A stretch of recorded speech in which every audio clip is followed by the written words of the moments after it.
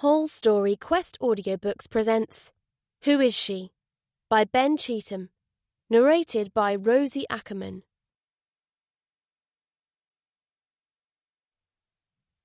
Chapter 1. Her eyes popped open like someone surfacing from the worst nightmare of their life. 1,000 bells seemed to be clanging in her ears. There was something in her mouth. A tasteless, gritty substance coated her tongue and clogged her throat. She spat it out and sucked in huge, ragged gasps of air. Her vision wobbled into focus. Shreds of pale light glimmered through a shivering canopy of darkness. Moonlight? Her fingers clutched spasmodically at something damp and cloying. Soil? Where was she? How did she get here? There was a strange, terrible smell, both sweet and bitter, like burnt meat. Oh, shit! Oh, shit! What was going on? Why did her head feel as if it was made of cement?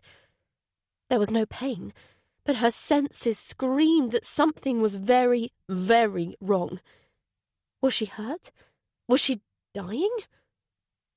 She squinted as a bright light flashed into her eyes. Flames? Had she been in some kind of accident? She tried to cry for help, but somewhere between her brain and mouth, the words were scrambled into The light swept over her body. Her gaze automatically followed it, taking in a filthy, multicoloured blouse and slender hands that looked as if they'd been scrabbling at dirt. The dome of a pot belly hid her legs. The light strayed to one side, picking out the angles of a deep rectangular hole. Twisting roots protruded through the hole's walls. Its rim was fringed with grass, yellow-brown leaves, and piles of what looked to be freshly dug soil. A word went off like an alarm in her bewildered brain. Grave. What if it wasn't an accident? What if someone had deliberately hurt her? What if they were about to bury her? Another word came at her, thundering over and over. No, no, no! It gave her the strength to turn her head, look beyond the light and try to identify its source. She made out a hand holding a torch. The hand was dirty like hers, but with fingers as thick as Cumberland sausages. It appeared to be attached to a human-shaped bush. She blinked. Her vision cleared a little more. The thing wasn't a walking bush. It was a bulky figure draped in camouflage netting, their face lost within a deep hood. She opened her mouth. "Who are you? What have you done to me?" Her short-circuited brain translated the questions into The figure stood as motionless as the surrounding trees. What was their game? Were they waiting for her to die? Again that word boomed in her head. No! She wasn't going to lie there and die like a wounded, dumb animal. "Move!" she silently yelled at herself. "Move!" She focused all her strength, all her will, all her fear on obeying. Tremors ran through her, building like steam in a kettle. She planted her palms against the earth and pushed. A pair of heavy-duty black boots came into view beyond her pot belly. Bare, skinny legs crisscrossed with scratches. Thighs caked with gluey-looking soil. "Move! Move!" Shaking all over, she fought her way to her feet. There was an itch between her thighs. She half expected the camouflage figure to pounce on her and wrestle her back to the ground. It wouldn't have taken much effort. She felt as if the slightest breeze would knock her off her feet. But the only movement the figure made was to direct the torch at her feet like a spotlight on a stage.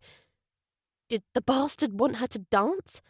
Well, they would be waiting a long time. Keep moving. She turned away from the figure, reeled forwards a few steps, stumbled to her knees. The ground seemed to be rocking like a boat in a stormy sea. She used a tree trunk to drag herself back to her feet. The itch between her thighs was intensifying. Something was running into her eyes. She swiped it away. It wasn't sweat. It looked as black as oil. Why is there oil on my head? She wondered. It isn't oil, replied some other more lucid part of her mind. Whatever it was, it didn't matter right now. All that mattered was that she kept putting one foot in front of the other. With each faltering step, her boots sank into a soft carpet of leaves. Then she was beyond the reach of the torch's beam. She risked a glance over her shoulder. The figure stepped forwards, so that the light touched her again. Jerking back around so hard that she almost overbalanced, she staggered onwards. The ground began to slope away from her with increasing steepness. Her footsteps gathered momentum until she was running wildly, arms flailing. Branches whipped and clawed at her. Tree trunks tried to buffet her off her feet. But somehow, through a mixture of sheer determination and luck, she managed to remain upright. Her legs felt as if they were on fire. So did the space between her legs. It was as if someone had recently rammed a hot poker inside her. Had she been raped? Oh, God, was it that? Had some sicko knocked her out and stuck his filthy cock in her? What if he was diseased? What if he had hepatitis or HIV? Something smacked her hard across the chest, clotheslining her onto her back. She lay winded, tears misting her vision. She wiped her eyes. A branch vibrated above her. There was no sign of her rapist, if that's what the camouflaged figure was. Her hand trembled down to her vagina. It felt torn and shapeless. She looked at her hand. More oil. No, not oil. That other part of her mind cried out again. You're mutilated. For a moment her strength deserted her. She was too exhausted even to cry as the question came to her, why not just lie here and die? It would be easier. A 3/4 moon glowed through the trees. She could see its pocked surface with almost painful clarity. Her gaze fixed on a cluster of dark patches. That light bulb's dirty, she thought. It needs cleaning. She lifted a hand as if to touch the moon. Clean, clean moonlight. Light clean bulb, no clean. No. No! You will not die here. You will keep moving and live. She wrenched her gaze back to the woods. Still no sign of the camouflaged figure. She attempted to sit up, gritting her teeth, straining every muscle. She succeeded in lifting herself a few centimetres before collapsing backwards. It was no good. She didn't have the strength to stand. Then crawl, she commanded herself. She rolled onto her belly. Waves of fiery pain radiated from it. I can't do it. Yes, you can. Fuck the pain. Fuck whoever did this to you. Just crawl. Digging her fingers into the mulchy ground, she clawed her way forwards. She was no longer fearful. She couldn't afford to be. She needed every last scrap of energy to keep worming a path through the undergrowth. The oil was in her eyes again. It's not oil. It's... Oh, for fuck's sake, it doesn't matter what it is. Just keep moving. Movement is life. Keep moving and your heart will keep beating. Pull with your hands, push with your feet, pull with your hands. Over and over she mechanically repeated the process. Centimetre by centimetre she advanced. Time dissolved away. How long had she been doing this for? Minutes? Hours? Her entire life? Perhaps this was all she'd ever done. Why was she crawling? She couldn't remember. All she knew was that she had to crawl. Crawling was her life's purpose. Nothing else mattered. Where was she going? Where had she been? She didn't know. Like a worm on a hook, she knew how to do only one thing. Move. Move. Crawl. Push. Pull. Push. Move forwards. Onwards. Then she saw it. Up ahead through the trees. A light. A bright, shining speck that brought her mind flooding back. She remembered the figure. The walking bush. The light wasn't a torch. It was too bright. Too high off the ground. A window? She headed towards it. Her limbs were doing strange things. She couldn't seem to coordinate them to function in unison. It was as if each arm and leg had a mind of its own. She had to consciously tell them what to do. Right hand, grab that root. Now pull. Left leg, bend at the knee. Push off that tree. Good. Now left hand, it's your turn. The light was getting close. It was attached to a tall, thin post and cast its white glow over a black surface with a broken white line running along its centre. It took her a few seconds to put names to things she was seeing. Lamppost. Road. Road! Roads mean vehicles. Vehicles mean people. All you have to do is get to it. Get to it and you'll survive. Even as she thought it, one car sped by, then another and another. The road was only a few meters away, but she might as well have been trying to climb Everest's final ridge without oxygen.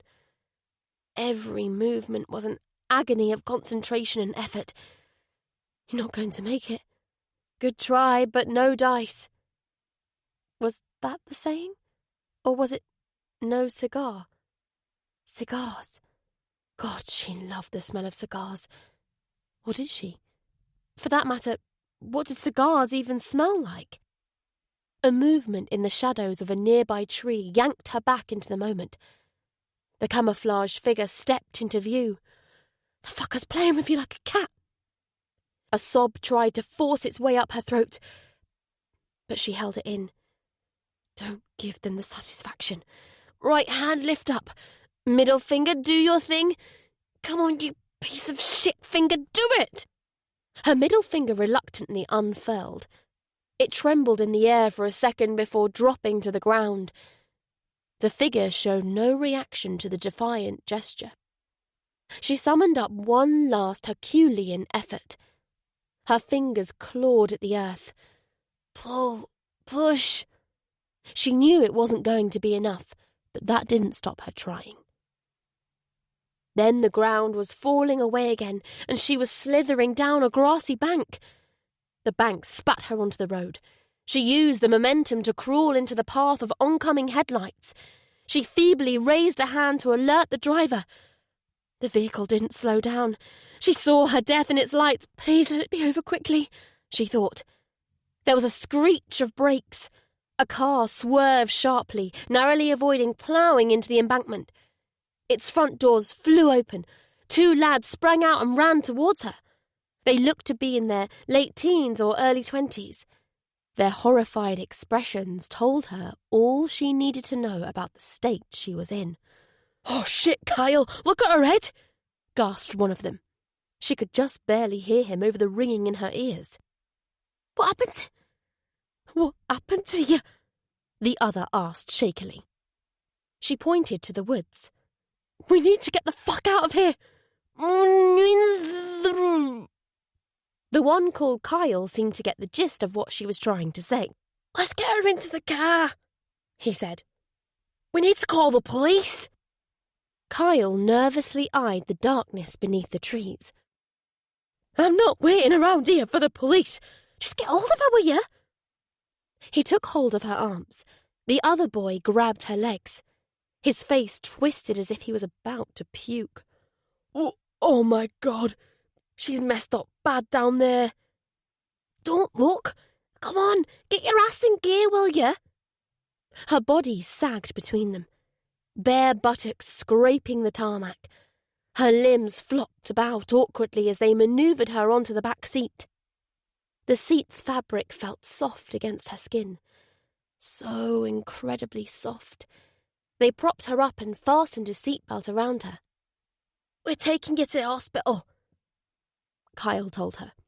"She's getting bubbles everywhere," said his friend. "My dad's gonna kill me." "Shut up and get in the car." Both boys started to turn, but stopped dead. She saw what had captured their attention. Her hulking, camouflaged tormentor was standing at the top of the bank. For an instant, the boys seemed to be mesmerised by the sight. Then Kyle thrust his friend towards the front passenger door.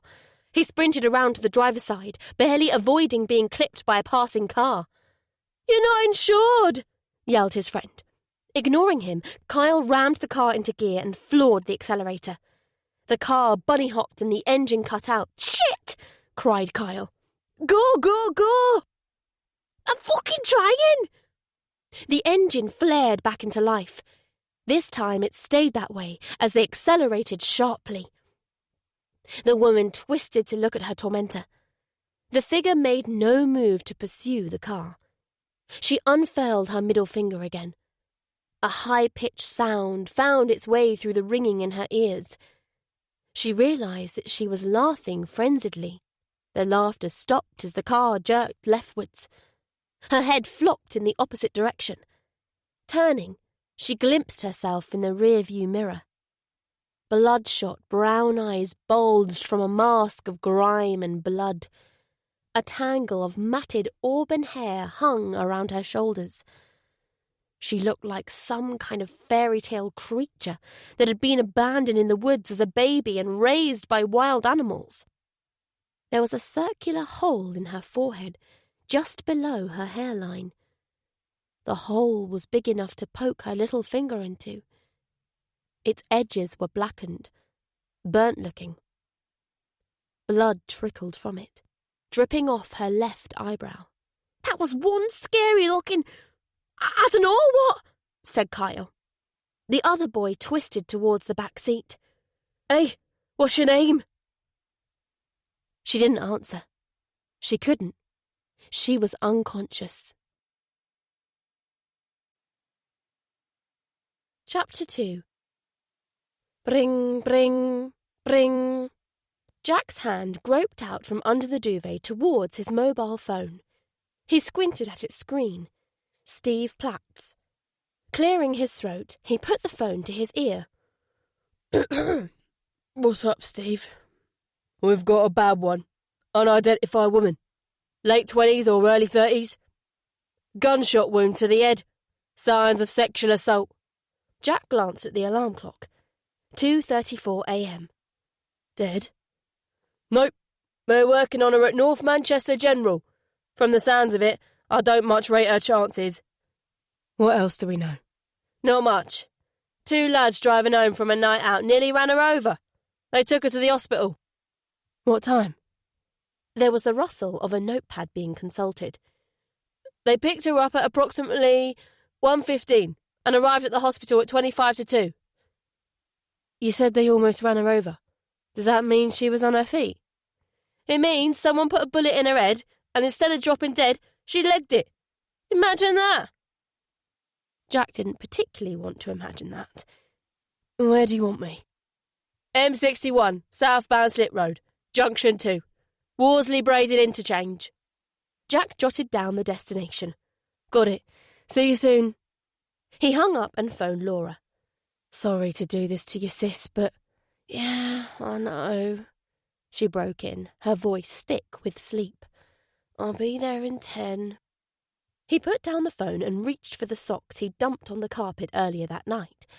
He dragged on jeans and a sweatshirt. Detective Chief Inspector Paul Gunn liked his team to dress professional. Shirt, tie, suit. But to hell with that. It was early November. It had been a cold day. The night could be even colder. He headed for the bathroom, splashed water over his face and short brown hair. He ran a hand over his stubble. He could do with a shave, but there was no time. He padded to a half-open door. Beyond it was a bedroom whose sky-blue walls were papered with posters of pop stars. Toys, pens and books were neatly arranged on a desk and bookshelves. Clothes lay folded on a chair. Unlike Jack, Naomi kept her room tidy. His gaze rested on his daughter's sleeping face. She was cuddling her favourite stuffed toy, a bear with a broken heart held together by a plaster on its chest. She'd kicked off her duvet. A black and white cat was curled up on her feet. Her pyjama bottoms were several inches too short. She'd grown so much recently. Her limbs were becoming gawkily long, like a foal's. She wasn't far off 10 years old. It wouldn't be all that many years before puberty kicked in and her thoughts turned from teddy bears to boys. That didn't overly bother him. He knew how to handle boys. He'd been one himself. What he didn't know how to handle was the other stuff that girls went through. Periods, hormones. Laura would be there to help out, but it wasn't an aunt that Naomi needed. What she needed was a... Jack's gaze strayed from Naomi to a framed photo on her bedside table. In the photo, Naomi was snuggled up to a woman. Both of them were smiling. Both of them were heartbreakingly beautiful with coal-black hair and piercing blue eyes. He felt a sharp twinge in his chest. Would he ever be able to look at Rebecca without feeling that sensation? He doubted it. There were some wounds time couldn't heal. He went down to the kitchen and made 2 mugs of tea. There was a knock at the front door. He answered it and Laura bustled into the house, shivering. "Oh, it's freezing out there." She hung up her coat and kicked off her jeans. Jack handed her a mug. "Thanks," she said, cupping her hands around its warmth. They took their drinks into a living room that was comfortably furnished, if lacking in feminine touches. There were no ornaments on the shelves and mantelpiece, no pictures on the walls. The room had a clean, functional feel. Yawning, Laura stretched out on the sofa. Her eyes were still puffy from sleep. "Yeah, I know. I've got a face like a smacked arse," she said, noticing Jack looking at her. "You would too if you'd just come off a fortnight of night shifts." "Sorry," Jack said again. "Stop apologising. I'm happy to do this." Her lips crooked into a half-smile. "And anyway, who needs sleep?" "Not us, apparently." Jack glanced at his watch. "I've got to go." "How long do you think you'll be?" "No idea. The spare bed's made up. If I don't get back in time for breakfast..." "I know the routine. Shower, cereal, school run." Laura wafted Jack out of the door. Taking a final swig of tea, he headed for his car. He typed his destination into the sat-nav. Chorlton to M61 Junction 2. 10 miles, 16 mins. The journey took him south of the city centre, then north along the M60. At this time of night the roads would be quiet, mostly populated by lorries, taxis, emergency service vehicles and delivery vans. Of course, there would be other people on the roads too. Night shift workers like Laura, holidaymakers heading to or from the airport, dads trying to lull crying babies to sleep, burglars, rapists, murderers. Beyond the urban sprawl of Stretford came the anonymity of the motorway.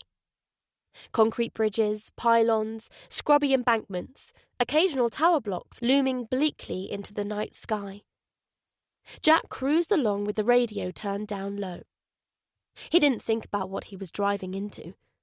The whirlwind of pain and ruined lives that inevitably swirled around such cases. He thought about what was most important to him. Naomi. Was there enough milk for her cereal and bread for her sandwiches? Was there a clean school uniform in her wardrobe?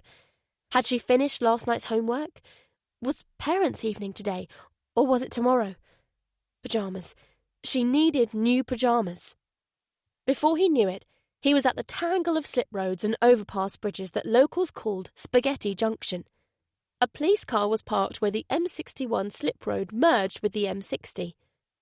He pulled onto the hard shoulder, got out and showed his ID to a constable who pointed him to the north end of the slip road. Jack's breath misted the air as he made his way along the hard shoulder.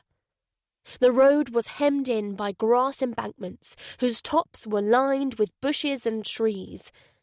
150 metres or so up ahead, at roughly the midpoint of the slip road, was a cluster of police vehicles illuminated by halogen spotlights.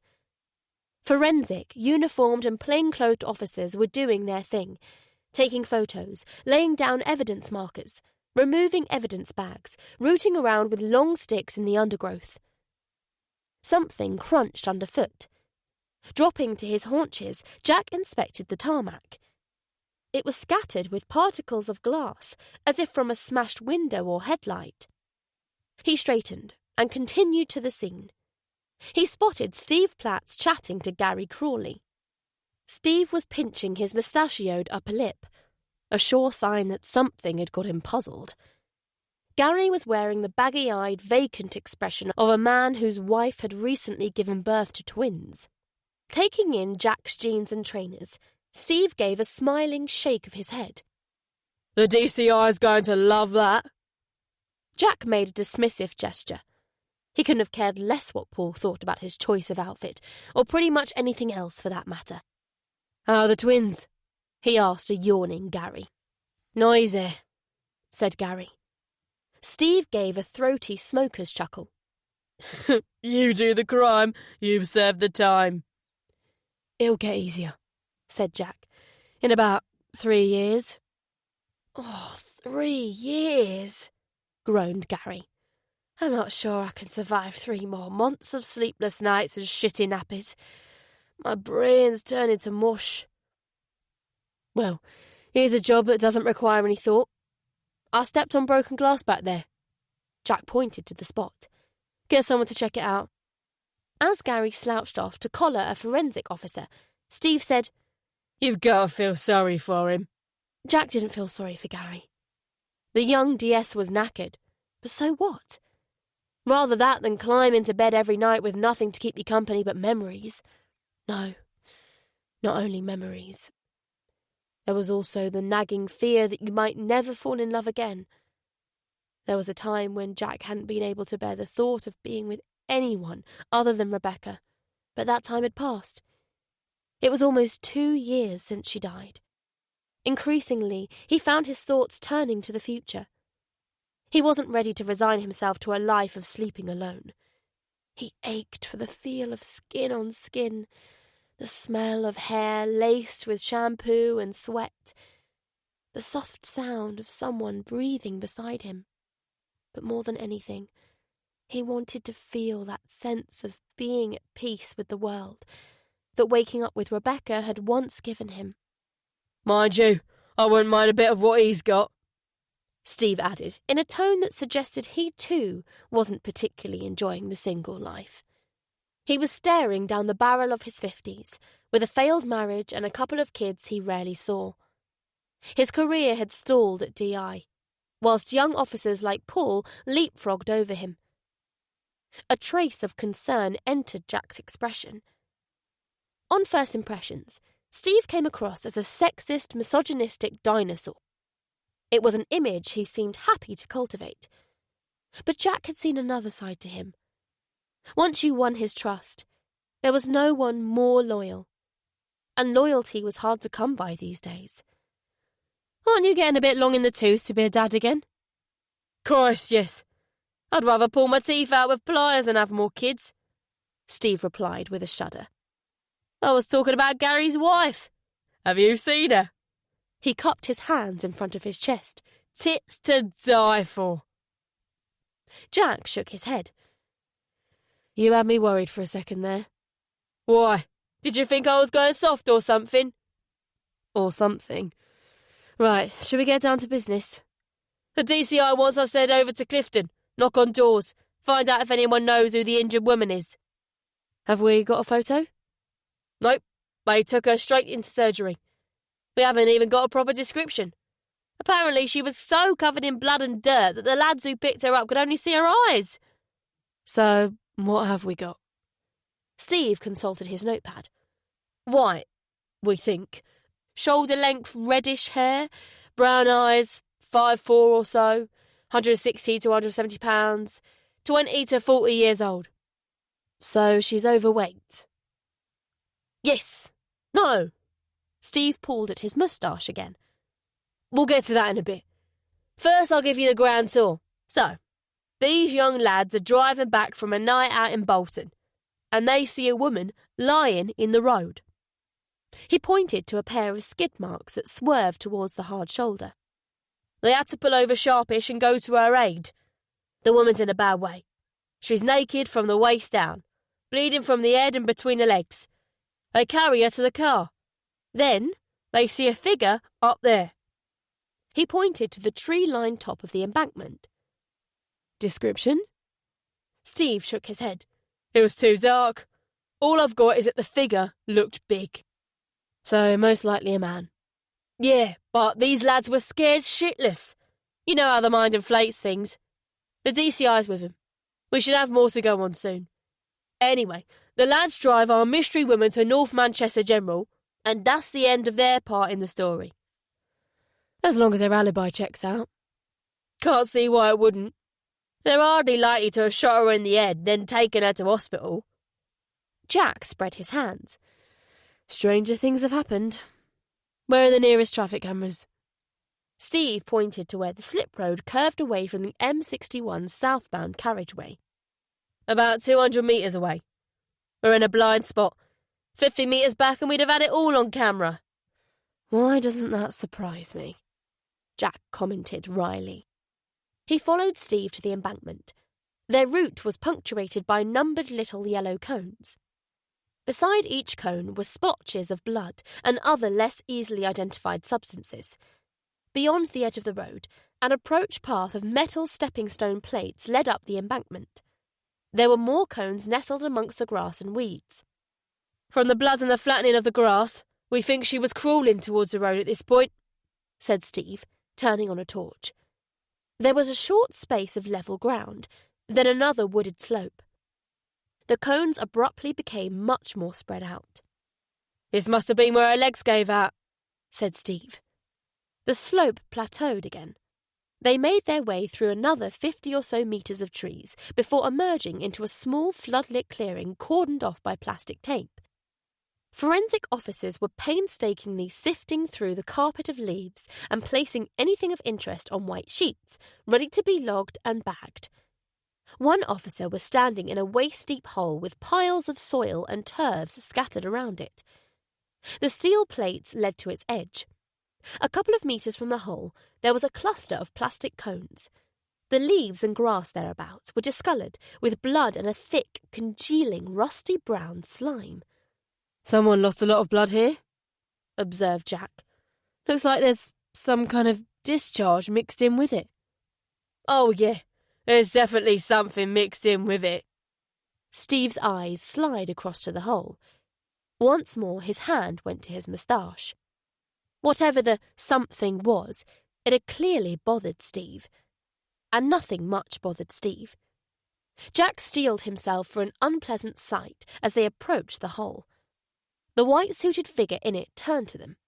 Jack recognised the ever-serious eyes of senior pathologist Kim Levin. He gave her a smile and a nod. The smile disappeared as he saw what lurked in the bottom of the hole.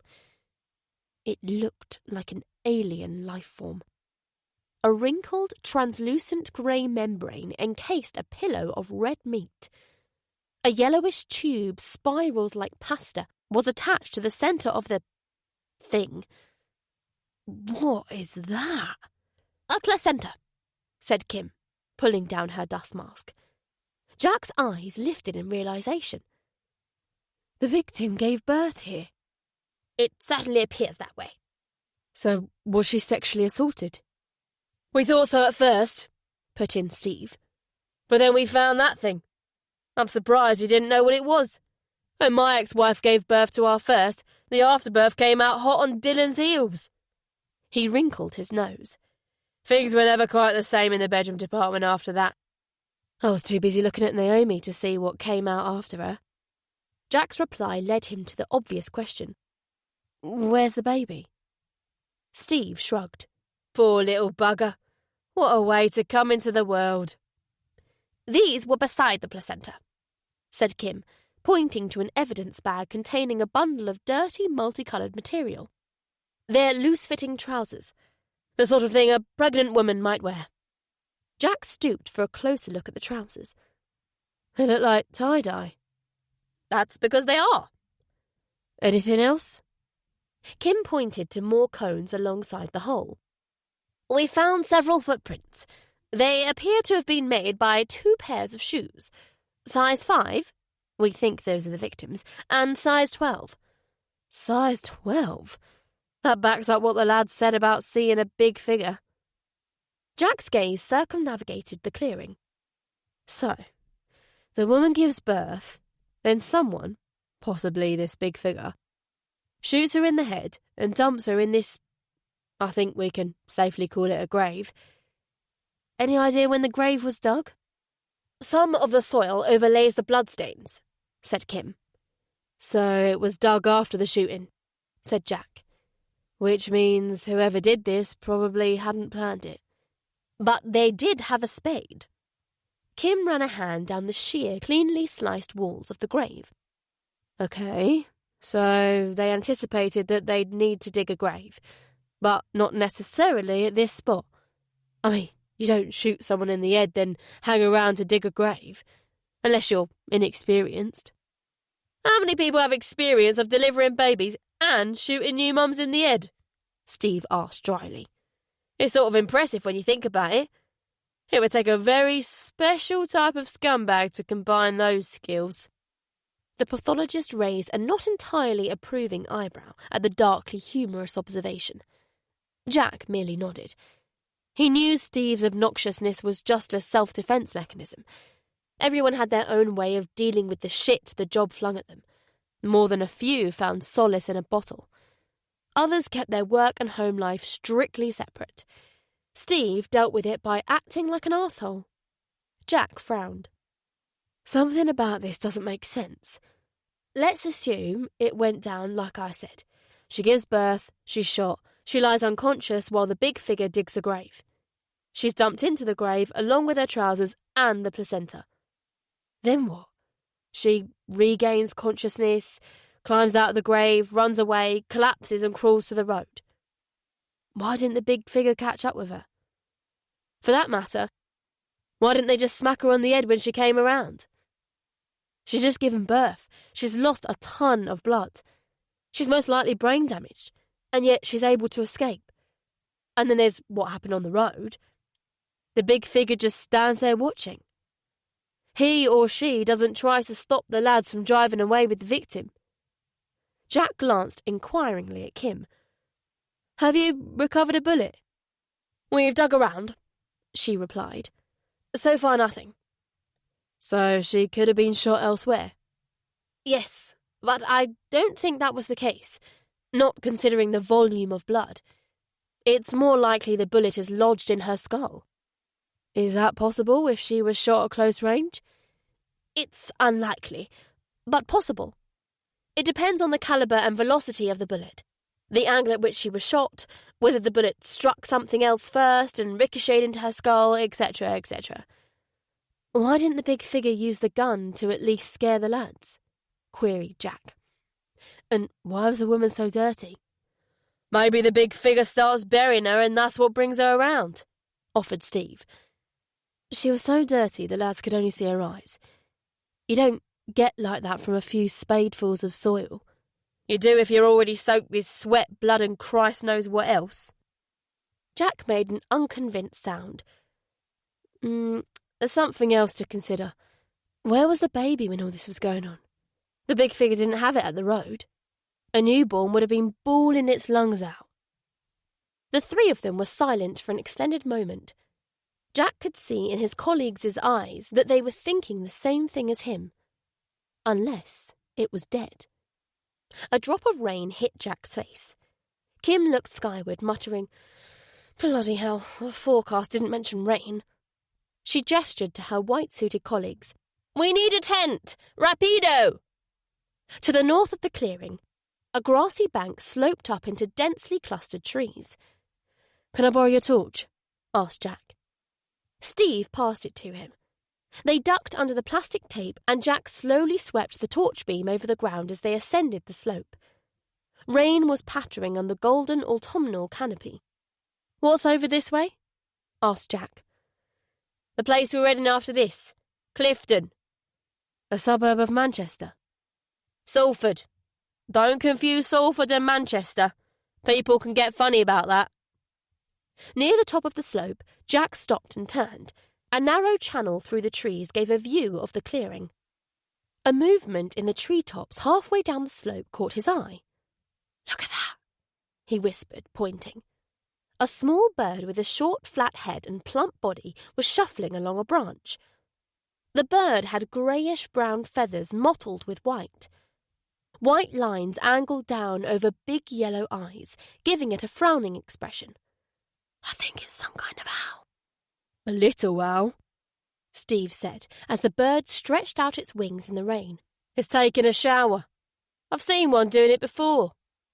I used to do a bit of bird watching when the kids were little." Jack cocked an eyebrow. "You were a birder?" "Yeah, well, you know how it is. You get home from a shift absolutely bollocksed. The kids are fighting, the ass is the tip. The wife's pissed off at you for some reason or other. So you find yourself looking for any excuse to get away from it all. Birding, the pub, the footy. And then, even before you know what's what, your wife's not your wife anymore. And you can do your own thing every night of the week." Steve faded off into a sigh. He quickly followed up with a forced-sounding chuckle. "These days the only bird watching I do is in the city centre. You should come out with me and the lads one Saturday. We'll take you around the meat markets. All the milfs will be creaming themselves over you." Thanks, but no thanks." "Take it from me, mate. You need to get back on the horse. Start enjoying life. That is, unless you're planning on becoming a monk." "That might not be such a bad idea," Jack said humorlessly. He started back down the slope before Steve could reply. The conversation was heading into uncomfortable territory. Time to knock on some doors. Chapter 3. Junction 16 of the M60 led into Clifton, along a road of semi-detached houses and low-rise blocks of flats.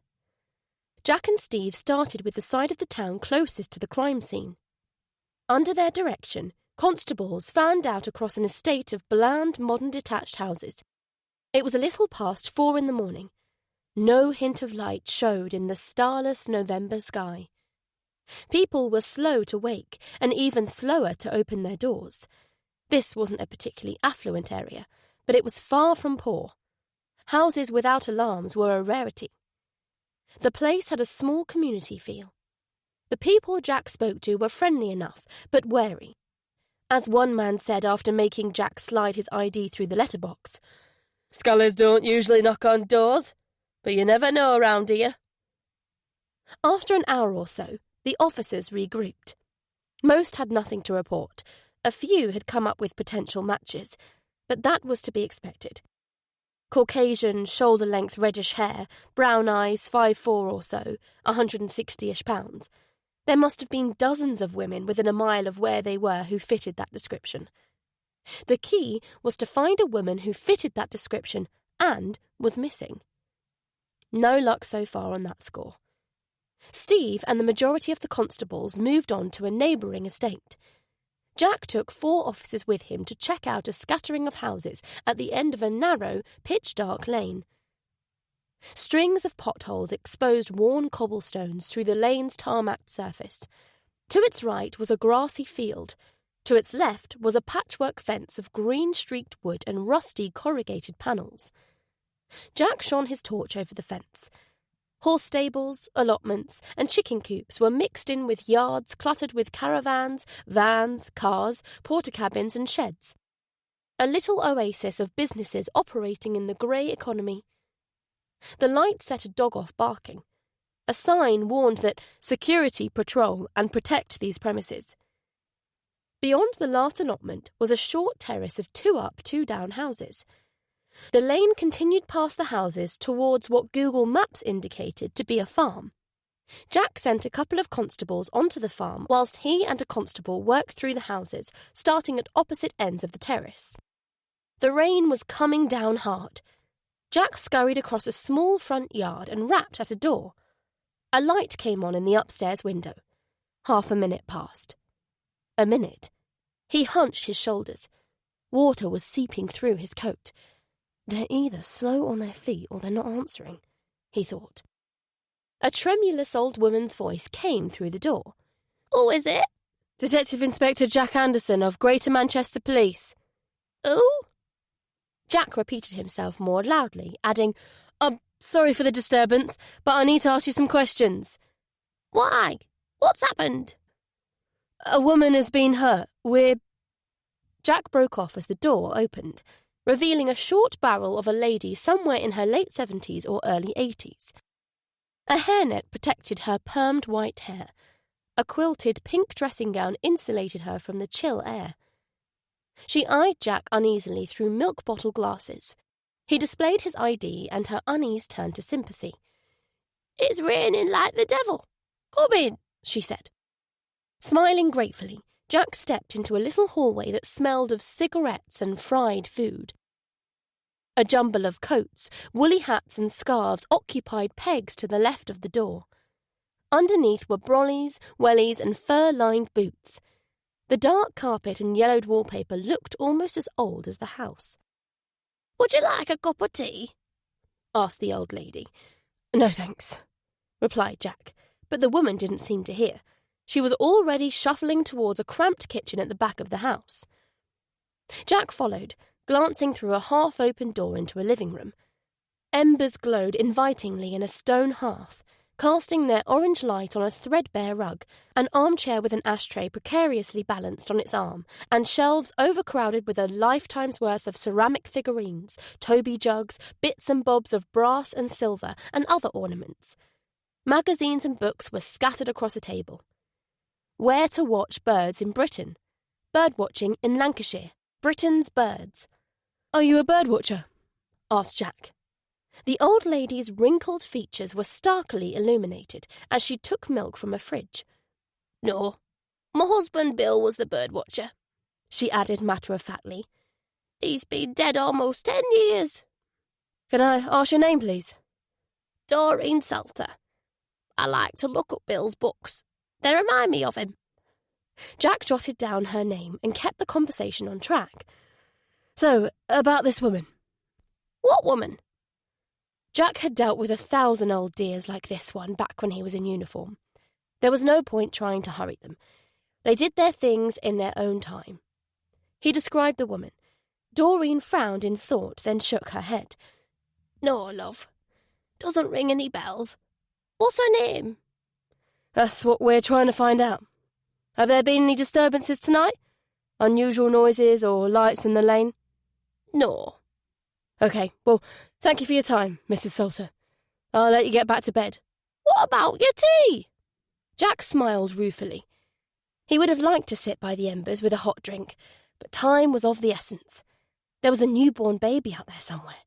Alive or dead, it had to be found as fast as possible. "Sorry, but duty calls." He closed the door on his way out and moved on to the neighbouring house. 20 minutes later, he and the constable met in the middle of the terrace. "Anything?" asked Jack. "No, sir," replied the constable.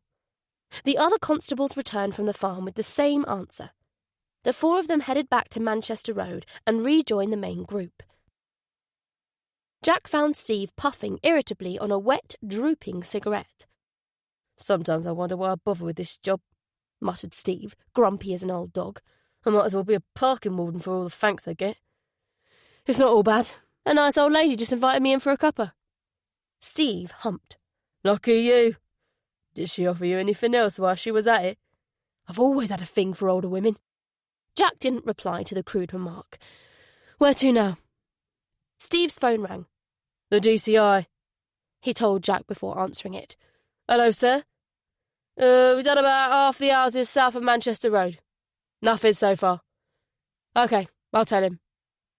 He hung up and said to Jack, "In answer to your question, you're off to North Manchester General. The victim's out of surgery. The DCI wants a photo of her." Jack frowned. "Do I look like a photographer? And why can't the prick tell me directly what he wants me to do?" Steve spread his hands. "I don't know what's going on between you two, and frankly, I don't want to know. But I've had a gutful of being your go-between." As Jack turned to head for his car, Steve called after him. "Sort it out!" Chapter 4. North Manchester General Hospital was a sprawling assortment of buildings a couple of miles north of the city centre. Jack parked near the main entrance and made his way through a labyrinthine series of corridors to the intensive care unit. A bored-looking constable stationed outside the unit pointed Jack to a ward sister. At Jack's request, the nurse phoned the surgeon who'd operated on the victim. A few minutes later, a man with sharp grey eyes and the long, delicate fingers of a concert pianist approached and introduced himself as Dr. Medland. "How is she?" Jack asked, in a voice that matched the funeral hush of the ward. Dr. Medland pointed at his forehead above his left eye. "The bullet penetrated the frontal bone and travelled downwards, grazing the frontal and temporal lobes, and lodging itself about here." He drew a line from his forehead to behind his left ear. "We attempted to remove it, but there's too much swelling." "So she's going to need more surgery?" "It's likely, but I can't say for certain until things settle down and we get a cleaner picture of what's going on in there." "How do you rate her chances?" "Penetrating brain injuries are difficult to predict. If the brain continues to swell, or if the bullet moves even a few millimetres, the effect could be catastrophic. The best I can say right now is she has a chance." "Can I see her?" "Yes, but I must insist on absolute silence." Dr. Medlin led Jack to a room filled with the hum of monitoring devices. The woman was almost lost amidst a bewildering array of medical equipment. Her head and neck were immobilised by a brace. A ventilator tube was taped to her mouth. Another thinner tube snaked up her nose. Her chest was a forest of electrodes. The skin surrounding her left eye was swollen and purple. A thick gauze pad covered the entry wound. The left half of her long auburn hair had been shaved off. She'd been cleaned up, but there was ingrained dirt under her nubby fingernails. Scratches that might have been defensive wounds crisscrossed her arms, but what really caught Jack's attention was the tattoo that flared outwards like a wing from her right eye, covering part of her forehead, cheek and temple. Concentric circles of white, then black, then white ringed her eye. Beyond them, the wing was rusty red, except for a thin line of brown along its ragged outer edge. Jack photographed her from different angles with his phone. He studied her for a moment, listening to the gentle whoosh of the ventilator. Even with all the swelling, it was apparent that she was good-looking. He wondered why anyone, would want to tattoo their face. He'd seen ex-cons, mainly men, but also women with spider webs, knives, guns, tears and the like inked on their faces. Such tattoos were like stripes on a soldier's uniform. They commanded respect and fear. Had this woman been in prison? Or maybe she was simply into tattoos. When he was growing up, tattoos had been taboo, something that marked out criminals and drug addicts. Today, they were mainstream. Fresh-faced, middle-class kids paraded around flaunting their ink. Still, facial tattoos were rare. You had to be either extremely confident or stupid to think someone would employ you with a big red wing on your face, unless you worked in the tattoo industry, or some other niche business where tattoos might boost your credibility. "Does she have any other tattoos or birthmarks?" asked Jack. Dr. Medlin sharply shushed him and ushered him from the room. "No." "Are there any drugs or alcohol in her system?" "No." "Was she wearing jewellery?" "Not that I'm aware of." "Is there anything else you can tell me?" "According to the two men who brought her here, she couldn't speak properly, which may indicate damage to the Broca area." "The what?" "It's the region of the brain that controls language. It's located in the left hemisphere, which is consistent with the injury. If the patient regains consciousness, it may be that her ability to communicate has been severely affected." Dr. Medlin glanced at his watch. "Are we done here? It's 7 o'clock and I haven't been to bed yet." Jack nodded. "Thanks, Doctor." He looked through the observation window. Whoever the tattooed woman was, it was difficult not to feel a twinge of sympathy for her. Her life hung by a thread, and even if she found her way back to consciousness, she had the prospect of brain damage and a missing baby to look forward to. He scrolled through the photos and sent the best ones to his colleagues, along with an update on the woman's condition. The chances of identifying her had improved considerably. There couldn't be many women in the Greater Manchester area, or, for that matter, the entire country, with a tattoo like hers. If she'd ever come into contact with the police, it wouldn't take long to find her on the PNC database. Jack returned to his car. The rain had diminished to drizzle. A watery sun was fighting its way through the clouds. Traffic was gathering as the city awoke. Naomi would be awake soon, too, and going through the usual preschool rituals. Rebecca had used to brush and plait Naomi's hair every morning. Naomi could do her own hair, but she preferred someone to do it for her. If Laura wasn't around, that someone was Jack. He was fine with the brushing bit, not so much with the plaiting, but he was improving. It was a running joke between Laura and him that when Naomi hit her teens, he would have to help her with her makeup too. He'd come to enjoy doing her hair. It was a chance for them to chat about what the day held in store. But he drew the line at messing around with lipstick and mascara. He wondered whether the DCI wanted him to return to canvassing the neighbourhoods adjacent to the crime scene, or whether he had time to nip home and take Naomi to school. Cheetham was in the opposite direction to Clifton. Battling his way south at rush hour, then back north would be at least an hour. He dialed Paul. The call went through to an answering service. He hung up, muttering, "Prick." He headed south. It wasn't professional, but neither was not picking up the phone on one of your DIs in the middle of an investigation. Paul obviously wasn't desperately in need of his services. In recent months, Paul had done everything he could to marginalise Jack, keeping him on the fringes of investigations, dumping every crappy duty going on him. No doubt, Jack reflected, he wouldn't have been called out last night if several team members hadn't been away on a training exercise. In some ways, the current status quo suited him. The further you were from the sharp end of investigations, the less stressful the job was. Besides which, he got to spend more time with Naomi.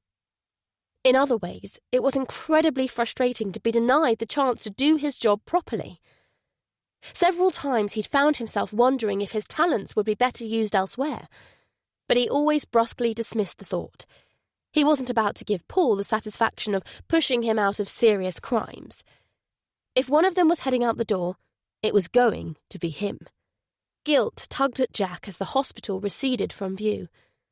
Paul might not need him, but the tattooed woman and her baby did. He resisted the urge to turn the car around. In the past, he would have already been on his way back to Clifton, regardless of any issues he had with his commanding officers. But his priorities had changed since Rebecca's death. Naomi had to come first. Chapter 5.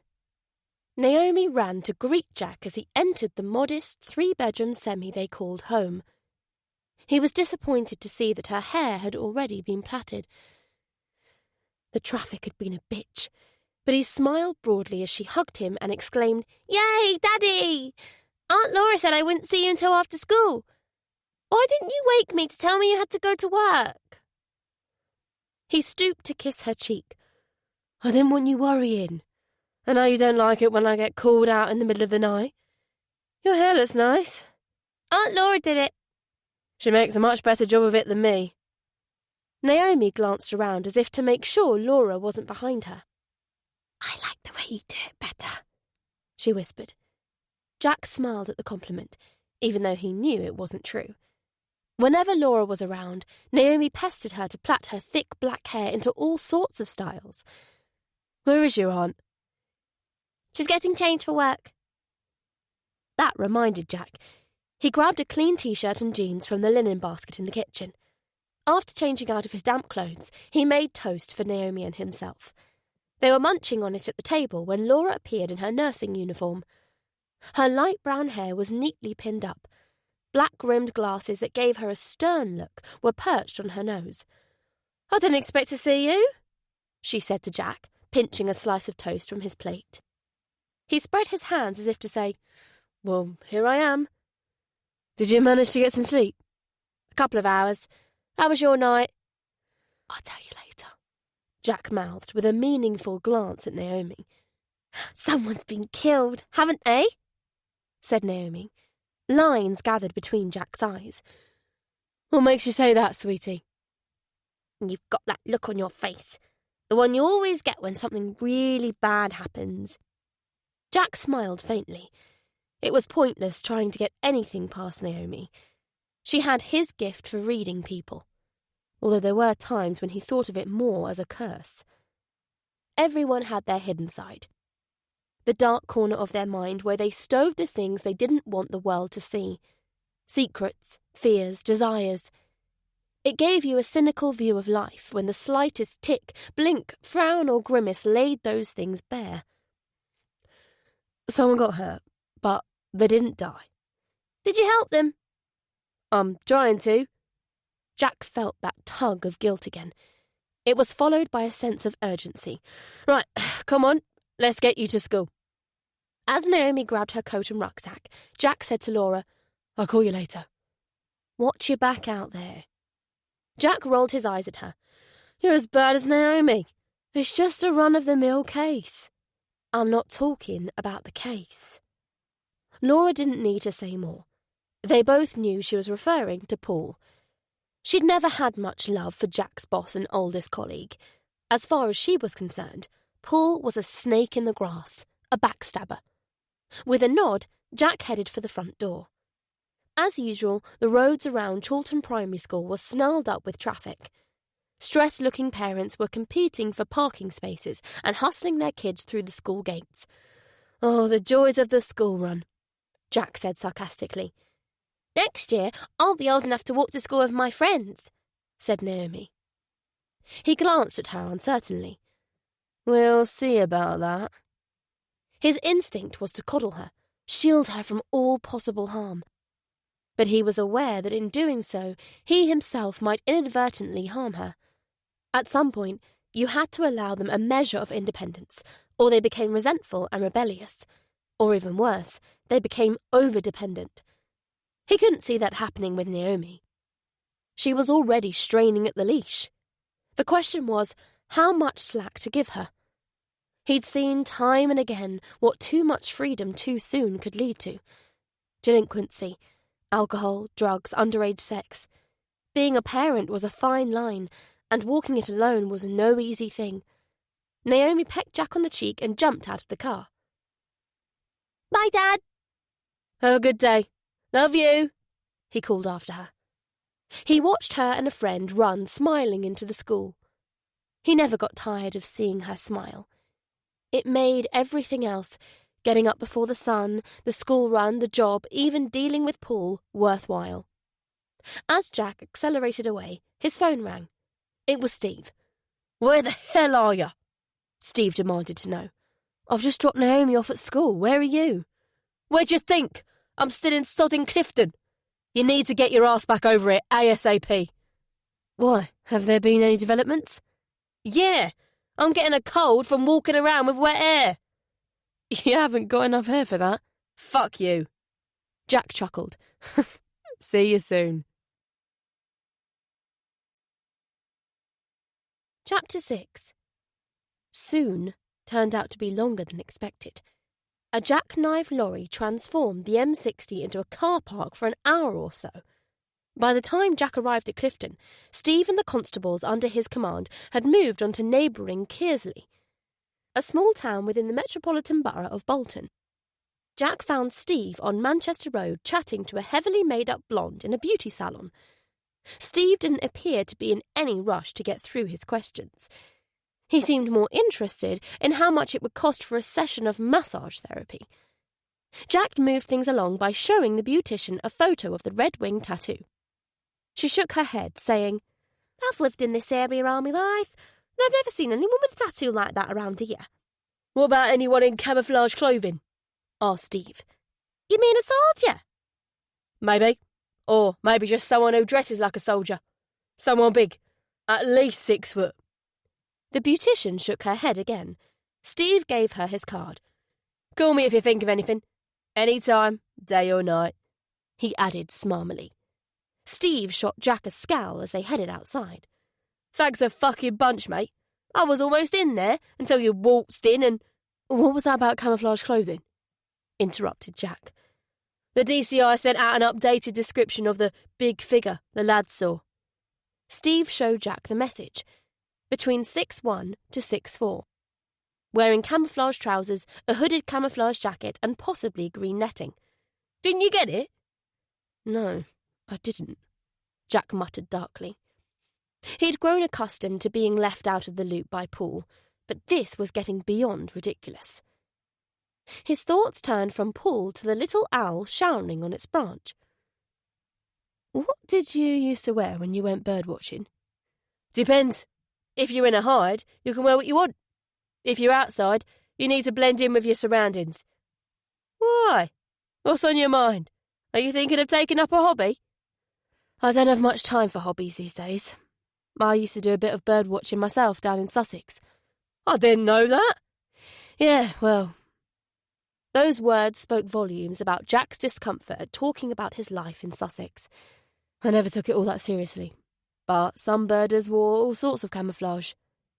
He frowned in thought, then said, Grab a couple of constables. I'll want to check something out. Steve accosted the nearest 2 officers, a burly, bearded sergeant and a female constable who looked fresh-faced out of police college. As Jack drove the 4 of them back to Clifton, he explained what was on his mind. What if the camouflage figure is some bloke who goes to the woods to watch birds? He takes the victim to see the owl. Then shoots her in the head, Steve put in dryly. He could be a married man having an affair with the victim. She gets pregnant and threatens to tell his wife, so he decides to kill her. Maybe he owns a small caliber rifle, the sort of thing used to shoot rabbits, which could explain why the bullet got lodged in her skull. Birders don't tend to go around shooting wild animals. Generally speaking, I'm sure you're right, but I know an odd little coincidence when I see one. You remember that nice old lady who invited me in for a cuppa? Well, she had a stack of bird-watching books on her table. She might know the perp. Sounds pretty tenuous to me, Jack. But then again, we've got nothing better to go on right now. Chapter 7. The car juddered along the potholed lane, splashing through puddles. To the west were the woods, where one life recently came into the world and another almost departed it. An old man was digging on the allotments. A mechanic was working on a car in a breeze-block garage. They paused to eye the strangers.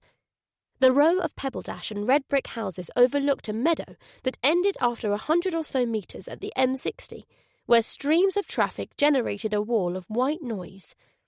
Hang back for now, Jack told the uniformed officers. We don't want to scare her. Jack rapped on the front door. As before, it took Doreen a couple of minutes to get to the door. Who is it? She asked through the letterbox.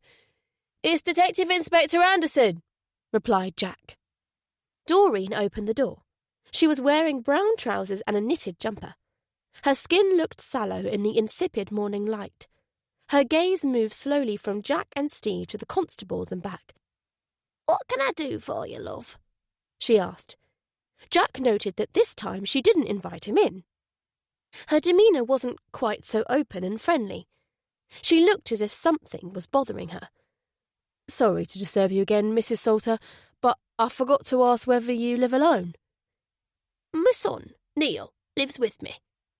And how old is Neil? He's 51. Is he a big bloke? Put in Steve. He's 6 foot odd and built like a Shire horse, Doreen said proudly, like his dad was. And is he interested in bird watching like his dad was too? Asked Jack. Oh, yes. Bill used to take him all the time. Does Neil own a rifle or any other kind of firearm? Doreen's thin grey eyebrows bunched together. Of course he doesn't, she said, as if the answer should have been obvious to them. Neil wouldn't hurt a fly. Is Neil in the house? He's in his room. Can we speak to him? For the first time, Doreen hesitated to reply. Do you really need to? I'm afraid so. He won't be of any help. Doreen lowered her voice as if admitting to something shameful. You see, I had a bad time giving birth to him. They call it a... She searched for the right words. Nuchal cord.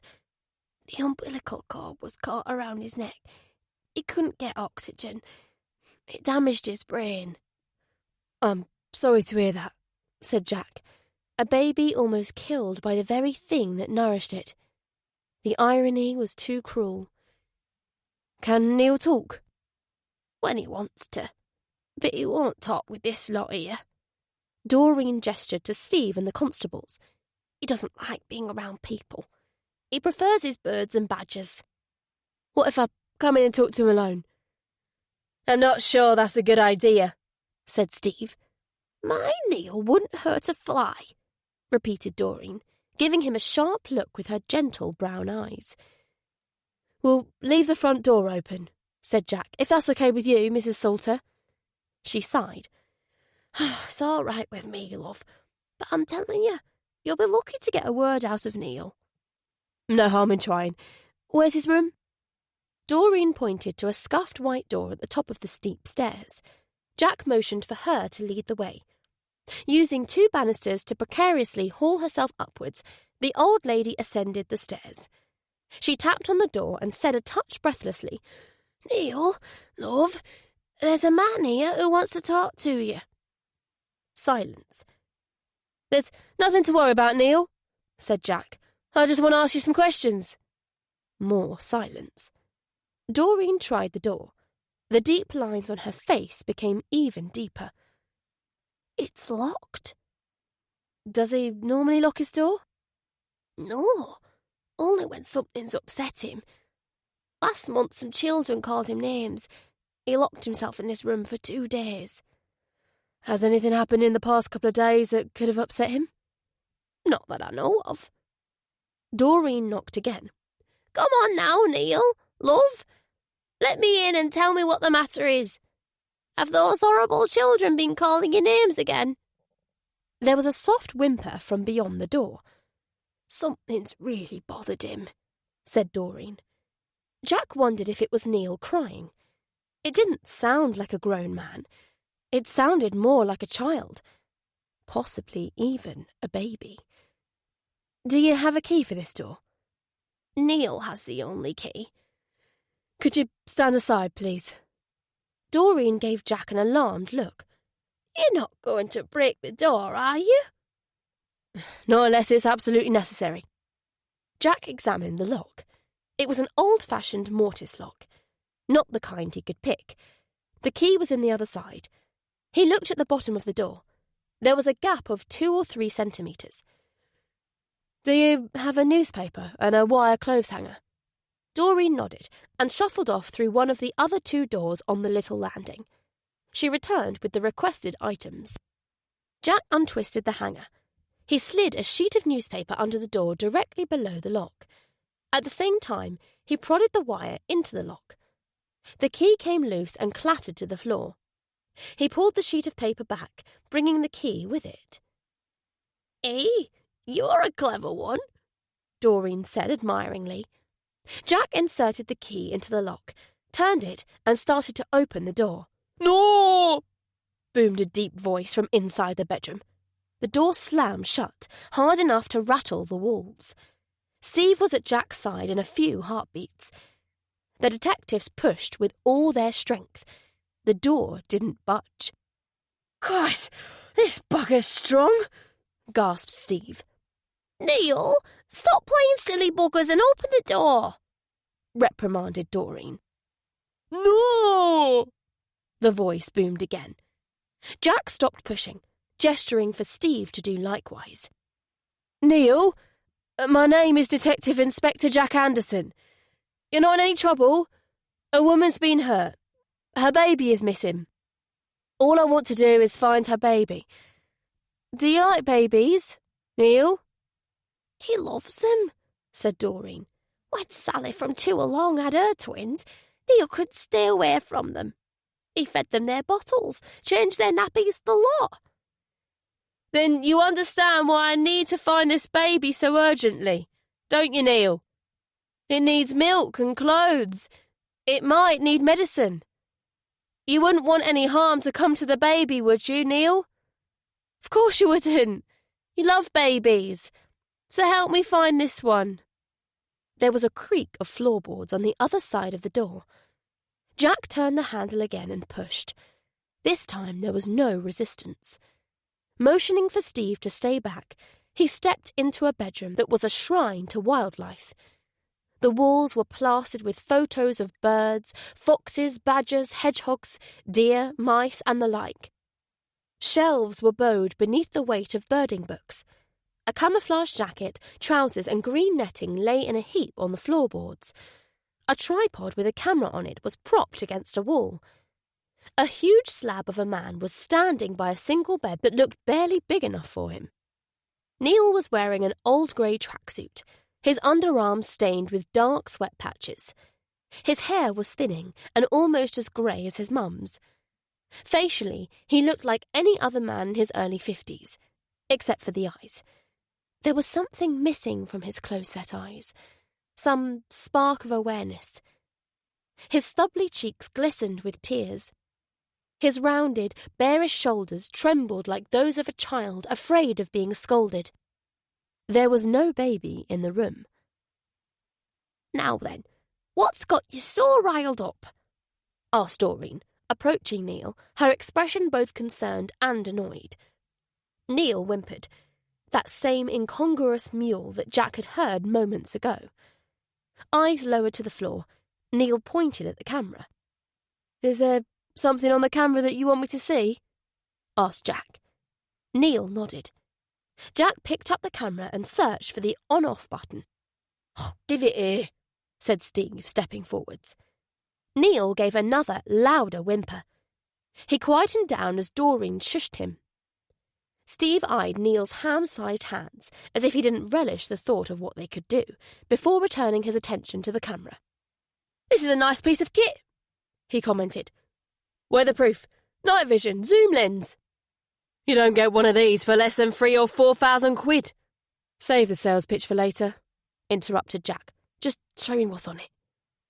Steve switched on the camera. A green-tinted image of a little owl perched on a branch appeared on its rear screen. "That looks like the same bird we saw." He scrolled through several night vision images of the owl. In the final one, the bird was taking flight as if something had startled it. "There's a video here. It was taken at 11:43 last night." Steve pressed play. The video started with the screech of an owl. The lens panned down to a view of the clearing, taken from the top of the adjoining slope. There was a woman in the clearing. The woman. Her hair was tied back, fully exposing her facial tattoo. She was clutching her heavily pregnant belly. She dropped to her knees, one hand groping at the ground. From somewhere nearby came the sound of something running through the undergrowth. The woman's hand jerked over her shoulder. She tried to stand, but her legs gave way again. She dropped onto her backside and began to bum crawl towards the edge of the clearing. She didn't get far. 5 figures burst into the clearing from the direction of the motorway. They had torches that shone like phosphorus in the night vision lens, eerily illuminating the woman's face. 2 of them were identically dressed in dark trousers, jackets, and balaclavas. They appeared to be of average height and stocky build.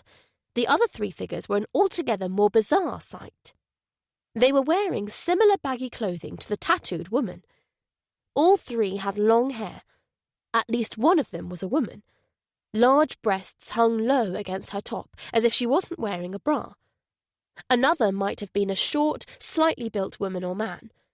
The third was tall and rake-thin, with clothes-hanger shoulders. Considering the reason for the cameraman's presence, they were wearing strangely appropriate masks. The woman's face was hidden behind what looked to be a fox mask. Her short companion was unmistakably Badger. The tall figure appeared to be an eagle-like bird of prey with a hooked beak, slanted eyes and a long feathered crest. The tattooed woman struggled futilely as the figures in balaclavas grabbed her and dragged her to the centre of the clearing.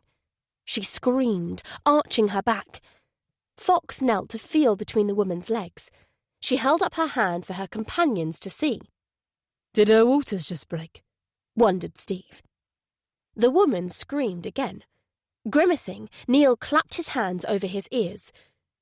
"Oh, can you watch that somewhere else?" asked Doreen, worriedly rubbing her son's broad back. Steve pressed pause. The detectives went downstairs. Steve beckoned the uniformed officers over. Go upstairs and keep an eye on the bird guy, he said, and for Christ's sake, don't do anything to upset him.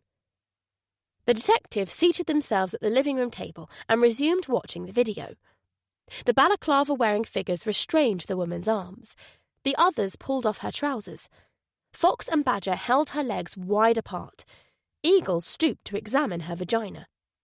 He, assuming it was a man, pushed the fingers of one hand inside her. He kept them there for a long moment as if feeling for something. Then he withdrew them, placed both hands on the woman's swollen stomach and pushed down. Another scream tore from her. One of the figures restraining her arms put a hand over her mouth. She wrenched her head from side to side, but the hand remained firmly in situ. Piece of shit bastards, muttered Steve. The pushing continued for several minutes. A tiny head emerged from between the woman's thighs, face to the ground. Shoulders followed.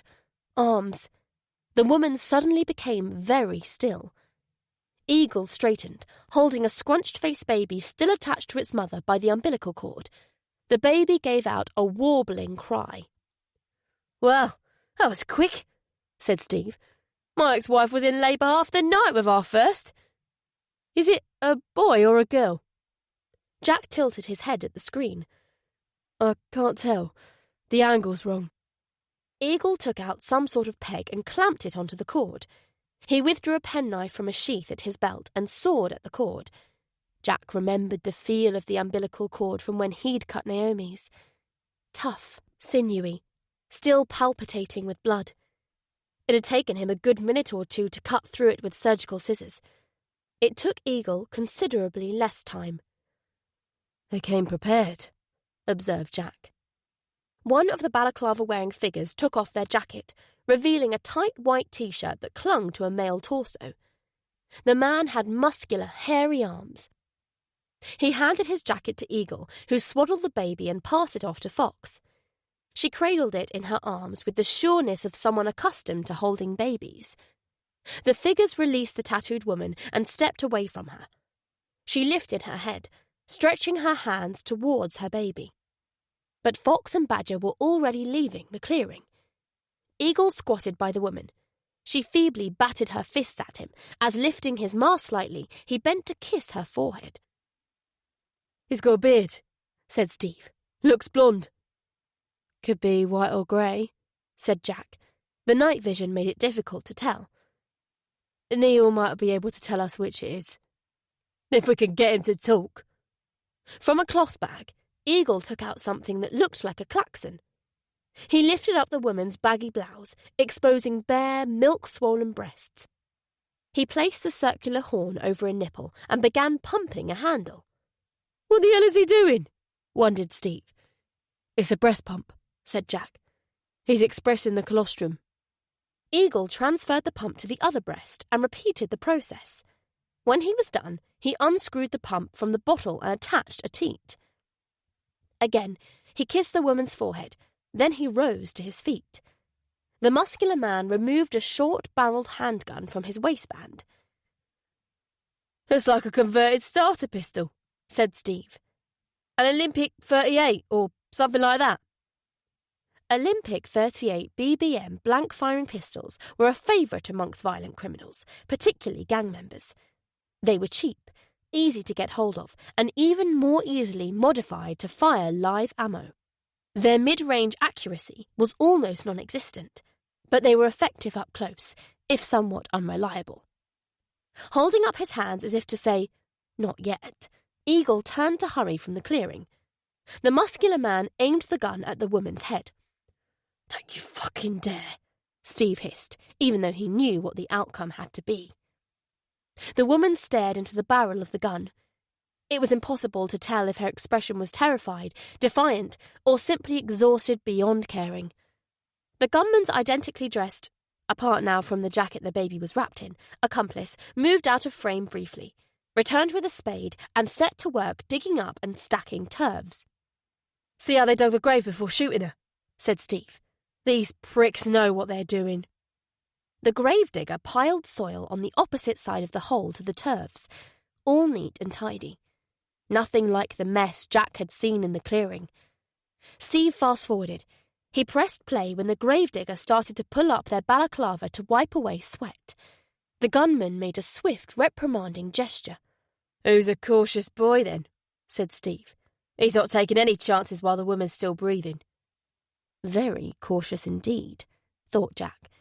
The woman wasn't showing any signs of trying to escape. She was clutching her stomach again and panting audibly. The afterbirth was on its way.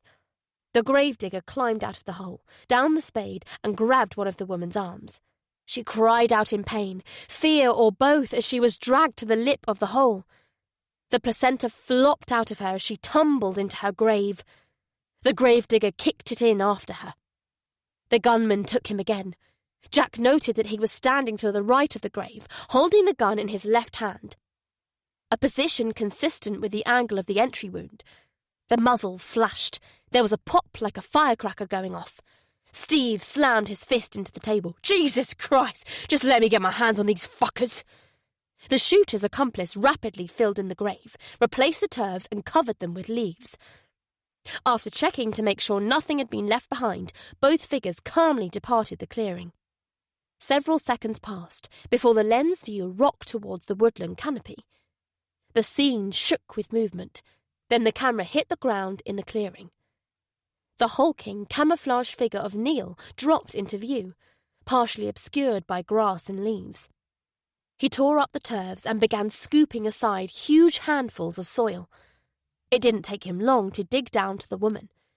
He ever so gently lifted her out of the grave and laid her on the ground. Her eyes were closed. One arm dangled limply over the edge of the grave. He stared at her as if unsure what to do. She twitched as if an electric current had passed through her. Neil grabbed his camera and rose to his feet. Accidentally, or otherwise, he must have pressed the stop button because the video abruptly ended. Jack puffed his cheeks. "Well, that was..." He trailed off, as if uncertain exactly what it was that he'd just seen. "That was enough to make you wonder if that poor little blighter would have been better off not being born." "That's what that was," said Steve. "I know what it wasn't," replied Jack. "It wasn't a random attack." Eagle knew. "You mean the bloke with the bird mask?" "Yeah, he knew the victim. And that wasn't the first time he'd delivered a baby." "You reckon he'd done this type of thing before?" "I'd say that's a distinct possibility." Steve scowled. "Well, I wouldn't give for 5 minutes alone with that freak." "So what do we know for certain?" Jack said, as much to himself as to Steve. Steve gave the obvious answer. "There are 5 scumbags out there and he put him behind bars ASAP. Fox is a woman. Not sure about Badger. And we know Eagle is a man." "So he's the one who took off his jacket? I'd put money on his mate in the balaclava being a bloke too. You wouldn't put the animal magic crew together with the balaclava buddies, would you? Those 3 look like extras from the Wicker Man, and the other 2 look like small-time gangsters." "They may well have a gangland connection," said Jack, thinking about the handgun. "I'll tell you something else. They weren't panicked by what went down. But they didn't intend it to go down there either. Otherwise they'd have had a grave ready and waiting." "The balaclava buddies are definitely pros," agreed Steve. "The question is, what's the relationship between them? The other 3 and the tattooed woman?" Jack thought about the broken glass on the hard shoulder. All 6 came from the direction of the motorway. It takes about 5 minutes to reach the clearing. That means they were travelling in a vehicle, or vehicles that passed the Junction 2 camera at around 11:30. He glanced at his watch. It was almost 12 hours since the missing baby had been so cruelly pushed and pulled from its mother's womb. Time was slipping away, and there was no more precious commodity in a case like this. Let's go put Mrs. Salter's mind at rest. Chapter 8. Like I said, he's as harmless as a lamb, Doreen was telling the uniformed officers as Jack and Steve entered Neil's bedroom. Mother and son were sitting on the bed. Doreen's liver-spotted hand was resting on her son's broad back. Neil was staring at the floor, hands clasped on his lap. My Neil's not in any trouble, is he? Doreen asked worriedly. Quite the opposite, Mrs. Salter, replied Steve. Your son saved a woman's life last night. He's a hero. Doreen's mouth dropped open in an almost comical expression of astonishment that made Jack wonder whether anyone had ever said anything good about Neil before. She looked at her son, her eyes glistening with pride. Did you hear that, Neil? He says you're a hero. Hero, Neil repeated quietly, wrinkling his face as if he didn't understand. That's right, Neil, dropping to his haunches so that he could look into the big man's eyes. That woman is only alive because of you. Now, we need you to help us find her baby. Can you do that? Neil was stock still for a moment. Then he gave a little nod. Jack restarted the video and paused it on the tattooed woman. Do you recognise her? What I mean is, Neil, had you seen her before last night? No. What about the other figures? Have you ever seen anyone wearing masks like that before? No. Jack scrolled through the video to where Eagle raised his mask a few centimetres. What colour is his beard? Yellow. You mean blonde? Neil nodded. Is there anything else you can tell us about what you saw? Asked Jack, no matter how silly or unimportant it may seem. Neil held his hand out for the camera. You understand, we need to take your camera for further examination, said Jack. You'll get it back once we're finished with it. Neil nodded, but kept his hand out. Jack placed the camera in a spade-sized palm, still dirty from digging up the woman. Neil rewound the video to the muscular man taking his jacket off. He zoomed in on the man's left forearm. Jack squinted at the screen. Through the dark hairs, he made out what appeared to be a tattoo. I'll say it again. That's a bloody good camera you've got there, Neil, put in Steve, peering over Jack's shoulder. At this praise, a shy smile touched Neil's lips.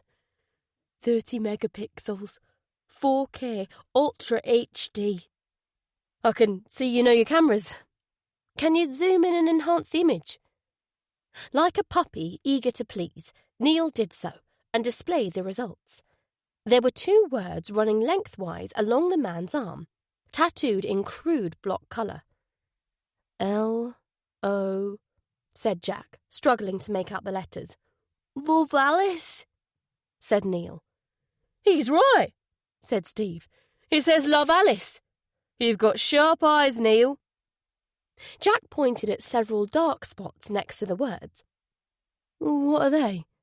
Moles? Steve bent closer to the screen. No, they're too uniform. I'd say they're tattooed dots. He wrote on his notepad and showed it to Jack. Love, : dot, Alice, : What does it mean? Wondered Jack. He's in love with someone called Alice. Obviously it could mean that, but what about the dots? Could be some sort of code.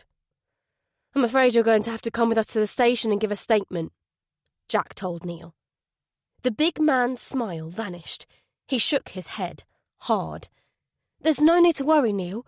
Your mum can come too. And Police HQ is actually quite nice. Yeah, it's got a great cafe, said Steve. Do you like cake?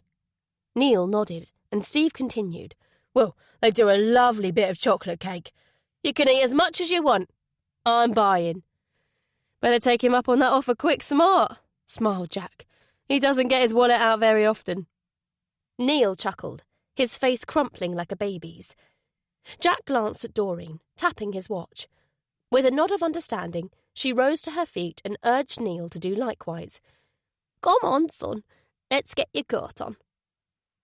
Neil placidly did as he was told, reaching for his camo jacket. Is that the jacket you were wearing in the woods, Neil? Asked Jack. Forensic officers will need to check over the clothes you had on last night, just in case there's any evidence on them that might help us. I'll make sure you get the clothes, but you'll have to wait downstairs, said Doreen. Neil doesn't like getting changed in front of people. One of us has to stay in the room. I'll stay, said Steve. That's okay with you, isn't it, Neil, mate? Neil gave another nod. Jack went downstairs with the uniformed officers. A few minutes later, Neil, Doreen and Steve descended the stairs. Neil had changed into different tracksuit bottoms and a jumper several sizes too small for him. Steve was on the phone. Yes, sir, he was saying. Thank you, sir, but it's Jack you should be congratulating. It was his hunch that led us here.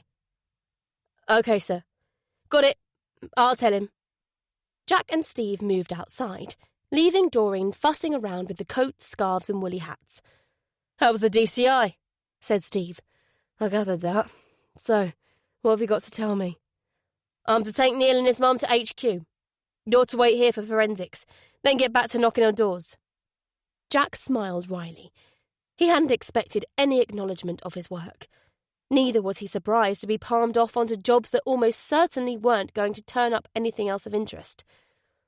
I know, mate, said Steve, reading his expression. It's bollocks. But what can you do? The bloke can't stand the sight of you. I don't much like his face either. Jack frowned at the ground. He gave a shake of his head. You know what? Screw him.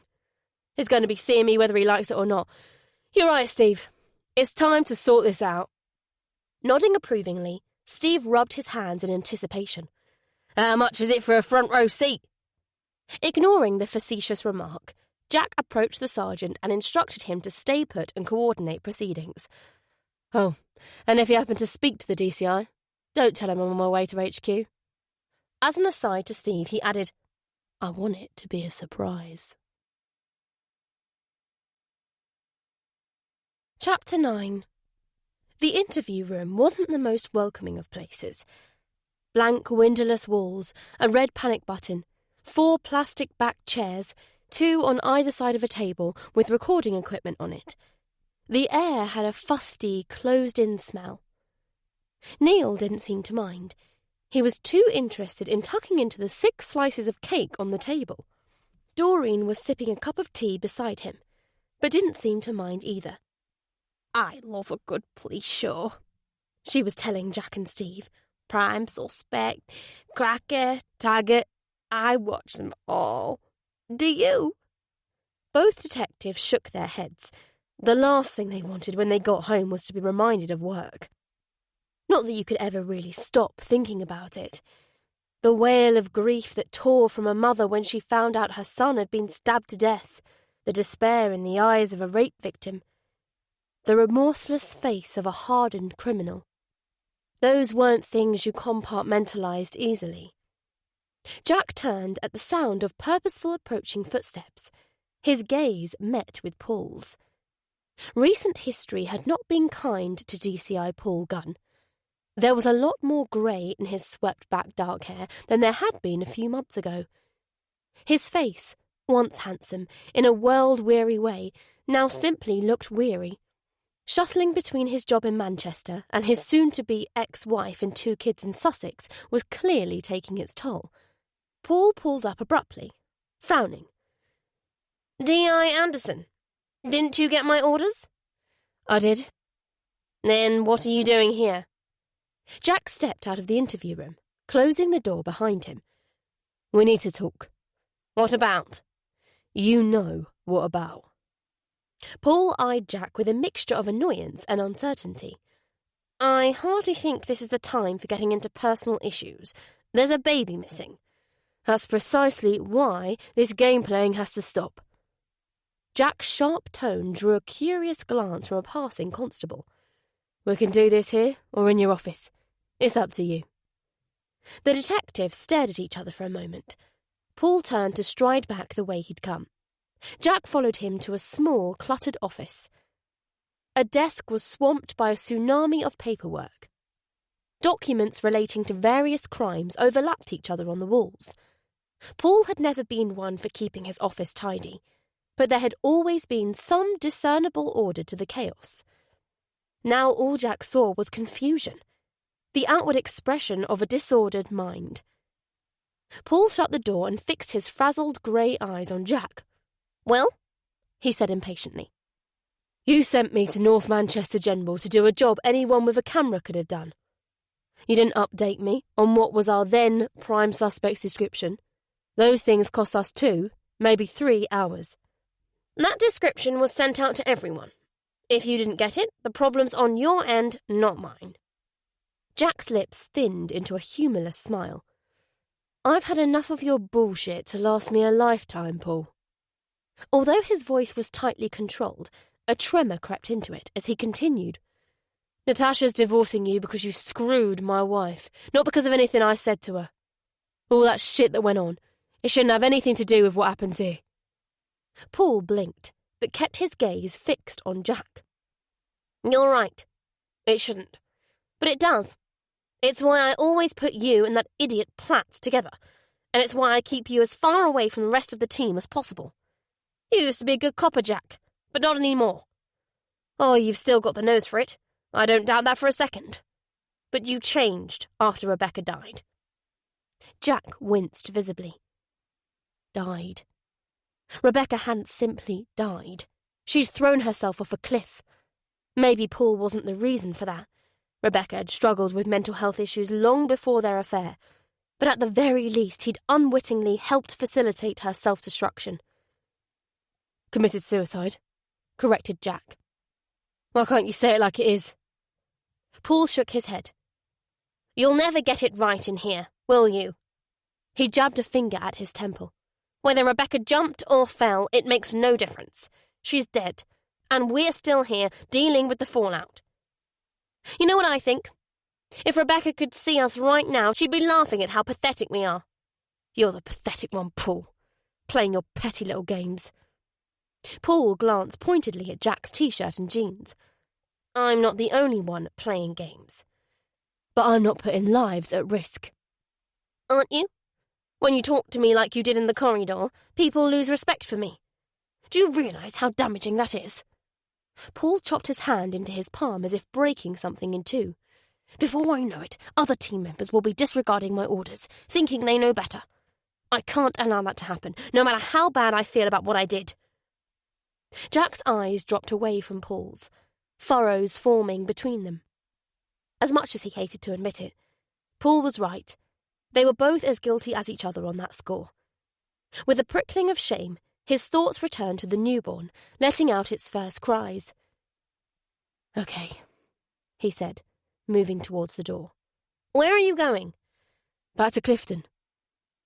Disappointment flashed over Paul's face, as if he'd hoped Jack would reply, "Home, and I'm not coming back." But it was quickly replaced by something else. It wasn't a look of apology or remorse, not even close, but neither was it a look of recrimination. "Did I say you were dismissed, D.I. Anderson?" Jack stopped and waited for Paul to continue. "The victim wasn't carrying ID or wearing a wedding ring. Her fingerprints aren't on the database. The doctors say there's a high probability she won't regain consciousness. Right now, the only chance we have of identifying her quickly is releasing her image to the media.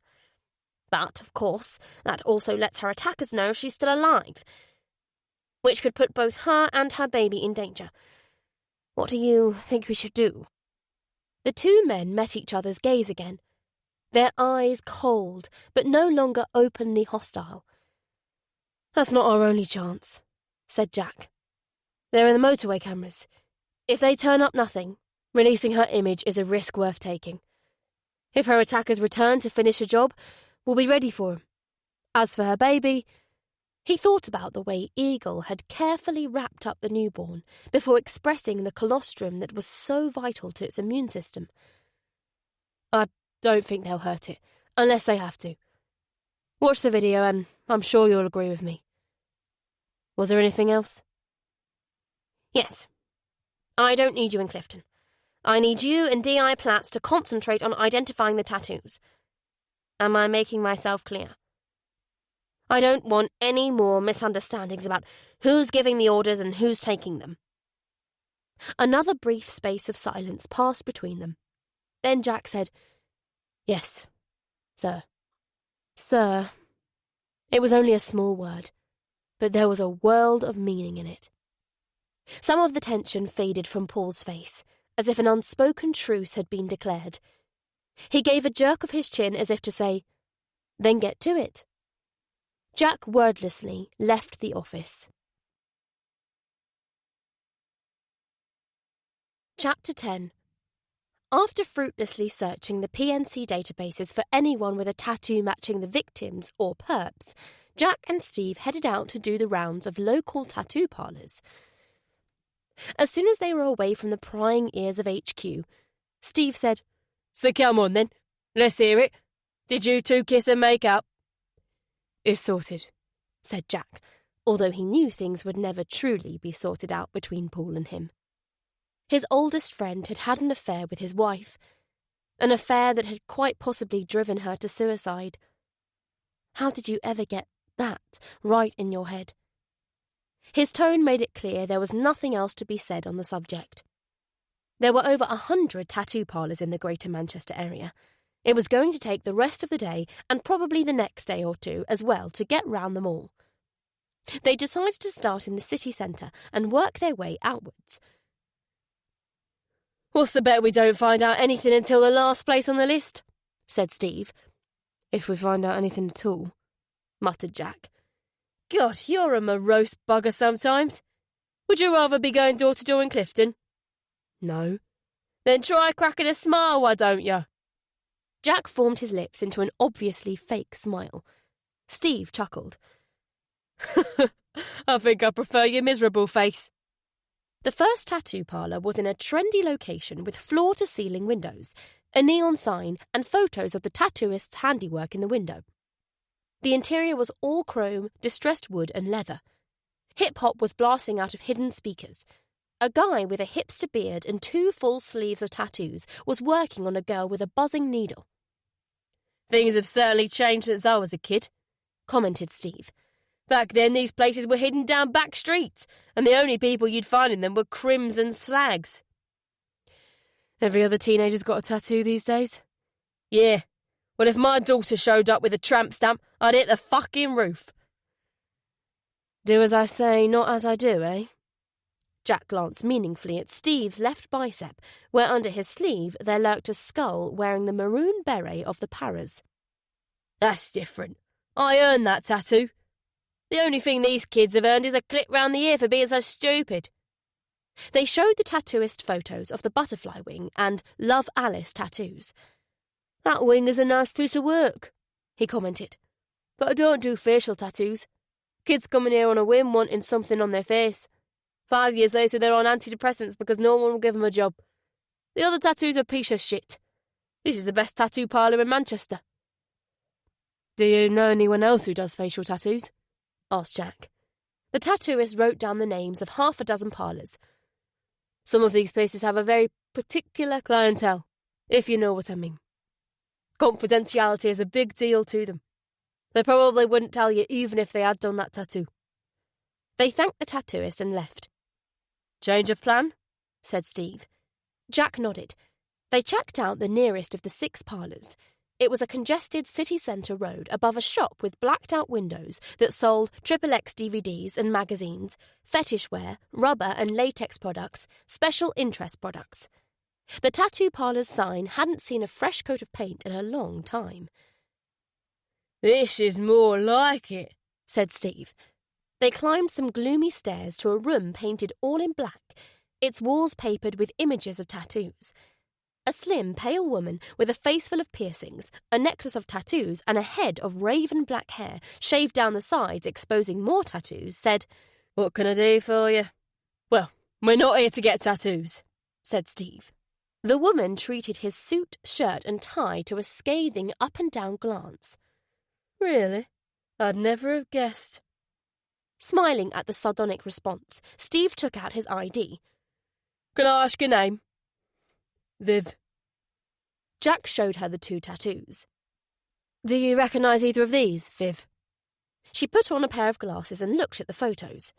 She spent a full minute on the butterfly wing, tracing her finger over its ragged outline and delicately patterned surface. Beautiful, she said. Look at the detailing, the depth of the image. Someone with real talent did this.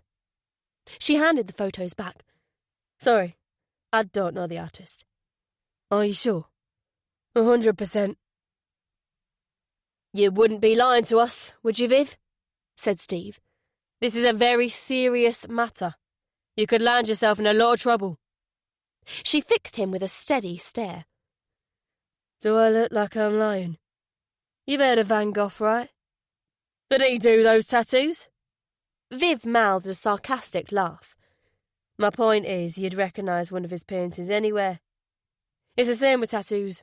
When it comes to someone as good as whoever did that wing, I'd know their work at a glance. What about the other tattoo? Asked Jack. Viv shrugged. Anyone could have done it. Do any of your customers have a wife, partner or daughter named Alice? Not that I can think of off the top of my head. I've been doing this 12 years. I've had 1,000 clients. Hear a lot of names, a lot of stories. After a while, it all starts to blur together. It must be the same for you guys.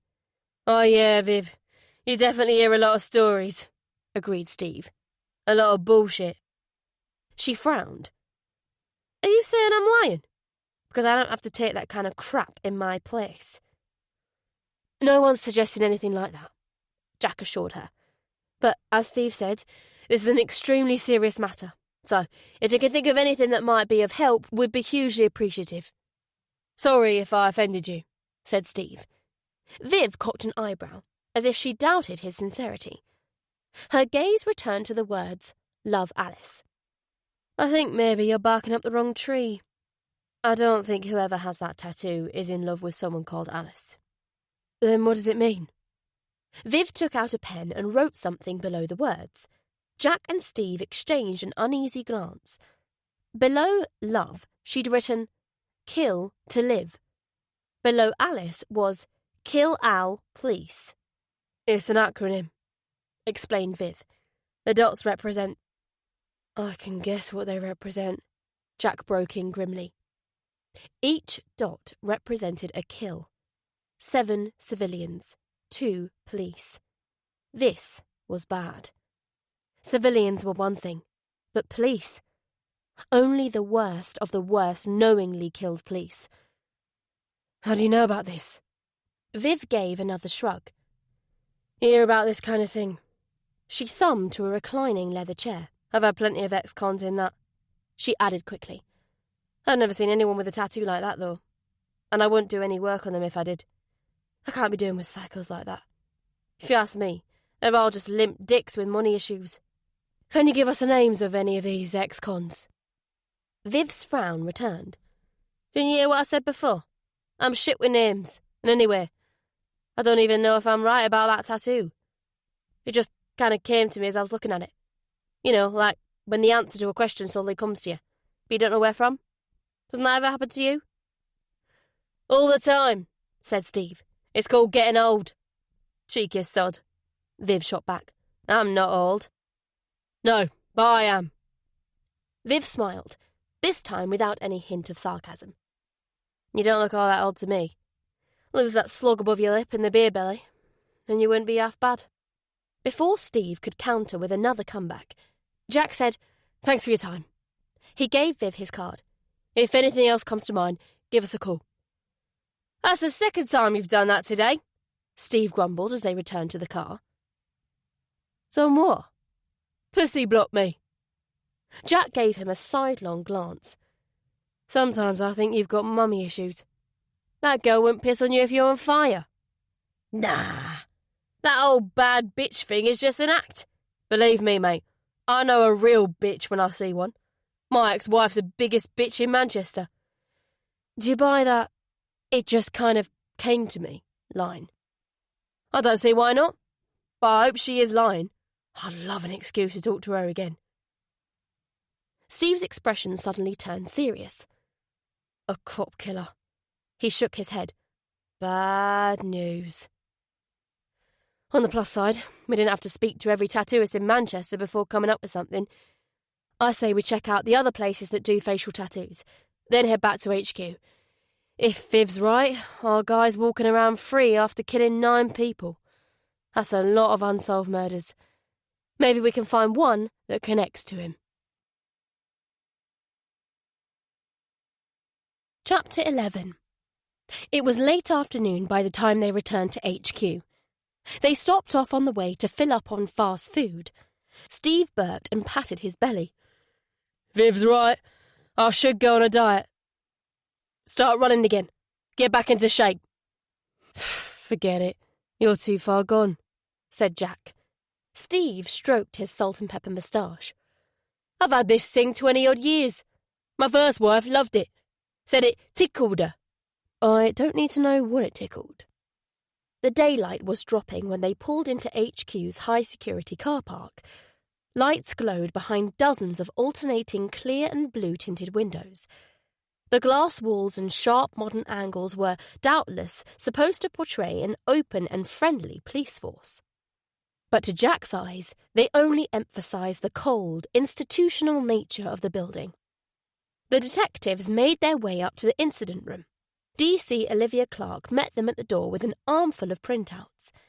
She treated them to one of her bright and breezy smiles.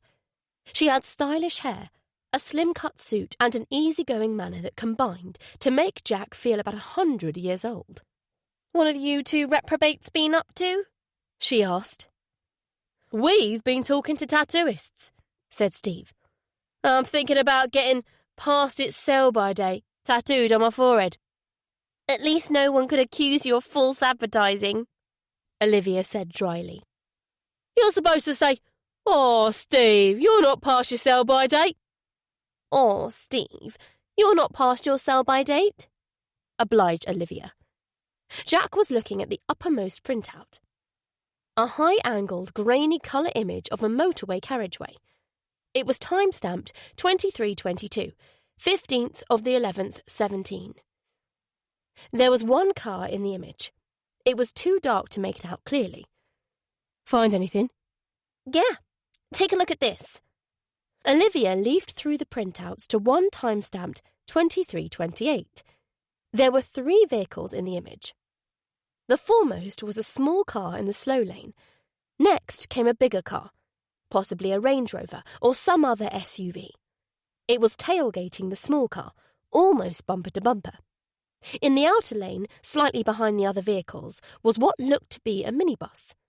Light from a lamppost was splashed across a front bonnet that had been amateurishly painted in a rainbow of colours. "That's the M61 southbound slip road, adjacent to the crime scene. Now, look at this." She flipped to a CCTV still of the multicoloured vehicle and small car, time-stamped 0023. "Those are 2 of the same vehicles on the M60 eastbound, just past junction 15. In almost an hour, they travelled less than half a mile." "That's got to be them," said Steve. "We believe this is the other car." Olivia showed them an image of a black Range Rover with tinted windows.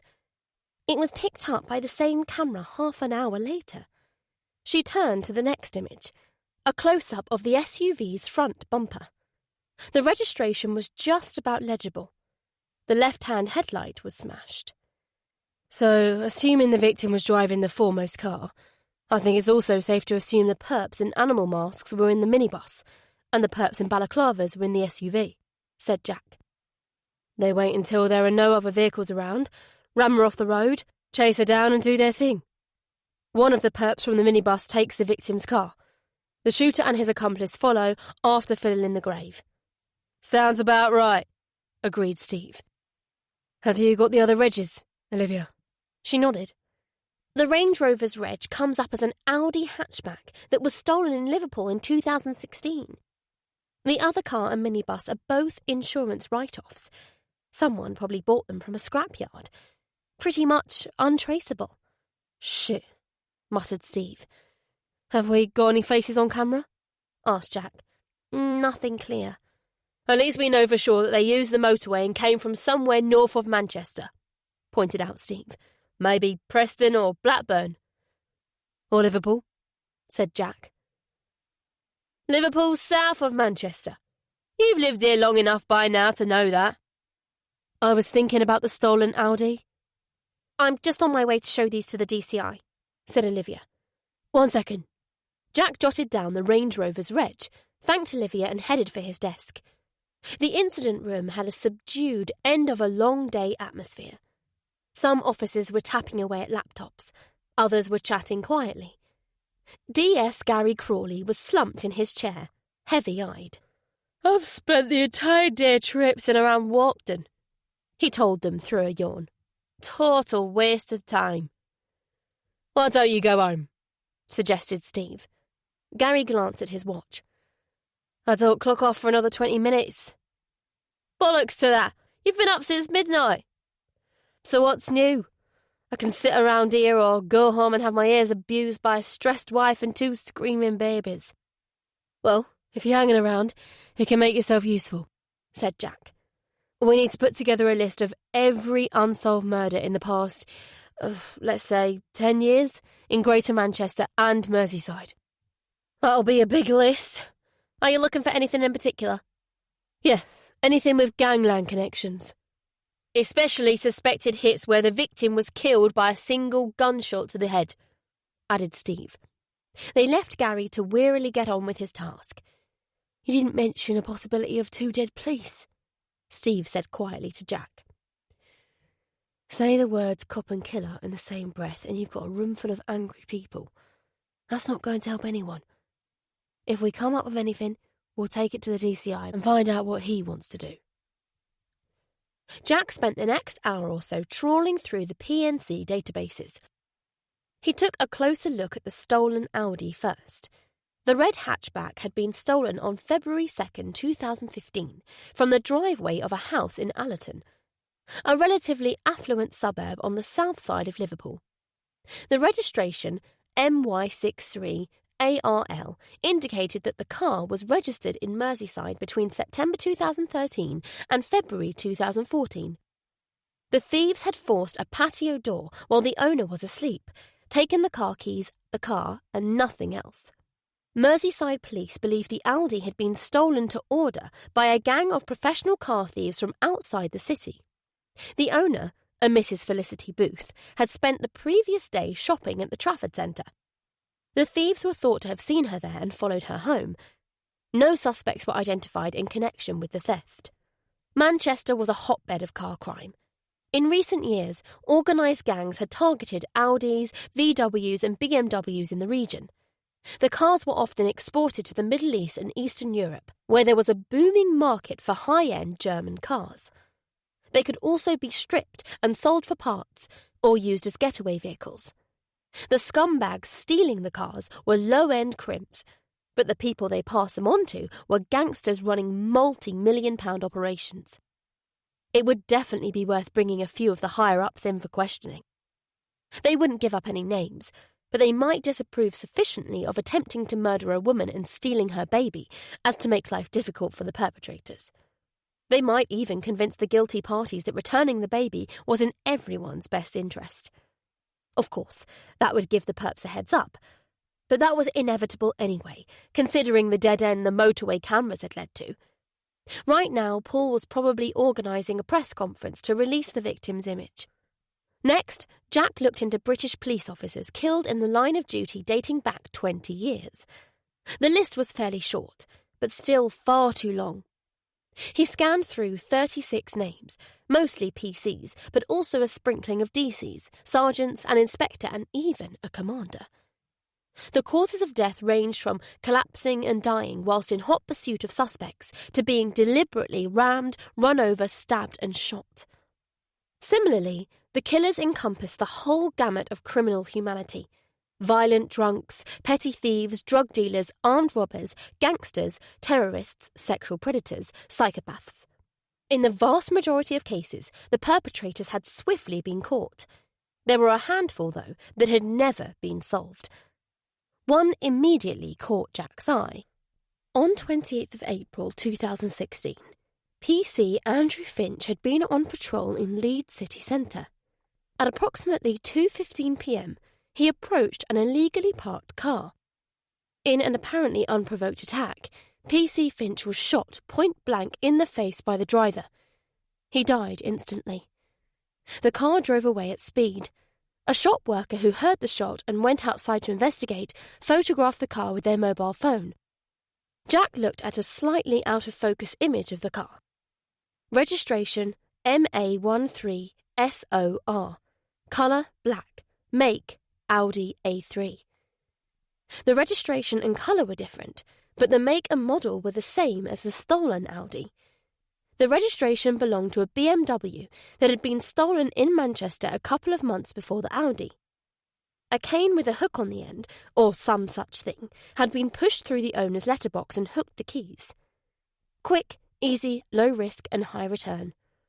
As with the Audi, no suspects had been identified or arrests made. The photograph was of the rear of the Audi. Glare on the windows made it impossible to see the driver or any other occupants. Another dead end. After the shooting, a huge investigation had been launched. PC Finch was a family man with an unblemished record, well liked by everyone who knew him. There was no reason someone might want to kill him. Hundreds of members of the North's criminal fraternity, particularly anyone who might bear a grudge against the police, had been questioned. But no solid leads were generated. The killer was either a lone wolf or inspired such fear that no one dared speak out.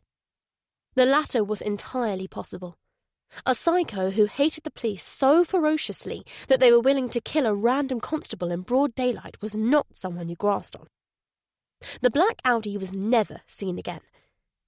Was it the same car that had been stolen from Allerton? Were the killer of PC Finch and the man who attempted to kill the tattooed woman one and the same? The possibility sent a cold thrill through Jack. There was nothing more dangerous than a killer with a gun and a grudge against coppers. His thoughts turned to Naomi. She worried about him just as much, perhaps even more, than he did about her. Recently she'd been pressuring him to go into a different line of work, preferably a primary school teacher or some other equally low-risk profession. Cases like this made Jack wonder whether he should do just that. He printed out the salient details and headed over to where Steve and Gary were working on the list of unsolved civilian murders. "Are you ready for this?" said Steve. "We're looking at 61 unsolved murders in Greater Manchester and 72 in Merseyside in the last decade. That's a shitload of paperwork to go through." "Well, there's going to be even more," said Jack. "We need to expand our focus to West Yorkshire." "Not me," said Gary, standing. "The wife just messaged me. She says she's divorcing me if I'm not home in the next half hour." As Gary trudged to the exit, Steve asked, "Find anything?" Jack showed him the printout. Steve pulled his moustache uneasily. "I remember this case. Finch was about Gary's age. He had a couple of young kids. They held a funeral for him in Leeds city centre. Thousands of people lined the streets. You must have heard about it." "It rings a bell, but I was going through a bad time back then. My wife Rebecca was seriously ill." Jack felt a sting of self-contempt at the vagueness of his words. Rebecca had been depressed, relentlessly slipping towards suicide. He'd berated Paul for not saying it like it was, yet here he was doing the same thing. Depression, suicide. Were there any words in the English language harder to say? "I'll end up seriously ill myself if I don't get some sleep soon," said Steve, displaying his usual insensitivity. Or perhaps, conversely, sensing Jack's discomfort and clumsily attempting to put him at ease. "Let's show the DCI what we've got. Then we can bugger off home." As they left the incident room, they spotted Paul emerging from the toilets at the far end of the corridor. His hair looked recently brushed. He'd put on a fresh shirt and tie. "Press conference," Steve murmured out of the side of his mouth. The scent of aftershave preceded Paul as they approached him. "D.I. Anderson, D.I. Platts, I was just about to come looking for you two." He motioned for them to follow him into his office. So, how's your day been? Productive? We might have something, said Jack. Just give me the gist of it. Paul glanced at a clock on the wall. I've got about 10 minutes before I speak to the press. Steve told him about the tattooist's theory. Jack took over when it came to the Audi in PC Andrew Finch's murder. Paul listened without a gathering frown. This is, he sought the right words. Disturbing development. I think we should begin bringing in all the usual suspects, suggested Jack. Start at the top and work our way down. I agree, but I need to speak to the super first. You know how emotive this kind of thing is. Leave it with me for now. Steve, you keep working on those unsolved murders. Jack, I want you to head back to the hospital. The victims regain consciousness. Jack's eyebrows lifted. He'd fully expected to hear that the woman had died. Has she said anything? Yes. She said she wants to talk to you. Jack's surprise turned to puzzlement. Me? How's that possible? Apparently she heard you asking about her tattoo. But she was in a coma. They say comatose people can hear things, said Steve. I watched this program about... I'm sure it was very interesting. DI plants. Paul cut in pointedly. And is that all she said? Asked Jack. Paul nodded. Apparently she's having problems with her memory. So she can't remember what happened to her? It seems that way. Then why does she want to talk to me? Sighing, Paul took another look at the clock.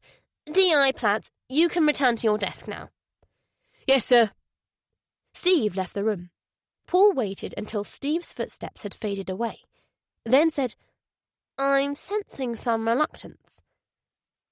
My shift's over in 5 minutes. I have to pick Naomi up from her after-school club. Can you get Laura to do it? I could, but... Well, I had to wake her in the middle of the night to babysit Naomi.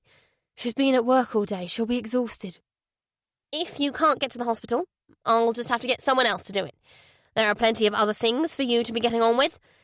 I need someone to go over to Walkden tomorrow and do some follow-ups. The implication of Paul's words was obvious. You wanted back on the team? This is the price. Jack couldn't help but wonder whether Paul was doing this out of spite because he rarely got to see his own children these days. He bit down on the impulse to say so. If he was going to stay in this job, he had to be all the way in. I'll call Laura. Thank you, D.I. Anderson. Paul made it clear the conversation was over by shuffling some papers on his desk. Chapter 12. Jack forgot his annoyance as he drove to North Manchester General. He was intrigued to find out what the tattooed woman had to say. He didn't intend to stay at the hospital long.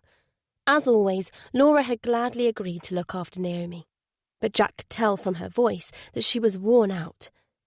He made a mental note to buy a bottle of her favourite wine on the way home. He parked up and made his way to ICU. Dr. Medland met him at the reception desk. The patient regained consciousness about an hour ago, he explained. Frankly, we were all amazed.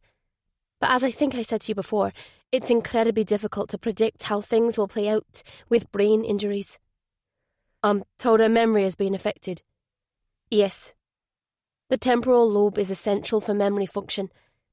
Even minor damage can cause anything from partial to total amnesia, along with all kinds of other complications.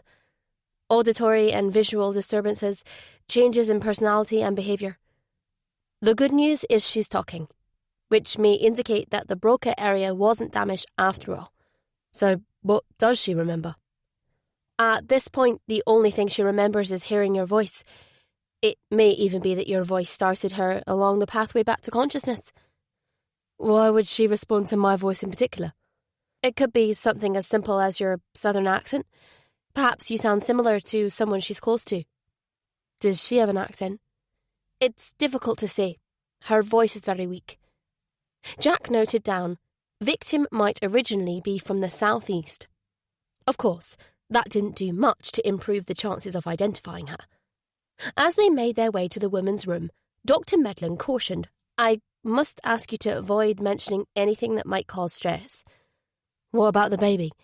Does she know she recently gave birth? No, and I think it should stay that way for now. Could mentioning the baby kickstart her memory? It could, but it could also have a negative impact on her recovery. Jack looked the doctor in the eyes. If it was your child that had been abducted, wouldn't you take that risk to get them back? Dr. Medlin considered this, then said, OK, but if she becomes seriously distressed, you must stop questioning her at once. An armed officer was stationed outside the room. After the press conference, the woman's face would be splashed across every TV screen in the country. Paul wasn't taking any chances. Dr. Medlin glanced disapprovingly at the officer's holstered sidearm. Is it really necessary to have guns on the ward? Jack thought about P.C. Finch being shot dead for no apparent reason. Yes, he stated. The doctor motioned for Jack to keep his voice down as they entered the dimly lit room. The woman's eyes were closed. She was deathly pale, but if you looked closely, you could see the shallow rise and fall of her chest. Dr. Medlin touched her hand. Her eyes opened slowly like the petals of a flower in the sun. Her brown eyes were bleary, shot through with veins, so dilated as to appear almost black. They slid across from the doctor to Jack. There was nothing in them, just an anaesthetised emptiness. Detective Inspector Jack Anderson, Jack said softly. A tiny spark flickered in her pupils. Her lips moved, but no audible words came out. With one finger, she made a slight beckoning motion. Jack bent closer and she breathed woozily into his ear. Oh, I... She didn't have a southern accent. If anything, Jack thought he detected a faint Mancunian twang. That's what I'm here to try and find out. She closed her eyes as if she'd been afraid he would say that. She looked so painfully helpless that he put his hand on hers to try to comfort her. Her eyelids parted again. She looked at him numbly. Do you remember anything? He asked. Her lips trembled. Jack could see her mentally searching, groping for a light switch in the darkness. She gave a barely there shake of her head. Try not to move your head, cautioned Dr. Medlin. Do you know where you are? He stooped to hear her whispered reply, then said to Jack, That's a good sign. She remembers what I told her earlier. Her short-term memory appears to be functioning. Did you think you recognized my voice? Jack asked her. She faltered, then murmured, Don't know. What happened to me? Dr. Medlin gave Jack a look that instructed him to tread with extreme care. Someone attacked you, said Jack. Why? We're not sure why. Jack hesitated. Something about this woman suddenly made him think of Rebecca. It wasn't her looks. Her face was broader and more angular than Rebecca's had been. Maybe it was her vulnerability, or maybe it was the way she looked at him like a lost child. Whatever it was, it made him reluctant to say anything that could upset her. We'll find out, though. I assure you of that. He made to remove his hand, but the woman curled her fingers lightly around his. Her skin was rough and calloused. Her nails were ingrained with dirt. I had a dream. I think it was a dream. Her eyelids drifted down, like someone talking in their sleep. She mumbled, A man with a face of a bird. He's on top of me. I can feel him inside me. The woman's voice faded into a silence punctuated by the whoosh and beep of the surrounding machines. A jolt of concern passed through Jack as her fingers went limp. Has she fallen back into a coma? Dr. Medlin checked her vitals. An EEG brainwave read out. She's asleep. They left the room quietly. Jack was thinking about Eagle. Had the woman been in a relationship with the man behind the bird mask? The way Eagle had kissed her seemed to suggest so. Perhaps they'd been a couple. If so, Eagle could be the baby's father. You said it's a good sign that her short-term memory is working, said Jack. Does that mean her long-term memory will return? I'm afraid not. It merely means she's able to form new memories, which is far more than we could have expected. I must tell you, though, her prognosis is still not good. That bullet is a ticking time bomb. If we can't remove it, then... Dr. Medlin trailed off ominously. Jack thanked him. As he headed for the exit, he heard a nurse asking the doctor, "How's our butterfly doing?" Butterfly, Jack repeated to himself. That was certainly an apt name for the woman, and not simply because of her tattoo. Back in Sussex, every summer the cottager's garden had been a riot of painted ladies that had migrated thousands of miles, evading predators and enduring disease and extreme weather along the way. Butterflies were a lot tougher than their delicate wings suggested. He phoned Paul, who greeted the update with a disappointed and said, "So she might be from this area. She might be close to someone with a southern accent. And Eagle might be the baby's father. That doesn't give us much to go on. Anything else?" Jack thought about the feel of Butterfly's skin. She might do some sort of manual work. Her hands are rough. Perhaps she's a keen gardener. There was an awkward pause. Rebecca had been a keen gardener. Before depression sucked the life out of her, she'd spent much of her spare time tending her flower beds, narcissi and tulips in spring, dahlias and cosmos in summer and autumn. Jack filled the silence with, "How did the press conference go?" "Fine. The hook's in the water. Now we just have to wait and see if we get a bite." Jack held in a sigh of irritation at Paul's impersonal tone. Butterfly was the bait on Paul's hook. This very moment her attackers might be looking at her face on TV and debating what to do. Would they make another attempt on her life? Would they kill her baby? Perhaps they would do both. "Do you need anything else from me?" "No, you can knock off. Thanks, Jack." "Thanks, Jack." Paul hadn't spoken to him in such a friendly, if that was the right word, way in a long time. Jack wasn't sure whether he liked the development. He could just about get to grips with them acting in a professional manner towards each other. But as for being friendly... "Thank you, sir," he replied, and hung up. Chapter 13. The instant Jack stepped into the house, Naomi flung her arms around him as if she hadn't seen him in months. Laughing, he cuddled her back. A hug from Naomi was the best pick-me-up there was. "You were supposed to finish work ages ago, and you look really tired," she admonished. Jack glanced at himself in the hallway mirror. Naomi was right. He did look tired. There were dark smudges beneath his eyes. "Sorry, sweetheart. I tried to get away earlier." "But your boss wouldn't let you, would he?" Boss. The way Naomi's lips curled on the word made Jack frown. She was as sharp as a pin when it came to picking up on people's emotions.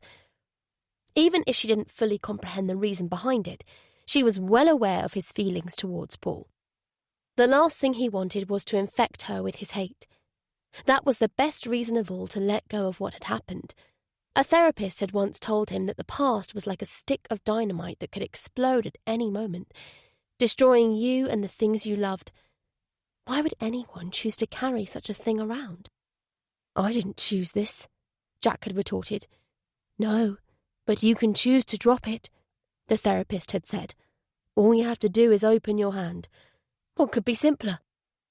He'd visualized himself doing it dozens of times, yet the next time he looked down, the dynamite was always back, enclosed in white knuckles.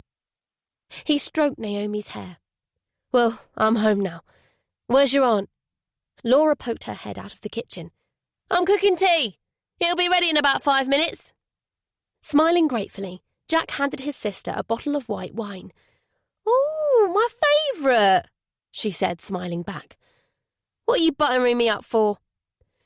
"I just want you to know how much I appreciate everything you do for us."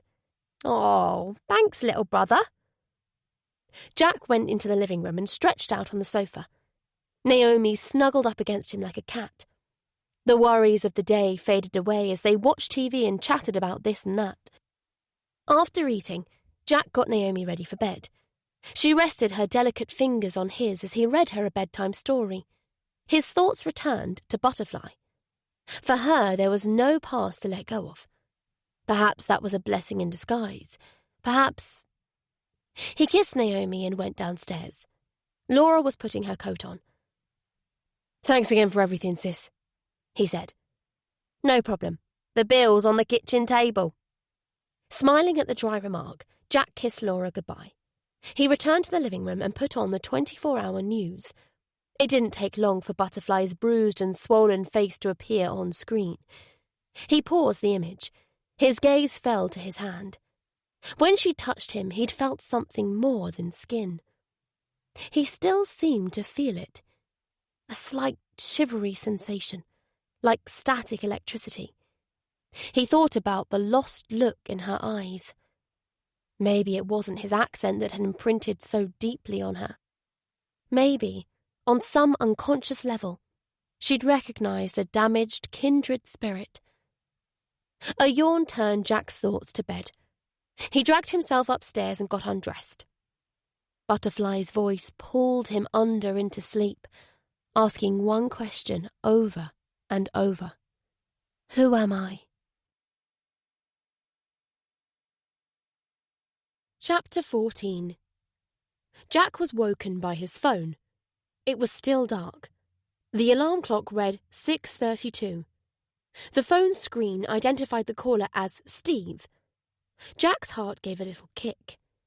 There must have been some new development for Steve to be ringing so early. He put the phone to his ear. "What's up?" "Morning, Sleeping Beauty. You sound pissed off. Did I wake you from a dirty dream?" Jack was in no mood for Steve's bullshit. "Just tell me." Steve chuckled, as if Jack's brusqueness had answered his question. "OK, grumpy ass. Maybe this'll improve your mood. We're off to the lakes for the day. A call came in from a shopkeeper in Gosforth, a Mrs. Barbara Boyles. She reckons our tattooed lady came into her shop early last year." The news did improve Jack's mood, but not for the reasons Steve alluded to. He was simply relieved that Steve hadn't rung to tell him Butterfly was dead. "I'm on my way to pick you up," continued Steve. "See you in about 20. A quick shower and shave later, Jack phoned Laura to let her know what was going on. "Will you be back today?" she asked. "I should be, but who knows what time." "In that case, I'll take Naomi back to mine after school." Jack got off the phone and looked in on Naomi. She was curled up beneath her duvet. He gently shook her awake. "Time to get up, sweetie." She followed him downstairs, blinking dazedly. Elsa, Naomi's black and white cat, greeted them with a meow as they entered the kitchen. They were munching on cereal when there was a knock at the door. "That'll be Steve," said Jack, pushing his chair back. The burly ex-para blocked out the thin November light as he stepped into the hallway. "Are you ready for a 3-hour drive to the arse end of nowhere?" he grinned. "Hi, Steve," said Naomi, poking her head through the kitchen doorway. He ruffled her hair. "Look at you! You get more gorgeous every time I see you. It won't be long before boys are falling all over you." She scrunched up her face. "Ugh, I can't stand boys. They're idiots." Steve laughed. "You're right about that." Jack ushered Naomi back to the table. The thought of boys falling over themselves to get at her was enough to make him want a cigarette. He reached into his pocket before recalling that he'd kicked the habit. He'd attempted to do so numerous times in the past, but always found some reason to light up again. Stress at work, Rebecca's depression. Things were different now. It was all on his shoulders. He couldn't afford to take risks with his health. Jack poured Steve a coffee as Naomi finished her breakfast. Neither man made any mention of what their day held in store. Steve had kids of his own. He knew how important it was to protect them from the cruelty and cynicism of life. On the way to Laura's, Naomi chatted happily about school and her friends. But when they pulled over outside Laura's little terraced house, her expression grew worried. "You're going to be late home again, aren't you, Dad?" "Probably," admitted Jack. "Don't you worry, I'll look after him for you," said Steve. Laura appeared at the front door in her nurse's uniform. She waved. Jack and Steve waved back. "Have a good day, sweetheart," Jack called after Naomi as she got out of the car. He heaved a sigh as they accelerated away. "The guilt's a killer, isn't it?" said Steve. "It used to kick my arse every time I didn't get home in time to put the kids to bed. But then the wife ran off with some twat she met online, so now I don't have to worry about all that." His tone was blasé, but the way he reached for his cigarettes suggested he felt differently inside. They drove in silence for a while. Then Steve said, "I'll tell you what, your sister's not half bad. I wouldn't mind—" "Don't even think about it," cut in Jack, darting him a sharp look. Steve smirked and held his tongue. A smile found its way onto Jack's face too, as they headed north out of Manchester. Laura and Steve. What a couple they would make. The smile disappeared as they passed the junction where Butterfly had endured her ordeal. The southbound slip road had reopened. The only sign that anything untoward had occurred was a fluttering strip of police tape cording off the hard shoulder. A week from now there wouldn't even be that. It would be as if nothing had happened. The M61 merged into the M6, taking them past Preston. A few miles beyond Lancaster, they left the motorway and headed west through rolling hills blanketed with woodland. "Have you been to the lakes before?" asked Steve. "No." "Then you're in for a treat. Sharon and I used to bring the kids up here every summer. They loved it. Sharon couldn't stand it. She used to say all there is up here is rain and sheep shit. She'd rather have spent a fortnight cooking herself on a Spanish beach." Steve shook his head. "She was a pain in the arse. Only reason I married her was because she's got tits big enough to suffocate an elephant. But that's not enough to keep a marriage going." "Then what is it?" wondered Jack, thinking about Rebecca. They'd been drawn to each other physically, but they'd also enjoyed the same pastimes: hiking, gardening, movies. They'd shared a particular love of the coast. Neither of them could have imagined not living near the sea. And now she was dead, and he was living miles from the coast. "Fucked if I know." The road skirted past the south end of Lake Windermere. Sailing boats were moored along grassy banks. Signs advertised lake cruises. The lake fed the broad River Leven, which ran parallel to the road. The sky was a palette of dark clouds and pale sunshine. Several miles further on, the river emptied into the vast tidal sandflats of Morecambe Bay. Jack felt the tension that had built up over the past couple of days ebbing away. "When this case is over, I might bring Naomi up here for a few days," he said. Steve gave him the lowdown on the best places to visit as they headed into a rugged landscape of humpbacked brown fells laced with fast-flowing streams and rivers. Isolated buildings of weathered stone and pebble dash were scattered along the roadside. To the west, they caught glimpses of the brooding Irish Sea. The landscape softened, and the fells receded into the east as they neared their destination. A terrace of white cottages and a few modern semis set amidst fields of grazing cows marked the outskirts of Gosforth. The village's centre was a picture postcard assortment of cottages, inns and local shops with colourful painted brickwork bordering their doors and windows. They pulled over outside the general store. "What do you say we talk to Mrs. Boyles, then have lunch in one of those pubs?" suggested Steve.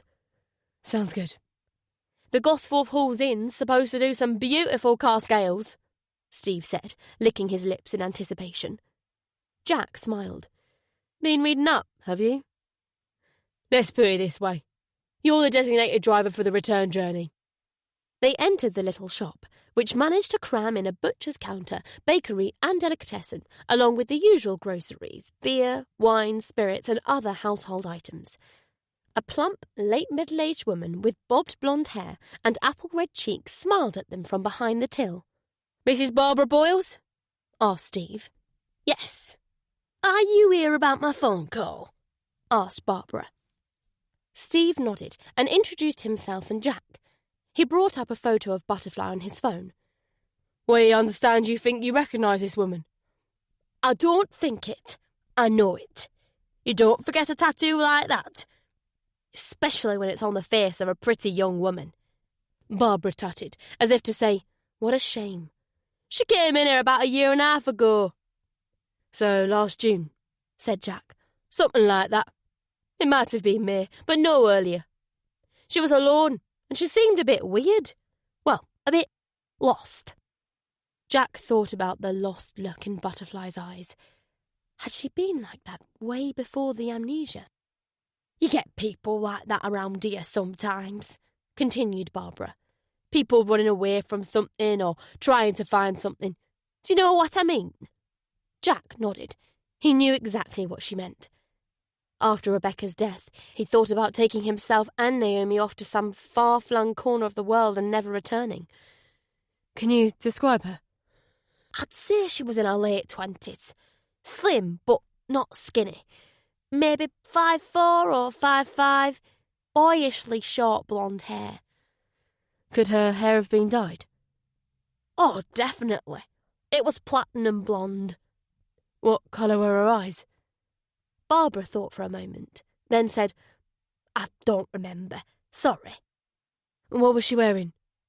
Nothing special as far as I can recall. I do remember that she was barefooted. Did she buy anything? No, she just asked for directions to Leagate Brow. Where's that? Asked Steve. You take the Wasdale Road to Wellington and follow the sign for Nether Wasdale. That takes you up Leagate Brow. There's nothing much there.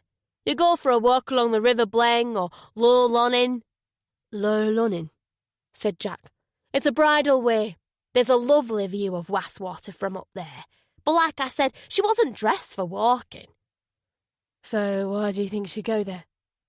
Barbara's voice dropped a notch. I thought maybe she was one of them. Who's them? Them that live out at Hawkshead Manor. It's a mile or so past Leagate Brow, on the left-hand side of the road. You can't miss it. It's a beautiful place. Barbara tutted again. At least it used to be, before they moved in and turned it into some kind of commune or whatever you want to call it.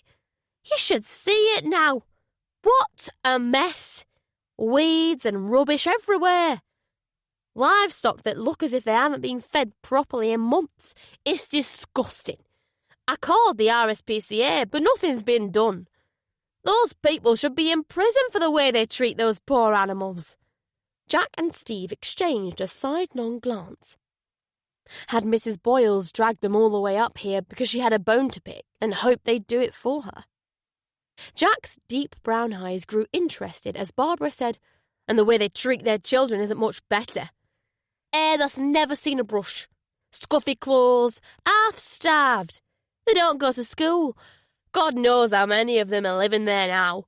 I've lost count.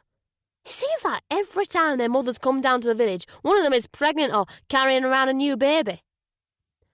How often do they come in here? About once a month. Go back a few years, and the only time I saw them was on the roadside selling fruit and veg and bits of tat they'd made. Was the woman you called us about ever with them? No. Do you know any of their names? Barbara shook her head. They never say a word. Not to me or anyone else in the village. They just buy what they came for and leave. How long have they lived at Hawkshead Manor? Asked Steve. Oh, a good 10 or 12 years. The previous owners, Mr. and Mrs. Lyons, both died a few months apart back in 2005 or 2006. Their son, Philip, lives down in London. He rents the place out through Swift estate agents in Egremont. And how many people live at the Hall? Like I said, I've lost count. I'd say 6 or 7 women, maybe 10 or 11 children, and 1 man. Everyone around here calls them the quiet ones. Barbara shuddered. Gives me the heebie-jeebies. It's not normal. Can you describe the man? Barbara wrinkled her nose. In a word, ugly. Weasel-faced, scruffy beard, long brownish blonde hair, balding on top. He's about your height, skinny. I'd say he's somewhere in his late 40s or early 50s. He used to come in here sometimes, but I haven't seen him in... She puffed her cheeks. It's got to be 2 or 3 years. One other thing I can tell you, he's not from round these parts. He has a strong Scouse accent. Jack exchanged another like-minded glance with Steve, thinking about the stolen Audi that might have been involved in the shooting of PC Andrew Finch. Another curious little coincidence. Does he own a vehicle? Or have you seen any vehicles coming and going from the manor house? BMWs, Audis, anything like that? Barbara answered with a caustic laugh. I've seen him driving the women and children round in an old banger of a minibus. No BMWs or Audis. Does the minibus have a rainbow painted on the bonnet? I don't know. I can tell you this. It's not fit to be on the road. Barbara's voice fell almost to a whisper. They say all the children are his. Really? Said Steve, sounding more impressed than appalled. It's not normal, repeated Barbara.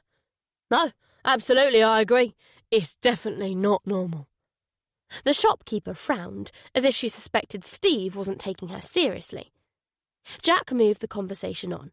Did anyone else from the village speak to or see the tattooed lady? No. I've asked around. I'm the only one.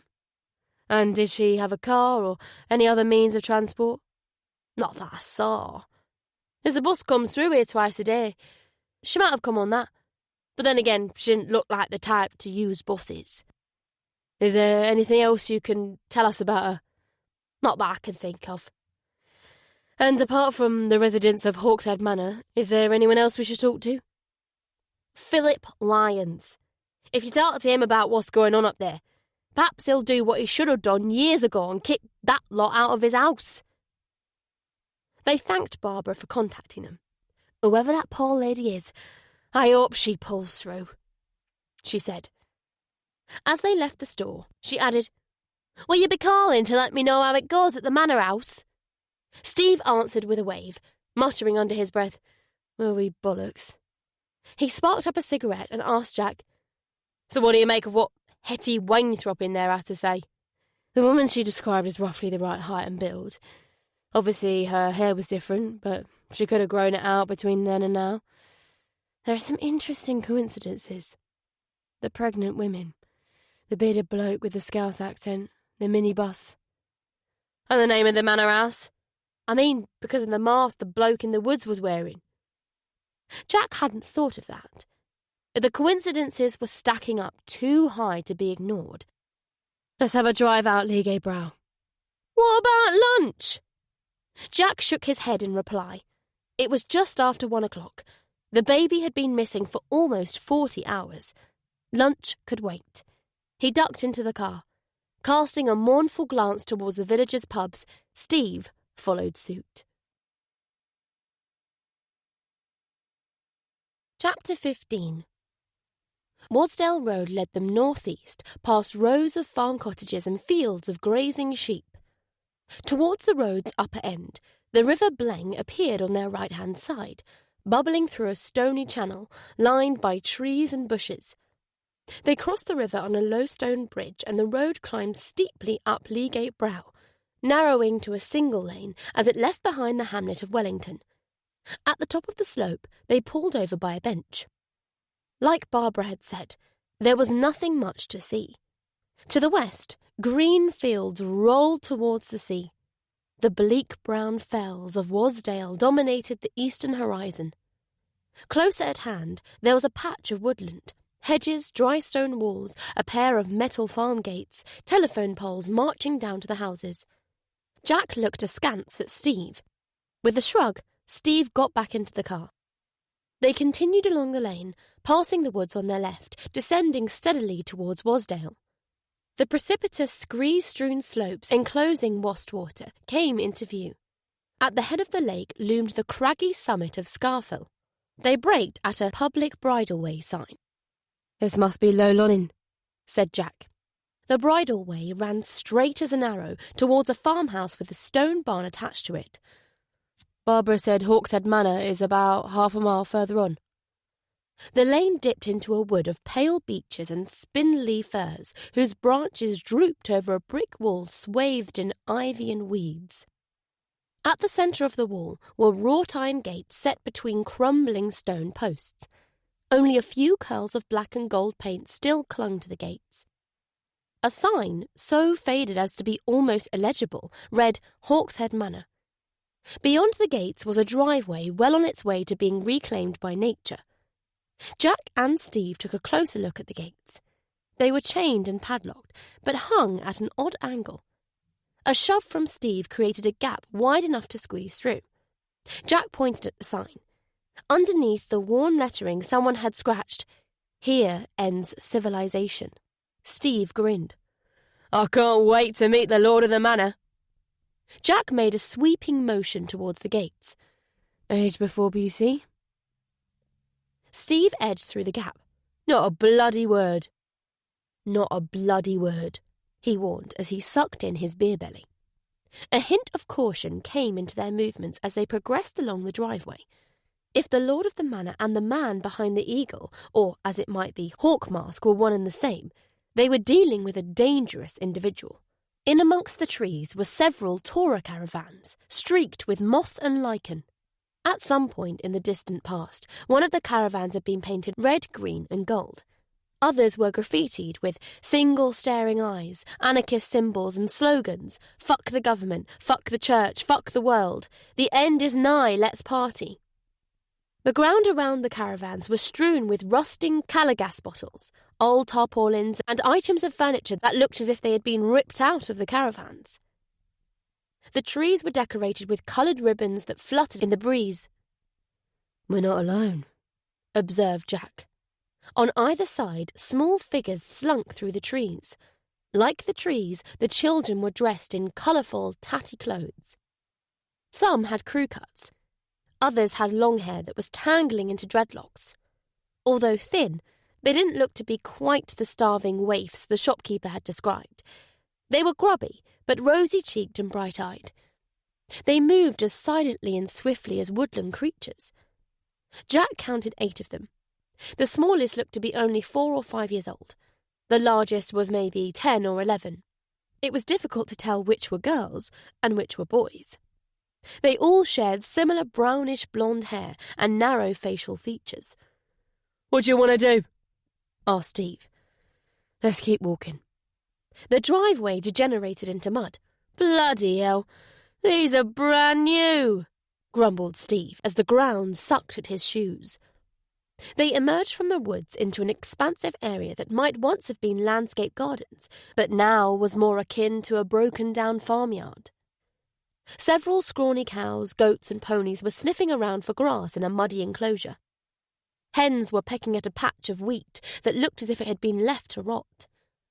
Rows of raised beds had been haphazardly planted with vegetables, but mostly left to go to weeds. Flies buzzed around a dead pig in a collapsed sty. Jack thought about butterflies' dirt-ingrained fingernails and calloused palms. Looks like the good life gone bad, commented Steve, wrinkling his nose at the stench of decomposition. Explains why they've been using the village shop. They continued past a cluster of vehicles in various states of disrepair. A double-decker bus, mottled with rust. Frayed curtains hanging in its windows, an old-fashioned ambulance on its axles, vans languishing in oil-stained grass. The garishly painted vehicle from the motorway CCTV wasn't amongst them. The children peered from behind a mound of tyres. Catching the eye of one who looked to be about Naomi's age, Jack smiled. Like a startled rabbit, the child darted out of sight. Beyond the vehicles, the driveway flared out in front of a grand, dilapidated 3-story red brick house. Several of the house's 10 tall arched windows were boarded up. The boards had been painted with the same staring eyes as the caravans. The left-hand side of the double-fronted facade was almost completely enveloped in ivy, as were 3 of the 6 tall chimneys. White smoke rose from the foremost chimney. There were dark holes where slate tiles were missing from the roof. "I bet this place costs a pretty penny to rent, even with the holes in the roof," said Steve. "I wonder how they pay for it." That's just what I was wondering. The detectives climbed worn stone steps to a bolt-studded wooden door that looked strong enough to withstand a battering ram. Steve rapped on the door with a rusty knocker. His other hand lingered near his jacket pocket, which Jack knew contained a taser. The door creaked open, revealing a 30-something, 5'0", rake-thin woman. Multicoloured beads were braided into her long blonde hair. A shapeless brown dress hung down almost to her bare feet. Her blue eyes stared at them somewhat blankly from a face devoid of makeup. She said nothing. Could this be Badger? Wondered Jack. Her expression didn't alter as he introduced himself and Steve. He added, "If it's convenient, we'd like to talk to you and anyone else living here about a woman you may have seen hereabouts." The woman continued to eye the detective silently. Then she turned and walked away, disappearing around a corner.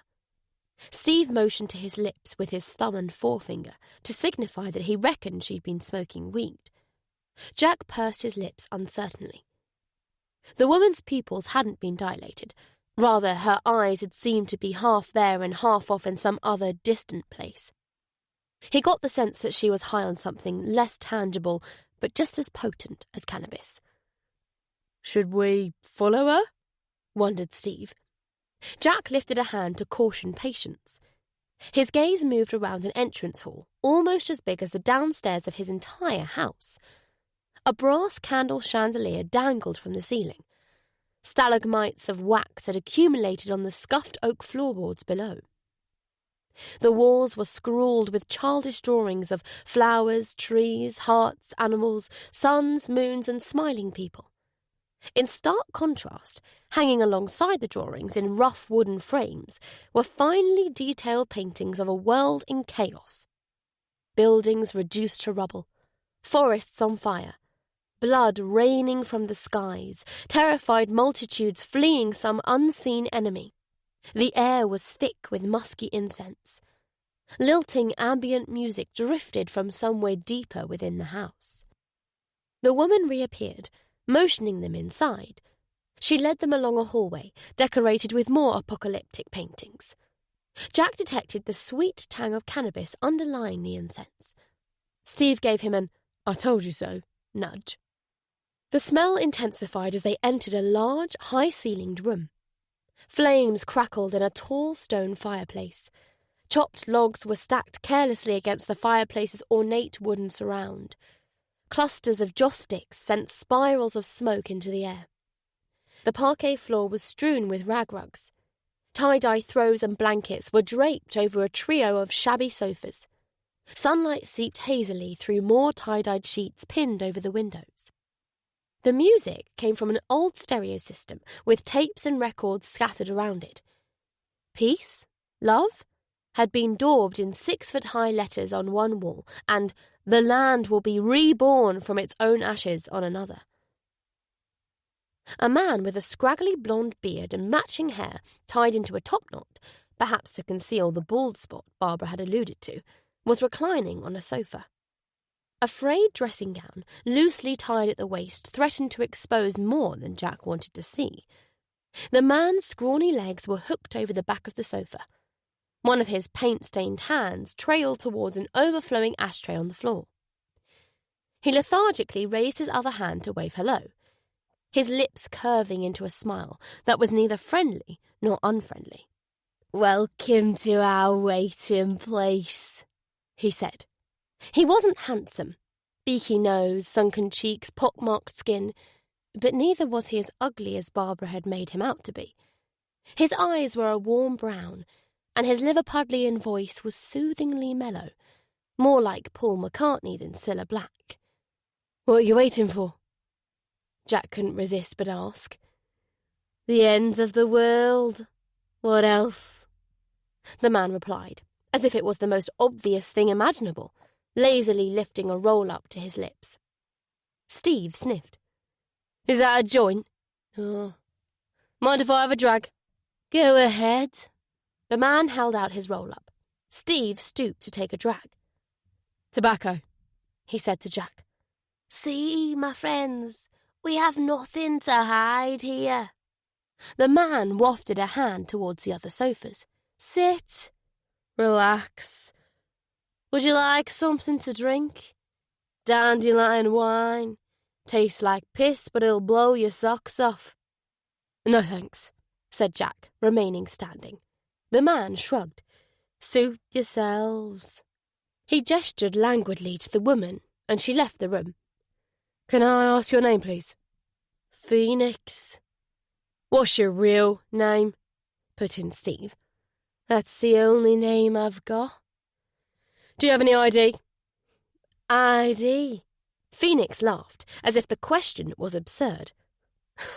ID is a badge of slavery. We've thrown off those shackles here. How many are there living here?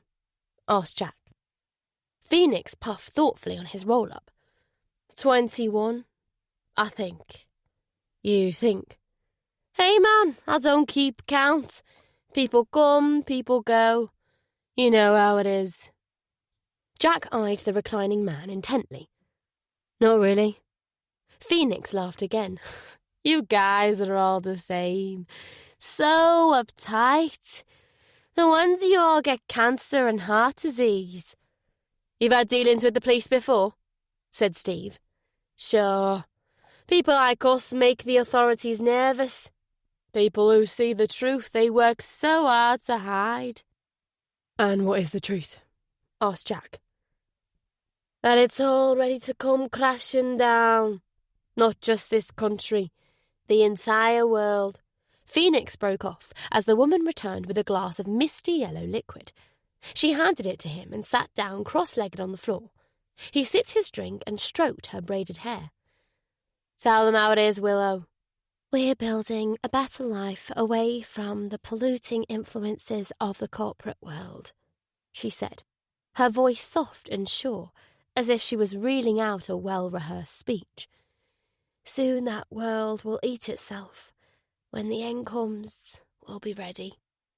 You don't look very ready, said Steve, glancing out of a window at the failed crops. You're not listening, said Phoenix, sitting up, his voice suddenly taking on a deep, resonant timbre. Open your ears. This is about purity. When the physical body dies, the soul must be pure, so the astral body can process upwards to the next level. Do you feel what I'm telling you? Oh, yeah, sure. I feel it, replied Steve, sliding Jack a sardonic glance. Phoenix's intensity faded back to a serene smile. Okay, my man, but don't say you weren't warned. He lay down and resumed stroking Willow's hair. The smile didn't falter as Jack showed him Butterfly's photo. I've no idea who she is, but I dig her tattoo. What happened to her? Someone shot her and stole her baby. Phoenix shook his head. It's a sick, sick world. What's any of this got to do with us? The woman claimed she was here. She mentioned something fitting your description, bluffed Jack, watching every movement of Phoenix's face. Phoenix's eyes widened. Really? That's crazy, man. What did she say about me? Not much. Well, we'll send her some meter. Meter? Said Steve. In reply, Phoenix closed his eyes and took several slow, deep breaths. He stretched a hand towards Butterfly's tattoo, saying softly, "May she be safe from further harm. May her injuries heal swiftly. May she be filled with peace and happiness." He inhaled deeply again, then opened his eyes and explained, "It's the energy of change. We all have a limitless supply of it within us. You've just got to break through the blockages of anger and fear and set it free." Set it free, like someone listening to an evangelical preacher. Jack showed her the photo. She shook her head. "Who knows? Maybe she passed through here once," said Phoenix. "Like I said, people are free to come and go as they please. All are welcome so long as they leave the world at the gates." We need to speak to everyone who lives here. Phoenix sighed, betraying the faintest trace of annoyance. Gather them together, he said to Willow. She rose to leave the room again. As they waited, Phoenix drank his dandelion wine and rolled another cigarette. Steve seated himself on an unoccupied sofa. Jack wandered around, listening to the silence. You could learn a lot from silence. Phoenix looked relaxed, but there was a restless intensity about the way he rolled his cigarette, as if he needed to keep himself busy. Jack noticed, too, that the glass of wine was nearly empty. Was Phoenix trying to lubricate away anxiety? Steve lit a cigarette of his own. You don't mind, do you? Phoenix made a go-ahead gesture. He seemed to have lost his taste for sermonizing. Perhaps his nerves were getting the better of him. Jack chanced his hand at another bluff. Several people in the area say they've seen the woman hereabouts. You keep calling her the woman, said Phoenix. Doesn't she have a name? This one's not only a cool customer, he's got the noose to back it up, thought Jack. Her injuries have affected her memory, but it's returning, little by little. Phoenix flopped back against the cushions, puffing on his roll-up. Did you know the Lake District is the most visited national park in Britain? Over 20 million people a year come on holiday here. Steve smiled humorously.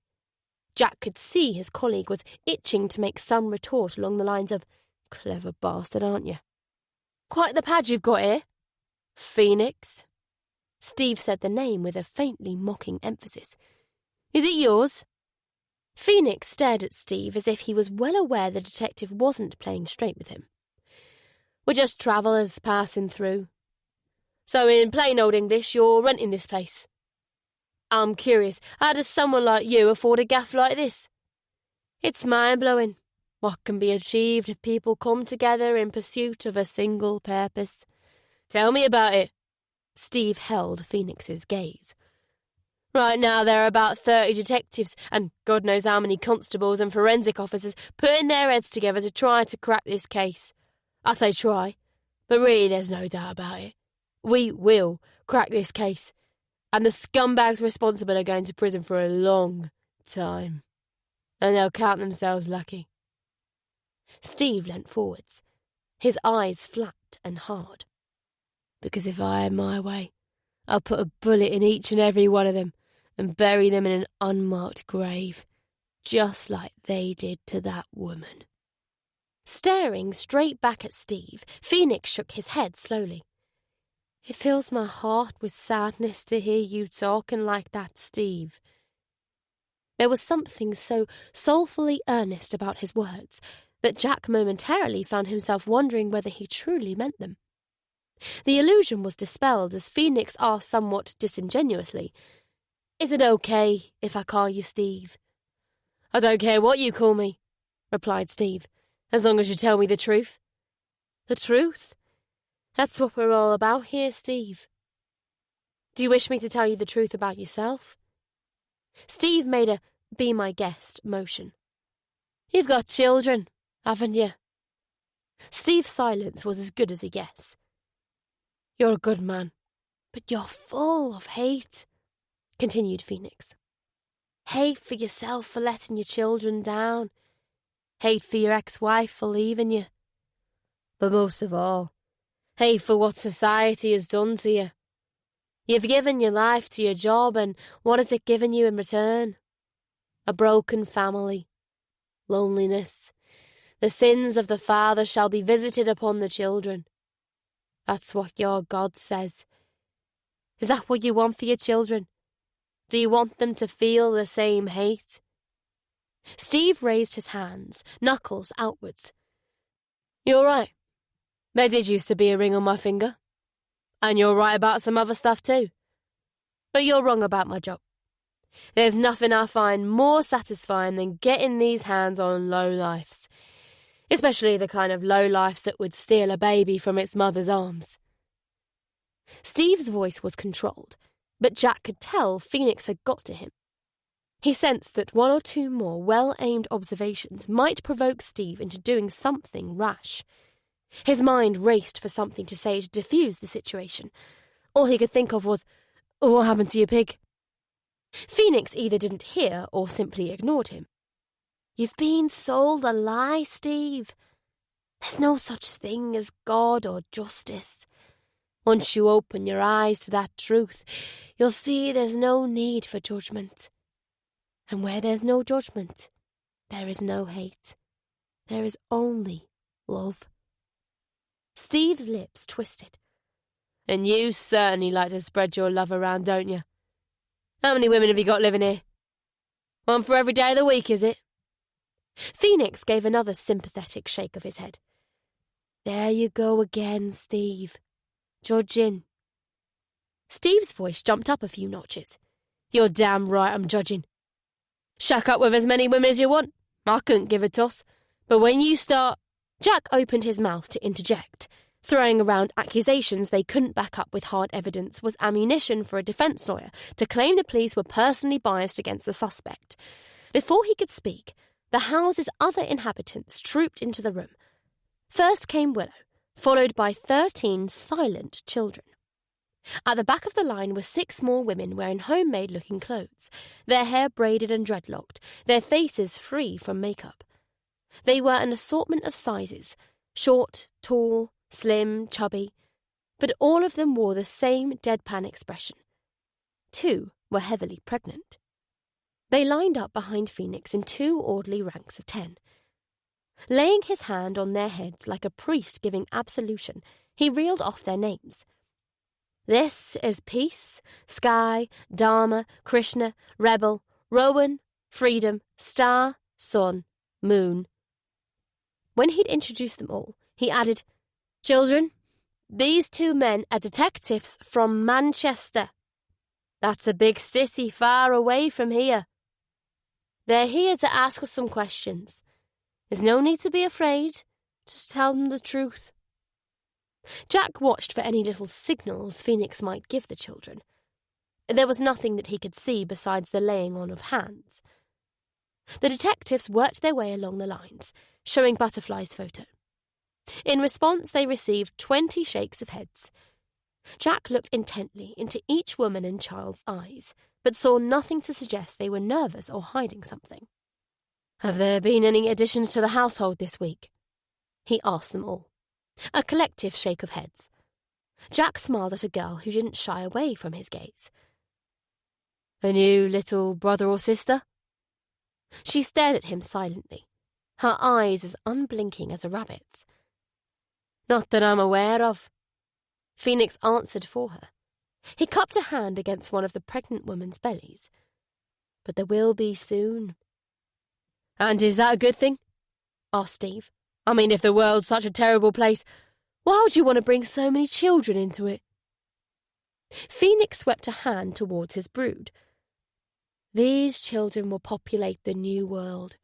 They will show the way to those who are lost." Lost. There was that word again. Had Butterfly been lost? Wondered Jack. If so, and assuming she'd come here, she seemingly hadn't found what she was looking for. Openly rolling his eyes, Steve took out his phone and made to photograph the group. His smile faltering, Phoenix put up his palms.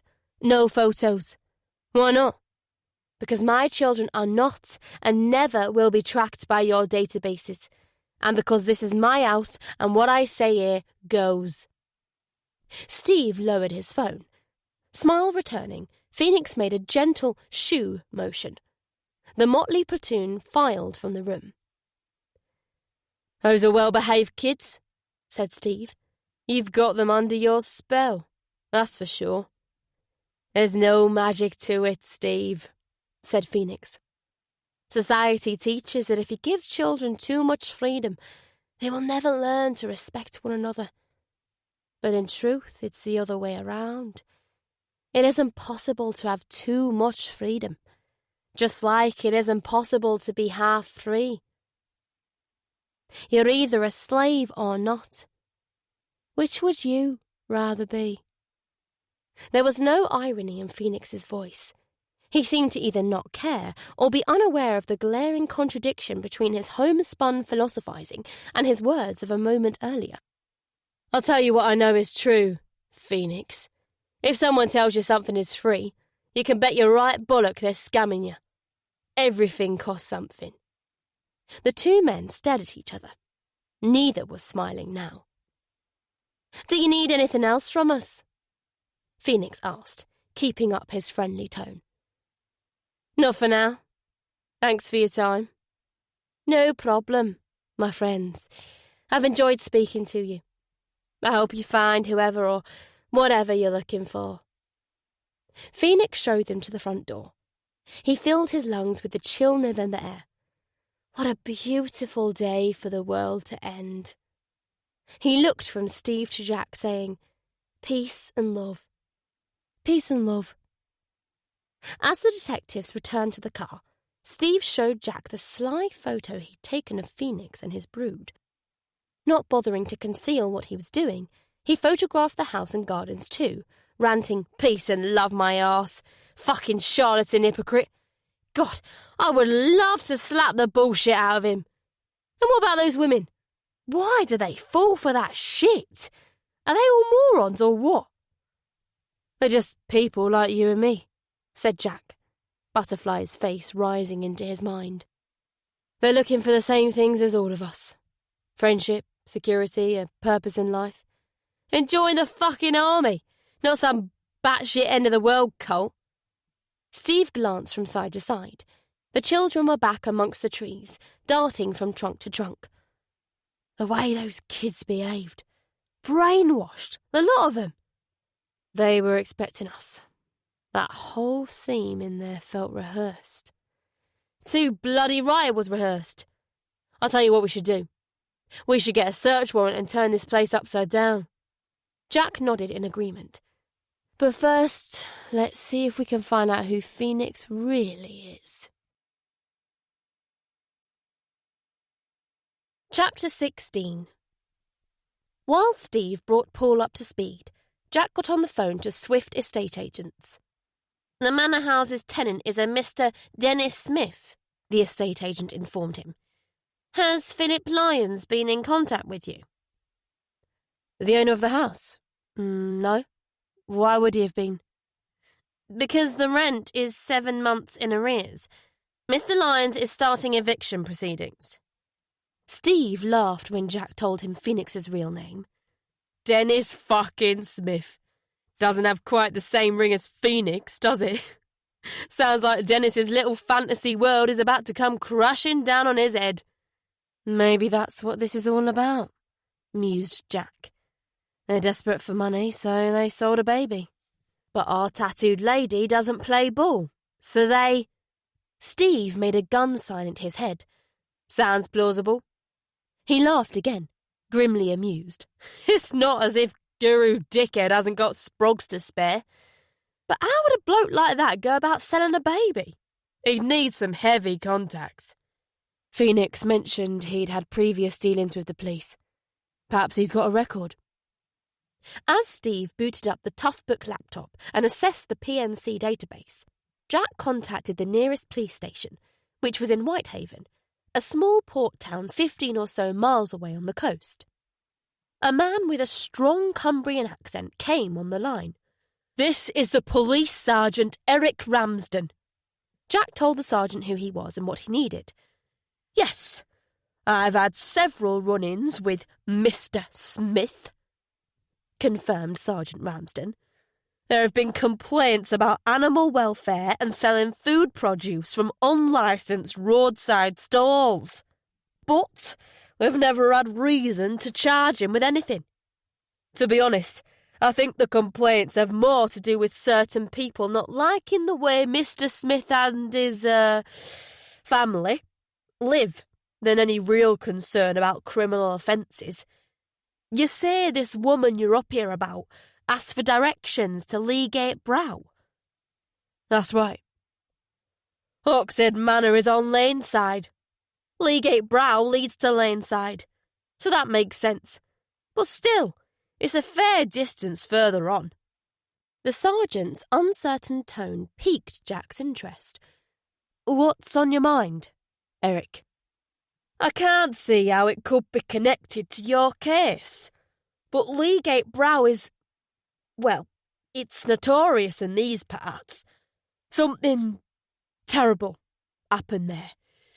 A family of 4 from Manchester, Marcus and Andrea Ridley, and their 2 young daughters, Tracy and Charlie, were staying at the Rose and Crown Inn in Gosforth." Eric paused as if sifting through memories he hadn't thought about in years. "It was, July 30th, 1998. The Ridleys went for a walk at midday on Low Lunning." Barbara Boyles mentioned Low Lunning. "It's popular with hikers. I've walked it myself many times.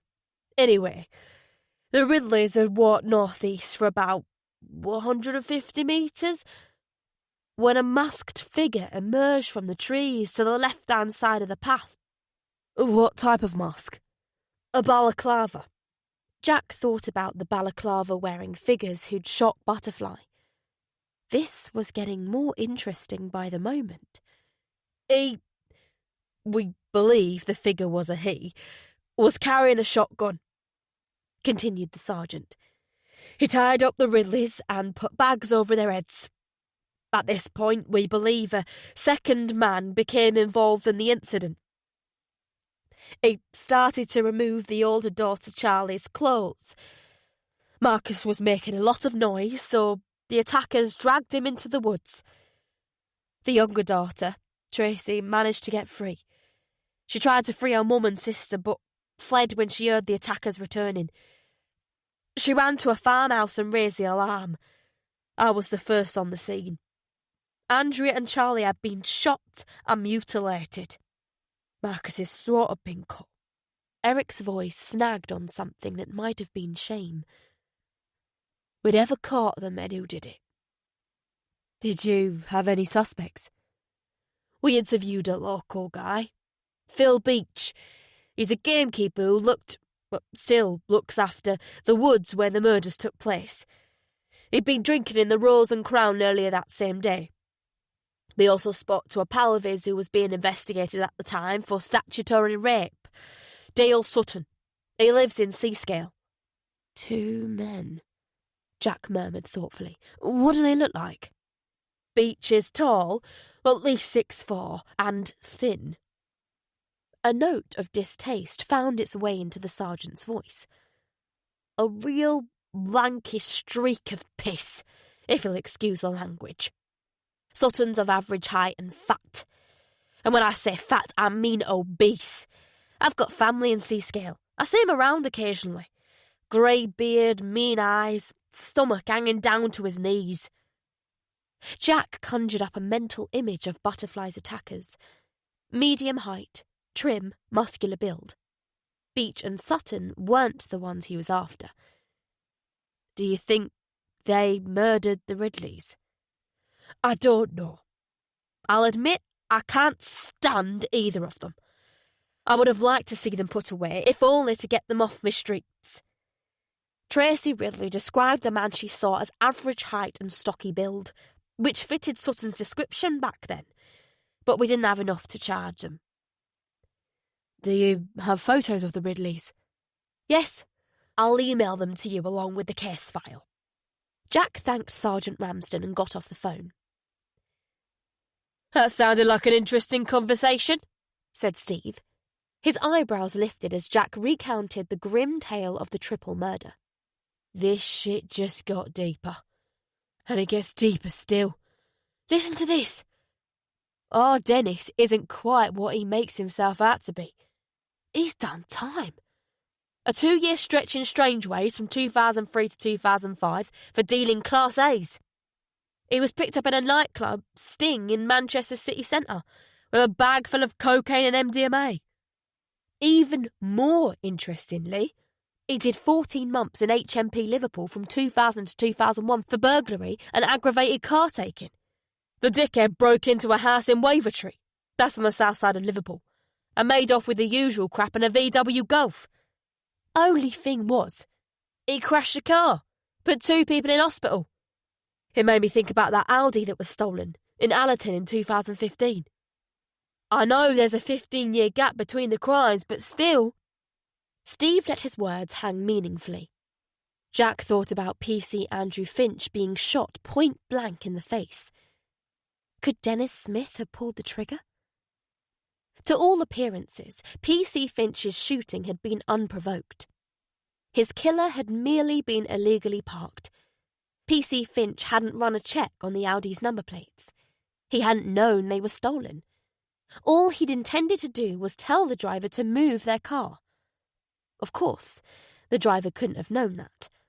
But instead of waiting to find out why PC Finch had approached them, they shot him before he could get a word out. Imagine what it took to aim a gun at a stranger, policeman or otherwise, and end their life for no good reason. The pathology of it was terrifying. Dennis's crimes were serious, but not violent. Nothing in his past suggested he'd been building up to such a catastrophic outburst of aggression. But then again, there was also nothing to suggest that shortly after his release in 2005, Dennis would relocate to Cumbria and start up his own little cult. Dennis was a character of extremes, with a loathing for society. Maybe he'd killed PC Finch in some sort of insane attempt to provoke the apocalypse he was preparing for. Jack's phone pinged as an email came through from Sergeant Ramsden. Jack looked at a photo of Tracy Ridley. She'd been 11 when it was taken. Wavy, reddish-brown hair tumbled down over her narrow shoulders. There was a spray of freckles on her soft round cheeks and button nose. Her cupid's bow lips and brown eyes were smiling into the camera. Had this girl grown into Butterfly? Her hair and eye colour roughly matched Butterfly's. As for the rest of her face, Jack swiped back and forth between photos of Tracy and Butterfly. It was difficult to tell.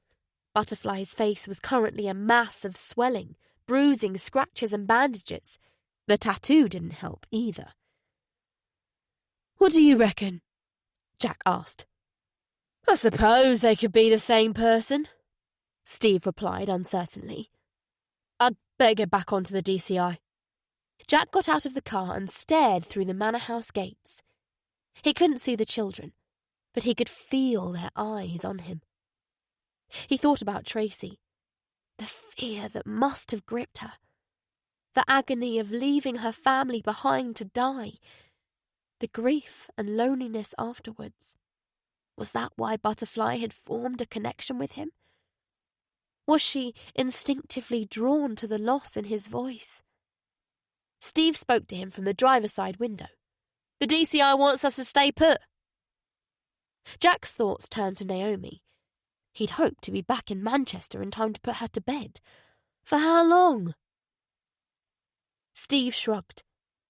I'm starving. How about we head back to Gosforth? He jerked his thumb towards the manor house. These wackos aren't going anywhere. You go. I'll stay. Suit yourself. Do you want me to bring you something back? How about a Cumbrian sausage? I know how much you like a nice bit of sausage. Jack smiled crookedly at the typically inappropriate remark. The smile faded as Steve drove away. He wondered if he was right about Butterfly's baby. Perhaps it had been sold to a couple who would love it like they love their own. He hoped to God that was the case, because the other possibilities didn't bear thinking about. Chapter 17. As the afternoon wore away, dark clouds gathered above the desolate peaks of Wasdale. The sun made a brief appearance, casting cold shadows. Jack watched the entrance to Hawkshead Manor, while Steve snoozed off a pub lunch on the back seat. Apart from the occasional glimpse of a bird or squirrel, there had been no movement beyond the gates. A deep stillness had settled over the manor house's grounds. A skim through the Ridley murders case file revealed some interesting details about Tracy. She'd grown up in Prestwich, on the north side of Manchester, only 4 or 5 miles from where Butterfly had been shot. Was that where Butterfly had been heading when she was rammed off the motorway? Did she still have relatives or friends in the area? If so, not only would they be able to identify her, maybe the sight of them would bring her memory back. The question was, if his suspicions were correct, why hadn't any of them responded to the police's appeal for help? Steve's phone rang. He woozily groped for it and put the receiver to his ear.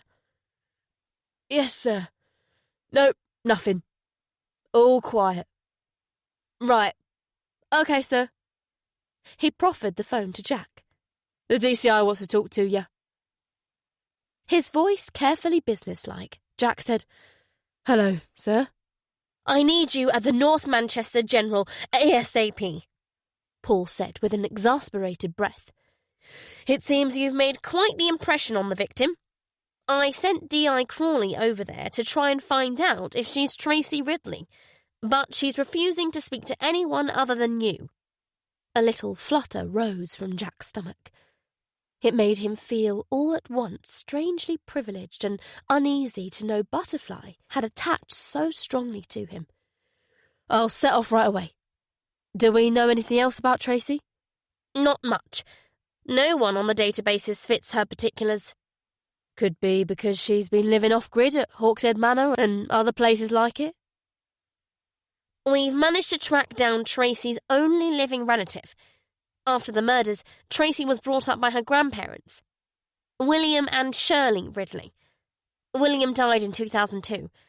Shirley's now living at the Golden Years care home in Rochdale. DC Clark's on her way there. But I don't hold out much hope of Shirley identifying the victim, even if she is her granddaughter. Shirley has Alzheimer's. Jack's forehead creased. Tracy was seemingly all alone in the world. If Butterfly and she were one and the same, it didn't take a great leap to see how she could have been seduced by Phoenix's radical worldview. She must have yearned for a sense of belonging. What about Dennis Smith? As far as we can tell, he was involved in low-level gang activity until his second prison stretch. We're putting together a list of criminal associates, people he's served time with and such like. He's got plenty of family in Greater Manchester and Merseyside. We've contacted several of them. They claim they haven't seen hide nor hair of him in years. There was an awkward little silence. Anything else? Asked Paul. No, sir. Jack was relieved to get off the phone. Every conversation with Paul was a tightrope act. One false step could send him plummeting into the same old pit of anger and resentment. We're heading back to Manchester, he informed Steve. Not me, said Steve. I'm staying put. Sergeant Ramsden on his way over from Whitehaven to keep me company. Maybe he'll get a chance to properly sample the local beer after all, pointed out Jack. Steve got out of the car, grinning sleazily. Tell your sister I'm thinking about her. Jack flicked him the V's and accelerated away. Chapter 18. Jack was almost at the hospital when Paul phoned to confirm that Shirley Ridley was indeed in no fit state to identify anyone. She hadn't recognised either Butterfly or the 11-year-old Tracy. Nor was she in possession of any recent photos of Tracy. Tracy had never visited Shirley. The nurses at the home hadn't even been aware that Shirley had a granddaughter. According to them, it was only in rare moments of lucidity that Shirley remembered her own name. Paul was arranging for DNA testing to determine whether Tracy and Shirley were related. But Shirley's inability to give consent meant a court order was required. Jack was struck by the strange synchronicity between Butterfly and Shirley's memory loss. Perhaps it was a mercy for both of them. Another flutter rose from his stomach as he headed up to ICU. What was it? Nerves? He couldn't tell. But he realised that he wanted to feel Butterfly's hand on his again and find out if that shivery electric sensation had been a one-off or something else. Something he hadn't felt since Rebecca. We'll continue in a minute. But first, give yourself a little rest. This audiobook is free, made for moments like this.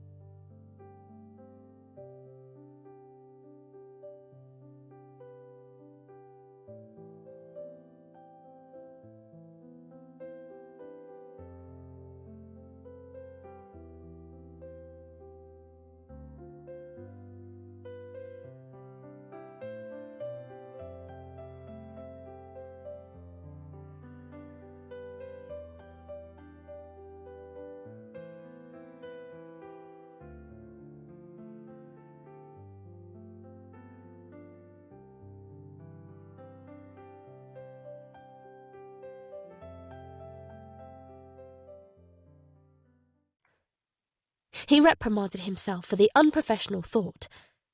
As with Paul, he needed to keep his mind solely on the job. How's she doing? Jack asked the nurse who escorted him to Butterfly. A lot better than any of us expected, replied the nurse. She keeps asking for you. Every time she wakes up, where's Jack? Can I see Jack? Jack's anticipation spread like wings as, with a nod at the armed officer on the door, he entered Butterfly's room. Her eyes were closed. Her pallor had improved. The nurse stooped over her and said, Butterfly? As an aside to Jack, she told him what he already knew. That's what we call her. Butterfly's eyelids parted. She looked blankly at the nurse. A flicker of something, relief or perhaps simply recognition, came into her eyes as she saw Jack.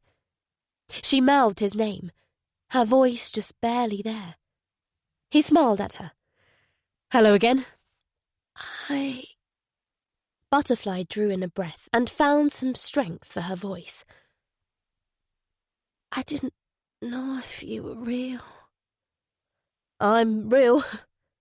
Jack seated himself at her bedside. Butterfly reached for his hand, as if to check he was telling the truth. Please don't touch the patient, cautioned the nurse. It's important to minimise the risk of infections. Somewhat reluctantly, Jack drew his hand away from Butterfly's.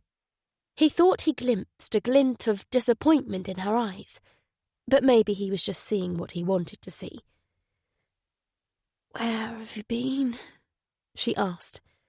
I've been trying to find out who you are. And have you? There was no hopefulness in Butterfly's voice, just a sort of numb curiosity. Possibly. Have you heard of a place called Gosforth? No. What about Hawkshead Manor? No. Have you ever been to the Lake District? I don't know. Jack brought up the photo of Dennis Smith and his family that Steve had taken. Tell me if you recognise anyone in this photo. Butterfly looked at it and gave a slight shake of her head. Jack zoomed in on Dennis. Are you sure? I'm sure. He swiped through the photos of Hawkshead Manor. Each one met with the same negative response. Finally, he came to the photo of Tracy. Butterfly stared at it for a long moment. Her lips quivered, as if she wanted to say something. Instead, she shook her head and closed her eyes, as if exhausted by the effort of trying to remember. Jack felt a tug of disappointment. He'd thought for a second that the photo had sparked Butterfly's memory. That's enough questions for now, said the nurse. Butterfly needs to rest. No, said Butterfly, opening her eyes. I need to know who those people are. Jack told her about Dennis Smith and the peculiar world he'd created for himself at Hawkshead Manor. Butterfly listened with interest, but no recognition. Jack grew hesitant when it came to Tracy's tragic story. DNA testing would prove whether Butterfly was Tracy. He didn't want to needlessly upset her if she wasn't Tracy. So he limited the information he gave to, the young girl is someone we're trying to track down. That photo was taken in 1998. So she'd be about your age now. It may well be that her case is unrelated to yours. What happened to her? We could talk about that another time if needs be. Can I see the photos again? Jack held out his phone. Butterfly's bloodshot gaze lingered on Dennis. Phoenix. Dennis. Phoenix. Dennis. She mumbled to herself, as if repetition would repair the connections that the bullet had damaged. She trailed off into frustrated silence. Jack rose to his feet. Butterfly looked at him with frightened eyes. My mind is so empty. Although she was talking about her memory, her hands moved towards her swollen stomach. Jack read a heart-wrenching plea in her eyes for him to stay. Even if the nurse had permitted him to do so, he knew it wouldn't be a good idea. It would only encourage Butterfly to become more attached to him, and maybe vice versa. And he couldn't see how that could lead to anything good. Go back to sleep, Butterfly, he said as softly as if he was soothing Naomi after a nightmare. I'll see you again soon. Chapter 19. Jack had nothing to say that was worth the risk of talking to Paul. On the way to his car, he texted him the news, or rather, lack of it. Have spoken to the Vic. She has no memory of Gosforth, Dennis Smith or Tracy Ridley. Paul replied, OK, court order being fast-tracked through. Should have it by tomorrow. Jack thought about what the DNA test might reveal with mixed emotions. If Butterfly and Tracy were the same person, it would give her back her identity. But what was that identity? A woman haunted by her tragic past? A dropout waiting for the end of the world? Someone so lost and alone that they could be taken in by a charlatan like Dennis Phoenix Smith? Perhaps it would be better if Butterfly remained unidentified. No past, no family, a clean slate. Naomi was waiting for Jack at the front door of Laura's house with a big smile that washed away the mental grime of the day. Laura peered past him towards the car. "No, Steve?" "He's still in the lakes." "Oh." Jack looked at his sister intently. Was that disappointment he detected in her voice? And why was there a smudge of fresh lipstick on her teeth? Oh, God, she couldn't possibly. He dismissed the idea before it was fully formed. Surely she had better taste than that. "Why are you looking at me like that?" asked Laura, sucking her glossy lips somewhat self-consciously. Or maybe she didn't. "I'll tell Steve you asked after him." Laura frowned. "Don't bother. I don't want that sexist dinosaur getting any funny ideas." Jack held in a laugh at the overly defensive response. He'd spent his adult life honing his ability to spot when people said one thing and meant another. So Laura had a thing for Steve. So what? As she'd said, Steve was a sexist dinosaur. She could have added selfish, chauvinist, bigot to the list of negative character traits. Basically, he was everything she wasn't. But who knew? Maybe that was a good thing. If nothing else, any relationship she and Steve had wouldn't be lacking a spark. And what was the alternative? Loneliness? No one to confide in? No one to comfort you when your fears came calling? No one to love? Jack's thoughts returned to Butterfly.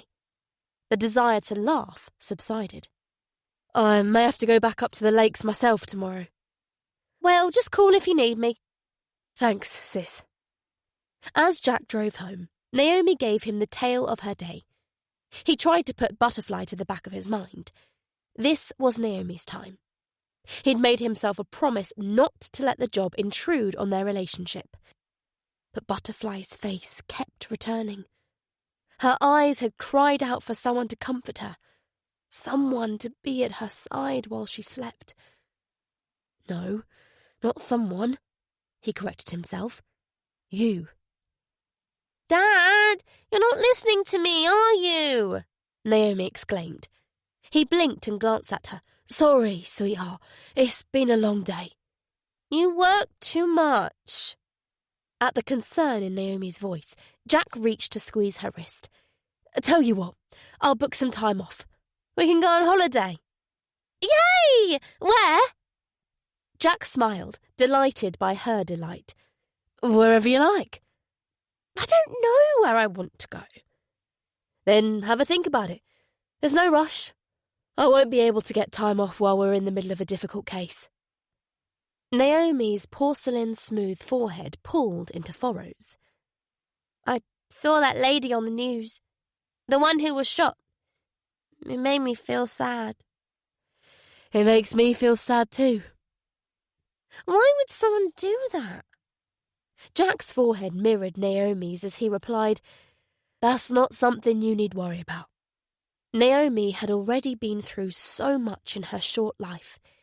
He couldn't erase what had happened, but he could do his best to shield her from further evidence of life's unforgiving nature. He was coming to realise that it was an impossible task, though. Naomi seemed to have inherited the same sense of curiosity and adventure that had led him to the police force. He just hoped she hadn't also inherited the sensitivity that had made life too much for her mother to bear. The sky was softening into twilight by the time they reached Chawton. Jack went through Naomi's bedtime routine. Supper, bath, story. He kissed her cheek. Night, sweetheart. I love you. I love you too, Dad. As Jack left her bedroom, Naomi asked, What's life about, Dad? He felt like frowning. The question was eerily reminiscent of the things Rebecca used to say, but managed to smile instead. What do you think it's about? Naomi shrugged. I don't know. I can tell you what it should be about for you. Having fun, enjoying yourself, not worrying about what you see on the news. Now, close your eyes, sweetie. It's late and you've got school tomorrow. Naomi did as she was told, and Jack went downstairs. He took paracetamol for the ache behind his forehead. A glass of something strong would have achieved the same effect, but that wasn't an option.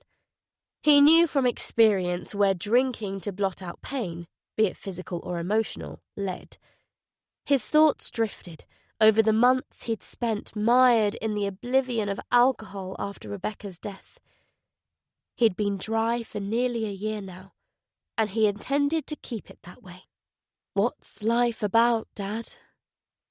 The question nagged at him as he stretched out on the sofa. His gaze moved to a photo of Rebecca, inconspicuously positioned on a shelf. It and the one on Naomi's bedside table were the only photos of her on display in the house. He'd boxed up the rest and stowed them in the loft. He didn't want the house to be a shrine to her memory, but neither did he want to pretend she'd never existed. He wanted to be able to look at her, if only for a fleeting moment, without sadness, regret, guilt, anger, and all the other painful emotions her face brought rushing back. For an instant, he could almost hear her yelling at him. Life is nothing but shit. It's all just shit, shit, shit. He felt a panicky tightening in his abdomen. What if Naomi turned out to be like her mother? Then you'll deal with it, he told himself sharply. But she's not like Rebecca, she's like you. She's a survivor. His mobile phone's ringtone interrupted his train of thought. Steve flashed up on the screen. He put it to his ear. What's up? He expected to either get an earful about being bored of watching the Manor House, or a drunken account of the quality of the beer in Gosforth's pubs. Instead, Steve said, There's something funny going on at the house. Funny as in ha-ha? Funny as in bloody odd. I could smell smoke, and there's an orange glow in the sky. I think they've lit a bonfire. They could be disposing of evidence. Or maybe they're having their own little festival. It sounds like they're banging drums in there. I'm tempted to go have a look-see. Another disturbing possibility occurred to Jack as he thought about Dennis's paintings. Buildings in rubble, forests on fire, blood raining from the skies. I'm not sure that's a good idea. Is Sergeant Ramsden there? Uh-huh. Put him on. Eric Ramsden's deep Cumbrian voice came through the receiver. Hello, Jack. Has anything like this happened before? Not to my knowledge, but I don't often come over this way. There's not much call for it. I think you should get more officers out there. Firemen too. Tell Steve I'm about to set off back to you. I'll be there ASAP. Jack got off the phone to Eric and got on it to Laura. I'm really sorry, sis, but I'm on my way, she interjected purposefully. She sounded almost glad that he'd disturbed her evening. Friendship, security, a purpose in life. Those words came back to him. He felt a twinge of sadness for Laura. He always thought of her as thick-skinned, but her tone was a reminder that she had the same need to feel needed as anyone else. As he waited for Laura, Jack looked in on Naomi. She was fast asleep. What's life about, Dad? He pushed the question away. He knew that if he allowed himself to dwell on it, he wouldn't be able to leave the house. All he'd be able to do was sit around fretting about things he had little or no control over.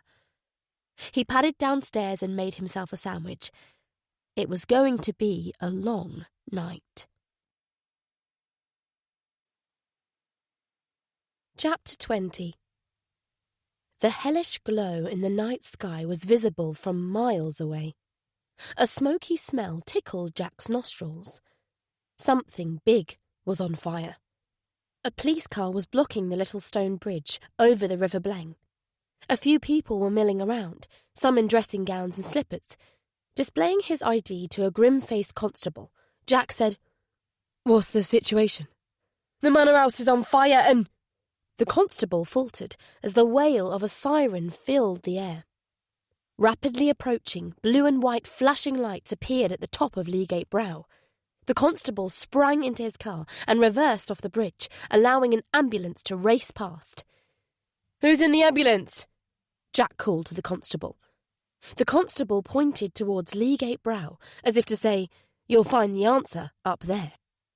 An ominous feeling gathering in his stomach, Jack accelerated up the hill. He pulled in sharply, his wing mirror scraping along a hedge as another ambulance screamed by. Whatever was going on, there appeared to be more than one casualty. Several 100 metres up ahead, flames licked at the darkness through a billowing pool of smoke. He found his path blocked by another police car. Beyond it, the lane was clogged with ambulances, fire engines and police vehicles. He got out, surveying a scene like something from a war zone. Paramedics were hauling bodies on stretchers. Firemen were directing arcs of water at a strip of blazing woodland. Police officers were dashing around, trying to make themselves heard above the hiss and crackle of burning branches. The revving of engines and the whomp-whomp of a helicopter circling overhead. Flames and flashing lights threw wild shadows across the chaotic scene. Jack's gaze was drawn to a team of paramedics working on a small, unconscious figure. The child's sooty limbs were flopped at awkward angles. The paramedics were inserting an airway adjunct. A short distance further on, paramedics were attending a woman who was spasming violently and frothing at the mouth. Nearby, 2 children lay heartbreakingly motionless in the back of an ambulance. Wrenching his eyes away from the bodies, Jack approached a cluster of police at the manor house gateposts. The gates had been cut off their hinges and moved aside. Steve was nowhere to be seen. The police were geared up with shields, helmets and batons, ready to go in hard. What the hell are they waiting for? Wondered Jack. "Sergeant Ramsden!" he called out. A solidly built 40-something man with neat brown hair and a matching beard turned to him. "Detective Inspector Anderson." Jack nodded. What's going on? Why haven't you gone in? Before the sergeant could reply, a shout went up for paramedics. A young boy came staggering between the gateposts, clutching his stomach, his face scrunched in agony. The boy doubled over suddenly, vomiting a toxic soup of bile, marbled with thick veins of blood. As paramedics rushed to the boy's aid, Eric Ramsden said, "We think they've taken some kind of poison." "So why haven't you put an end to this madness?" "Because they've got D.I. Platts." Jack put his head back, mouthing, "Fuck." He should have guessed. The stupid sod had ignored him. "Not long after speaking to you, D.I. Platts went into the manor house grounds. About 20 minutes after that, Dennis Smith contacted us through D.I. Platts' radio. Said they had Steve and would kill him if we entered the grounds." "Did he say anything else?" "No." "Did you ask to talk to Steve?" Eric nodded. "Mr. Smith refused to let me." "So you don't know for sure if Steve's still alive?" "No, we don't. We decided it was best to wait and see if Mr. Smith made any demands. Then about..." Eric glanced at his wristwatch. "Quarter of an hour ago. Christ, it's only been 15 minutes. He shook his head as if doubting his eyes. "A child appeared at the gates in the same state as that one." He pointed to the boy. "When more sick women and children started appearing, we decided to go in. But then we got a call from the helicopter. 4 masked figures have come out of the house. One of them is a white male, naked with tied wrists." "It has to be Steve. Maybe they want to talk." "What could they want to talk about? Seems like they're more interested in dying than talking." As if on cue, Dennis's voice crackled through Sergeant Ramsden's radio. "I want to talk to the head pig." Jack motioned for the sergeant to hand him the radio. There was a calmness to Dennis's demand that made Jack feel like spitting obscenities into the radio. Instead, he replied with equal calm. "This is Head Pig?" There was no irony in his voice. Dennis wanted to speak to a figure of authority, an enemy he could use to help him play out his fantasy. Jack wasn't about to give him that satisfaction. There was a pause as if Dennis had been caught off guard by the response. Then he said, "Detective Anderson, is that you?" "It is, Dennis." A rise of annoyance came into Dennis's voice. "There's no one here by that name. I'm Phoenix. I've lived 1,000 lives. Out of the ashes, "You're Dennis Smith," broke in Jack. He didn't want Dennis to get into his stride. He wanted to keep him on the back heel. It was a risky strategy, but no riskier than allowing Dennis to work himself into a self-righteous froth. "You're a petty criminal, and not a very successful one if your prison record's anything to go by." "I will rise," Dennis shouted over Jack. "Purer, wiser, stronger, and you shall bear witness to my transformation. Come see. Come alone." With that, the radio fell silent. Jack gave it back to Eric and turned his gaze towards the driveway. "You're not thinking of doing as that madman says, are you?" asked the sergeant. "How many people have come out of there?" 6 children and 2 women. "That means there are 7 children and 5 women still in there. I don't see that I have any other choice." "We could all go in." "They'll kill Steve." "Then we use snipers. An armed unit is on its way. They'll know how to deal with this nutcase." Jack shook his head. "That's what Dennis expects us to do. He wants to be martyred. We kill him, and we might as well give up any hope of getting those others out alive. Besides, this guy doesn't want to hurt us. He just wants an audience to spout his message at." "Okay," Eric said in a tone of reluctant assent. "Well, what can we do to help?" Jack's reply was grimly deadpan. "A stab vest and a taser wouldn't go amiss." Chapter 21. Water from the hoses fell like sheet rain as Jack advanced along the driveway. Burning trees crackled, popped and sizzled. Despite the firemen's efforts, the fire was spreading. The caravans were on fire too, belching black smoke out of their broken windows. "The end is nigh, let's party," and the other apocalyptic slogans daubed over them were rapidly being scorched into oblivion. It wouldn't be long before the colour gas bottles started going off like mortars. There were no inquisitive, rosy-cheeked faces peering from behind the trees this time. The scene that greeted Jack beyond the woods was almost enough to make him wonder whether Dennis's predictions were indeed coming true. The goats, cows and ponies lay dead in their pens, their eyes bulging, their mouths ringed with bloody froth. Even the hens hadn't been spared. Their decapitated carcasses were piled alongside the driveway. The dead pig had also been decapitated. Its rotting head faced Jack from atop a tall stick thrust into the driveway. A few metres beyond the pig, the double-decker bus had been positioned across the driveway. Someone had spray-painted it with, "This is the end of the fucking world." Flames leaping from the manor house's roof made it seem as if the sky itself was on fire. Jack peered inside the bus. It appeared to be unoccupied. He squeezed between its front bumper and the pig pen, pausing to take in the full scale of the fire ripping through the manor house. The right-hand side of the house was engulfed in flames. Large sections of the roof and walls had collapsed.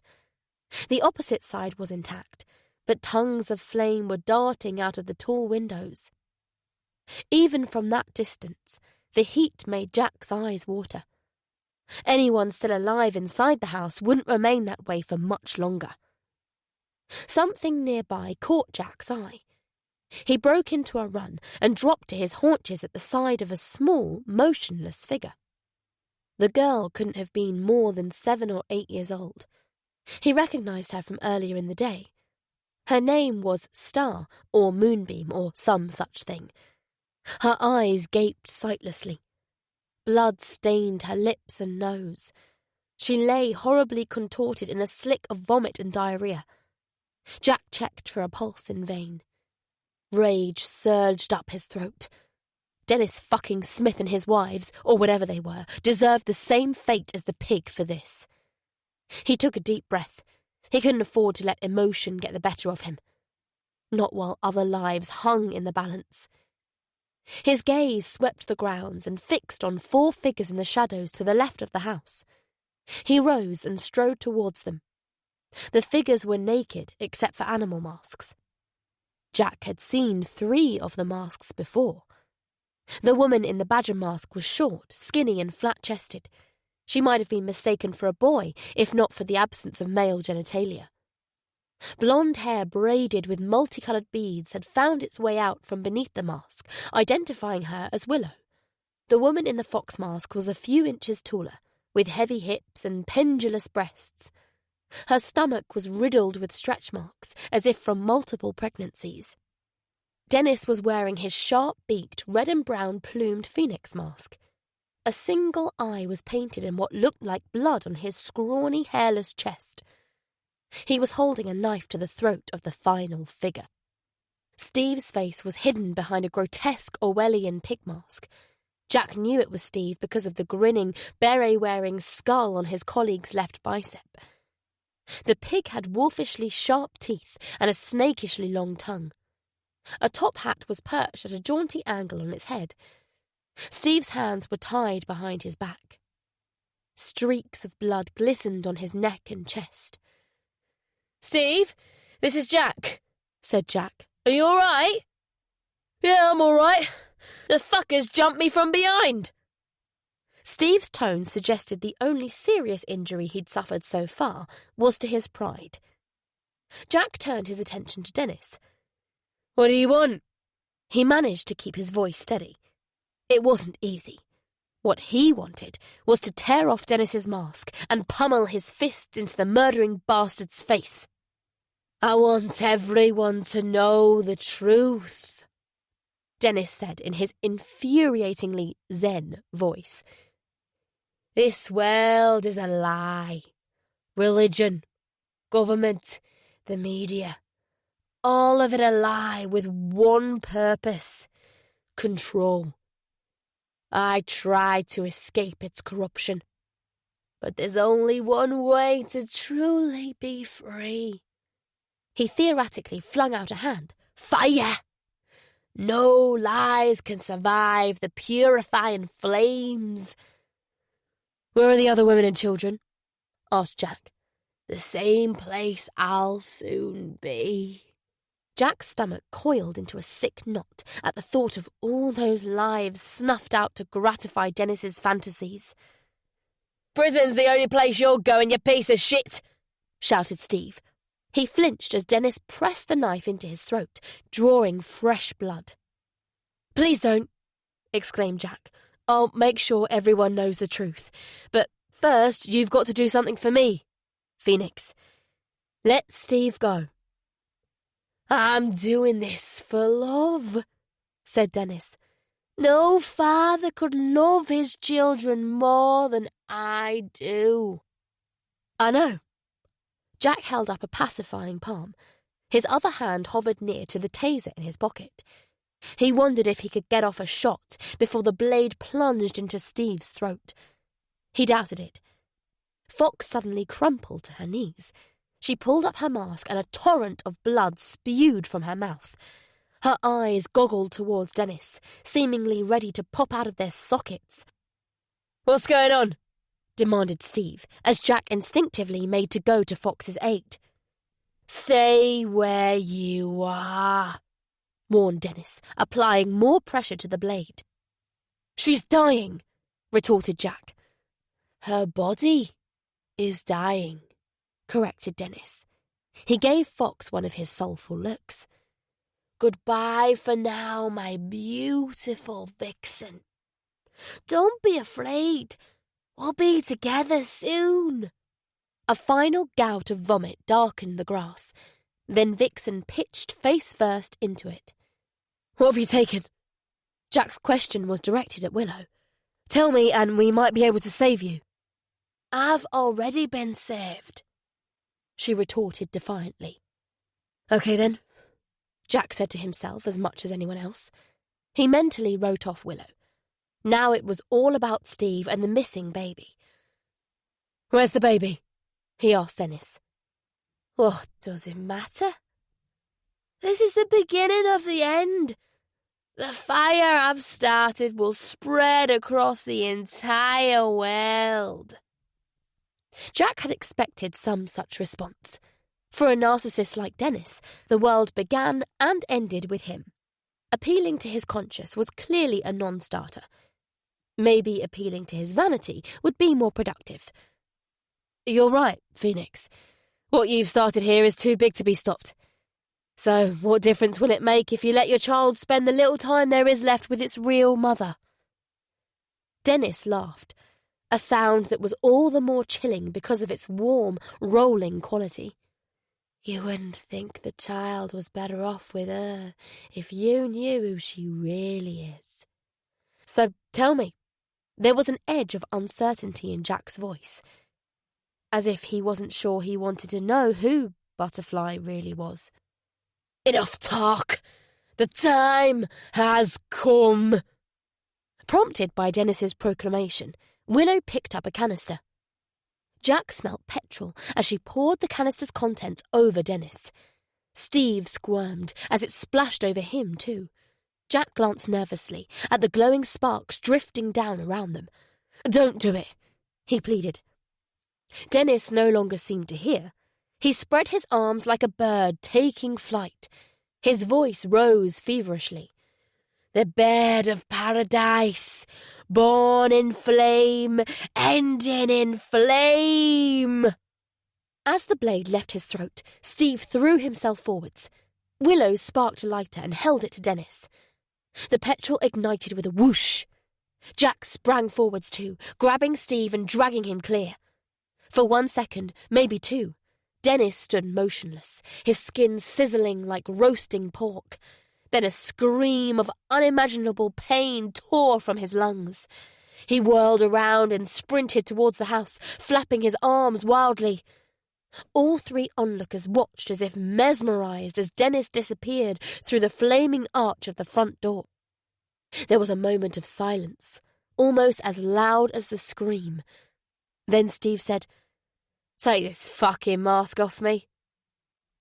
As Jack did so, Willow sat down cross-legged on the grass. She closed her eyes, rocking gently and humming to herself. Steve's hair was matted with dry blood. Jack untied his colleague's wrists. Steve tentatively felt at the cut on his throat. It wasn't deep. Jack took off his jacket and offered it to him. Steve shook his head. "I look more ridiculous with that on than without it." He glanced at the house. There was a glazed, haunted look in his eyes, as if he'd seen things that couldn't be unseen. "Mad bastards," he murmured. Jack got on the radio and relayed the situation. "We're on our way to you," replied Eric. Jack handed Steve the taser and pointed at Willow. "Watch her." He started towards the house. Its left side was fully ablaze now. Fingers of flame were pushing through the roof and pulling it down. There didn't seem much chance of anyone being alive in there, but he had to make certain. "They're all dead," said Steve, guessing Jack's intention. "Are you sure?" Steve nodded. Tears were streaking through the soot on his cheeks. He swiped at them as if they annoyed him, repeating, "Mad bastards." "Are they all dead?" Jack asked Willow. She either ignored or didn't hear him. Blood was trickling from her nostrils. Her fingers were convulsively flexing. From the direction of the woods came the sound of approaching vehicles. Blue flashing lights competed with the flickering red flames. Steve lowered his head. "I could have saved him." He pounded a fist into the ground. "I could have fucking saved him." Chapter 22. It was getting light by the time the firefighters got the multiple blazes under control. A state of numbed calm had descended over the scene. People were getting on with their jobs as quickly but quietly as possible, as if in reverence for the dead. Steve, Willow and Vixen had long since been whisked away to hospital. A sweep of the grounds had revealed the bodies of 3 more children. A pair of large barns had been found in woodland to the rear of the house. Jack hitched a lift to the barns in Eric's Land Rover. They arrived as officers were cutting the padlocked doors of the windowless, breeze-block and corrugated steel structures. The barns looked as if they'd been built during Dennis and his tribe's tenure of Hawkshead Manor. Their roofs were covered with a thick layer of cut pine tree branches, camouflaging them from sight from the sky. A large extractor fan on the wall of one barn gave a clue as to what it might contain. Between the barns was a minibus also camouflaged with branches. The bus's paintwork was a mess of psychedelic swirls. The number plates were missing, but this was surely the same bus that had been caught on CCTV on the M61 slip road. Armed police scented the barns first. Jack and Eric followed when they were given the all-clear. The pungent, sickly sweet scent that flowed out of the first barn confirmed Jack's suspicion. He stepped blinking into the brightly lit interior. Rows of high-wattage bulbs dangled on wires from the roof, bathing hundreds of neatly potted cannabis plants in warm white light. Silver venting ducts snaked their way between the wires. Hoses fed a sprinkler system. The floor and walls were insulated with white plastic. Bags of fertilizer and peat were stacked against the walls. "Someone's been hard at work in here," commented Eric. "No wonder they didn't have time to look after their other crops." "It would cost serious money to light and heat this lot too," said Jack. The plants hadn't yet come into bud. In order to do so, they required thousands of watts of light running 12 hours a day. Maybe Butterfly's baby had been sold to tide the operation over until the harvest came in. They moved on to the second barn. Jack's eyebrows lifted when he saw what it contained. 8 high-end cars. There were 2 BMWs, 4 Mercedes, a Porsche and an Audi. Number plates, spare parts and tools were laid out on workbenches. One car was shrouded in a respray tent. "This doesn't look like the sort of operation a burnt-out like Smith would run," said Eric. Jack made a noise of agreement, moving in for a closer look at the Audi.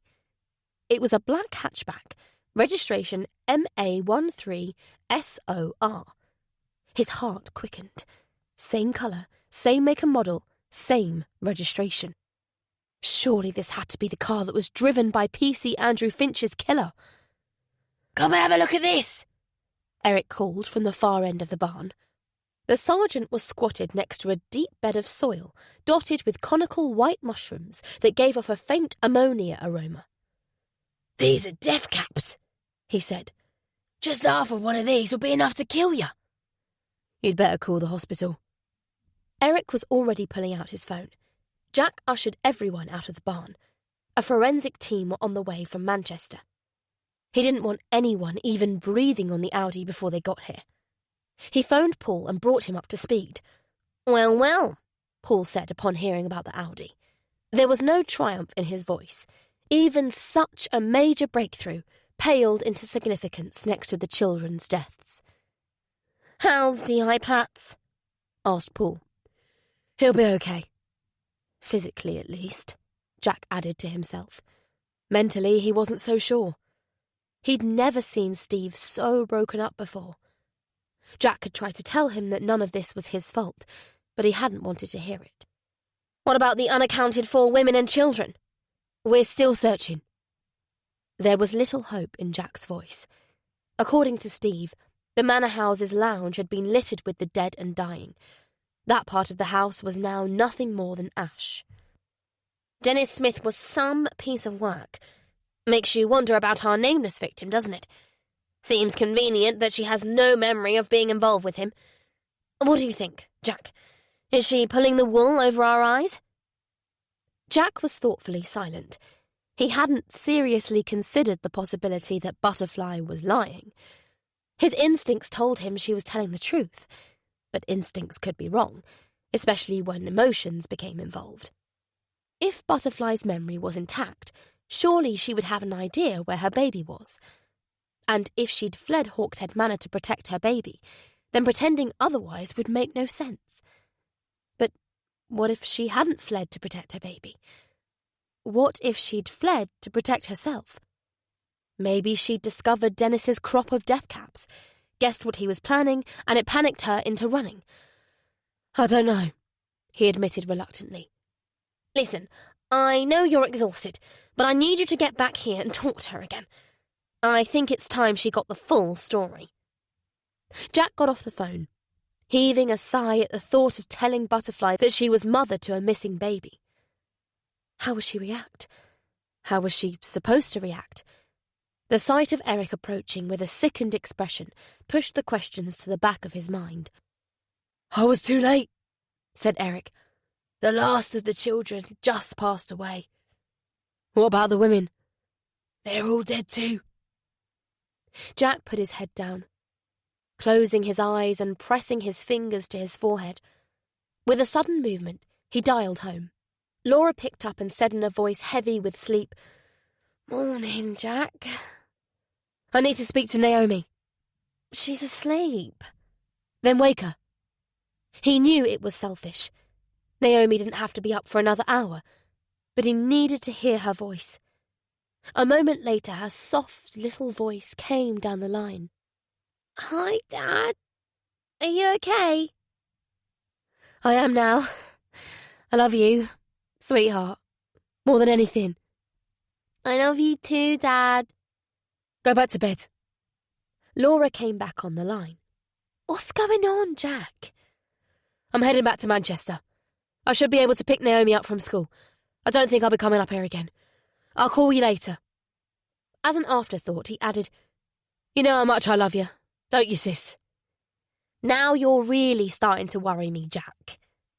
He smiled at Laura's dryly concerned reply. The smile vanished as someone nearby said, "They're bringing out the bodies!" Chapter 23. Jack swallowed the dregs of his coffee as he entered intensive care. He told the duty nurse why he was there, and she went off to check whether Butterfly was awake. The armed constable approached him and said, "I heard about what's going on in the lakes. Is it as bad as they're saying?" Jack nodded. He didn't have the energy for unnecessary conversation. "Bloody hell," the constable murmured, with a shake of his head. "Makes you wonder what the world's coming to, doesn't it?" Yes, thought Jack. It makes you wonder. The nurse returned. "She's awake, but try to keep your visit brief. She had a bad night. Jack's forehead wrinkled. Nothing too serious, I hope? Dizziness, vomiting. We've adjusted her medication, and that's done the trick. But she's worn out. Jack's mind was suddenly full of an image of bloody bile surging from Vixen's mouth. Strange how life kept throwing up, for want of a more apt description, these little coincidences. He sighed. Butterfly's night had been bad, but her day would not be any better. He entered her room. She looked at him with heavy-lidded eyes. "Hello again," she said, smiling tiredly as he sat down at the bedside. "How are you feeling?" "They've got me on so much medication that I can't feel much of anything at all. You look tired." "I had a long night." "That makes two of us." Jack stared into Butterfly's eyes. He saw no artifice in them, only wariness and vulnerability. "What is it, Jack?" she asked, seemingly sensing his reluctance to say what needed saying. Dennis's words echoed back to him. "You wouldn't think the child was better off with her if you knew who she really is." They spurred him to reply, "Dennis Smith is dead, along with everyone else at Hawkshead Manor. They committed suicide." Jack studied Butterfly's reaction like a scientist looking through a microscope. Her lips hung apart. Her eyes drifted off as if searching for something that wasn't there. After a long silence, she said, "Why?" "I can't say for certain." "It's because of me, isn't it?" "No," began Jack. "Yes," Butterfly cut in, her eyes returning to his, glazed with self-loathing. "You found them because of me. They killed themselves because of me." Jack shook his head. Dennis had been planning this for a long time. "How do you know?" Jack told her about the death caps. There were other things in the barns too. Stolen cars, a cannabis farm. Butterfly was silent for another space. Her eyes shot through with a pain that had nothing to do with her injury. "What sort of person would get involved with a man like that?" she wondered. "Was I stupid or desperate? Am I a bad person?" Jack resisted an urge to put his hand on hers. Whatever feelings he might have, he couldn't let them colour his judgment. "Did I know what Dennis planned to do?" she continued, speaking as much to herself as Jack. She echoed the questions on his mind. "Is that why I ran away? To save myself? Did I leave those children to die?" "I don't know. Did you?" The look of wounded realisation that overtook Butterfly's face at the question made Jack hate himself. "You don't believe me, do you? You think I'm lying about my amnesia?" "I'm just doing my job." "Just doing your job," Butterfly said sadly. "I thought you were my friend. I thought—" She trailed off, lowering her eyes again. "I don't know what I thought." "I am your friend," Jack couldn't stop himself from saying. "But this isn't about me. Right now, it's not even primarily about you." "Then who is it about?" This was the moment Jack had been dreading. "Something else happened to you in those woods. Your attackers took something from you." "Something?" Butterfly echoed, her hands moving towards her belly. "What's something?" "You were pregnant." "Oh, God," Butterfly gasped.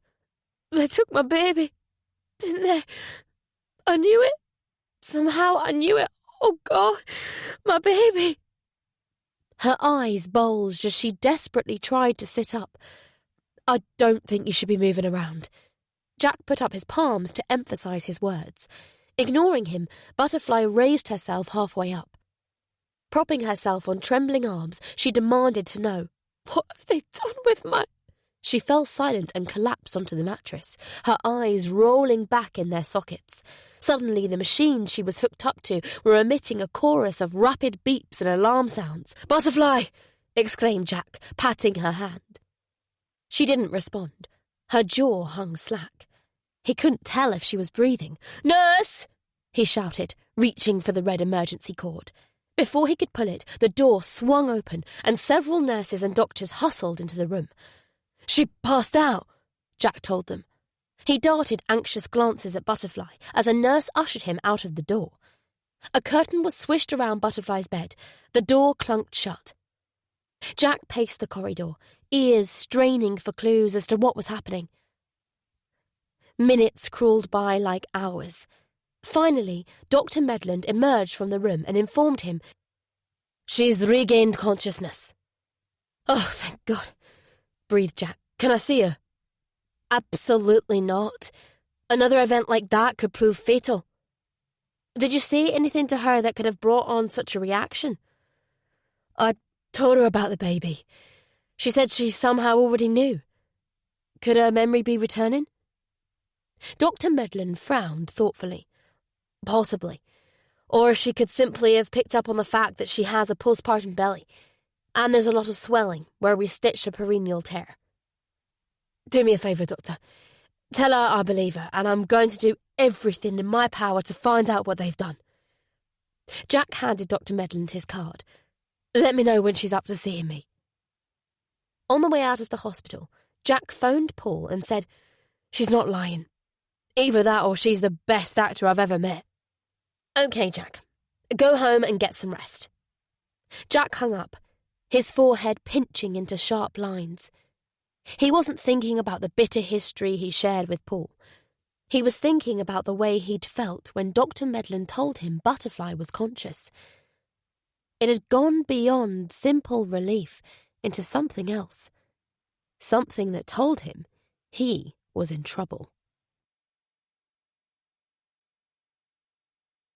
Chapter 24. Jack spent a long time in the shower scrubbing off the scum of the night. But he couldn't wash away the memory of the small, motionless bodies. Afterwards, he went downstairs to make himself a bacon sandwich. His throat tightened with nausea at the sizzle of frying flesh. He binned the bacon and settled for toast. He ate it in the car on the way to Naomi's school. His throat grew tight again at the sight of children running around happily in the playground. Tears threatened to fill his eyes. He took a moment to compose himself before leaving the car. Naomi's smiling face was like a light shining in a dark place. He smiled back as she exclaimed, "Hi, Dad!" Her expression turning serious, she treated him to a disapproving look. "Were you up all night?" Jack nodded. "But I'm okay," he said, and he meant it. As long as Naomi was okay, he was okay. They returned to the car hand in hand. On the way home, they stopped off at a supermarket. After the surreal events of the night, the mundanity of shopping comforted Jack. The dead faces receded from his mind as he chatted to Naomi. They came rushing back, though, when he saw a pregnant woman. He halted abruptly, his gaze fixed on her belly. It wasn't until the woman moved out of sight that he realised Naomi was talking to him. "Dad! Dad!" He dredged up an unconvincing smile. "Sorry, sweetheart. I was miles away." The rest of the way around the shop, he was uncomfortably aware of Naomi casting concerned glances at him. Back at the house, he made spaghetti bolognese. As they ate, Naomi rattled on about this and that. In the small silences between conversation, Butterfly's face kept rising into Jack's mind. He wondered what it would be like to have her and the baby there with them. Could it work? Could they be a family? He shook his head at himself. It was crazy to entertain such thoughts. Even if Butterfly felt the same way as him, how could he risk letting her into Naomi's life? The remainder of the evening consisted of chores, and Jack helping Naomi with her homework. By the time Naomi was in bed, Jack was almost asleep on his feet. Before heading to bed, he phoned Steve and asked, "How are you doing?" Never better, mate, Steve replied jauntily. There was a telltale slur in his voice and a babble of voices in the background. They let you out of hospital then? They wanted to keep me in overnight, but fuck that. I needed a pint or two, or three. Steve trailed off into a drunken chuckle. Are you still in the lakes? No. Steve's forced jauntiness deserted him. And I'm never going back out there again. I thought Manchester was full of nutters, but it's got nothing on that place. Are you in the office tomorrow? Yeah, post-incident procedures and all that crap. You'd better get some sleep then. You're going to need a clear head. Okay, Dad. Don't worry, you know me, skull like a rhino. Jack made an unconvinced noise. Steve was an old-school copper. He avoided talking about feelings like the plague. Better to bottle it all up. And if that didn't work, 9 or 10 pints would do the job. Yeah, I know you, Steve. So, I know you won't take me up on this, but if you need to talk, you know where I am. Shit happens, people die. What else is there to say? Who knows, maybe that mad bastard was right. Maybe it would be better if we burnt the old place down and started again. Say that when you're sober and I'll tell you to stop talking bollocks. Steve rediscovered his chuckle. Talking bollocks is what I'm best at. He added sincerely, Thanks, Jack.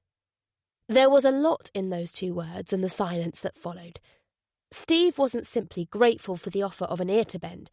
He was thanking Jack for putting his life on the line for him. Now bugger off and let me finish my pint, Steve said with characteristic gruffness. Remember what I said. I want you home by 11 at the latest. Steve laughed at the half-jokey comment. Yeah. Night, Dad. Jack got off the phone and somewhat reluctantly headed to bed. As exhausted as he was, he knew that when he closed his eyes he would see the dying and dead children again. Had Butterfly known what Dennis planned to do? Had she abandoned them to their fate? You wouldn't think the child was better off with her if he knew who she really is. With those words seeming to reverberate in his ears, he fell into a troubled sleep. Chapter 25. The first thing Jack thought about when he woke up was Butterfly. Was she okay? He had to know. He phoned the hospital. A nurse informed him that she'd had a better night. There had been no repeats of yesterday's event. And how about her amnesia? Asked Jack. No change there as far as I'm aware. Jack thanked the nurse and got off the phone with a sigh. He'd hoped to wake up with a clearer head, an acceptance that his and Butterfly's relationship could never be anything more than policeman and victim. But the yearning to see her had grown stronger. He could feel it like a physical ache in his chest. After dropping Naomi off at school, Jack drove to headquarters with a heavy sense of what the day held in store. There was a mind-numbing expanse of post-incident reports and statements to wade through. He reflected that at least it would distract him from thinking about Butterfly. As he parked outside the monument to progressive policing that was Greater Manchester Police HQ, Steve pulled up alongside him. Morning, Dad, said Steve. The bags under his eyes betrayed that he'd gone to bed a lot later than 11 o'clock. A gauze pad was taped over the wound on his neck. How's your head? Fine, replied Steve, although the way he winced as someone slammed a car door nearby suggested otherwise. Jack opened his mouth to say something else, but snapped it shut and did a double take. Where's your moustache? You remember that tattooist? Viv? Yeah, I met her for a drink last night. Steve stroked the bare skin above his upper lip. She shaved the old slug off while I was asleep. Jack smiled at Steve's not-so-subtle disclosure that drinks had led to bed. Asleep or passed out? Steve shrugged. Do you think it makes me look younger? Oh, yeah, definitely. You'll be getting ID'd down the pub. Steve grinned, as comfortable with sarcasm as he was uncomfortable with sincerity. I tell you, that girl got me into positions I haven't been since I was a teenager. My cock feels like it's been put through a... Okay, I get the picture. Chuckling, Steve jerked his chin at HQ. Come on, let's get this over with. As they caught the lift to SCD's floor, Jack glanced appraisingly at Steve. He didn't buy the "I'm all right, Jack" act. He knew Steve was hurting. He read it in the lines between the veteran inspector's eyes and the tightness of his lips. He thought about the way Naomi looked at him when she was trying to work out what was going on in his head. He'd promised himself he would keep his job and family life separate, but maybe that wasn't the way. Dennis Smith had kept the world away from his family, and look at how that turned out. Perhaps it was better to let it all in. Teach her to deal with it. Jack exhaled heavily at the idea. Don't worry, mate, said Steve. It'll be over before you know it. Paul poked his head out of his office as the detectives passed by. He beckoned them inside. Jack could tell from the gleam in Paul's eyes that he had something to tell him. Paul was mostly a closed book, but breaking a big case made him as excitable as a kid in a sweet shop. First, though, there was a dutiful show of concern to get out of the way. "How are you both holding up?" asked Paul, seating himself behind his perpetually cluttered desk. In reply, he received a simultaneous, "Fine, sir." "Glad to hear it. Terrible, terrible thing that happened up there." Paul's eyes strayed to a photo of his children. "Unimaginable. If you need to speak to someone, myself, a counsellor..." He let the offer hang, his gaze moving between the two men. Neither said anything. With a nod, he got down to what he really wanted to talk about. "We've recovered fingerprints from the Audi in the barn." Paul handed Jack a mugshot of a man with slicked-back black hair and heavy stubble. Deep-set, unreadable eyes stared out of a broad face with a boxer's squashed nose. Not the sort of bloke you'd want to stumble into down a dark alley. He looked to be in his mid to late 30s. "The prints belong to this." Paul paused for the right description. "Rather unsavoury character. His name's Ryan Mahan." "Mahan?" echoed Steve, his brow creasing. "Why is that name familiar?" "Ryan has a record as long as my arm. This is one serious guy. We're talking the cream of Manchester's scumbag crop. His first serious conviction came in 1998. He was convicted of Section 20 assault and sentenced to 2 years in HMP alt course. Some guy was making eyes at Ryan's girlfriend in a pub. So Ryan punched him and stamped on his head, put him in a coma for a month." "Nice," Steve commented wryly. "When exactly was Ryan arrested?" asked Jack. Paul consulted Ryan's rap sheet. "May 21st. Why?" "I was thinking about the Ridley murders. They took place on the 30th of July that year, which rules Ryan out of the run-in for them." "But not Ryan's younger brother, Gavin," said Paul, producing a mugshot of Gavin Mahan. Crew-cut hair a few shades lighter than his brother's, narrower face, same deep-set, deadpan eyes, but a faint, devil-may-care smile on his lips. "He looks about 35. "Close. He's 34. "So he would have been, 14 or 15 in 98? A bit young to be committing a triple murder." "Maybe he was a child prodigy," Steve put in with a humourless little laugh. "Neither of the brothers has a history of sexual assault," said Paul. "Besides, the Ridleys were killed a good 7 or 8 years before Dennis Smith moved into Hawkshead Manor. The two cases would appear to be unconnected." "Doesn't mean our Vic's not Tracy Ridley," said Jack. "We'll have an answer on that score one way or another soon enough." Paul returned his attention to the rap sheet. In 2000, Ryan graduated from GBH to extortion. He and Gavin set up Mahan Security Consultants. They provided bouncers to dozens of doors around here. If business owners turned down their services, their pub or club would be flooded with troublemakers. One landlord who refused to cave in recorded Ryan making thinly veiled threats and went to the police. While Ryan was on remand in Forest Bank, Gavin threatened the landlord with a gun, tried to intimidate him into retracting his statement. Unfortunately for Gavin, we'd bugged the premises. Gavin got 4 years. Ryan got 18 months. Guess where Ryan did his time? There was only one answer Jack could think of that would explain the thrill of triumph in Paul's voice. HMP Liverpool. That's the one. And for 6 of the 12 months he spent there, his cellmate was Dennis Smith, said Steve, stabbing a finger at the air as if pressing an invisible buzzer. Paul nodded. I've spoken to Rob Jones. He was director of HMP Liverpool at the time. By all accounts, Ryan was a big deal in there. He was the go-to man for drunks, alcohol, mobile phones.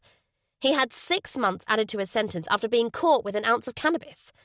He got out early in 2003. Gavin still had 2 years left to do in Forest Bank, but that didn't stop Ryan from getting back into business. This time he stepped up to the big show. Armed robbery.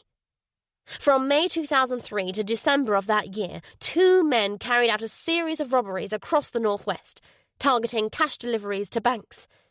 They'd take the guards down with stun guns and hammers and make off with the cash in a stolen getaway car. Paul handed his detectives a case file and timeline of the robberies. May 10th, 2003.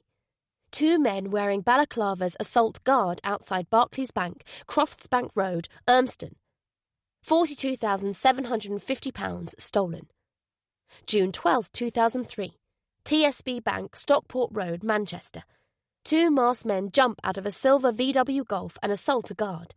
£12,436 stolen. July 20th, 2003. TSB Bank, Barlow Moor Road, Manchester. A guard fled, dropping a cash case after being approached by 2 masked men with hammers. £16,570 stolen. The robberies continued like that at a rate of roughly 1 a month. They were meticulously planned and executed. Any resistance met with a brutal response. Getaway cars were torched. No forensic evidence was left behind. By December, well over £200,000 had been stolen. But the robbers weren't about to take a break for Christmas. On December 6th, they targeted a cash delivery to Allied Irish Bank on Hardman Street, Manchester city centre. This was a risky move. The previous robberies were in suburban areas, but also held out the possibility of greater reward. The robbers followed their usual strategy. Pull up in a getaway vehicle, subdue guards, make off with cash. In this instance, £87,390. They only made it as far as Deansgate Interchange, half a mile from the bank, before police intercepted them. The robbers crashed into the A57 Central Reservation and fled their vehicle. One of them was caught in the grounds of a block of flats adjacent to the south side of the ring road. At approximately the same time, a Toyota was stolen from a car park on Great Jackson Street on the opposite side of the ring road. It was believed the car was stolen by the other robber. He escaped with the money. Dennis Smith, said Jack.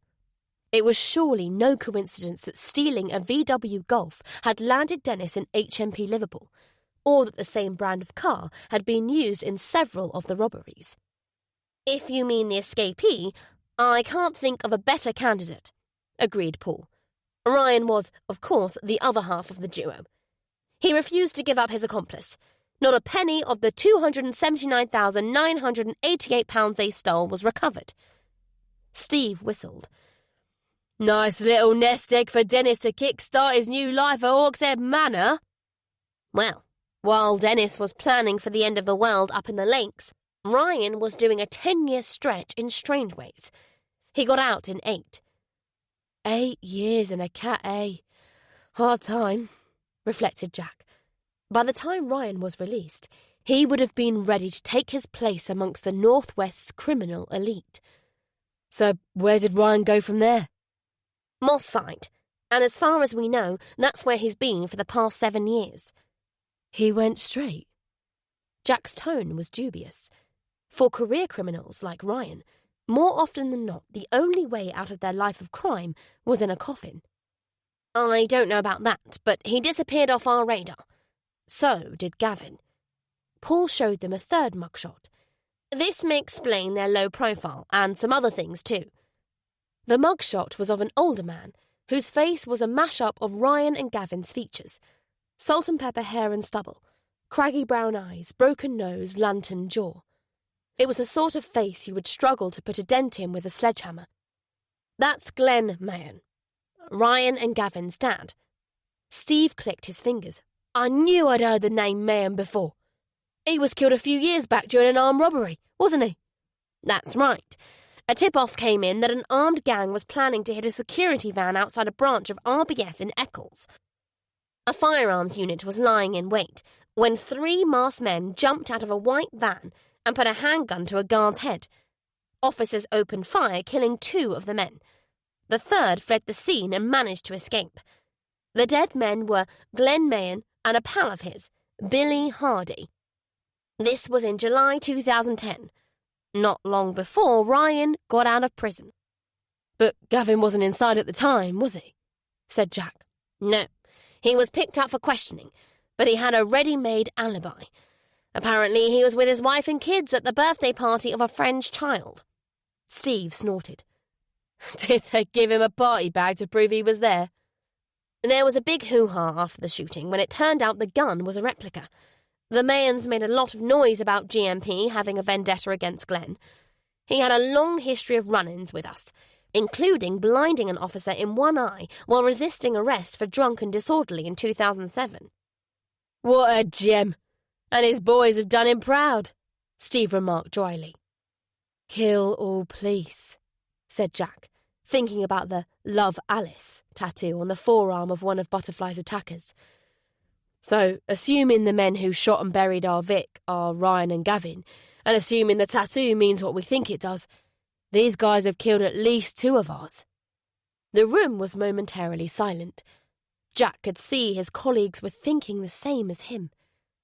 PC Andrew Finch had seemingly been shot dead because he was in the wrong place at the wrong time. Ryan and Gavin would have no issue doing the same to anyone attempting to arrest them. They might even relish the opportunity to exact further revenge for their dad's death. So, what's our next move? Asked Jack. What do you think? Said Steve. We take the murdering bastards down. Make them wish they'd never been born. I wouldn't put it quite like that, but yes, said Paul. The brothers live next door to each other on Broadfield Road. We're raiding both houses today. They won't be there, said Jack. Not after everything that's happened.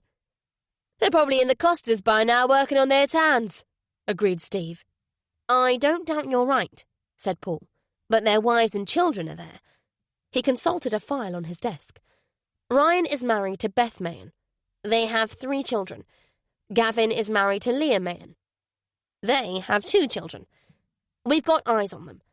The children are at school. Both women are at home. If we turn their houses over and bring them in for questioning, it might bring Ryan and Gavin out of the woodwork. Jack's forehead wrinkled. Are you sure you want to try and poke the snakes out of their hole? Paul replied with a frown of his own. Are you saying we should be intimidated by these thugs? Of course not, sir, Jack said respectfully. Paul's irritated tone reminded him that their relationship was still balanced on a knife edge. Irritation could quickly turn into outright anger, and before he knew it, he might be back to knocking on doors in Clifton. I just think we should tread carefully.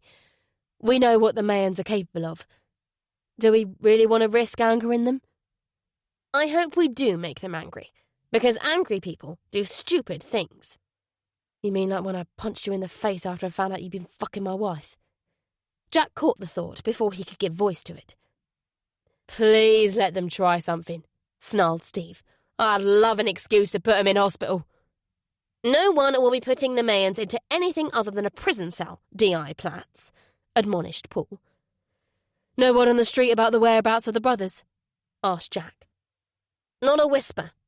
All our informants are saying the same thing. No one who values their neck will give up the Mayans. Jack wasn't surprised. Fear. That was the best weapon scumbags like the Mayans had at their disposal. The more fear they commanded, the safer they were from being grassed up, double-crossed, and the myriad other ways in which their kind fucked each other over. The idea that the brothers would be protected by some sort of code of silence was as laughable as it was naive. It was an almost certain bet, for example, that the only reason Ryan hadn't named his accomplice in 2003 in return for a reduced sentence was because it would have meant losing his share of the loot. What about known associates? Have we got eyes on any? The only people the Mayans regularly associate with are other Mayans. They're a tight bunch. Fucking inbreeds, Steve muttered. Casting him a disapproving glance, Paul continued. The exceptions to the rule seem to have been Billy Hardy, who was a childhood friend of Glenn, and Dennis Smith, who, as we know, was useful to the Mayans in all sorts of ways. What about wiretapping their phones? Suggested Jack. That takes time, and the baby's been missing for the best part of 4 days. Do you want to sit around twiddling your thumbs on the off chance the Mayans would be stupid enough to contact each other using traceable phones? Jack shook his head. As reluctant as he was to admit it, poking the snake seemed to be their best option. When are the raids taking place? As soon as the relevant warrants are issued. Paul glanced at his watch, which should be any time now. Do you feel up to coming along? Just try to stop me, sir, grinned Steve. Jack merely nodded. Chapter 26. A convoy of police vehicles headed by a firearms unit van sped along a claustrophobically narrow street of red brick terraced houses. Some bystanders rubbernecked. Others barely afforded the vehicles a glance. They'd seen it all before. The van screeched to a halt outside 2 bay-windowed houses with postage-stamp front yards. To an uneducated eye, nothing marked the houses out as the homes of notorious criminals. But from his car at the rear of the convoy, Jack picked out a few telltale signs. CCTV cameras above the front doors. A matching pair of white Land Rover Discoveries with tinted windows parked outside. A conga line of officers in full body armour exited the van, semi-automatic rifles slung around their shoulders.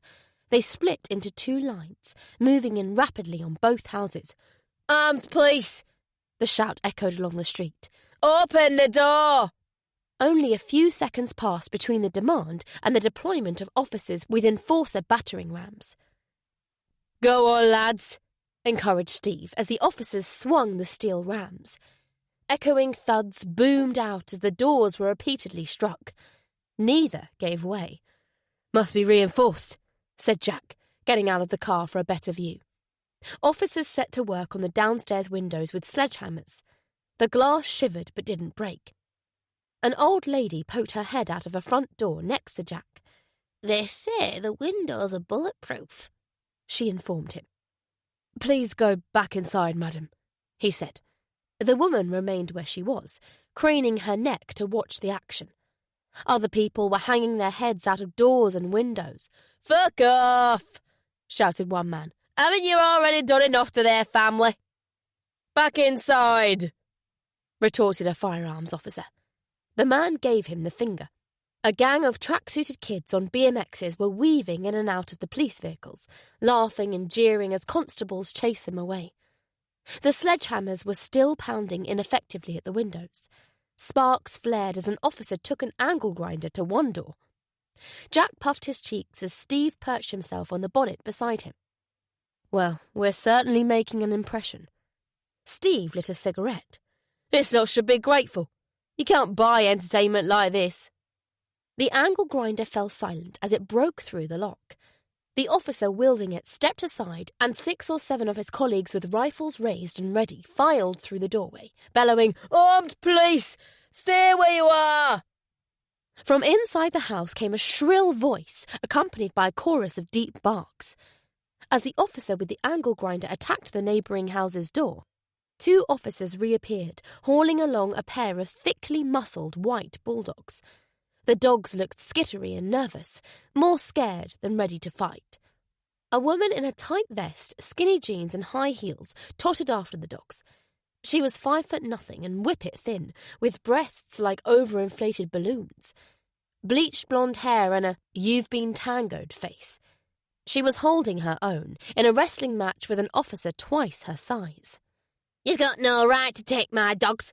Let go of me. Fucking bastards, cunts. Let go. Police brutality. Police brutality. The kids on bicycles took up her chant. Police brutality. She's a bit tasty, Steve said to Jack. The woman's tirade continued as more officers ran to restrain and escort her into the back of a van. Paul lowered his car window. Leah Mahan, he told Jack and Steve. Gavin's wife. The neighbouring door's lock gave up the ghost. Firearms officers entered the property. There were more shouts of "Police!" and "Don't move!" This time they were greeted with silence. A woman emerged from the house. She too was a buxom blonde, done up like something out of The Only Way is Essex. But unlike Leah, she carried herself with an air of aloof superiority, chin held high. She eyed the scene icily from her front gate. Several officers stood ready should she try anything.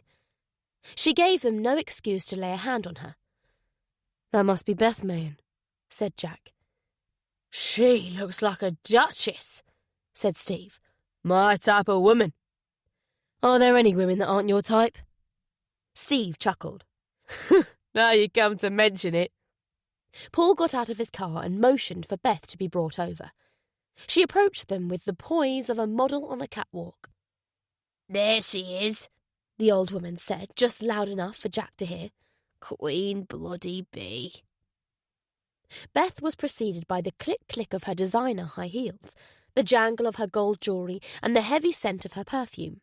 Her cat-like blue-green eyes were as inscrutable as her husband's. They slid across to the old woman, who swiftly retreated into her hallway and closed the door. Jack had seen it many times before. Families like the Mayans lorded it over their streets like robber barons. They could doubtless have afforded to live in a more salubrious area, but preferred to remain where people knew them and their reputation. No one in Moss Side would pick up a phone to inform on them. That didn't mean the Mayans' neighbours were bad people.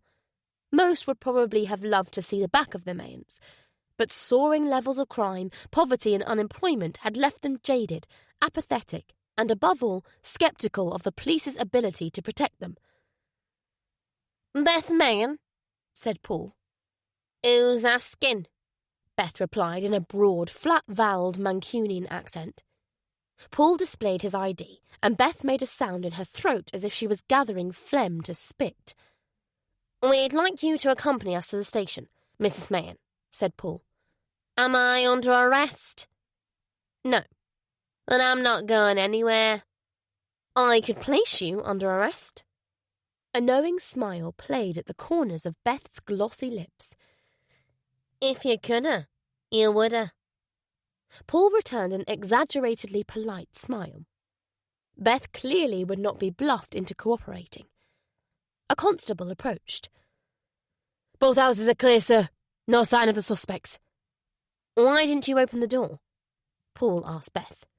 "Would you, if murderers were trying to break into your house?" She replied loudly enough to be heard by the faces lining the doors and windows. Paul's gaze swept uneasily over those same faces. "Would you prefer to talk somewhere private?" "Makes no difference where we are. I've got nothing to say to you." "Don't you want to know why we're here?" "I couldn't give two fucks why you're here." "You've got 3 children, haven't you?" put in Jack. Beth looked at him for the first time. "What if I have?" There was an edge to her voice, like the warning growl of a mother wolf. "What are their names?" Beth said nothing, but Jack could feel the hate behind her slanted eyes. "Callum, Jade and Anya," said Paul, perhaps sensing that Jack was mining a potentially productive seam. "Anya," said Jack. "That's an unusual name. Why did you call your daughter Anya?" Beth bit her upper lip and held her tongue. "It's funny," went on Jack. "Before my daughter was born, I never used to notice kids. But afterwards I couldn't stop noticing them. Especially babies. They seem to be everywhere. Crying their lungs out. Scrunch up little faces, tiny fingers. And I'd say to myself, What kind of monster could hurt a baby? I think all new dads feel the same way. Well, nearly all. There are some that don't care who they hurt, just as long as they get what they want. You know the kind of people I'm talking about, Beth? The lowest of the low. Even in prison, they have to be kept in isolation for their own safety. The sandpaper rough laughter of a heavy smoker drowned out Jack's voice. Sorry, said Beth, theatrically gripping her sides. Go on, finish what you were saying. I could do with a good laugh. Real piece of work, aren't you, love? Said Steve. Now it was his turn to make sure his voice was loud enough to be heard. Your husband sells babies to God only knows who. There's a baby out there right now possibly being abused because of Ryan and Gavin. And you find that funny? Beth eyed him unflinchingly. You put 4 bullets in my dad, she hissed, as if Steve had pulled the trigger. You said Dad had a gun. That was a lie. Billy Hardy had the gun. And even that wasn't a real gun. An investigation ruled that the shooting was lawful, pointed out Paul. Pigs investigating pigs, Beth spat contemptuously. State-hired murderers, that's all you are. Justice is whatever you decide it is. Well, if we can't get justice by the law, we'll make our own. She pumped a fist into the air. Justice for Glenn Mayen! Justice for Glenn Mayen! Parroted the BMX gang and a scattering of other onlookers. I hope that's not a threat, Mrs. Mayen, because we won't tolerate threats. Beth jutted her chin at Paul. What are you gonna do? Take me down the station and beat me up? Paul sighed. We don't tolerate police brutality either. I reckon she's watched too many episodes of The Sweeney, said Steve. Perhaps we should show her the footage from the woods, Jack suggested. That sounds like a good idea, agreed Paul. Jack fetched a laptop from his car. Shall we go inside? Said Paul. I don't think you want your neighbours seeing this, Mrs. Mayen. Beth stared at him, her eyes narrow and calculating. With the same slow movements that let the onlookers know she would go at her own speed and no one else's, she returned to her house.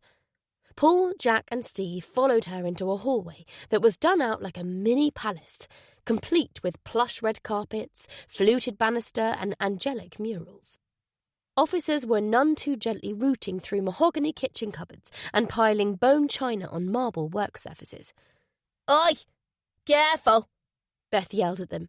That stuff costs more than your pricks make in a year. She shifted her attention to officers carrying hard drives, laptops and iPads downstairs. Hey! Those belong to the kids. We have the right to take everything that may aid us in our inquiry, Mrs. Mayen, said Paul. They'll be returned as soon as we're finished with them. Scowling doubtfully, Beth stalked into a living room that had been thoroughly turned over. Gold-framed family portraits had been taken down from the wood-panelled walls. A top-of-the-range flat-screen TV had received the same treatment. What looked like a whole antiques emporium's worth of china vases, plates, ashtrays, tea sets and the like lay in a jumble on the carpet. The cushions had been removed from a red leather 3-piece suite and tossed aside. An officer was rifling through an ornate drinks cabinet. Give us a moment, said Paul. Yes, sir. The officer handed Paul 2 bundles of £50 notes, sealed in bank wrappers marked £2,500. These are in the cabinet. Paul looked at Beth. Can you explain this? She stared back as if she would have liked to do the same to him as had been done to the room. Pocket money. Paul cocked an eyebrow. I'm afraid this will have to be booked into evidence. And how am I supposed to feed my kids if you take my money? You could try getting a job, like everyone else, Steve suggested. Think you're fucking hilarious, don't you? Beth retorted. Thieving bastards, she muttered, as Paul returned the money to the officer. Make sure Mrs. Mayen gets a receipt for this, Paul said pointedly. Jack fast-forwarded through the night vision footage to where Butterfly stumbled into the woodland clearing. Have a look at this, please, Mrs. Mayen. Beth looked uninterestedly at the laptop. A hush descended over the room as on-screen Butterfly dropped to her knees, clutching her pregnant belly.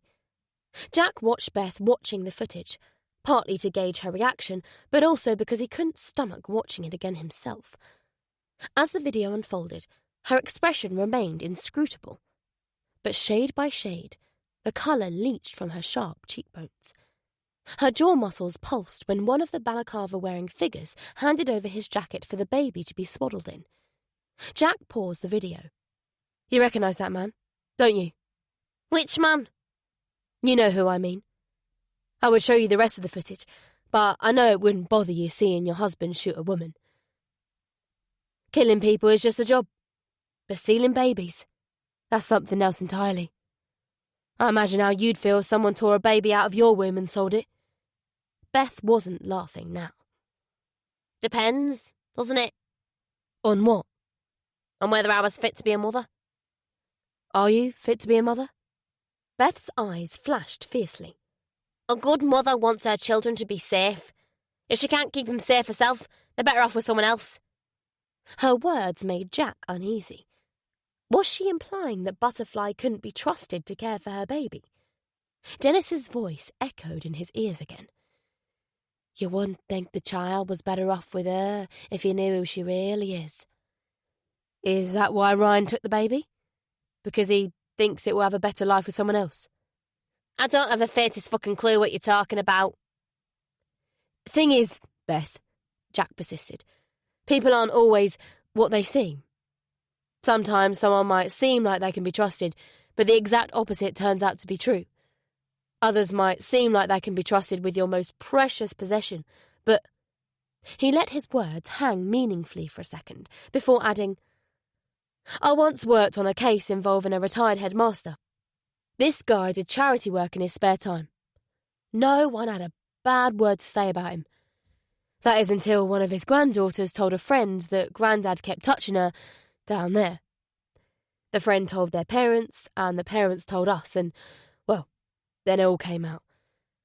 For 40 years, this guy, this pillar of the community, had abused his own kids, his grandkids, the kids he taught." Shut your filthy gob and get out of my house, scowled Beth. "Where are Ryan and Gavin?" pressed Jack. Get out! Out! "I can tell you're a good mum, Beth. Forget Ryan and Gavin. Just tell us where the baby is. You have the power to make sure that baby comes to no harm."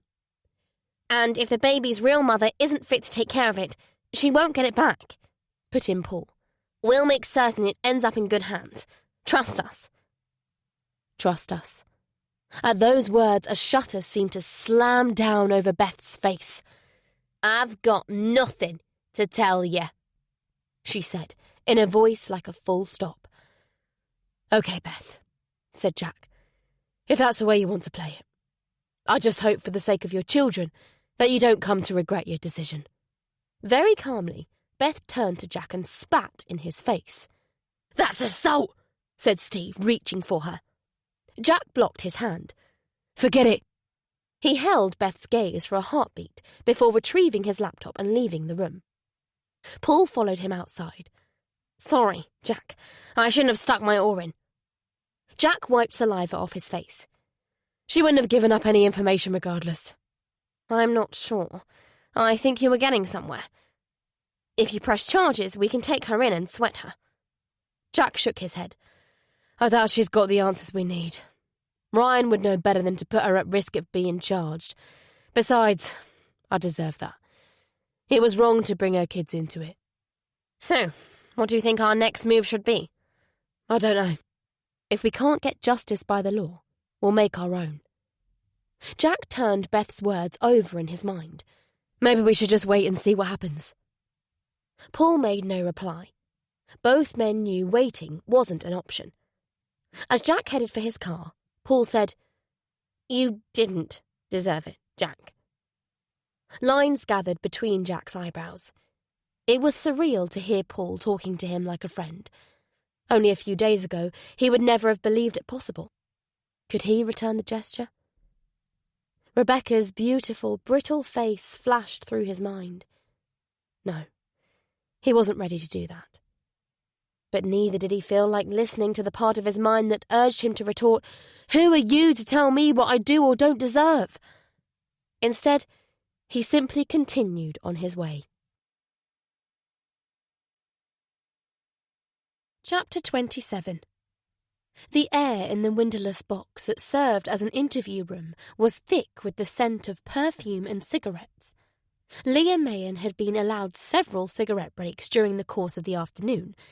The nicotine appeared to have done little to calm her nerves. Her long painted nails tapped out a ceaseless rhythm on the tabletop. Her small eyes were constantly on the move too, flitting around like trapped bluebottles. She worked over a piece of gum, stretching it out of her mouth, balling it up and shoving it back in. Jack watched her silently. Neither of them had said a word in 5 or 6 minutes. He tried the same tack on her as on Beth and got the same result. She was a different beast to Beth, younger, less adept at controlling her emotions. During her viewing of Butterfly's ordeal, she trembled uncontrollably. But she knew how to do one thing extremely well: keep silent. In 2 hours, she hadn't spoken more than 15 words, and most of those had been no or fuck off. Jack skimmed over Leah's personal details once again. P.O.B., Moss Side, Manchester. D.O.B., 10th of the 4th, 1982. She'd gone to the same high school as Gavin, although she was 3 years younger than him. They'd married in 2005. A year later, she'd given birth to twin brothers, Tyler and Liam. She had no criminal record. She'd never had a job, at least not one that involved paying tax. There was one smudge on her record. She'd been flagged up to social services when the twins kept turning up to school covered in bruises. A child in need case had been opened, but it was determined that neither parent posed a threat to the twins. Jack sighed. He was reluctant to use her children as leverage, but it was all he had. In 2015, social services interviewed you after concerns were raised about the welfare of your sons. Leah's overplucked eyebrows twitched, as if she'd been waiting for Jack to play this card. Yeah, so fucking what? Nothing came of it. The boys have been fighting. What's wrong with that? It's just normal boy stuff, isn't it? Is it? Asked Jack, encouraged that Leah had said more in the past few seconds than during the entire interview. I don't remember fighting with my brother like that. Laura was Jack's only sibling, but truth and lies were only tools to be used as required when there was a baby missing. Did Gavin fight with Ryan when they were kids? Leah chewed her gum. This time her silence told Jack all he needed to know. Ryan's what, 3 or 4 years older than Gavin? He continued. Bigger too. I bet he used to beat the shit out of Gavin, didn't he? Leah's fingers balled into fists. No one beats the shit out of my Gav. I believe that. When it comes to everyone except Ryan, that is. It's obvious which one of them is the boss. How old is Ryan's son, Callum? Jack answered his own question. 15. So there's about the same age difference between him and your boys as between Gavin and Ryan. Is that what happened to Tyler and Liam? Did Callum beat them up? He did, didn't he? He's doing the same thing to your boys as Ryan did to Gavin. And when your boys grow up, they'll be under Callum's thumb just like Gavin is under Ryan's. Is that what you want? Leah let out a sharp laugh.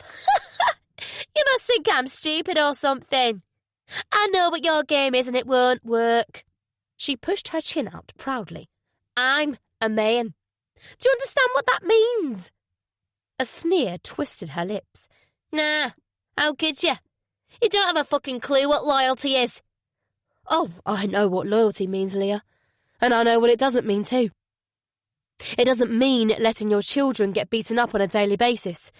And it certainly doesn't mean allowing them to be forced into a life of crime. Because you know where that life leads, don't you? Jack motioned to the room. Here. Then he pointed downwards. Or there. Leah resumed chewing her gum even more intensely than before. Jack saw the opening and went for it. It doesn't have to be that way.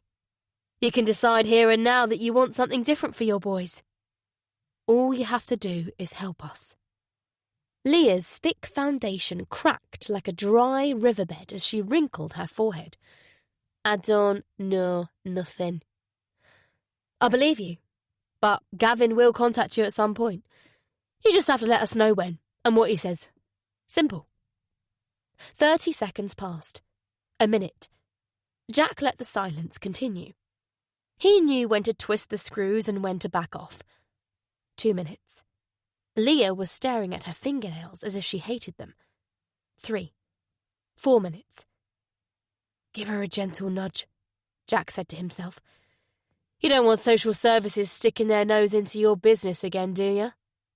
Because all it would take is for Tyler and Liam to show up at school with more bruises and another case could be open against you. Leah stopped chewing. The lines on her forehead disappeared. She lifted her eyes back to Jack's. When he saw the look in them, he knew he'd overplayed his hand. They're not afraid of you. Her voice was barely a whisper. Who isn't? You know what I'm talking about. You've started this, but they're going to finish it. Is that a threat? It's a fact. They've been getting ready for this ever since you murdered Glenn. The certainty in Leah's voice sent a cold tingle through Jack. Glenn was an armed robber. I'd say getting shot is a hazard of the job, wouldn't you? It doesn't matter what I think, and it doesn't matter what I know. You won't have to find Gavin and Ryan. They'll find you. Jack glanced towards a CCTV camera in a corner of the ceiling through which Paul was watching proceedings. What are they going to do? Leah bared her 2 white teeth. What do you think they're going to do? I think they're going to get themselves killed. And you're going to end up a widow. And your boys are going to grow up without a dad. You can stop that from happening, Leah. She gave out a laugh that told Jack his chance of cracking her had passed. Are you afraid? She asked with a taunting edge. You should be. She looked at the camera. All of you. Jack sighed again. I hope you change your mind, Leah. Take it from someone who knows. It's no fun bringing up children on your own. They faced each other for another silent moment. Jack's eyes were sympathetic, but Leah's expression remained set like concrete. Is there anything else you'd like to say? He asked without expectation. Leah shook her head. Okay, so I'm now handing you the notice that explains what happens to the interview recordings. Jack passed Leah a sheet of paper and glanced at his watch. The time is 3:15 p.m. The interview is concluded and Detective Inspector Anderson is switching off the recording equipment. Jack stood to leave, but paused. Gavin and his brother put a bullet in a new mother's head. How can you love someone like that? There was no provocation in the question, just curiosity. I don't know nothing about that. But if they did, it was just a job. Leah replied matter-of-factly. They take pride in their work. They never let a customer down. She added, as if she was talking about a firm of plumbers or builders.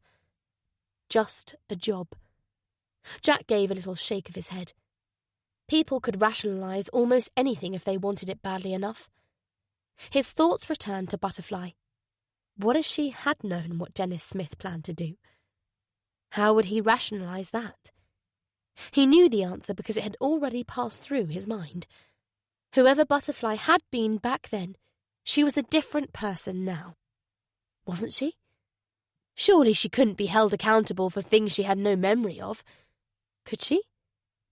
Someone will be along shortly to escort you from the building, Jack informed Leah. He made his way to a neighbouring room where Steve was lounging in front of a CCTV screen. Where's the DCI? Asked Jack. He had to take a phone call. Glancing at the grainy camera image of Leah, Steve gave a snort. Maybe we should get a logo made up. Ryan and Gavin Mayhem. Scumbags for hire. Guaranteed to get the job done or your money back. Paul entered the room. How'd it go? Jack gave him a quick rundown. Well, we can be fairly sure of one thing, said Paul. The brothers aren't hiding out on the Costas. The force needs to be put on high alert. And I mean the entire force, not just GMP. Armed response should be at the ready around the clock. Steve snorted again. Don't you think you're overreacting, Jack? Why don't you ask Andrew Finch's widow? Find out what she thinks. Jack's right, said Paul. We have to take this threat seriously. I'd better let the super know what the situation is. Jack, I need you to head over to the hospital. Butterfly won't recognise the Mayans. Butterfly? Oh, that's what the nurses call her. Well, they can start using her real name. I just had a call from the DNA lab. We got a match. The victim is Tracy Ridley. Jack winced internally. Although his instincts had told him this was coming, he'd held onto a slender hope that Butterfly had a loving family waiting for her somewhere. But girls with loving families didn't tend to fall under the spell of charlatans like Dennis Smith. That fate was reserved for people whose lives were blighted by tragedy, people desperate for something to make sense of the world and their place in it, people like Tracy Ridley. I can get someone else to do it if you're too tired, said Paul, mistaking Jack's troubled silence for wariness. Jack shook his head. He would have taken any reason to see Butterfly. He wasn't ready to think of her as Tracy, even if that reason was to tell her a pair of unidentified psychopaths had murdered her family. Watch your back, Paul continued as Jack turned to leave. You too, said Jack, wondering what Rebecca would think if she could see him showing concern towards the man she'd had an affair with. Would it make her happy? He hoped so. He would have thrown his arms around Paul and sworn undying friendship if it helped Rebecca find the peace that had eluded her in life. His thoughts moved from the past to the present. How would Butterfly take the news he had for her? Would it bring on another event? Maybe it would be enough to finish the job off for the Mayans. The possibility weighed on him as he headed for his car. Chapter 28. Jack padded into Butterfly's room as if trying not to wake her, but she wasn't asleep. The sight of her eased the knot of tension in his stomach. Her cheeks were devoid of colour, except for the tattoo, but her eyes were the clearest he'd seen them.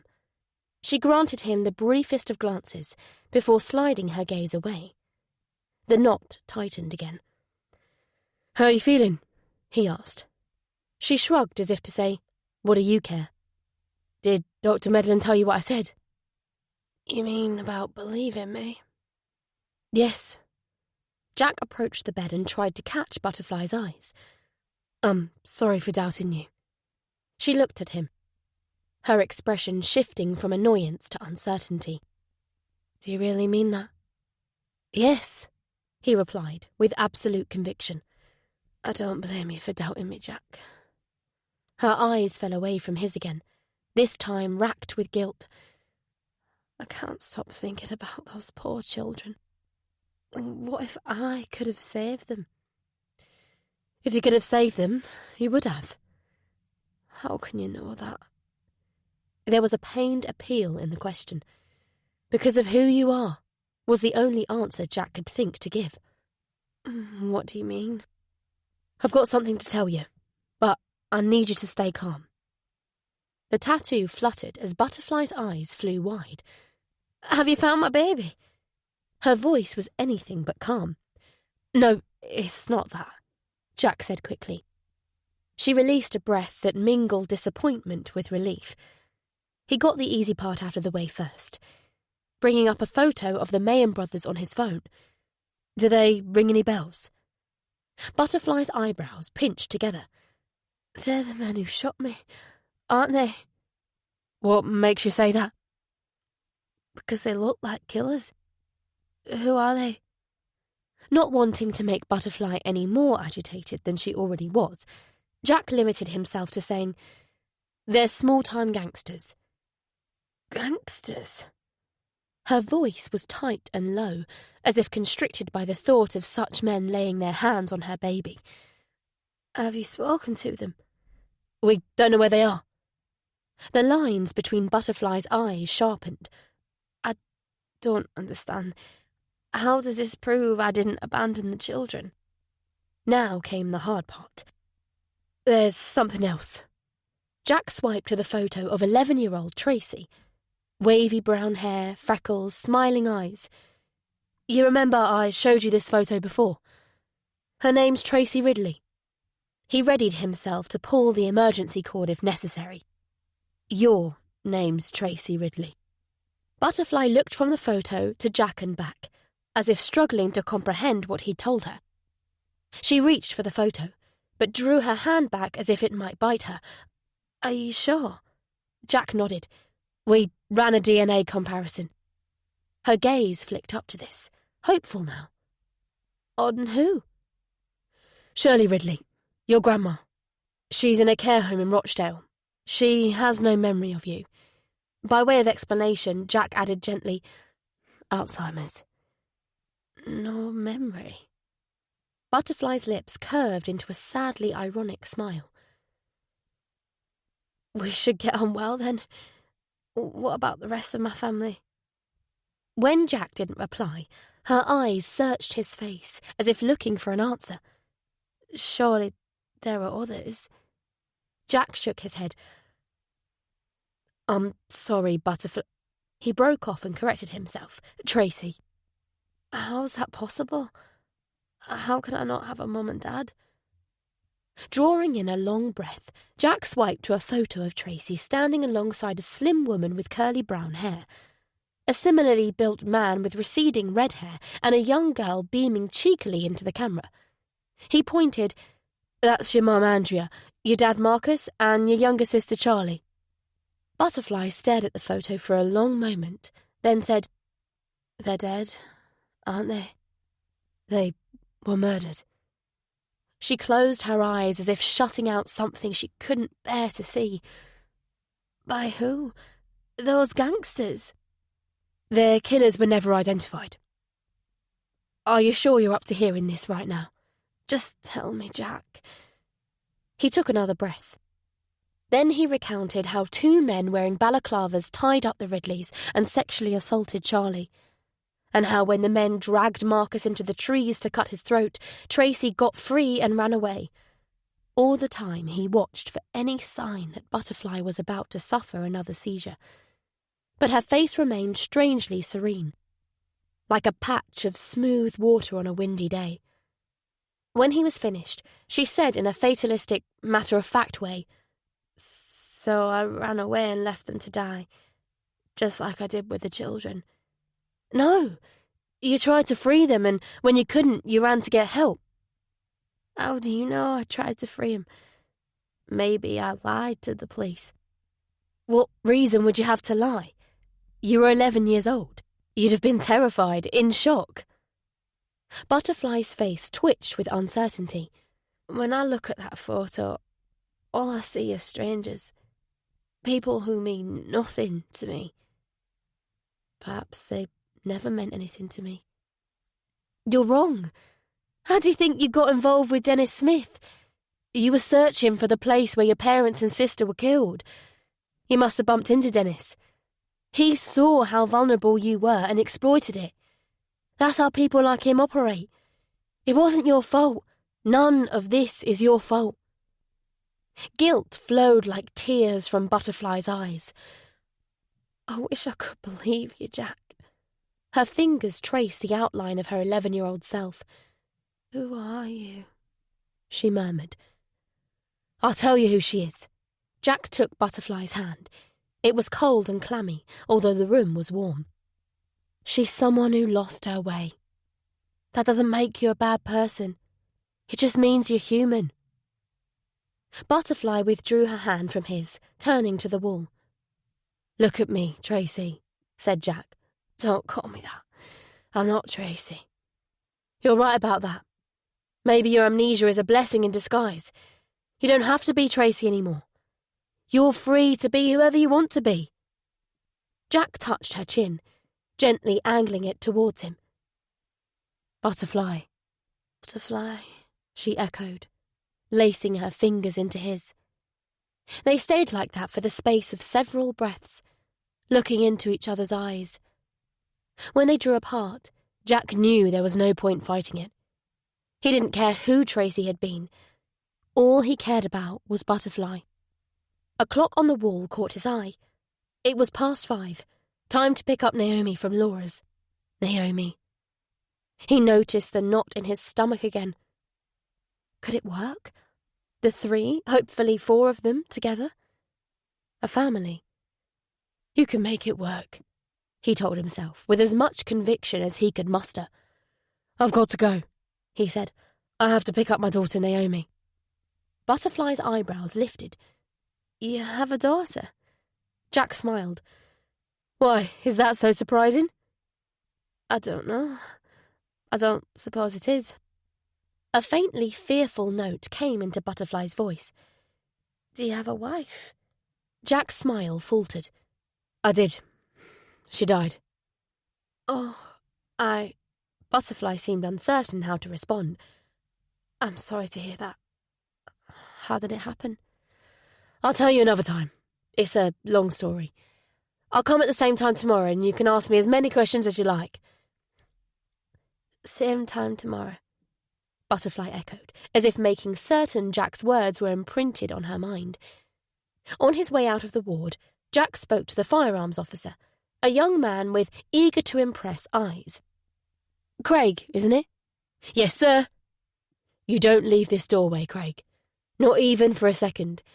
If you see anything that strikes you as odd, and I mean anything, like if someone sneezes funny, you contact me at once, understood? Craig nodded. Jack returned to his car on feet that felt light. One word kept replaying in his head. Tomorrow. Tomorrow couldn't come soon enough. Chapter 29. As usual, Naomi was waiting for him with a hug at Laura's little house. Hi, Dad. Have you had a good day? Smiling into her blue eyes, he replied, Yes. Relative to the previous 2 days, almost anything would have qualified as a good day. Naomi gave him one of her looks that always made him feel as if he was the child and she was the parent. What was good about it? Jack's mind raced for a reply that didn't involve Butterfly. He was a long way from ready to negotiate that minefield. To his relief, Laura approached, saying, Hello, little brother. Are you two stopping for tea? It's spaghetti bolognese. Yay, my favourite! Exclaimed Naomi. Jack laughed. Naomi never seemed to get bored of spaghetti bolognese. We'd love to. He gladly accepted the invitation. As Naomi skipped into the kitchen, he added, Thanks, Laura. What for? It's only spag bowl. I'm not talking about the spag bowl. Laura looked at him curiously. Then what are you talking about? I'll tell you later. Jack wasn't sure how Laura would react to learning that he'd fallen for a woman with no memory and, to say the least, a checkered past. She was intensely protective of Naomi. But she'd also been encouraging him to dip his toe back in the dating pool. Most likely she would try to convince him Butterfly was bad news. And she'd be right. He knew that. But he also knew that he hadn't felt this way about anyone besides Rebecca. How many chances did life give you to meet someone you had that kind of connection with? Not many. This might be the last one he got. He ate quietly, content to listen to Naomi and Laura chatting. His mind kept drifting to Butterfly. He knew she was safe, yet he had a strong urge, almost a compulsion to go to her. He became aware that Laura was talking to him. Hello? Earth to Jack? Are you receiving me? Sorry, I was miles away. I can see that. What are you thinking? That I need a good night's kip. It's been a long week. Jack's phone rang. He took it out. It's Steve. He pushed back his chair, moved into the hallway and put the phone to his ear. What's up? Are you near a TV? Jack's stomach lurched. Steve's voice was shaking. He'd never heard Steve like that before. Had something happened to Butterfly? Yeah, why? Turn on the news. Jack quickly did so. The screen displayed a street of terraced houses and small shops cordoned off by police tape. Beyond the cordon, armed officers were standing guard while paramedics worked on a figure on the ground. A swatch of blood-stained skin and a limp hand were visible between high-vis jackets. A few metres away, a police car with a shattered windscreen appeared to have reversed into a car parked outside a cafe. A table and chair were overturned on the pavement. A handbag lay next to them. Whatever had happened, it hadn't happened long ago. Jack felt a rush of relief and guilt. It wasn't Butterfly lying there, but someone, from the looks of it a fellow officer, was fighting for their life on that street. "Have you seen the video those fuckers made?" asked Steve. As if responding to the question, a reporter appeared on screen and said, "I must warn you, the footage we're about to show contains extremely disturbing images. The police have asked us to keep showing it in the hope someone comes forward with information that leads to the capture of the perpetrators."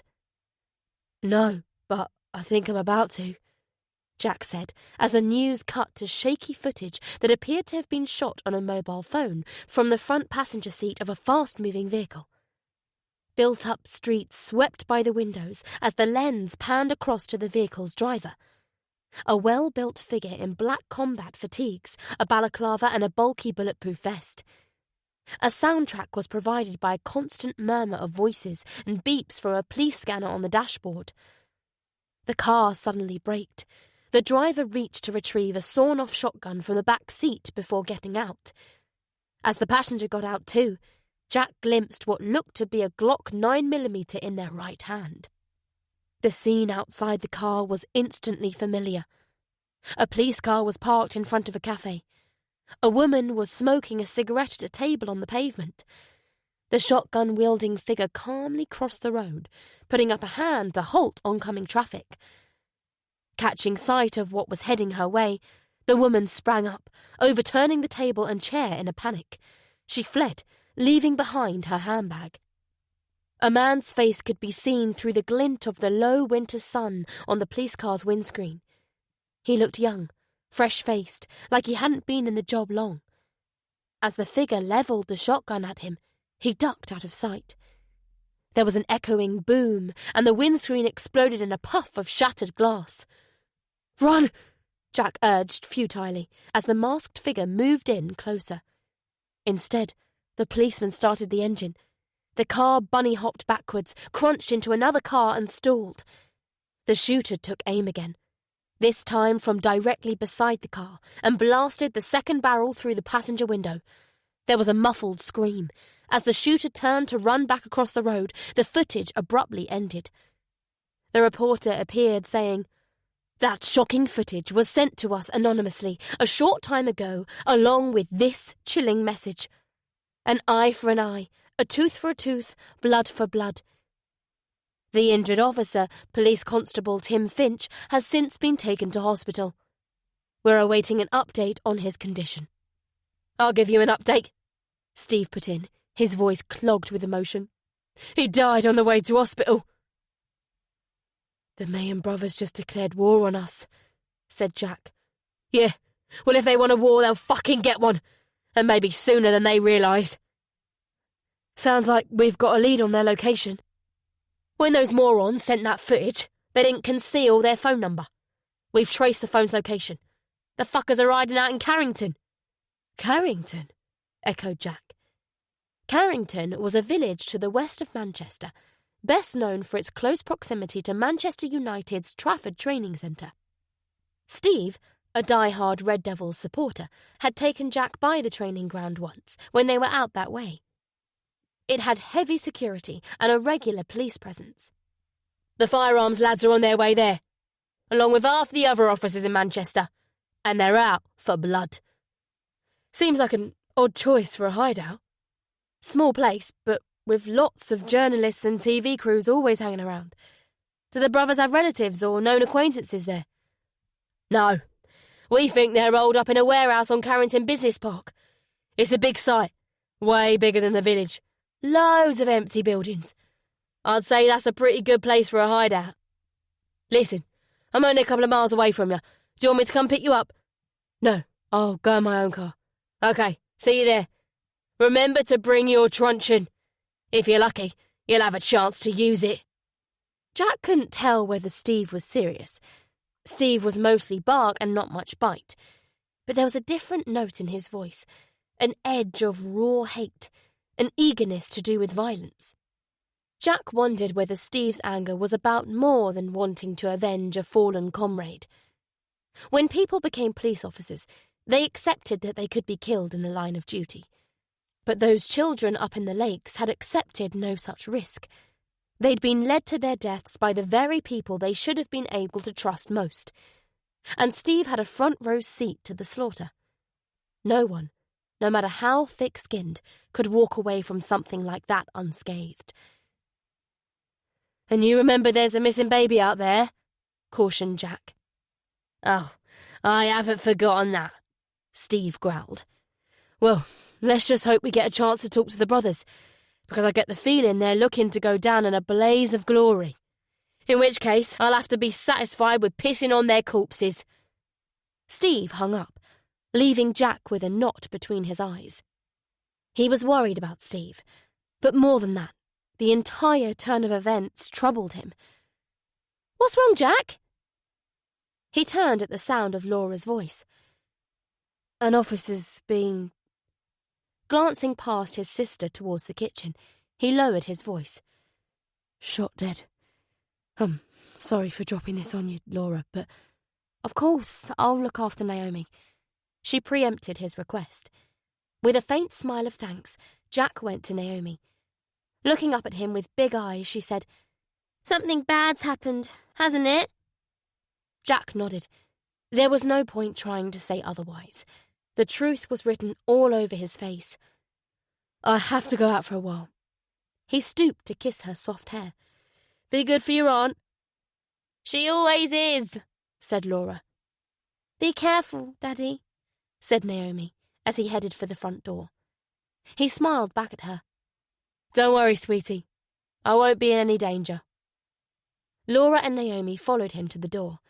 They waved as he got into his car and sped away. Chapter 30. Jack headed west out of Chawton.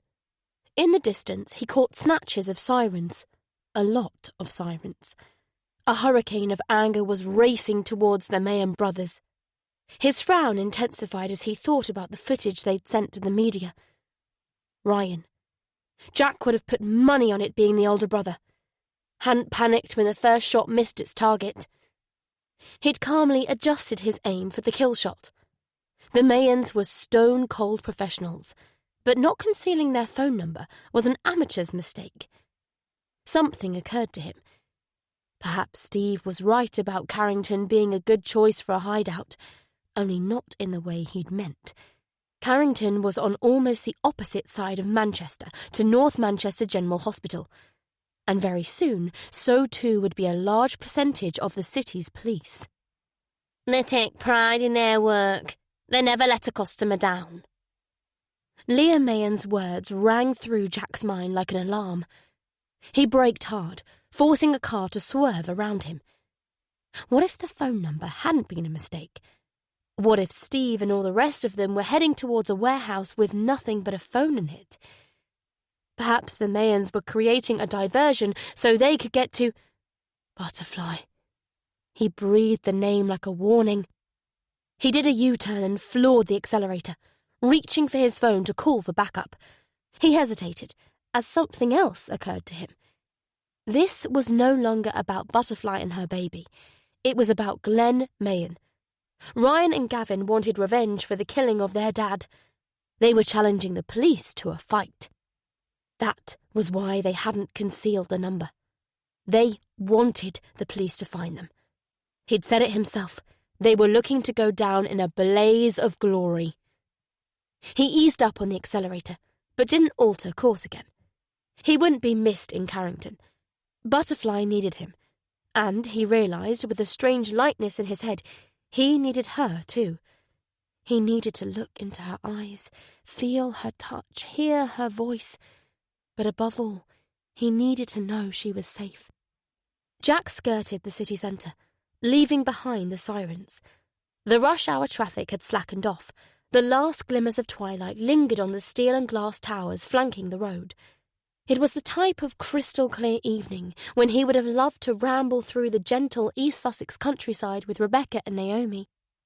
Those days were gone forever, lost at the bottom of the English Channel, along with Rebecca. But perhaps one day Naomi, Butterfly, her baby, and he would stroll through Chawton together. Not long ago, The idea that he would ever again be part of a complete family would have seemed like an impossible dream.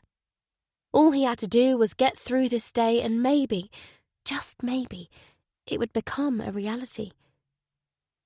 Keeping an eye out for anything remotely suspicious, he parked near the hospital's main entrance and hurried through the automatic sliding doors.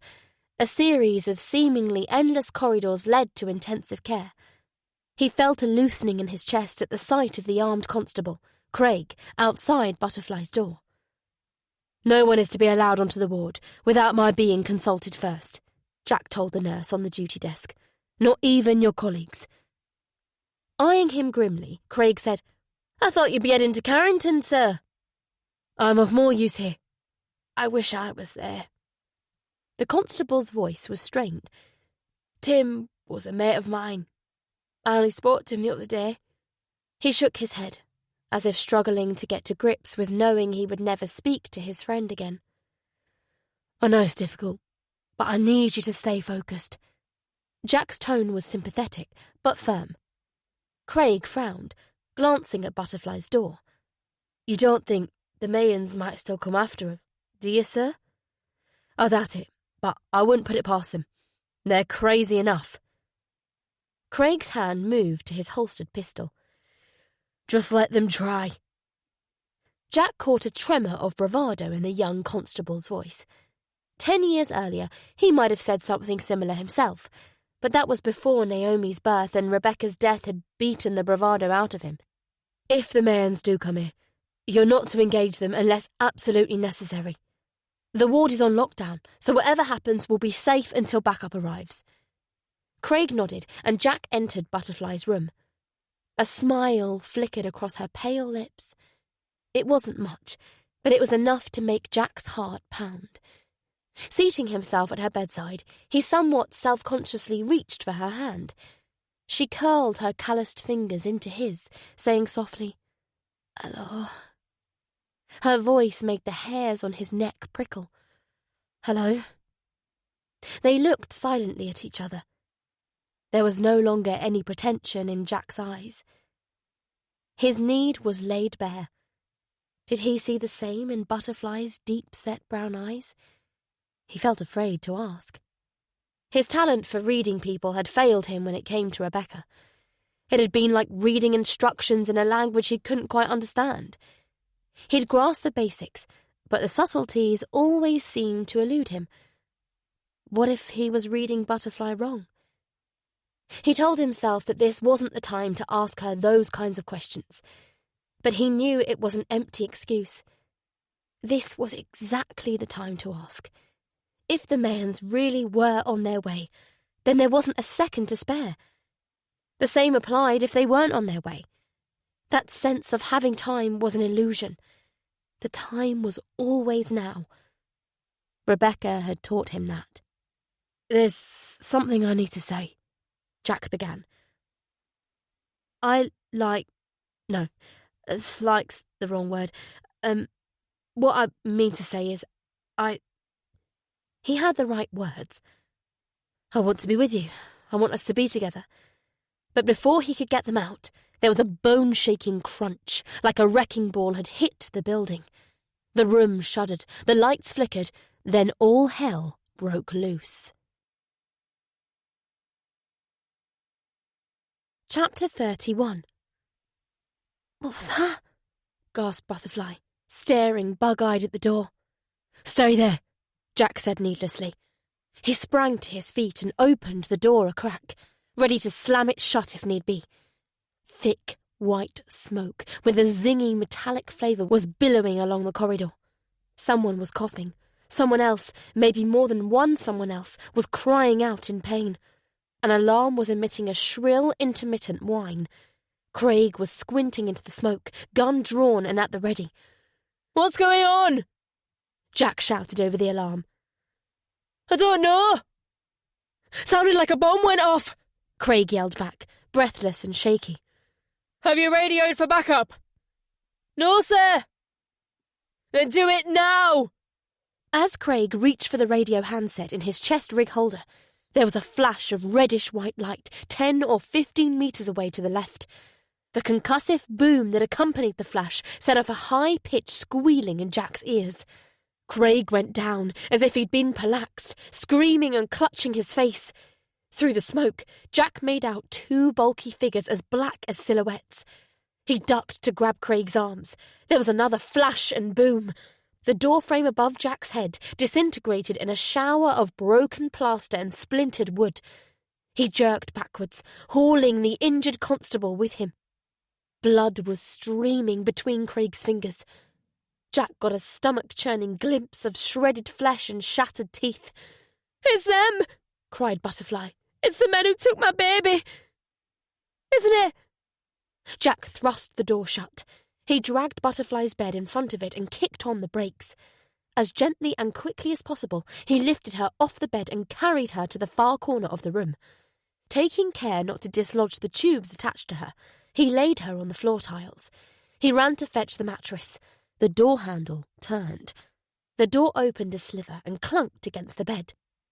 As Jack lugged the mattress to Butterfly, from behind him came the thud-thud of someone trying to batter their way into the room.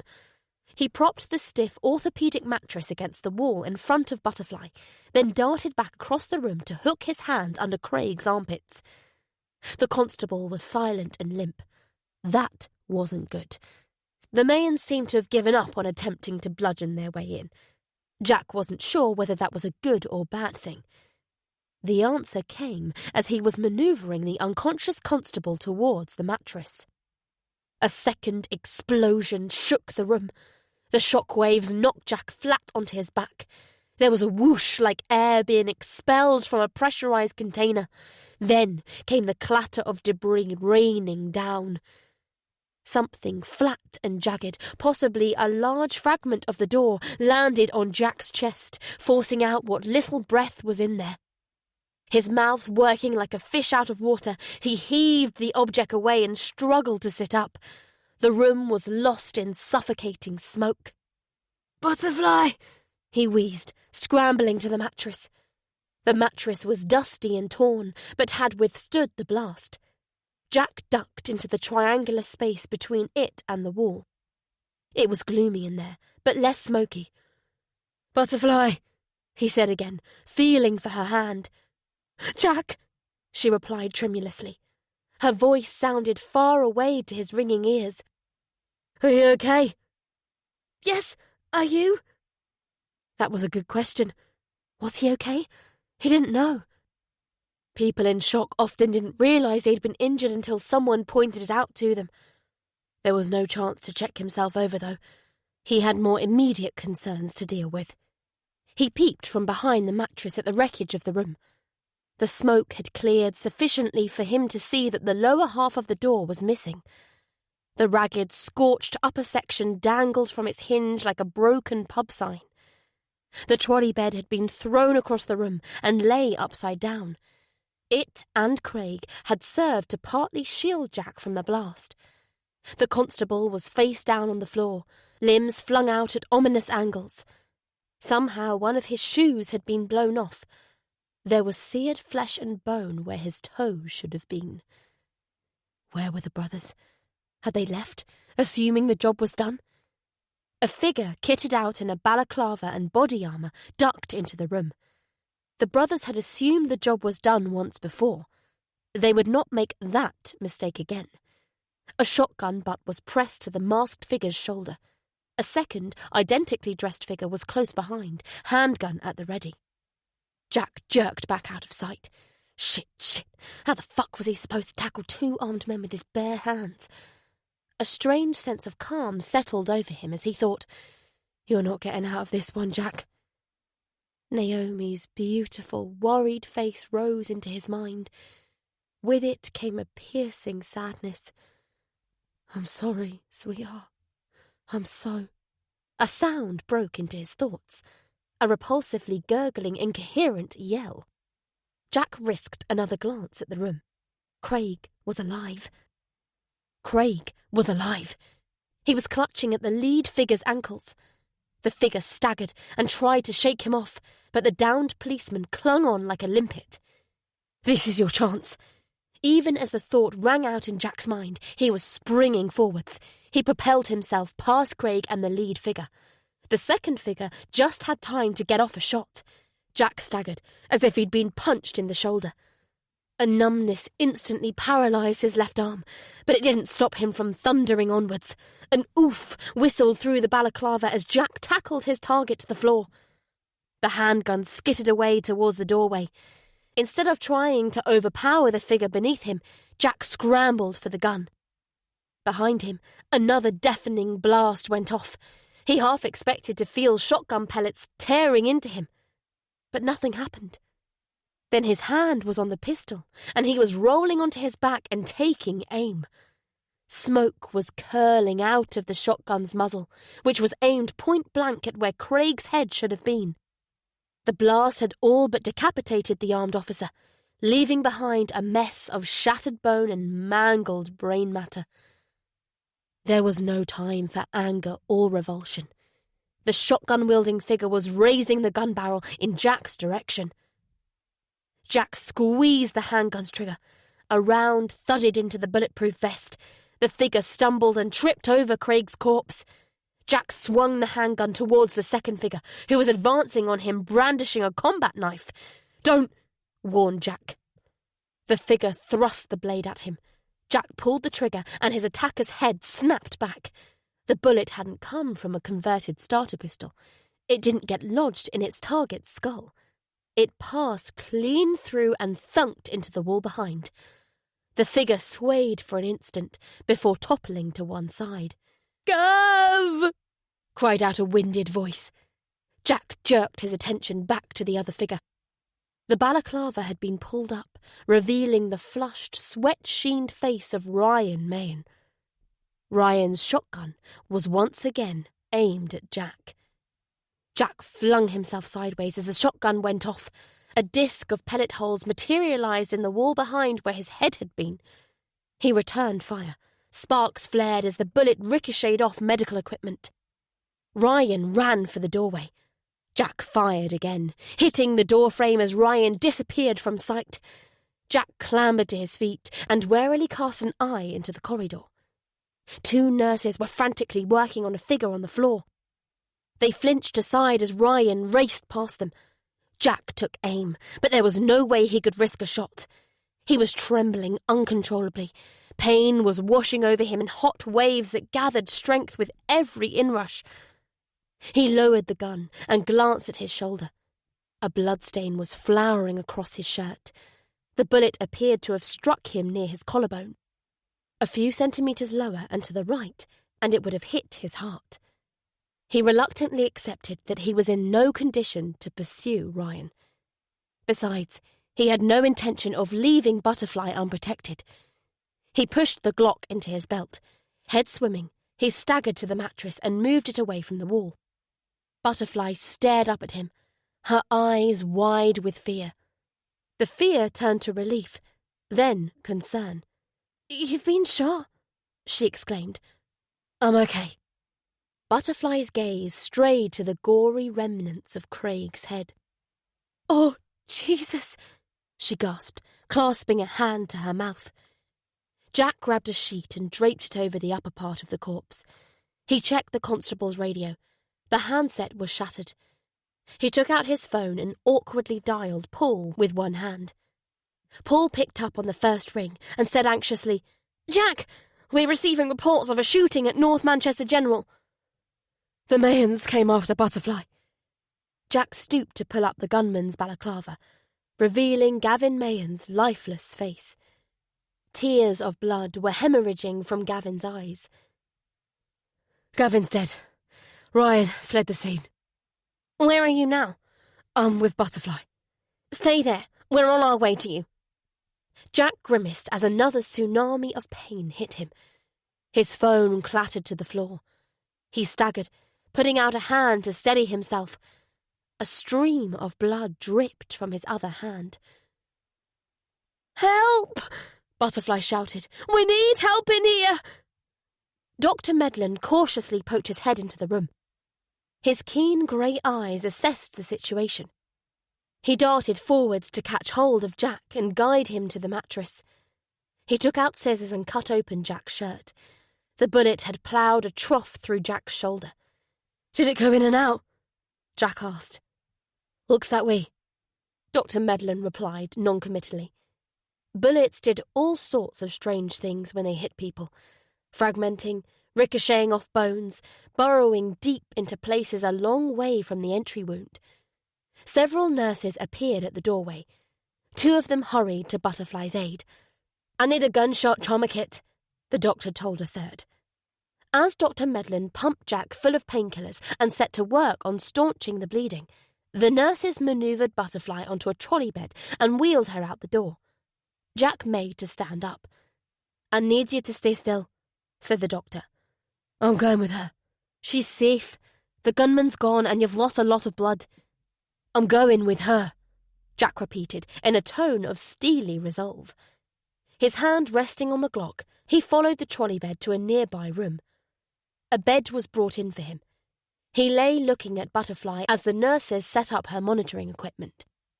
She looked back at him, in a way that only one other person had ever done.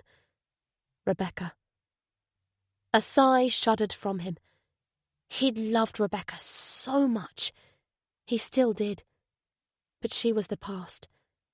Butterfly was the present and, hopefully, the future.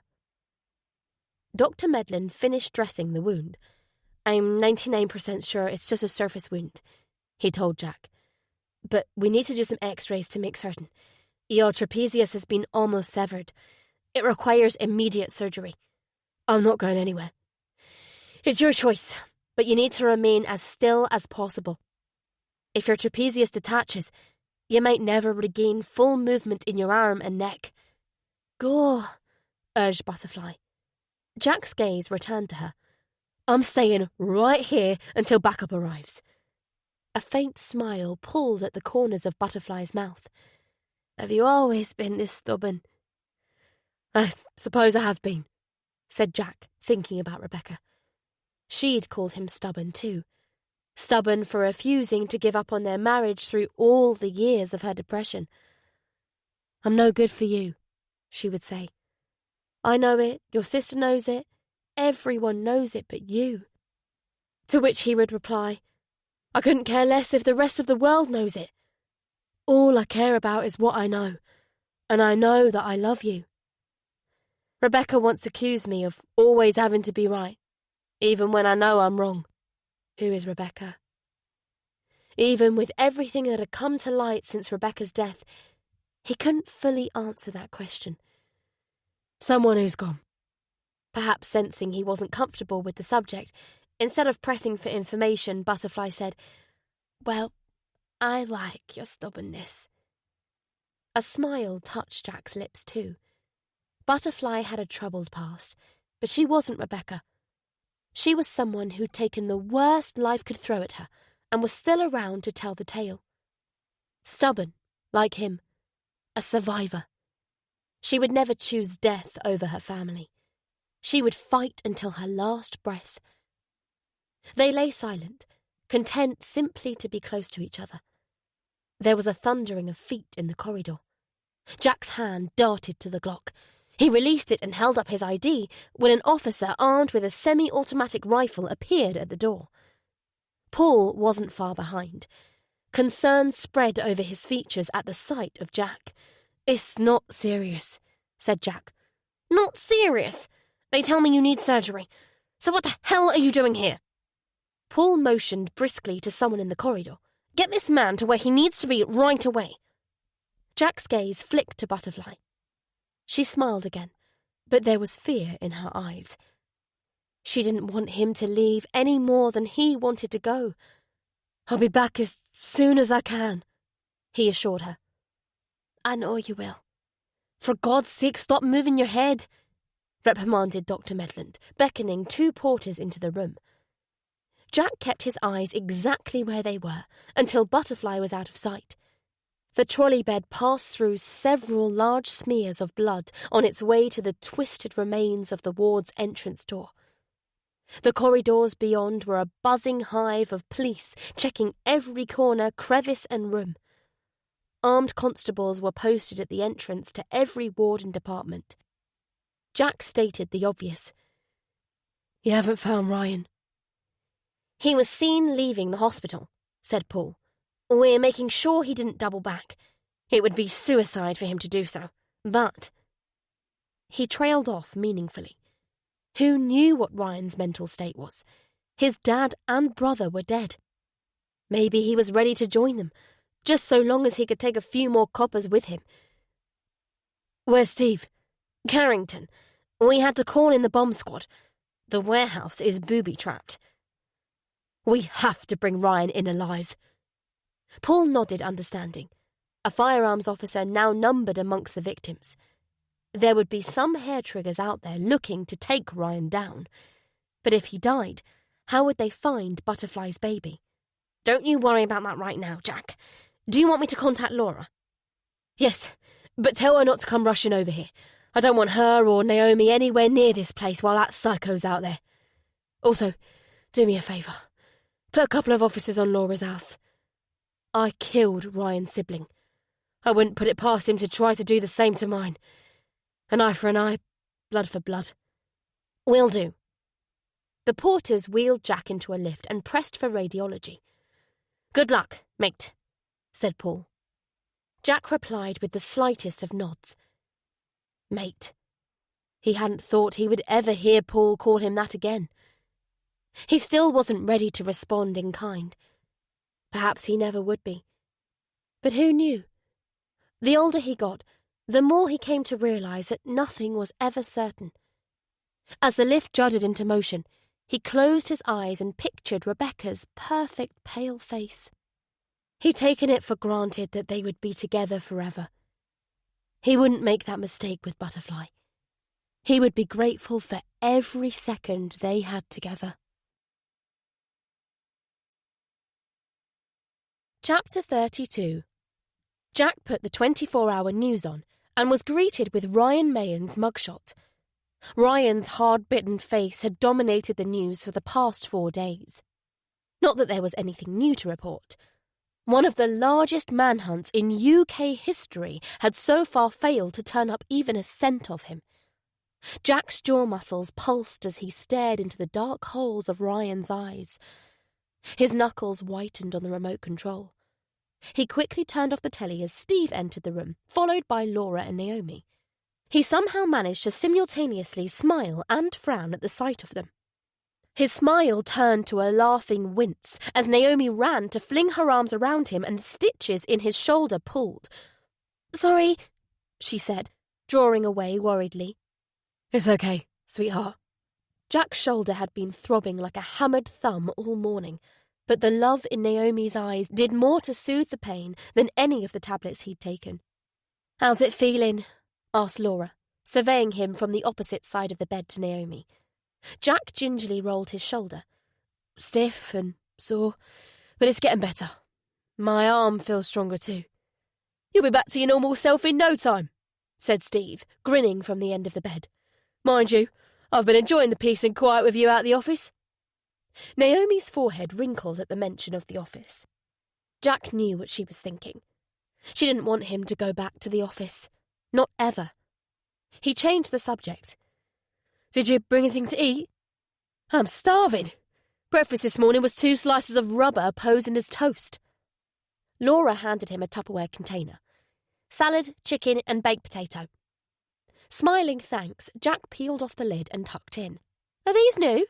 asked Laura, sniffing a bouquet of red roses and white lilies. "Yes, you can have them if you want. Every time I give one bunch away, another seems to arrive."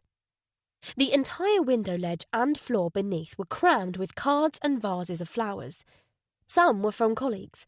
Most were from strangers praising Jack for his heroics and wishing him a speedy recovery. In the aftermath of the attack, he'd become something of a minor celebrity. He'd switched off his phone to avoid unwanted calls from television and newspaper representatives. He'd been offered 5 figures for an exclusive interview, but he had no intention of doing anything that might provoke further retaliation from Ryan. "Any idea when you'll be discharged?" asked Laura. "They're talking about today or tomorrow." "Today? Yay!" exclaimed Naomi. I could make your favourite pasta. Aunt Laura's been teaching me how. That sounds great, sweetie, said Jack. Would you get me a coffee, please, sis? He asked Laura, flicking a meaningful glance at Naomi. Laura took the hint. Do you fancy a coffee, Steve? Smiling at her, Steve nodded. Jack spotted a gleam in his colleague's eyes that suggested he fancied a lot more than just a coffee. Come and help me carry the drinks, Laura said to Naomi, ushering her from the room. What are you looking at me like that for? Steve asked as Jack stared at him. Bloody hell, I'm right, thought Jack. There's something going on between the two of them. The idea seemed absurd. Steve stood for everything Laura despised, and yet, who knew? In some messed-up way, perhaps he was precisely the type she would go for. You know, I'm not comfortable with them coming here, Steve. Relax. I won't let any harm come to them. Besides, it's been days since that wanker went on the run. We've kicked in the doors of practically every scumbag in Manchester and found sod all. Doesn't mean he's still not in the area. We made the mistake once before of thinking he'd left the country. Yeah, but that was before his face was plastered over every TV channel and newspaper. On top of which, we've got the entire Mayan clan under round-the-clock surveillance. They can't fart without us knowing. I'm telling you, Ryan Mayan is long gone. And if he isn't, he won't be able to poke his head out of whatever hole he's hiding in without being recognised. Jack chewed over Steve's words. They made sense. That is, if Ryan valued his life above revenge. In some ways, he hoped Ryan was unhinged enough to try something. Their chances of finding Butterfly's baby could well depend on catching him. Heaving a sigh, he set aside his half-eaten food. Every second that the baby remained missing was a torment to Butterfly. Like him, she was regaining strength with each passing day. Dr. Medlin's prognosis had shifted from overwhelmingly negative to cautiously optimistic. The bullet was still beyond reach, but daily scans showed no movement. At least for now, its position appeared to be stable.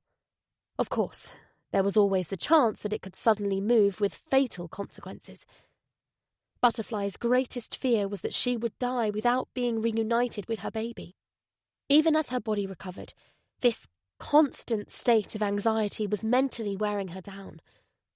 Steve eyed Jack knowingly.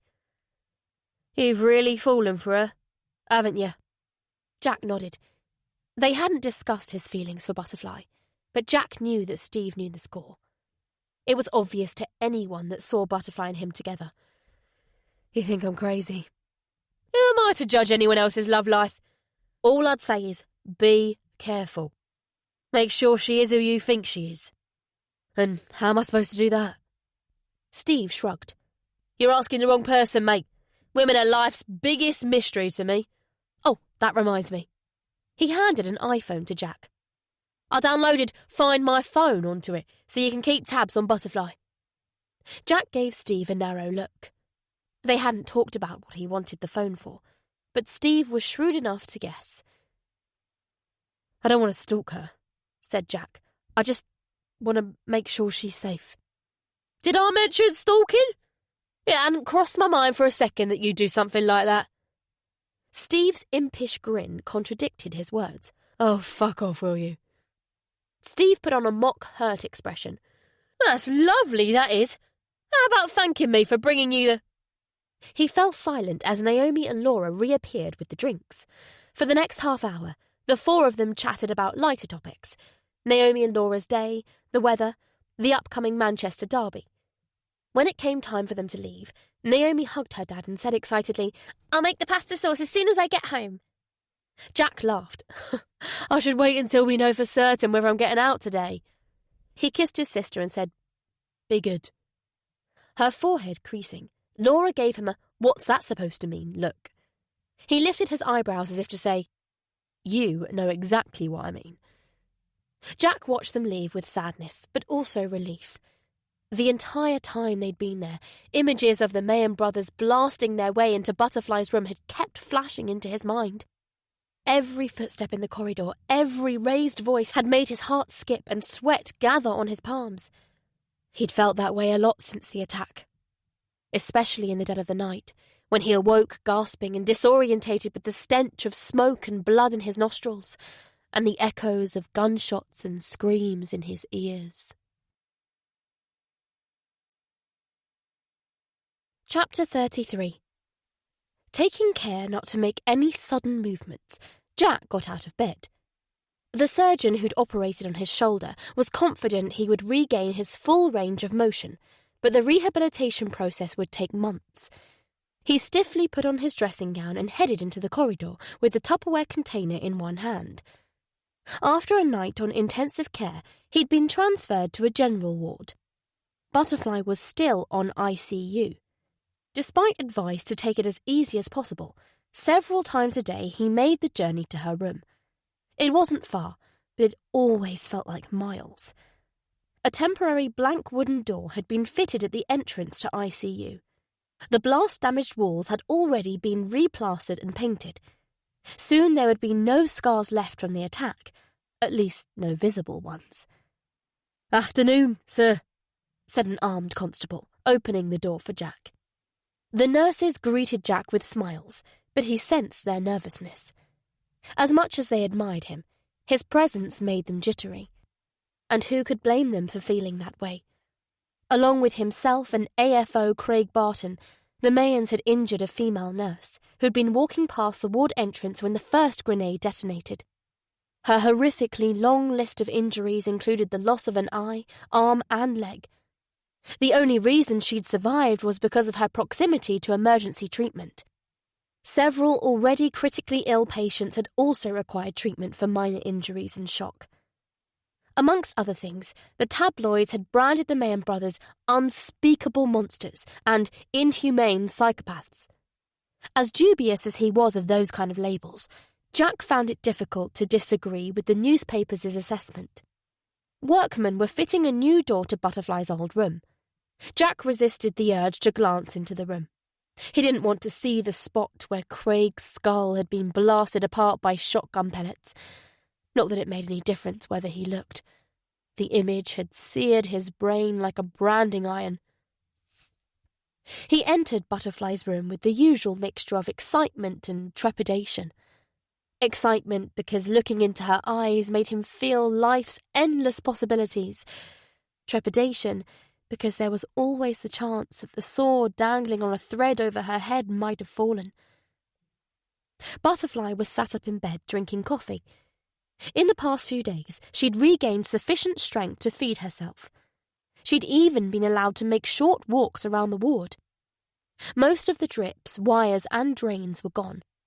A square gauze was all that remained of the bandages that had swathed her head. Jack had watched a nurse change Butterfly's dressing, exposing an ugly wound that looked like a stitched mouth. The bruises and superficial cuts on Butterfly's face were fading. Her skin looked tighter and firmer. The tattoo that flared away from her right eye somehow looked brighter, almost iridescent in certain lights. It rippled like a real wing as she smiled at Jack. He saw something else behind her smile too. A sadness as deeply embedded as the bullet. Smiling back, he proffered the Tupperware container. "I brought you something to eat. It was made by my sister's own fair hand. Laura's not much of a cook, but it's a hell of a lot better than the stuff they serve around here." During the hours they'd spent together, Jack had told Butterfly about Laura and Naomi. He'd also told her about how he'd moved to Manchester after Rebecca's death. He hadn't mentioned how Rebecca died. It wasn't simply that he didn't want to. He didn't know where to begin. How do you tell someone that your wife jumped to her death from a cliff top? And how would Butterfly react to the revelation? Would it put her off him? What if she wondered whether he had driven Rebecca to suicide? Jack carefully lowered himself into an armchair as Butterfly opened the container. He liked to watch her eat. Every mouthful was fuel for the healing process, bringing them closer to the moment when they would be together in the real world, not the netherworld of the hospital. After a few forkfuls, she set the container aside. "It's not that bad, is it?" joked Jack. "I'm just not hungry." Butterfly's eyes strayed to the window, as if she was on the lookout for someone. Jack had seen that look in her eyes before. He knew what she was thinking. "We'll find your baby," he wanted to assure her. But there were no guarantees, and false hope could be more harmful than no hope at all. "How many days has it been since they took my baby?" Butterfly wondered out loud. "I'm not sure," said Jack, although he knew exactly how long the baby had been missing, right down to the hour and minute. It was 5:02 p.m. 8 days, 17 hours, and 19 minutes since Butterfly had given birth. Long enough for her baby to have been smuggled to the far side of the planet, or buried so deep that no one would ever find it. "Baby," Butterfly repeated to herself. "It doesn't seem right to just keep saying baby. My child should have a name." "Charlie. That was my sister's name. That's what I'll call my child. That way it won't matter if it's a boy or a girl." As if testing out the feel of the name, she said again, "Charlie." "It's a good name," said Jack, smiling through his own sadness. "Is it?" Butterfly's eyebrows pinched together. "How would I know what's good or bad?" "Charlie. I know it's a name. Just like when I look at my hand, I know what it is. But it has no real meaning for me." "Then give it a new meaning." Jack took Butterfly's hand. "After Rebecca died, everything lost meaning for me." Shame lowered his voice. "Even Naomi. I thought I'd never be a real dad to her again. But I was wrong. I thought I'd never fall in love again. I was wrong about that, too." He faded off, as if surprised by his own words. With Rebecca, it had been months before he was confident enough to say, "I love you."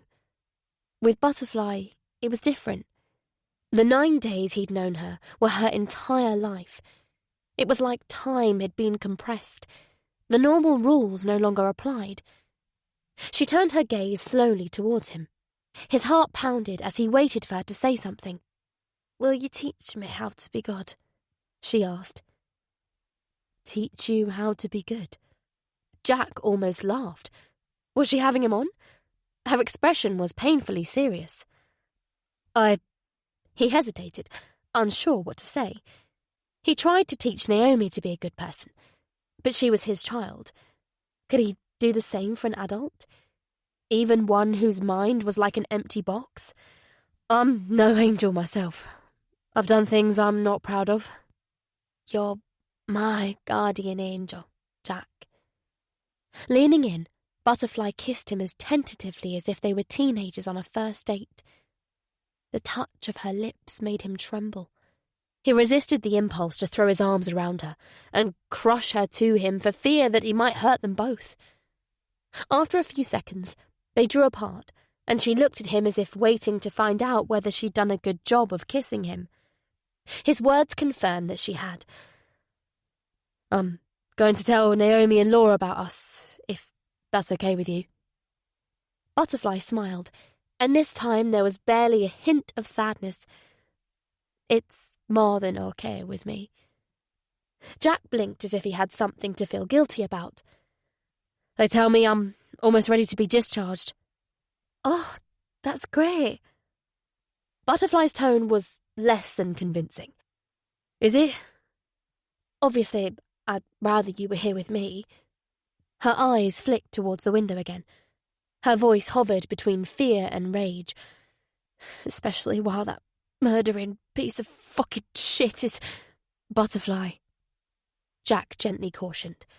The doctors had warned her that getting emotionally worked up could bring on another fit.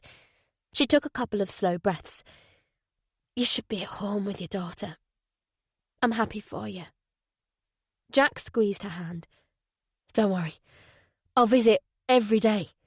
You'll be sick of the sight of me by the time it's your turn to get out of here." "No, I won't." The certainty in Butterfly's voice sent a tingle through Jack. "The question is," she continued, her gaze dropping away from his, "even if I do get out of here, where will I go?" "We've talked about this. You'll stay in a safe house until Ryan Mahan is dead or in custody. And what about after that? After that, you can come to live with me, Jack added quickly. That is, if you want to. I'll understand if you don't. But if you do, you'll be under no obligations. You can have a spare bedroom or... He trailed off with the unfamiliar sensation of a blush spreading through his cheeks. Butterfly lifted her eyes to his.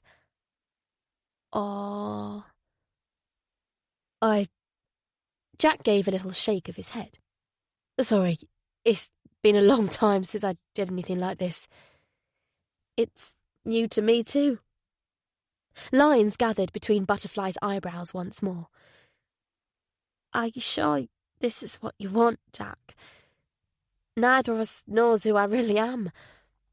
I could be just as bad as Ryan Mahan or Dennis Smith. And even if things work out between us, I could drop dead any second. Do you really want someone like me in your life? I've asked myself that same question, and one answer keeps repeating itself. I fell in love once before. I was starting to think it would never happen again. I told myself I could live with that. But now I realise I can't. Whether or not things work out, whether you live a month or until you're 100, it's worth the risk. Jack smiled. Who knows? Maybe we'll both live to 100. Then you really would be sick of the sight of me. Even before Jack had finished speaking, Butterfly was leaning towards him again. This time she kissed him hard and deep. Pain lanced through his neck, but he hardly noticed it. For a moment it was like everything stopped around them. When Butterfly drew away, Jack stared at her dazedly. I can't remember the last time anyone kissed me like that, he said. Same here, Butterfly said, smiling at her statement of the obvious. Jack was no longer listening. Rebecca had appeared in his mind like an uninvited guest.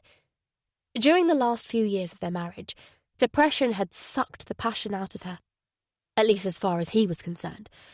She'd had enough passion for an affair with Paul, unless he was confusing passion with the compulsion to self-destruct. He forced his thoughts back to Butterfly. It had been months since his mind had tumbled all the way down the Rebecca rabbit hole. He wasn't about to let it happen now. Where were you? Asked Butterfly. You look like you were miles away. Jack feathered his fingers along her jaw. I'm right where I want to be. There was a knock at the door. Jack drew away from Butterfly as a nurse entered. The ward staff had clearly cottoned on days ago that his interest in Butterfly was more than merely professional. Hence they'd taken to knocking whenever he was in the room. Even so, he wasn't comfortable with openly displaying his feelings for her. Somehow it didn't seem right when Naomi and Laura were in the dark about the relationship. Medication time, said the nurse.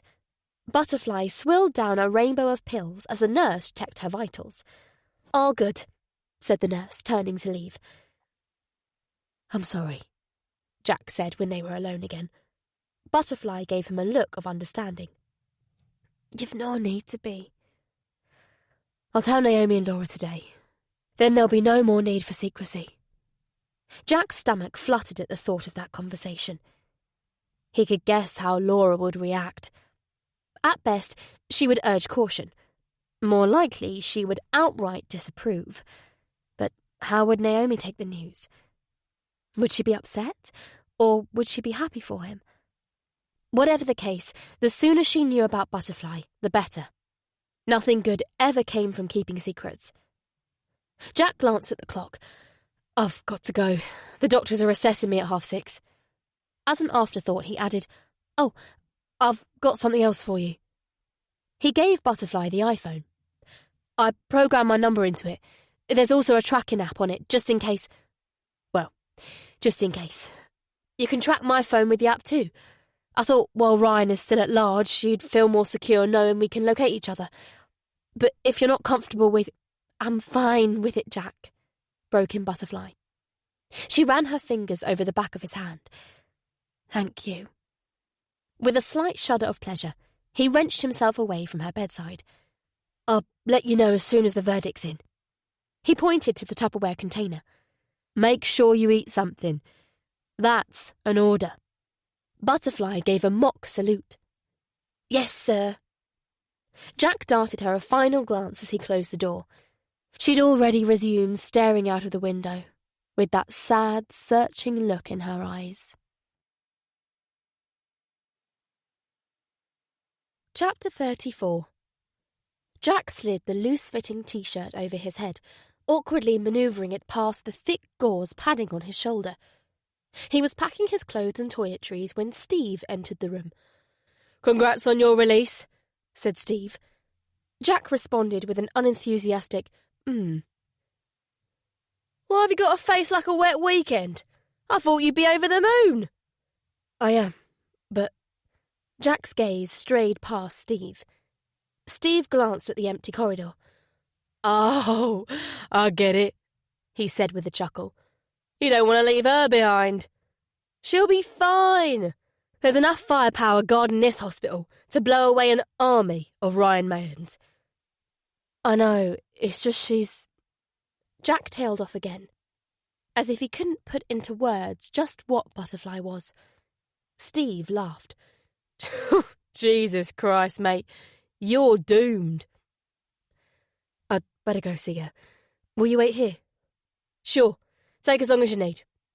As Jack headed for the door, Steve stretched out on the bed and reached for the TV remote. For the third time that day, Jack made his pilgrimage to Butterfly's room. He opened the door, but didn't enter. Butterfly's eyes were closed. The strands of her wavy auburn hair that hadn't been shaved off were fanned across the pillows. His heart gave a kick.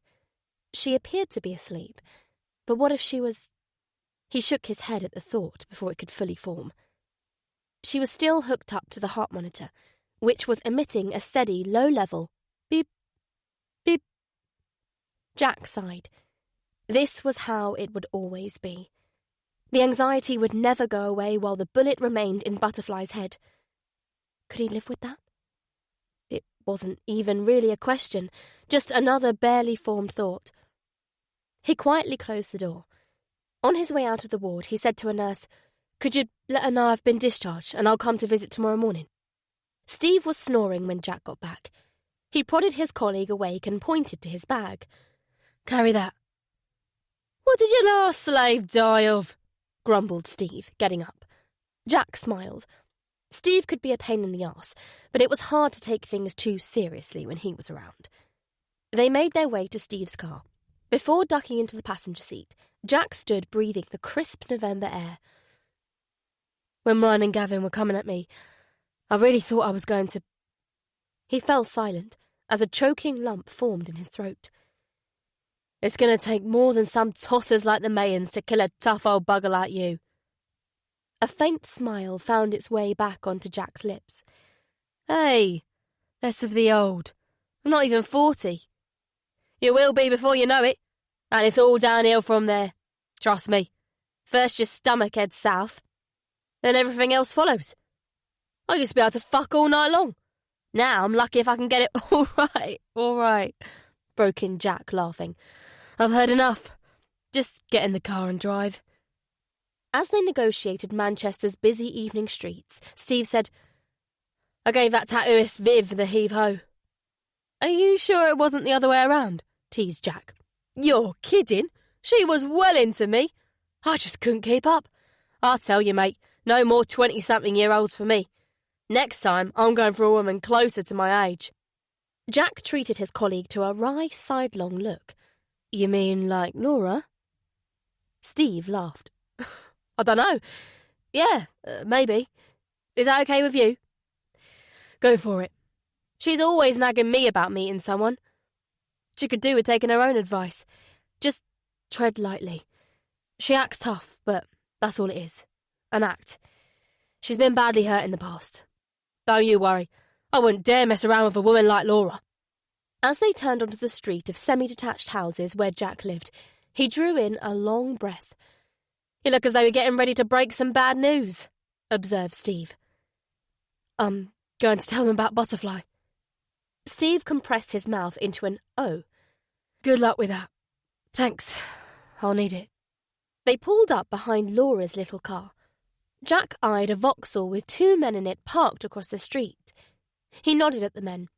They replied in kind. He didn't know their names, but he'd seen them around HQ. Paul had assured him they were 2 of the best officers in GMP's firearms unit. The car was unmarked and the officers were plain-clothed. If Ryan was foolish enough to try anything, they didn't want to alert him to their presence before he was close enough to take down. Laura didn't like them being there, but she liked the thought of possibly being targeted by, in her words, some brainless psycho with a chip on his shoulder. Even less. Grimacing at the ache in his shoulder, Jack got out and approached the front door. It flew open, and Naomi ran out to greet him with an excited flurry of words. "Dad, you're home! I've cooked the pasta and Auntie Laura's been cleaning, and we've made everything nice for you." Jack laughed, the tension draining from his face. "It's good to be home." His reply took him somewhat by surprise. It wasn't so long ago that he doubted whether he would ever look upon the house as his real home. He'd adored the Sussex cottage he'd shared with Rebecca, but the ghosts of memories had driven him to sell up. He'd bought the Chulton house because it was available and conveniently located. He'd never felt an emotional attachment to it until now. The smell of cooking welcomed him as he stepped into the hallway. Steve tousled Naomi's hair and set Jack's bag down. Laura appeared at the top of the stairs. "Hello, you 2, she called down. "Good timing. Tea's just about ready." "I can't stay," said Steve. "Are you sure?" The disappointment in Laura's voice was unmistakable. "I'd love to, but I have to be elsewhere." "Oh, okay. Well, maybe another time." "Definitely. I'll call you." Turning to Jack, Steve put on a bad Cockney accent. "Are you dares, Roddard? Are you dares, my son?" "Cheers, mate." Steve closed the door on his way out. "Ooh, I think Auntie Laura's in love," said Naomi, her Mediterranean blue eyes sparkling with amusement. "Don't be daft," retorted Laura, a telltale trace of colour rising into her cheeks. "Auntie Laura and Steve sitting in a tree. Kissing," Naomi teased in a sing-song voice. "Right, that's it." Pulling a mock-angry face, Laura rushed downstairs. Naomi screamed and fled into the living room. Laura caught up with her and set about tickling her into submission. The 2 of them collapsed onto the rug, laughing. Jack looked on with a mixture of amusement and apprehension. They seemed so happy. He thought about Butterfly's sleeping face, and a sigh welled up inside him. Why did life always have to be so fucking complicated? Laura disentangled herself from Naomi and clambered to her feet. "Tickle me more," pleaded Naomi. "Later. It's time to eat." The kitchen table was laid with cutlery, bread and salad. Laura pulled out a seat for Jack while Naomi served up bowls of pasta. "Naomi did all this by herself," said Laura, glancing proudly at her niece. Naomi seated herself beside her dad. Jack looked at her. His gaze moved across the table to Laura. For the second time since being discharged from hospital, a lump formed in his throat. Tears threatened to spill over. He blinked them back, not wanting to cry in front of Naomi. Something lightly touched his hand. Glancing down, he saw Naomi's fingers curling into his. She gave him an "it's okay" smile. He should have known it was pointless trying to conceal his feelings from her.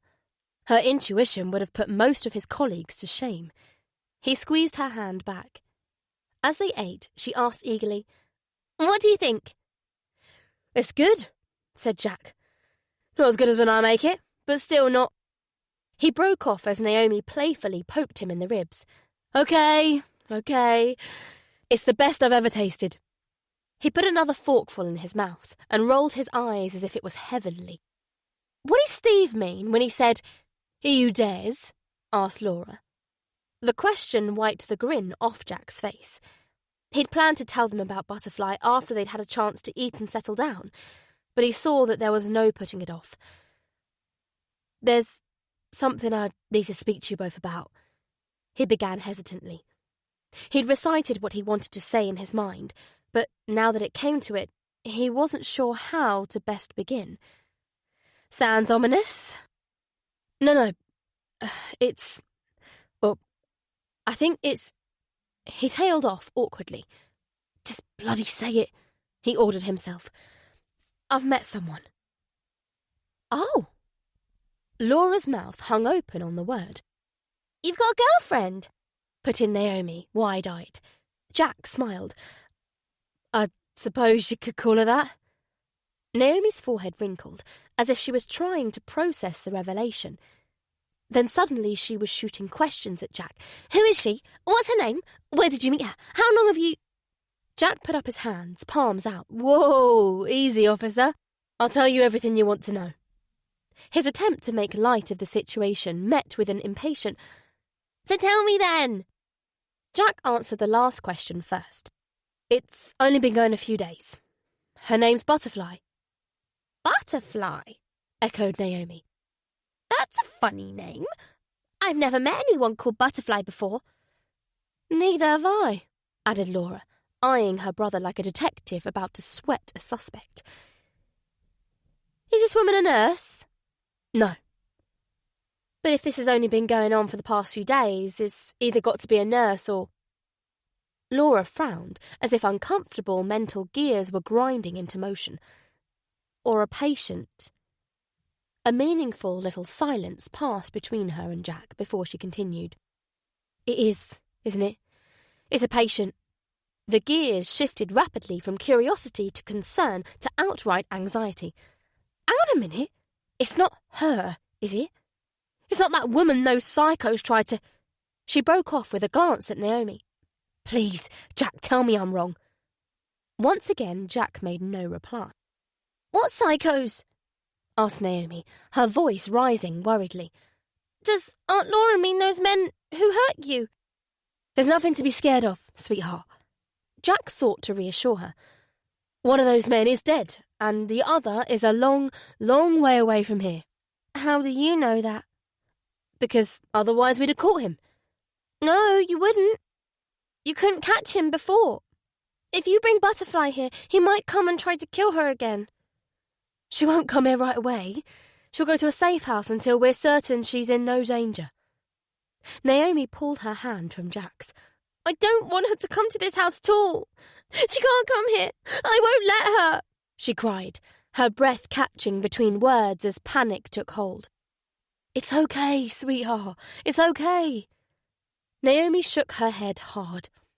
As Jack reached for her hands, she sprang to her feet. Tears were rolling down her cheeks.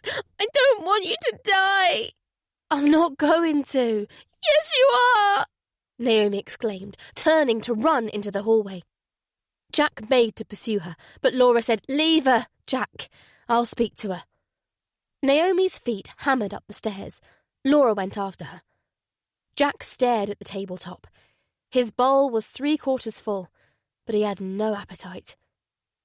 After what felt like a long time, Laura returned. "Is she okay?" asked Jack. "She's upset, but she'll be fine." With a sigh, Laura sat back down. "Are you sure about your feelings for this woman, Jack? You went through something incredibly traumatic with her. You could be confusing protectiveness with attraction." "Love," corrected Jack. "What I feel for Butterfly goes beyond attraction." "Love?" Laura repeated dubiously. "You barely know her." "You're right, Laura. Everything you're thinking, I've already been through 1,000 times in my head. I don't know who Tracy Ridley is." "Who's Tracy Ridley?" "That's who Butterfly used to be. Tracy's family was murdered. She got herself mixed up with bad people. Thieves, drug dealers, murderers. Maybe she was a bad person herself. But Tracy died when the Mayans put a bullet in her head. The woman I'm in love with is Butterfly." "But what if Tracy comes back and she's as bad as you think she might be?" "Tracy's not coming back." "You can't be certain of that. Even the experts struggle to predict long-term outcomes for brain injuries. Are you really willing to put Naomi at risk for the sake of this woman?" "Of course not. But Butterfly wouldn't hurt anyone." You're going round in circles, Jack. We're talking about Tracy, not Butterfly. In fact, I'm not even sure Butterfly really exists. Oh, I know there's a woman in North Manchester General that you call Butterfly, but I think maybe you're more in love with the idea of who she could be than who she actually is. She's a blank template. You can make her into whatever you want her to be. Who wouldn't fall in love with someone like that? Will you teach me how to be good? Butterfly's words echoed back to Jack. You're wrong, he retorted, almost as if he was trying to convince himself. Butterfly's mind is all her own. For now it is. Maybe it always will be. But you can't take that chance, Jack. You're a parent. That means you always come second. You don't need to tell me what it means, snapped Jack. I know a hell of a lot better than you what it means. Laura blinked, as if he'd thrown a drink in her face. She'd always wanted children of her own, but for one reason or another, career, relationship breakdowns, it hadn't happened. Now she was in her early 40s, single and resigned to the distinct possibility that motherhood had passed her by. But that didn't mean it didn't hurt. Jack read that hurt in her expression and hated himself for his insensitivity. She rose to her feet. I think I'd better go, or you and I will fall out. Jack followed her into the hallway. Stay until you finish your meal. Laura shook her head. I'll see you later. She glanced up the stairs, then her gaze returned to Jack. I may not know what it's like to be a real mum, but I know I'd never do anything to endanger her. Neither would I. Perhaps you should tell her that. Laura headed out the front door. Jack offered a forlorn wave as she got into her car. She drove away without waving back. He heaved a sigh, muttering, Well, that couldn't have gone much worse. He knew things would soon get patched up between Laura and him. They'd fallen out more times than he could recall. She could be quick to take insult, but she was equally quick to forgive. As for her opinion on Butterfly, well, that was another matter entirely. Laura could also be stubborn, and in this instance she had every right to be. She was the closest thing Naomi had to a mum. Jack glanced at the ceiling as incongruously upbeat pop music filtered through it. He headed upstairs. Naomi's bedroom door was closed. He knocked and said her name. When there was no reply, he entered the room. She was lying on her bed with her face to the wall. Music was blaring from her iPad docking station. He turned the volume down and perched himself on the bed. Her eyes were red and puffy, but she wasn't crying anymore. She kept her gaze fixed on the wall. He found himself uncomfortably reminded of the way Rebecca had lain staring at nothing for the last weeks of her life. I love you, Naomi, he began softly. You're the most important thing in my life. You always will be. Her eyes slid across to him. Not if you're dead, I won't be. Then I'll have no mum and no dad. I'm not going to die. Do you promise? Jack hesitated to reply. In his line of work, there was always a chance you might not make it home, as had been starkly illustrated by the events of the past week. But the look of frightened appeal in Naomi's eyes was too much for him. I promise. The fear faded to a worried glimmer. Jack could see she wanted to believe him, but she wasn't naive enough not to realise that his promise was made more to put her mind at rest than because it was something he could guarantee. There's something else you need to know, he continued. I love Butterfly. I don't know how things will turn out. No one ever does. I'd like for her to be a part of this family. But, as I said, you come first. If you don't want me to be with her, I'll tell her we can't be together. Naomi resumed staring at the wall. Jack could barely bring himself to breathe. He felt as if he was waiting for a verdict to be passed on his future. A chance at love, or the torment of forever wondering what might have been. Which was it to be? Naomi began, her gaze meeting his once more. I just want you to be happy, Dad. Jack waited to see if anything else was forthcoming. The silence extended to 30 seconds. I just want you to be happy. Surely she was giving him the go-ahead. He smiled and stroked her jet-black hair. That's all I want for you too, sweetheart. Does Butterfly look like Mum? No, she's nothing like her. I'm not trying to find someone to replace your mum, Naomi. Nobody could ever replace her. Naomi looked thoughtful for a moment, then nodded as if she was glad. Jack rose to his feet. Come on, it would be a shame to waste a pasta, after all the effort you went to. Naomi rose from the bed. She reached out and they left the room hand in hand. As they descended the stairs, Laura reappeared at the front door. You weren't gone long, said Jack. Yeah, well, I'm hungry, she replied, in her usual bluff way. Besides, it's not as if I can have any privacy with your pals out there following me around. That won't be for much longer. It better not be. They make me nervous. They're supposed to make you feel safe. Who are you talking about? Asked Naomi, the anxious glimmer returning to her eyes. They hadn't told her about the plain-clothed officers. No one for you to worry about, said Jack. Laura changed the subject. Let's eat, before the pasta gets cold. I'm sorry, Jack mouthed at her as they went into the kitchen. She waved away his apology. They settled back down to their meal. The pasta was already cold, but it tasted infinitely better to Jack. Chapter 35. Over the next few days, Jack fell into a steady routine. Drop Naomi off at school, head to the hospital, stay with Butterfly until it was time to pick up Naomi. When they got home, Laura would be bustling around the kitchen cooking tea. On the days when she had to work, they ordered a takeaway. Sometimes Steve came over and ate with them. He had a habit of telling Naomi inappropriate jokes, but Jack didn't mind. Naomi loved Steve, and although Laura did her best not to show it, he saw the gleam in her eyes whenever Steve called to say he was coming around. Besides, Jack wasn't the only one who'd been through a serious trauma. Occasionally he would catch Steve looking at Naomi with an uncharacteristic sadness, and he knew the brash ex-para was thinking about Hawkshead Manor and the dead children. Every hour, every minute, every second he spent with Butterfly, Jack could feel the two of them growing closer. He told her about his life in Sussex, falling in love with Rebecca, getting married, the cottage they'd shared, their love of walking on the coastal cliffs. Gradually, he worked up the courage to tell her how Rebecca had died.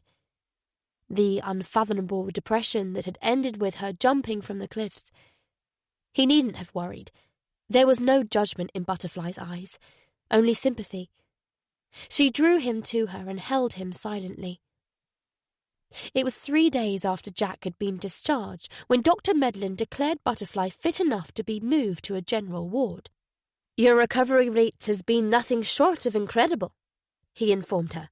Keep this up and you'll be out of here in no time. Butterfly smiled at the news, but always the shadow of her missing baby hung over her. In the same way that Jack felt himself growing closer to her, she felt herself growing more distant from her baby. The following morning, at Butterfly's request, Jack bought her some clothes, tracksuit bottoms and a sweatshirt, and they went for a walk in the hospital grounds. She moved like someone learning a complicated dance. Jack held her elbow, steadying her. She inhaled deeply of the cold air. Smells good, doesn't it? He said, remembering how he'd felt after being discharged. The walk put new colour in Butterfly's face, bringing out a depth of beauty that Jack hadn't seen in her before. They didn't go far, not because she was tired. Walking renewed her strength, but because of concerns for her safety. 2 armed officers shadowed them, but that wouldn't prevent someone with a long-range rifle from taking a potshot.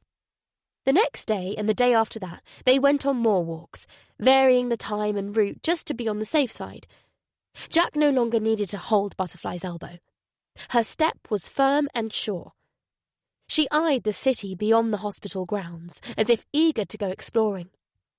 "It's funny," she said.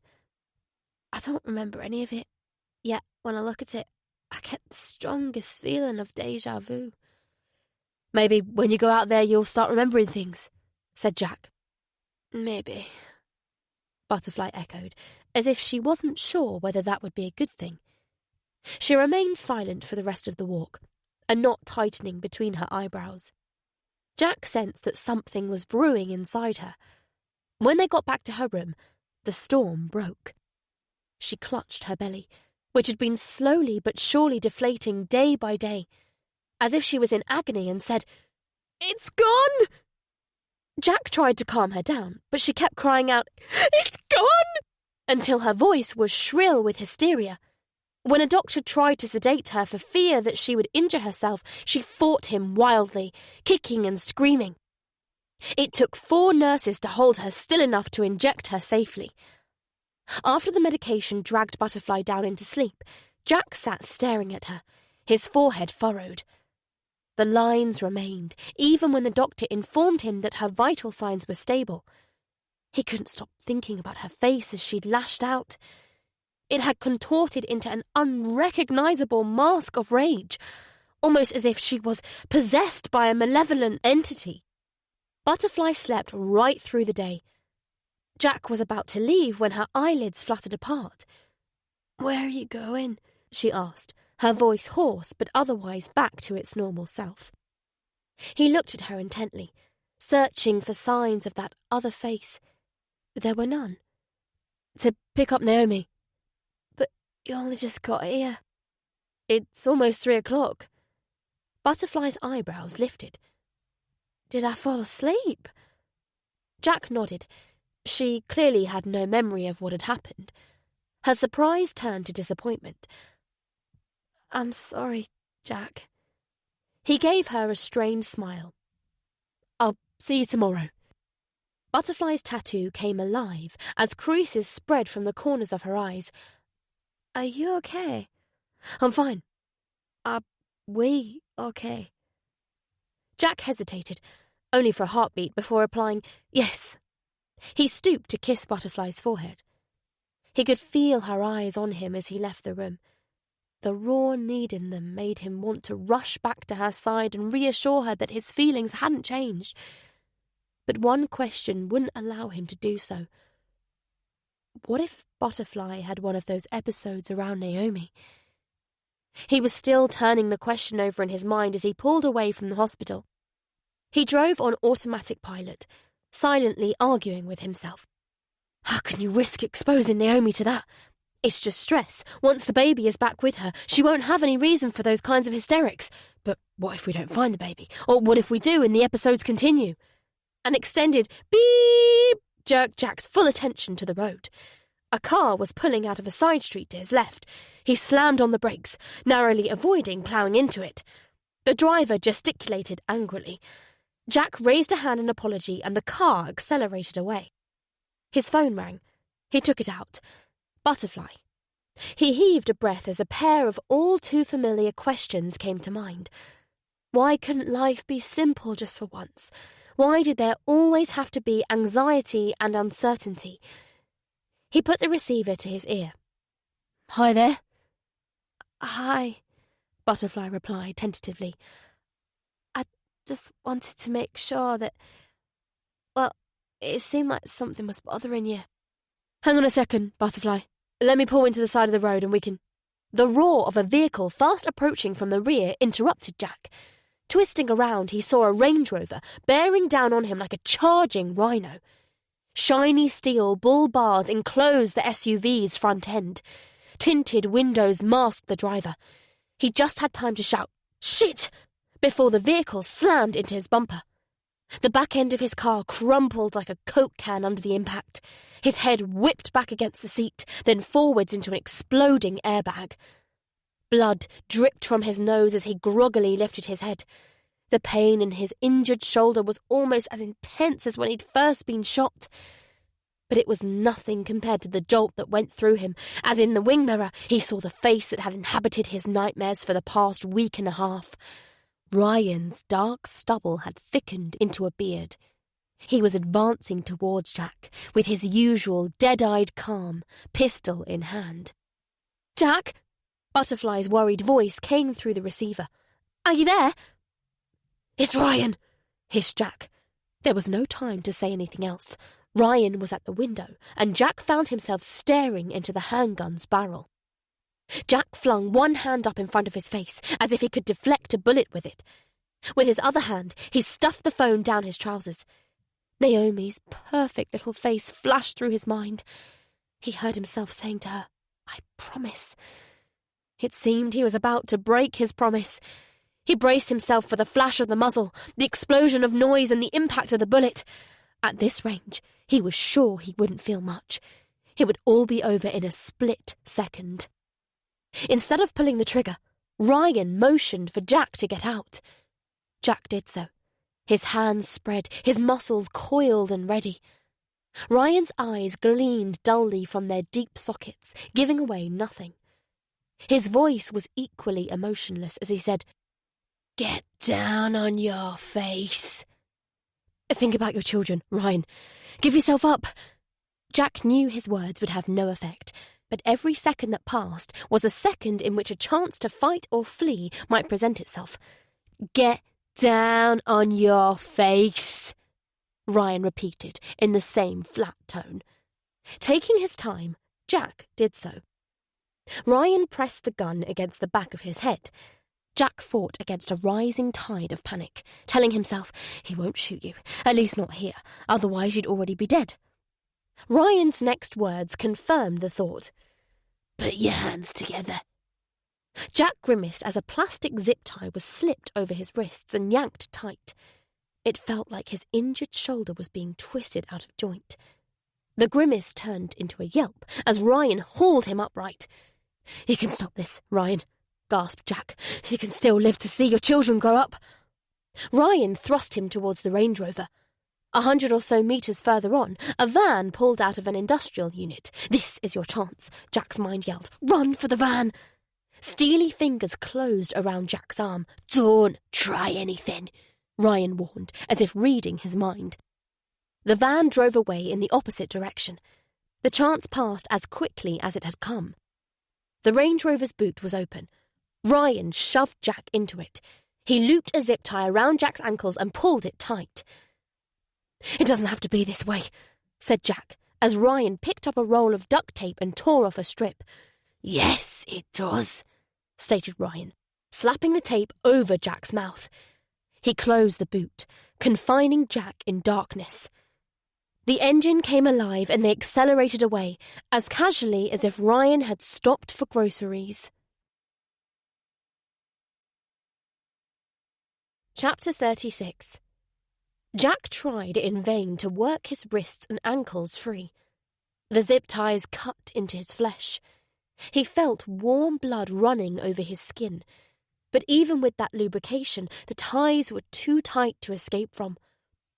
He squirmed around, feeling for anything that might be of help, a sharp edge to saw through the ties, a latch to open the boot.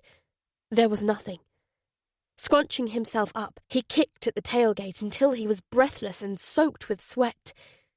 He rubbed his face against the boot's carpeted base, peeling away the duct tape. "Help!" he yelled over and over until he was hoarse.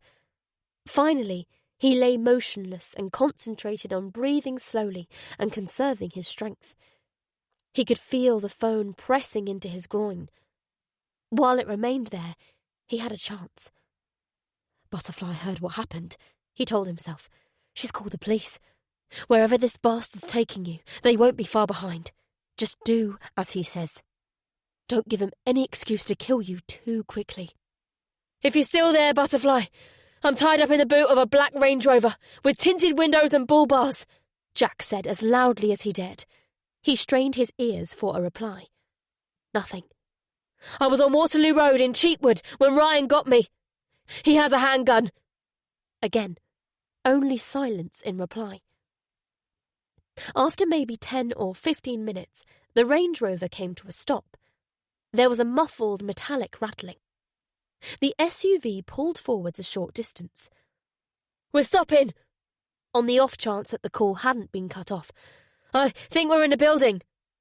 there was more rattling. "Sounds like it has a roller door." A breathless moment passed, then the boot swung open. Jack blinked as what seemed like blindingly bright light streamed into his eyes. Pain lanced through his shoulder as Ryan pulled him feet first out of the boot. The breath whooshed from his lungs as he dropped onto an oil-stained concrete floor. He squinted at his surrounds as he was dragged along the floor. They were in some sort of industrial building. High overhead strip lights dangled from cobwebby wooden beams that supported a corrugated roof. Hulking machinery clogged with grease and rust inhabited the shadows to either side. Alongside the machines was a collection of high-end vehicles, SUVs, BMWs, Mercedes, Audis. Ryan had clearly taken him to a storage unit similar to those at Hawkshead Manor. But they hadn't been driving long enough for this one to be located outside the city. "Where are we? Is this another one of your stolen car warehouses?" Jack said, more for the benefit of Butterfly, or for anyone else who might be listening in, than because he expected an answer. In reply, Ryan got hold of Jack's arms and lifted him into a wooden chair. Next to the chair was a scratched old Formica table. Panic welled up inside Jack again at what was on the table. Pliers, a hacksaw, bolt cutters, knives, what looked to be a blowtorch, bundles of zip ties. "Keep it together," he commanded himself. "Say something to delay this fucker." "But what?" "Anything." "What do you want from me?" Jack asked, fear threatening to snatch away his voice. "I'll tell you anything you want to know." Ryan wordlessly set to work on securing Jack to the chair with zip ties. "I can help you," continued Jack. "I can tell you how many constables are at the hospital and where they're posted." Ryan took off his jacket and laid it on the table, exposing his Love Alice tattoo. There were 2 freshly inked dots. Ryan's unreadable eyes roamed over the table's contents. He selected the bolt cutters. "Don't do this, Ryan," pleaded Jack. His mind scrambled for something else to say that would give Ryan pause for thought. I... Ryan raised a finger to his lips. He tapped his tattoo. "You know what this means, don't you?" "Yes." He traced a finger almost tenderly over the new dots. "PC Tim Jones, PC Craig Barton." His finger came to rest on an unadorned patch of skin. "This is where you're going." Jack looked at the blank space as bleakly as someone surveying a graveyard plot reserved for them. Ryan's finger moved towards Jack's feet. "I'm going to cut off your toes," he said matter-of-factly. "Then I'm going to cut off your fingers, your ears, your nose, your tongue, your arms and legs. And when there's nothing left, I'm going to cut off your head. And then I'm going to do the same to your sister." In an instant, Jack's expression transformed from fear to fury. He bucked in the chair, straining against his bonds, not caring about the pain in his shoulder. The chair tipped over but didn't break apart. Ryan looked on impassively until Jack lapsed into gasping stillness. Then he bent to lift the chair upright. Jack bit down on his anger, telling himself, "Don't give this psycho the satisfaction." Somehow, from somewhere deep inside, he found sufficient calm to say, "We both chose this life. We accepted the risks. But Laura didn't choose this. Don't involve her." "It's a bit late for that." Ryan put down the bolt cutters and moved into the shadows behind Jack. There was the sound of something heavy being dragged across the floor. Ryan retreated into view, pulling a chair with a gagged figure zip-tied to it. Jack's eyes swelled at the sight. Laura's hair was glued to her face by sweat. Her cheeks were as white as his knuckles. Her eyes were swollen and bloodshot. The collar of her nurse's uniform was torn as if she'd fought with Ryan, but she appeared to be unharmed. "Motherfucker!"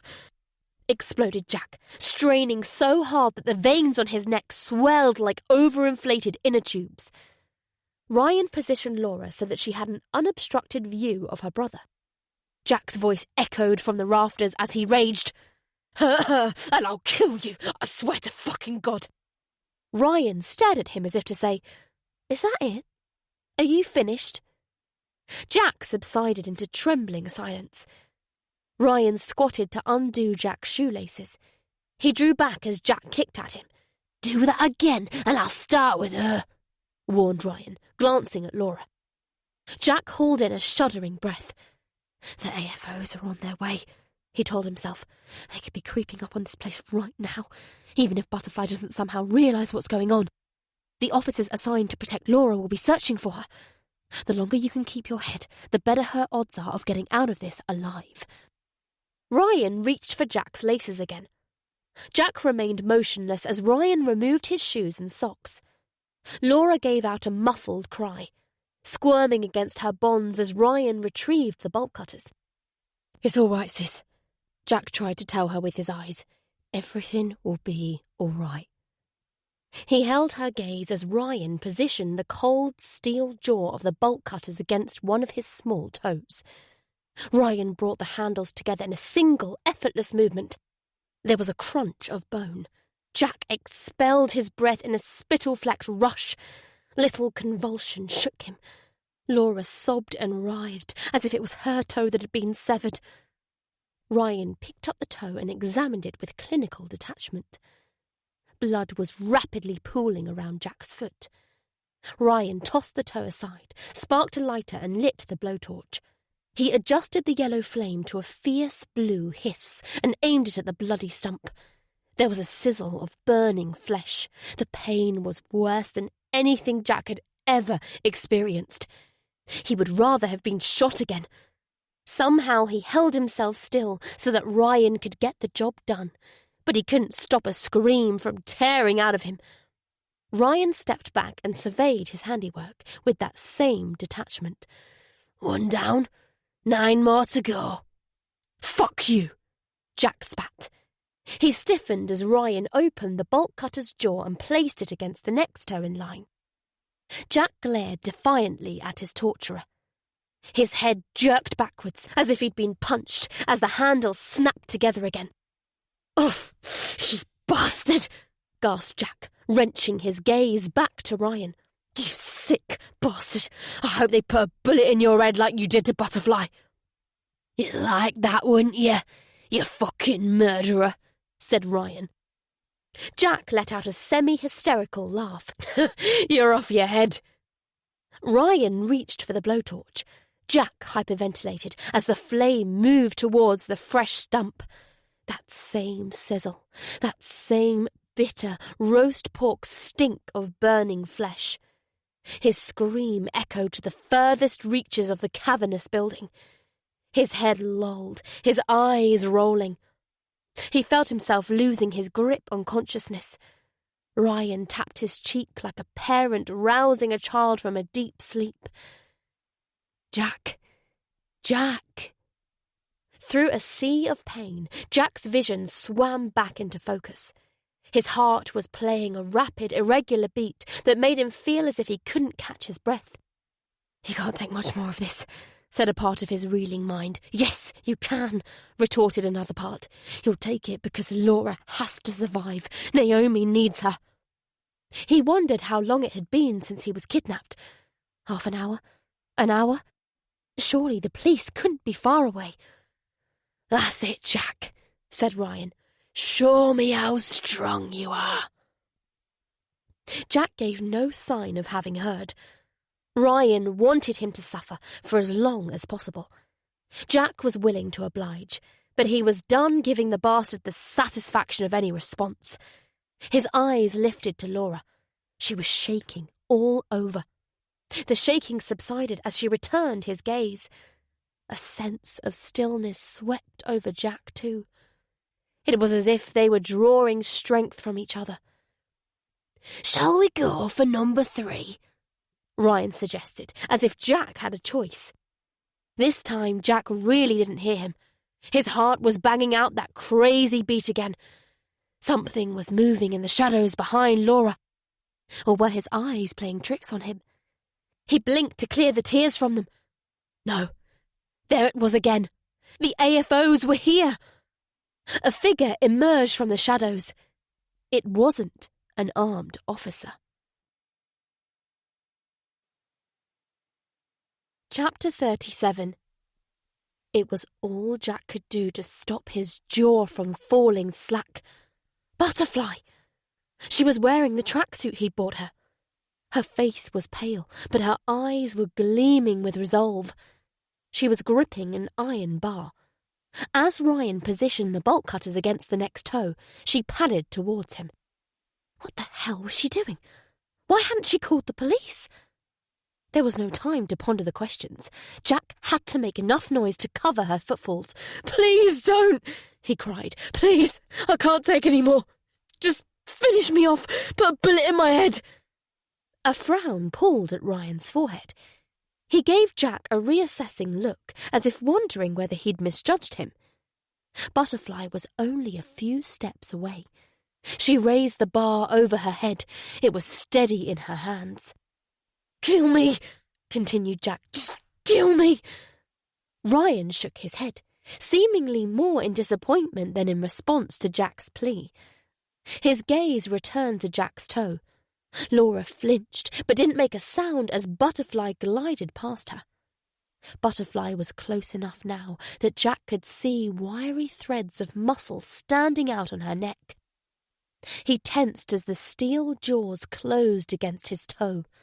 At the same instant, Butterfly brought the bar down swiftly and surely. There was a crunch as it connected with the crown of Ryan's head. He dropped the bolt cutters and staggered sideways, but managed to stay upright. Butterfly hit him again. This time he keeled over, blood streaming down his face. He crawled forwards, reaching for the table to pull himself up. Butterfly aimed a third blow at the centre of his back. He collapsed onto his face, straining to suck air into his winded lungs. "Don't move, or I'll split your skull wide open," warned Butterfly. Her eyes darted around as if looking for something, and came to rest on the table. She grabbed the zip ties and set about securing Ryan's wrists and ankles with them.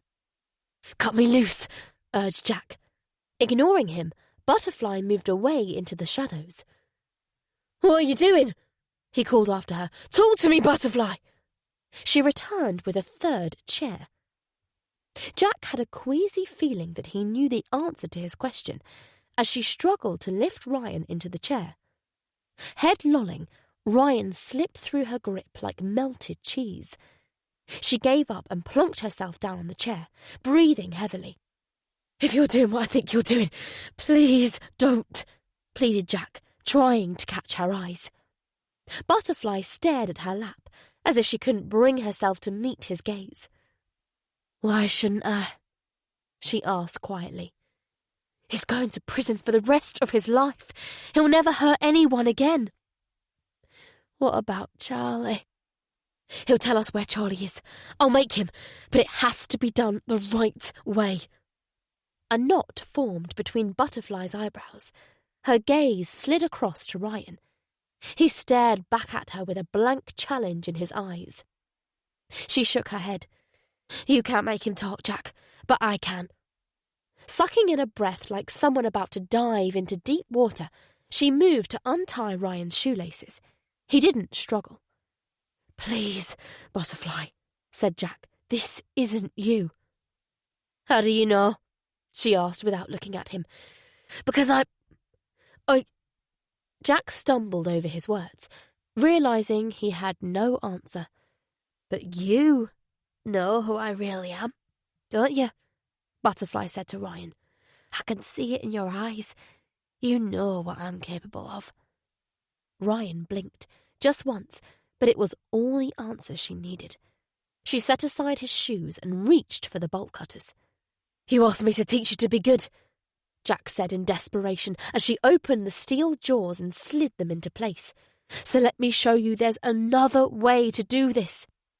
Butterfly stared at Ryan. He returned her stare stonily, as if to say, Go on then. Do it. Where's my baby? She asked, with only the faintest tremor in her voice. Ryan remained silent. Where's my baby? Repeated Butterfly. I won't ask again. Silence. Don't, implored Jack. I'm sorry, Jack, Butterfly replied, and she brought the handles together. Ryan's little toe popped off like a cork. He arched his back, letting out a high-pitched scream. Oh, Christ, Butterfly, groaned Jack. He jerked his gaze to Laura, as if she might be able to help him convince Butterfly to stop this madness. Seemingly reading the appeal in his eyes, Laura gave a sad little shake of her head. Butterfly didn't bother with the blowtorch. She simply moved on to the adjacent toe. Where's my baby? There wasn't even the faintest tremor in her voice now. There was only the promise of more pain. Clawing back his composure, Ryan fixed his eyes on her again. His face was a mass of agonized twitches, but there was still a challenge in his eyes. Butterfly's thin arms flexed against the handles. Another scream raked the air as the jaws sliced through bone. A dark urine stain spread down Ryan's trouser legs. Stop! Shouted Jack. Stop, or we'll never be together. She met his gaze, her eyes deep wells of sadness. I love you, Jack, but Charlie has to come first. You understand, don't you? Yes, but... Jack trailed off resignedly. If it was Naomi missing, he'd have torn apart the world to find her. Butterfly returned her attention to Ryan. Where's my baby? The question drew a whimper from him. Stifling it, he stared at the roof, his eyes glazed with tears. Butterfly reversed the bolt cutters so that they rested against his big toe. She pushed the handles together, her arms trembling as the blades struggled to bite through the thicker bone. Ryan screamed and writhed, trying to pull his toe free. Butterfly held on with grim determination. The screaming seemed to go on and on, without pause for breath, rising to an ever more excruciating pitch. If Jack's hands had been free, he would have jammed his fingers into his ears. Butterfly's tattoo was distorted into a meaningless shape. Her lips were compressed so tightly as to be almost invisible, but her eyes looked to have swollen to twice their normal size. He saw nothing of the woman he wanted to spend his life with. The scream formed itself into a just barely comprehensible word. Governor! Butterfly released Ryan's toe. It dangled by a few shreds of tendon and skin. What did you say? Governor, Ryan repeated, spittle flecking his lips. He's the man we sold your baby to. For a moment, Butterfly stood in stunned silence. Who is he? Now there was fear in her voice. Such fear that Jack could feel it radiating from her. Is he? She couldn't bear to say what was in her mind, but the words were etched into her eyes. Is he some sort of pervert? He's some big-shot businessman from London, Ryan hauled in a ragged breath and went on. He wanted a red-haired baby. That's all I know. Butterfly thrust the bolt cutters at him menacingly. You must know more. Where does he live? What's his first name? Is my baby alive, or... She trailed off again into agonized silence. The only other thing I can tell you is your baby's a boy. A boy? Butterfly murmured to herself. In the space of a breath, her expression shifted from savage to tender and back. She put down the bolt cutters and picked up a knife. Tell me why I shouldn't stick this in you. Because we've got a name, put in Jack. That's all we need to find your son. In which case, I don't need this piece of shit alive any longer. But what if Kavanagh isn't this businessman's real name? Jack jerked his chin at Ryan. Or what if he's lying? I'm not lying, Ryan protested. I swear on the lives of my kids. Butterfly's eyes flitted uncertainly between Ryan and Jack. She took out her iPhone and tapped at its screen. She showed a page of photos to Ryan. A Google search box read, Kavanagh and London businessman. There were several photos of a 30-something trendily dressed man drinking champagne and stepping out of nightclubs with different women on his arm. Is that him? No. Butterfly scrolled down to an older, more conservatively dressed man outside a modern business premises. What about him? Another no. The next few photos were of a clean-cut 40-something man, tall, slim and always smiling. He looked about as unlikely a criminal as was imaginable. In one photo, he was perched on the bonnet of a flashy car. In another, he was piloting a helicopter over a sprawling city. In a third, he was wearing a dinner suit and bow tie. His arm was wrapped around the waist of a beautiful woman with long auburn hair who looked to be about a decade younger than him. That's him, said Ryan. Are you sure? Yeah. Butterfly slumped onto the chair again, as if she'd reached the end of her strength. She followed a link to an article in a business e-zine and read aloud, Say hello to Mr. Kavanagh, the most successful entrepreneur you've never heard of. Mark, the owner of Kavanagh Limited, an international building materials company operating out of Guildford, admits he has always shied away from the public eye. But that all changed last week when he became a new entrant in our annual rich list with an estimated wealth of £108 million. We've got him, said Jack. Butterfly glanced at Ryan's Range Rover. Where are the keys? In the... Ryan started to answer. Guessing her intention, Jack interjected, There's no need for you to do anything else, Butterfly. We'll get your son back for you. Don't trust them, slurred Ryan, his eyes rolling as he floundered on the edge of consciousness. They're murderers.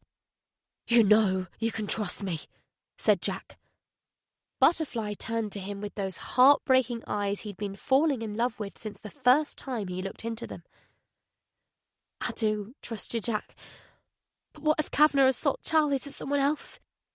Kavanagh sells bricks, not babies. Look at that woman in the photo with him. Her hair is almost identical to yours. I bet she's infertile. Or he is. Either way, they wanted a baby they could pass off as their own. Butterfly's eyes returned to Ryan. Is that why you wanted my baby? I told you, I don't know, he said. He paid up and we went our separate ways. Her eyes glittered, as if she was reconsidering whether to stick the knife into Ryan. That's all that matters to you, isn't it? Money. How much was my son's life worth? 50 grand. 50 grand, murmured Butterfly. All this for 50 grand? It was just business. No one would have got hurt if you hadn't done what you did. Butterfly winced, as if the words were knives slicing into her. You're saying I knew what you planned to do with Charlie? What type of person would sell their own baby? The question was dripping with self-loathing. But Tracy didn't want to go through with it, put in Jack. Tracy. Butterfly spat out the name, as if it was too bitter to swallow. Don't ever say that name to me again. Tracy Ridley is dead. She wasn't capable of love. I am, and I will get Charlie back. Her eyes jerked to Ryan. Keys! In the ignition. Ryan's voice was faint. There was so much blood around him, it was hard to believe he had any left in his body. Gun? Glove compartment. Wait! Exclaimed Jack, as Butterfly headed for the Range Rover. You're not strong enough to drive down to London. I made it here, Butterfly replied over her shoulder. She ducked into the vehicle and emerged with the keys and Glock. Do you even know how to drive? Asked Jack. I guess we'll find out. She took out the gun's magazine, checked it was loaded, pulled back the slide. A round popped out. She slid it into the magazine, reinserted the magazine and released the slide. Seems like I know how to use one of these. She gave a contemptuous laugh. You find out something new about yourself every day. You don't know where Kavanagh lives. People like him don't put their address online. Which is why you're going to find it for me. Why would I do that? Butterfly pointed the Glock at Ryan. Because otherwise, I'll kill him. Jack stared into her eyes. There was no bluff in them. You'll spend the rest of your life in prison. I'll take that, if it means Charlie's safe. Please, Jack, every second we stand here arguing, my Charlie could be... Her voice snagged on the thought of what Charlie might be going through. I'm going to count to 3. 1, 2... Whimpering, Ryan curled into a tight ball. All right, exclaimed Jack. He heaved a sigh. I need a phone. Butterfly swiftly moved behind Jack and cut his hands free. Groaning with relief at the release of pressure on his shoulder, he rubbed the feeling back into his wrists. Butterfly proffered her phone. Just find out the address. Don't say anything about anything else, she warned. Jack dialed Steve. It was nearly 4 o'clock. Only an hour had passed since he left the hospital. He'd been through a lifetime of pain in that short time. His thoughts suddenly turned to Naomi. Was she still waiting for him in the schoolyard? She wouldn't have been allowed to leave on her own. Wherever she was, she would be worried. Steve's gruff voice came on the line. Hello? Jack forced himself to focus on the task at hand. It's me. Jack, what's up? Are you at HQ? Yeah, but not for much longer, thank fuck. I'm gasping for a... Listen, Steve, I need a favour. Steve's voice took on a note of concerned curiosity. You all right? You sound stressed. That's because I'm in fucking agony, Jack felt like retorting. He was soaked through with sweat from the pain in his foot. Yeah, I'm good. I need you to run a name for me. Mark Kavanagh. Who the hell is Mark Kavanagh? I'll explain later. Does this have anything to do with... Just do it, will you, Steve? Jack interrupted sharply. Okay, keep your hair on. Bloody hell. There was the sound of tapping keys. There are 1, 2, 3, 46 Mark Kavanaghs in the system. This one's in his 40s. Caucasian, brown hair, medium height, slim build. He might have previous. There was another pause. Then Steve came back on the line. How about this? Mark Kavanagh, 42, lives in Carlisle? No, this Mark probably lives down near London. Possibly in Guildford? Here we go. I think we've got a winner. Mark Kavanagh, Warwick Bench Road, Guildford, 47. He's clean, except for a couple of points on his licence. Spouse, Suzanne Kavanagh, 31 and drop dead gorgeous. I'd say Mark's batting well above his average. Thanks, Steve. Jack hung up before Steve could ask any awkward questions. Butterfly was looking at him expectantly. He told her the address. Now what? He asked. Are you just going to leave us here? No, you're coming with me. You and Laura. Butterfly looked at Laura for the first time. She carefully peeled the tape off Laura's mouth. Hello, Laura. Jack's told me all about you. I would say it's nice to meet you, but... Her voice faded almost apologetically. I get why you're doing this, Laura said in a dry-throated rasp. But Jack has about 12 hours to get his foot sorted. After that, they won't be able to reattach his toes. How long does it take us to get to Guildford? About 4 hours, said Jack. Then there's enough time. The sooner he gets into surgery, the better the chance of success, said Laura. Butterfly gave Jack a pained look. I'm sorry, Jack. I wish I could take you to hospital. I wouldn't go even if you offered. If I can't persuade you not to do this, then I want to come with you. The two of them stared at each other, their eyes mirrors of sadness and need. I hate to interrupt this moment, said Laura. Jack was glad to hear the sardonic edge to her voice. Even after what she'd just been through, Her bone-dry sense of humour was intact. She glanced at Ryan, who appeared to have lost his battle with unconsciousness. "But what about him? I can probably stop the bleeding, but even so, he could die if we leave him here." Butterfly looked darkly at Ryan. "We'll dump him somewhere where he can be found. That's the best he's going to get, and it's a lot more than he deserves." She cut the remaining zip ties securing him to the chair, before turning to do the same for Laura. Grimacing, Laura rose unsteadily to her feet. Jack limped forwards to help her, but she raised a hand to stop him. "I'm fine, just a bit dizzy. The sneaky sod clobbered me from behind. How did he snatch you from under the noses of the officers watching you?" She cast him a sheepish glance. "I gave him the slip. Sorry, Jack. I was sick of the sight of them." Jack wasn't surprised. Laura had been moaning about the officers for days. He was more relieved than annoyed by her recklessness. He'd been steeling himself to hear that Ryan had 2 more dots to add to the tally of victims inked on his forearm.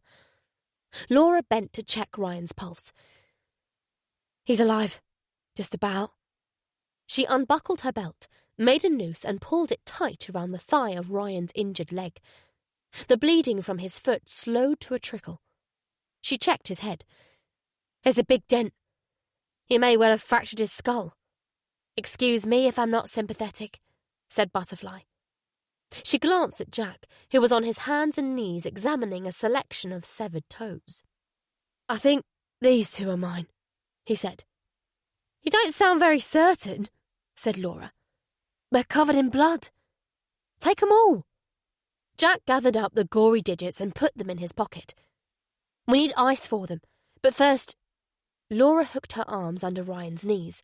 Jack stooped to get hold of his arms. "I'll do it," offered Butterfly. "It's okay. What about your shoulder?" "My shoulder won't kill me. That bullet might kill you if you strain too much and it moves." Teeth gritted against the pain, Jack lifted Ryan.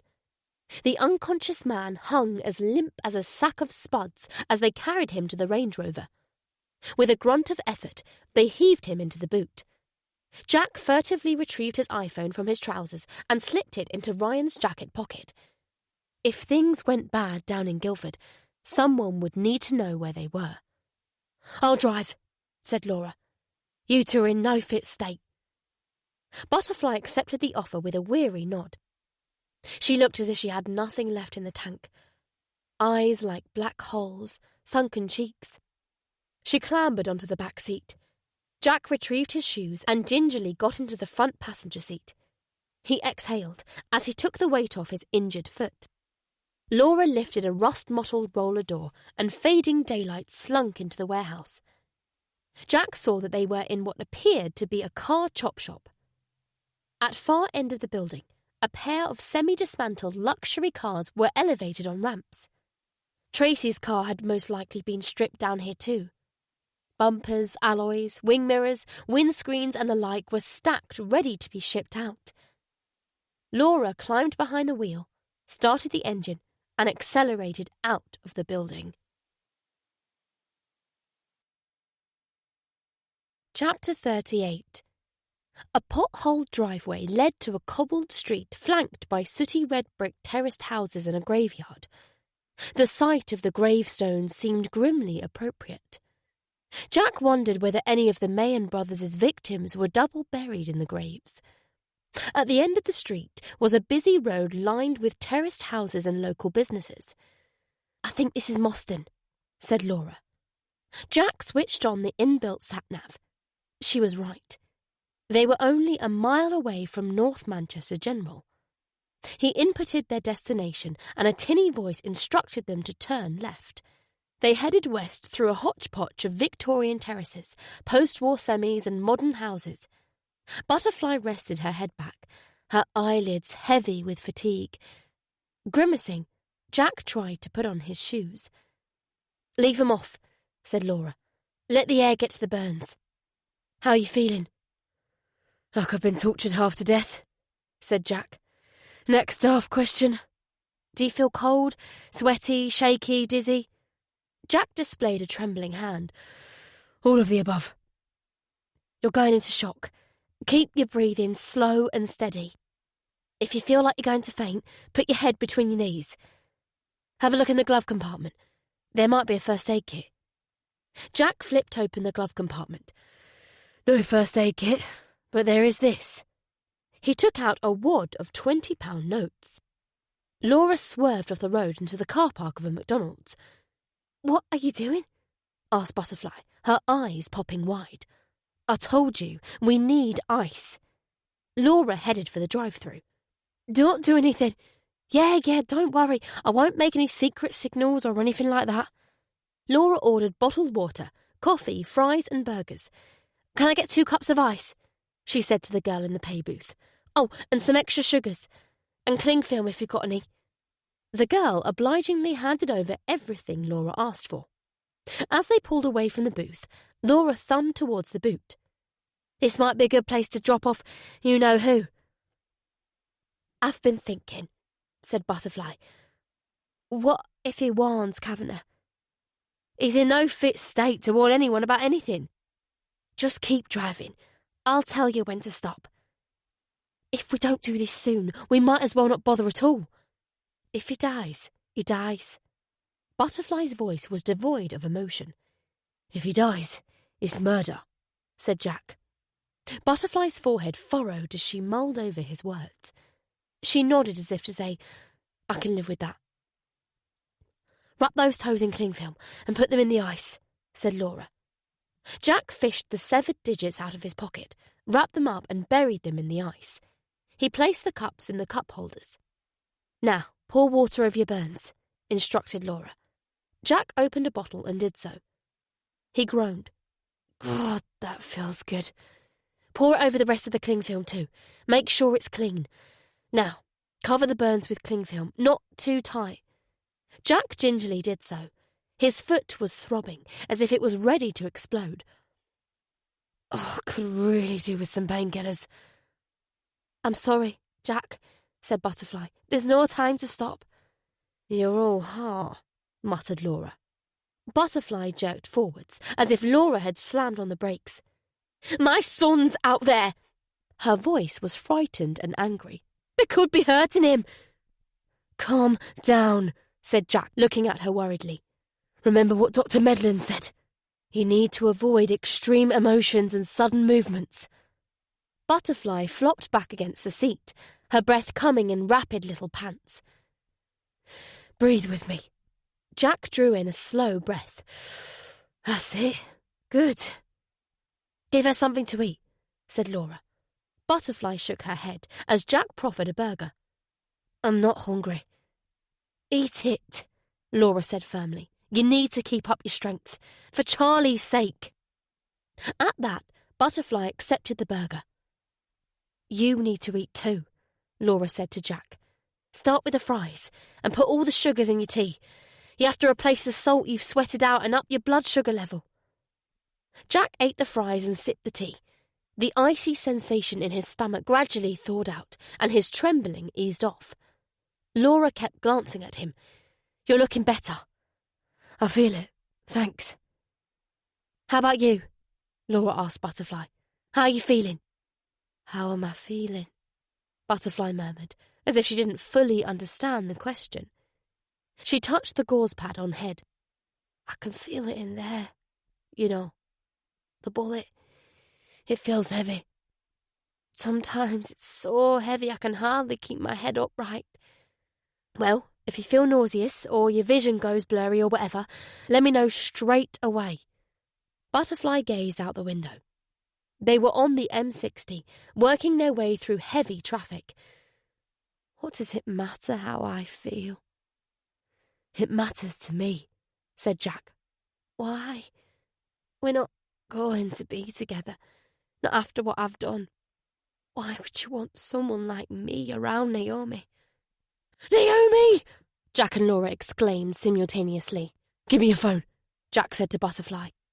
She handed it over and he dialed Naomi.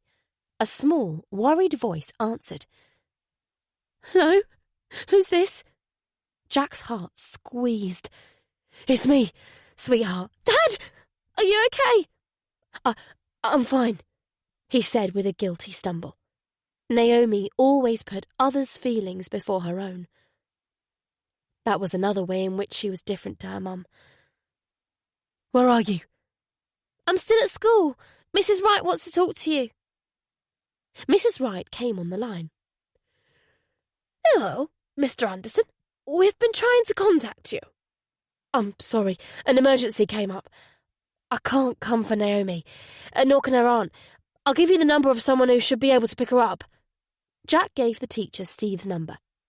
Steve would know for sure that something serious was going down, but there was no one else Jack could turn to, except perhaps Paul. Despite the recent shift in their relationship, Jack couldn't stomach the thought of Naomi being looked after by a man who'd had an affair with her mum. Mrs. Wright put Naomi back on the phone. Don't worry, sweetie. Steve will pick you up, Jack told her. Why can't you? I'm on a job. But you're off work. Even the pain in Jack's foot couldn't stop him from smiling faintly. When would he learn that it was almost impossible to pull the wool over Naomi's eyes?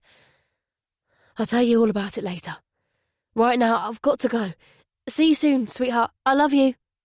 Bye, Dad. I love you too. Jack hung up with a sigh and gave the phone back to Butterfly. I'm sorry for making you lie to her, she said. Jack held up a hand as if to say, there's no need. They drove on in silence. Every so often, Jack glanced at Butterfly in the rearview mirror, partly to check she was okay, but mostly because he needed to see her face. His own face was riddled with uncertainty. Butterfly's question swirled round his mind. Why would you want someone like me around Naomi? He kept coming back to the same simple answer. Because I love you. But was that enough? Did love justify the risk? And what about what Butterfly had done to Ryan? Did love justify that too? The phone rang. Butterfly showed the number on the screen to Jack. It's Steve, he said. Don't answer it. The ringing stopped. There was the buzz of a text message. Butterfly read aloud. On my way to pick up Naomi. The DCI's in a right old lather. Your girlfriend's gone AWOL. Don't suppose you know where she is. Jack could almost hear the sarcasm in the message. He took the phone again and messaged Steve. No idea. There was the buzz of a reply. Why do I find that hard to believe? I hope you're not doing anything silly. Would I? Naomi likes pizza. Don't know what time I'll be round to pick her up. It'll be late. Thanks for this. You'd better have a good explanation ready, responded Steve, refusing to be distracted. And not just for me. The DCI's kicking off because he can't contact you. Don't worry, I won't give him this number. Jack didn't message him back. The explanation would have to wait. As he returned the phone to Butterfly, he told Laura what was going on. She arched an eyebrow as if she wasn't sure whether she approved. He'll probably take Naomi down the pub. I'll kick his arse if he does. They were south of Manchester now, passing between flat fields on the M6. The traffic had eased off and they were speeding along in the fast lane. Ryan hadn't made a noise the entire time he'd been in the boot. The silence emanating from him was growing more ominous by the minute. What about here? Laura suggested when they passed a sign for crew sandbag services. OK, agreed Butterfly. Laura pulled onto the slip road and into a busy car park. She headed for the truckers' area and stopped alongside an HGV. They got out and warily opened the boot. Their caution was needless. Ryan was out cold. The boot exhaled an acrid stench. Ryan's lips were ringed with vomit. Laura expertly cleared his mouth out and checked his breathing. He's alive, she said, puffing her cheeks. Frankly, I'm amazed. Butterfly made a as if unsure whether to be relieved or disappointed. Jack only felt relief. If Ryan lived, there was still a chance, no matter how slim, for Butterfly and him. But if he died... They lugged Ryan out of the boot and put him in the recovery position below the driver's side door of the HGV. Butterfly stared at him for a moment, as if committing every detail of his face to memory. Then they got back into the Range Rover and sped away. Jack and Laura exchanged a furtive glance. He saw she was thinking the same as him. With Ryan out of the way, what was to stop them from refusing to go through with Butterfly's plan? Seemingly reading their minds, Butterfly said, "I love you, Jack. Honestly, I do. I know we've only just met, Laura, but I like you a lot. But make no mistake, I will do whatever it takes to get Charlie back. Do you understand?" Jack looked into Butterfly's eyes. His gaze fell to the Glock. Her finger was hooked through the trigger guard. He nodded. The traffic ebbed and flowed as they passed through the industrial outskirts of Birmingham and negotiated Spaghetti Junction's concrete jungle of slip roads and flyovers. Then they were south of the city. It was a clear night. The moon dimly illuminated the rolling countryside of Warwickshire and Oxfordshire. Butterfly was scouring the internet for anything she could find about Mark Kavanagh. There wasn't much beyond what they already knew. She scrutinised the photos of Mark as if they might contain a clue as to Charlie's whereabouts. She showed the photos to Jack. "What do you see when you look at him?" Like a hawk studying its prey, Jack's gaze moved over Mark perching on the sports car bonnet, Mark piloting the helicopter, Mark with his arm around the beautiful redhead. He noted how proprietorily Mark was holding the woman, as if she was a trophy he'd won. Throughout the photos, Mark's smile never wavered. There was something fixed about it. Not necessarily false, but not entirely convincing either. In the car and helicopter photos, Mark's hair was uniformly brown. In the other, it was grey at the roots. Was he letting the grey grow out?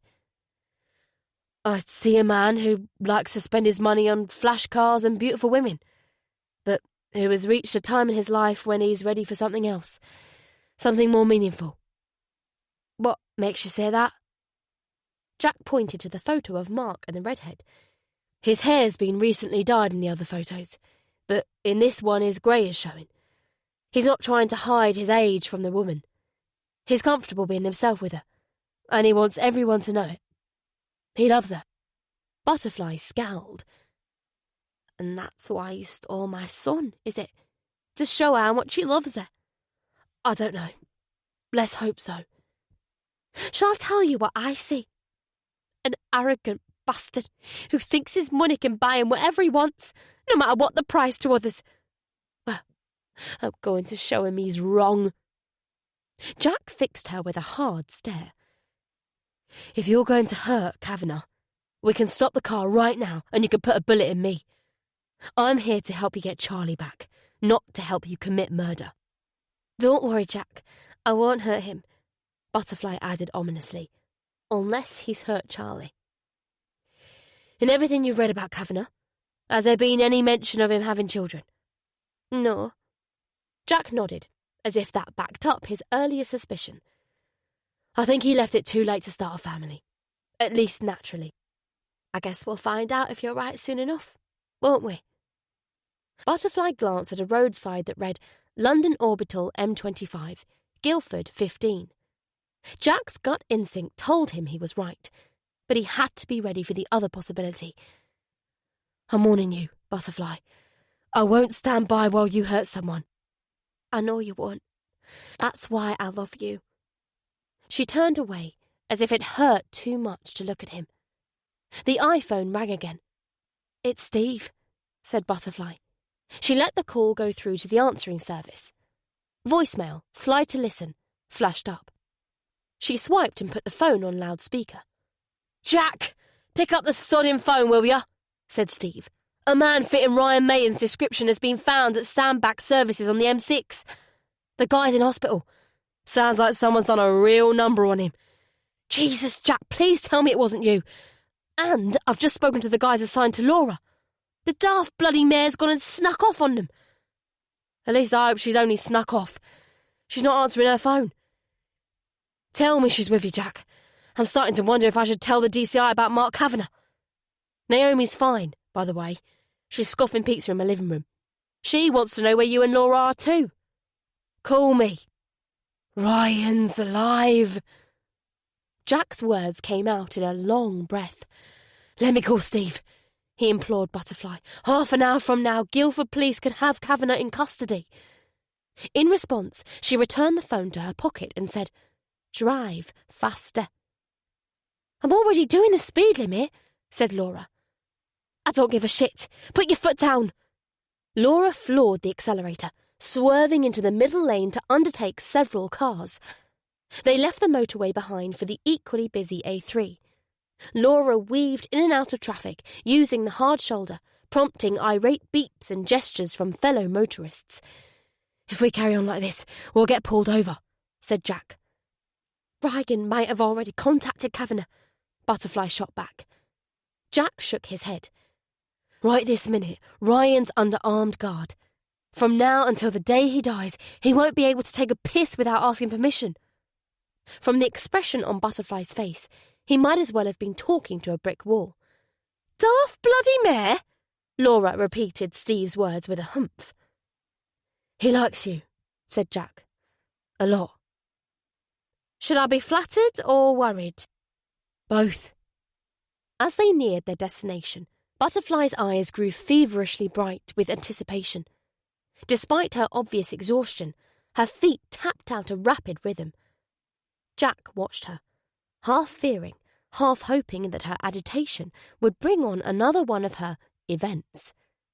The thought of her potentially suffering further brain damage was agonizing, but so was the possibility that she would do something to Kavanagh from which there would be no coming back. It wasn't long before they were speeding through the leafy outskirts of Guildford. Big, mock-Tudor detached and semi-detached houses, privet hedges, parkland, oh so English Surrey. The sat-nav directed them along the western outskirts of the town centre through streets of Georgian and Victorian terraces. On the south side of town, they found themselves amongst detached houses that grew more ostentatious with every passing mile.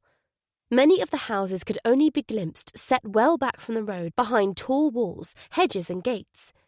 In the near distance, a wooded hillside basked in the moonlight. "You've reached your destination," announced the sat-nav.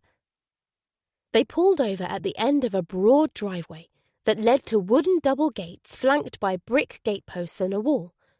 A sandstone plaque set into the wall was engraved with Kavanagh House. A galaxy of solar lights cast a soft glow over a sprawling garden. The house was set on a slight rise. 4 huge bay windows with sandstone architraves overlooked the garden from either side of a first-floor balcony reached via French windows. The house was topped off by arched attic windows, recessed into a slate roof that sported 3 towering red brick chimneys. At the left-hand side of the house, welcoming orange light emanated from a suitably big conservatory. "Not bad," Laura commented with typical dry understatement. Breath whistling through his teeth, Jack pulled on his shoes. The pain made fresh sweat pop out on his forehead. He examined himself in the mirror. There was a crust of blood on his upper lip from headbutting his car's airbag. He cleaned it off with bottled water and dampened down his hair. He still looked like baked shit, but it would have to do. "Get in the back," he said to Laura. "And both of you, get down behind the seats." Laura clambered into the back, and he shifted across into the driver's seat. "Okay, so here's how we're going to play this. I'm going in there alone. You two stay hidden in here. If I pick up on anything suspicious, I'll come out and let you know." "I want to come in with you," protested Butterfly. "That's not going to happen." Jack pointed to a Victorian-style cast-iron lamppost outside the gates. "You see that odd-looking light bulb? It's a CCTV camera. I can guarantee you the entire grounds are covered by cameras. The chances of someone sneaking in there are 0. But if you want to give it a go, be my guest." Butterfly stared at him uncertainly for a second, then hunkered down into the footwell. Jack turned to Laura. "You don't have to come with us. Just try and stop me." He smiled thinly. He would have been surprised if she'd said different. "Have you got your phone?" "Ryan took it." "Give her the phone," Jack said to Butterfly. Again she hesitated and Jack continued. "Look, we either do this my way or not at all." "I won't call anyone," Laura assured her. "Unless things go to shit," said Jack. "Then you get the hell out of here and call 999. Do you hear me?" "What if you're still in the house?" Leave me behind." Seeing his sister's reluctant frown, he added, "I'm serious, Laura. I can't protect you in there." Laura arched an eyebrow. "I seem to remember it's me who's done most of the protecting in the past few years." "You know what I mean. This is different." With sudden urgency, Butterfly pressed the iPhone into Laura's hand, saying, "OK, Jack. We'll do it your way." He eyed the gates uneasily. "Let's just hope Kavanagh doesn't recognise Ryan's car." Chapter 39. Jack pulled the Range Rover forwards, lowered the window and leant out to press the intercom button. A well-spoken female voice came through the speaker, sounding surprised that someone had come calling at this time of day. "Hello? Who is this?" "My name's Detective Inspector Jack Anderson." Jack displayed his warrant card to the camera. "Apologies for disturbing your evening, but I'm here to speak to a Mr. Mark Kavanagh. May I ask who you are?" "Oh, the voice sounded flustered now. I'm his wife, Suzanne Kavanagh. What's this about?" "I urgently need to talk to your husband. Is he in?" "I'm not sure. Hang on. I'll just have a look." He's in, thought Jack. Whatever else she might be, Suzanne wasn't a very good liar. Several seconds passed. The seconds extended to a minute. "Something's wrong," Butterfly whispered from the back seat. "Shh," retorted Jack, as the intercom crackled back into life. This time, a gravelly male voice with a thick East London accent said, "Hold your identification out the window." There was no deference to authority in the voice. It belonged to a man used to giving orders. Jack did so. "Am I speaking to Mark Kavanagh?" "You're a long way off beat, aren't you? Is this Mark Kavanagh?" "What could Greater Manchester Police possibly want to speak to me about?" The reply confirmed that it was Mark. He didn't sound like someone who'd been born into wealth. He sounded more like an East End barrow boy done good. Maybe that was how Kavanagh had heard about what the Mayans had to offer. Perhaps he had some dodgy pals back in Cray country. "It would be best if we spoke face to face, Mr. Kavanagh." "I'll decide what's best. Now, let's hear what you have to say. Unless you have a search warrant, that is." This isn't the first time this guy's had dealings with the police, thought Jack. Either he's not fazed or he's a fucking good actor. "I don't have a search warrant, Mr. Kavanagh. There's no need for anything like that. I'm here in regards to a case involving stolen building materials." "I don't deal in stolen materials. My company's record is above reproach." Mark's tone was indignant, but Jack thought he caught a trace of relief. "I'm aware of that, Mr. Kavanagh. You're not under suspicion.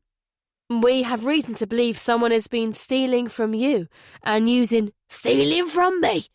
Mark broke in with disbelief. "No one steals from me. I can tell you that with 100% certainty." "Unfortunately, we've had different information." "What bloody information?" "Let me in and I'll show you. I assure you this won't take long, and it would be very much to your benefit, Mr. Kavanagh." The intercom lapsed into silence. Jack waited tensely.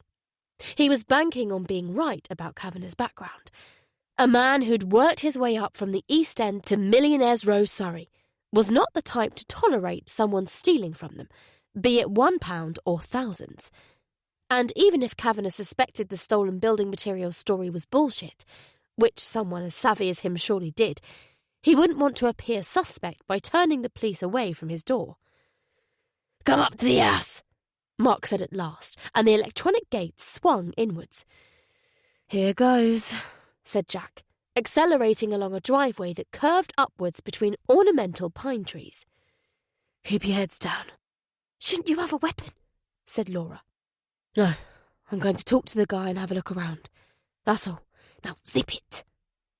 At the top of the slope, the driveway widened into a floodlit circle with an oversized SUV and a sleek sports car in it. To the front of the house, an immaculate lawn descended towards colourful flower beds and shrubberies. Jack gave Laura the car keys and, gritting his teeth, got out of the Range Rover. He limped to the front door. Through the tall conservatory windows, a grand piano and a selection of expensive-looking furniture was visible. Mark was waiting within an arched brick porch. Jack recognised him from the e-zine article. Swept back, silvery brown hair. Same height as Jack, but slimmer build. Smooth, tanned face, sharp features, and even sharper dark eyes. He was casually dressed in jeans and a jumper. He looked like a man at ease with the world and his place in it. There was no sign of Suzanne. He held out his hand, but not to shake Jack's. ID. Jack showed his warrant card. Mark took another long look at it before gesturing for Jack to follow him inside. The house's interior was as pristine as its exterior. Polished parquet floors, plush carpets, chandeliers, elaborate cornices, tasteful paintings. A perfect marriage of period features and modern comfort. There was a sideboard overflowing with flowers and gilt-framed wedding photos of Mark and Suzanne. The happy couple were kissing outside a picture-perfect chapel. The photos didn't look to have been taken long ago. If anything, even with the silver hairs, Mark looked younger now than then, as if someone had been taking good care of him. How long have you been married? Asked Jack. Mark gave him a look that was more annoyed than suspicious. He clearly wasn't one for small talk. Why? I was looking at your wedding photos. 2 years. For the first time, the brusque edge was absent from Mark's voice. Are you married? Jack's mind went back to the Sussex church, where Rebecca and he had tied the knot. It was similar to the one in the photos. Lichen scarred stone, ancient stained glass, faded gravestones. Thinking about it now, it seemed like another lifetime. No. I used to say I'd never get married. Now I wish I'd done it 10 years earlier. Why's that? Suzanne's a godsend. She looks after me better than my old mum did. Jack wondered whether there was more to it. Perhaps 10 years ago, Mark wouldn't have had to buy an heir to his fortune. If that was indeed why he'd paid 50 grand for Charlie. Glancing around, Jack saw no baby paraphernalia. After Naomi's birth, the cottage had degenerated into a chaotic jumble of bibs, nappies, baby bouncers, dummies, rusks and the like. But then again, they hadn't been able to afford a cleaner. It must have taken a small army of cleaners to keep this place in tip-top shape. If nothing came of this visit, it would be worth tracking them down for a chat.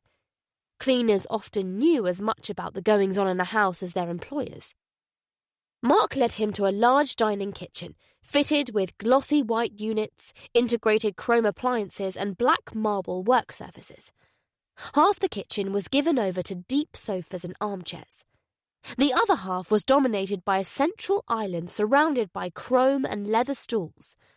A wall of glass doors overlooked a patio, furnished with rattan furniture and exotic potted plants.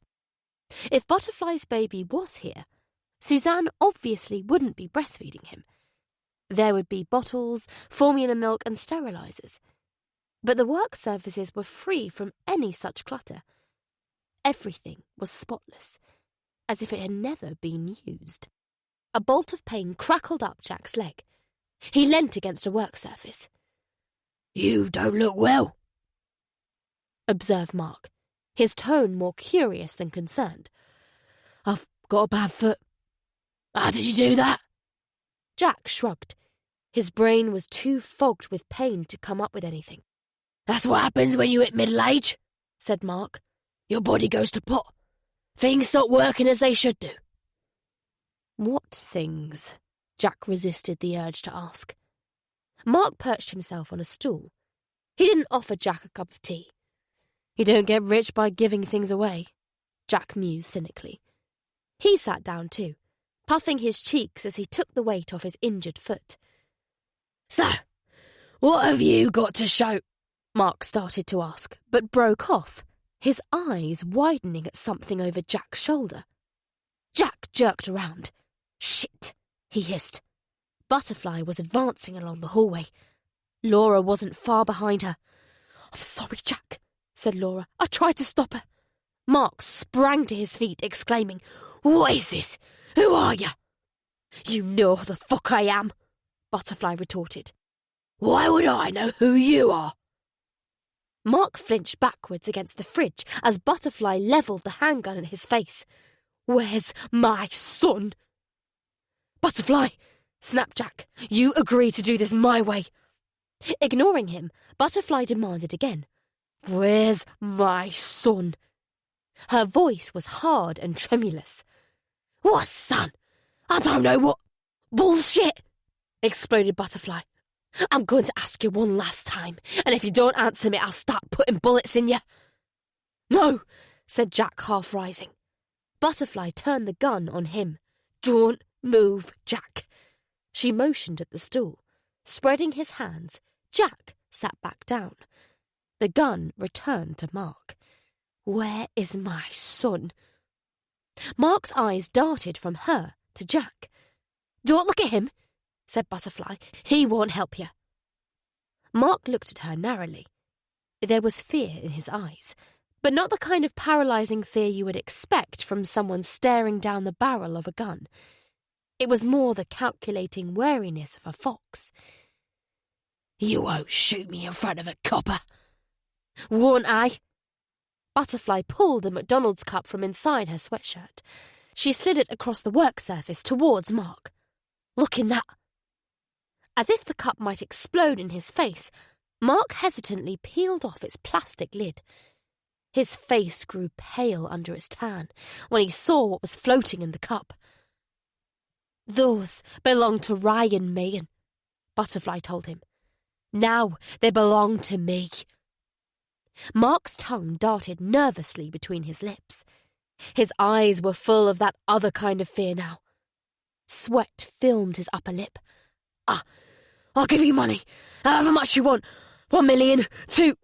One more word and I swear. Butterfly let the threat hang between them. "I'll do as she says," put in Jack. "She made Ryan Mahan piss himself, and I'm guessing he's a lot tougher than you." Mark's lizard-like tongue flickered out again. Suddenly his shoulders slumped, and he seemed to shrink several centimetres. "I knew this was coming," he said to Butterfly, his voice as heavy as his features. "Ever since I saw on the news what those morons did to you. They told me you'd agreed to the sale." "Yeah, well, I changed my mind," said Butterfly. "Take me to my son. Slowly," she warned, as Mark started towards the hallway. "Go back to the car," Jack told Laura. With a nod, she turned to hurry towards the front door. Mark ascended a broad staircase. Jack came next, then Butterfly. The gun was visibly shaking in her hand. Her complexion would have made milk seem colourful. She stopped halfway up, clutching the banister. She shook her head when Jack made as if to hold her up. "I'm okay," she said hoarsely, motioning with the gun for him to continue. Her hand remained affixed to the banister as they completed the climb. The landing was a large rectangular area furnished with deep armchairs, arranged to take in the view from glass doors leading onto the balcony. Mark approached one of 6 interior doors. "Suzanne?" His voice was as soft as a summer breeze. He sounded like a different man. "Has he gone?" asked a muffled female voice, the voice from the intercom. "Open the door, darling." There was the click of a key turning. The door swung inwards. A pair of almond-shaped eyes peered out anxiously from between curtains of auburn hair. Suzanne sucked in a sharp breath at the sight of Jack and Butterfly. Her eyes returned to Mark, hurt and bewildered. "I'm sorry," he said. "I had no choice." He reached for her hand, but she pushed him away. "They shouldn't be up here," Suzanne said, in a hushed voice as if afraid of waking someone. "Tell them to leave. They know everything, Suzanne." Mark glanced at Butterfly. "This is her." Her? Suzanne echoed, in a way that made it clear she knew who Butterfly was. Her perfectly made-up features trembled. Tears threatened to ruin her mascara. "Tell them to leave," she repeated hollowly. Jack couldn't help but feel a twinge of sympathy. The desperation in Suzanne's voice made him wonder whether it was her, not Mark, who had fertility problems. "Move out of the way!" Butterfly demanded, unable to contain herself any longer. There wasn't the faintest trace of sympathy in her voice. Mark took hold of his wife's shoulders. She tried to shrug him off, but he firmly guided her to one side. Butterfly strode past them, her footfalls deadened by a thick sheepskin rug. The room's pastel blue walls were stenciled with fluffy clouds. In one corner, there was an armchair. In another, there was a baby changing table.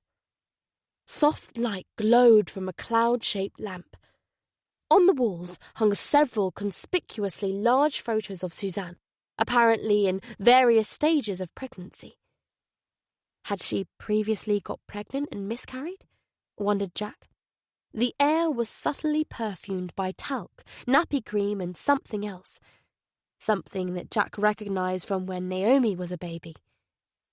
The intoxicatingly sweet, milky scent of a newborn. In the darkest part of the room, a white wicker Moses basket rested on a rocking stand. The basket's hood was drawn up, shadowing a tiny form swaddled in a blue blanket. Butterfly stopped, as if she'd walked smack into a glass wall. The trembling of her hands was so severe that Jack found himself worrying whether the Glock might go off accidentally. Butterfly frowned at the gun, as if the same thought had occurred to her. Turning to Jack with an almost ashamed look in her eyes, she held out the gun to him, handle first. He gladly took it, glancing at Mark to make sure the handover didn't give him any funny ideas. Mark was staring at the floor, as if a heavy hand was pressing on the back of his head. Slowly, ever so slowly, Butterfly padded closer to the basket. "Don't," pleaded Suzanne. "You'll wake Lucas." Butterfly flashed her a razor-sharp glance. "His name's Charlie." Her eyes softened as she peered into the basket. A tiny sob escaped her throat. She tentatively reached out, but drew her hand back as if realizing Suzanne was right. She turned and gestured towards the landing. "Out."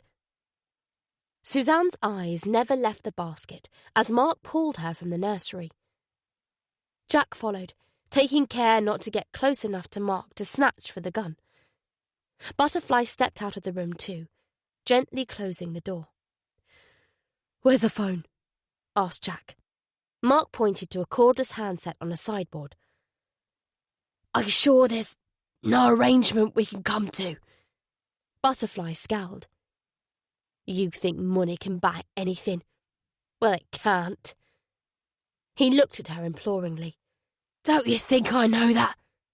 We paid for the best doctors, had every fertility treatment available, but none of it made any difference." His eyes swept over his surrounds. "All this means nothing to me. I'd give the lot away for a child of my own." A conflicted frown replaced Butterfly's scowl. "So why not adopt?"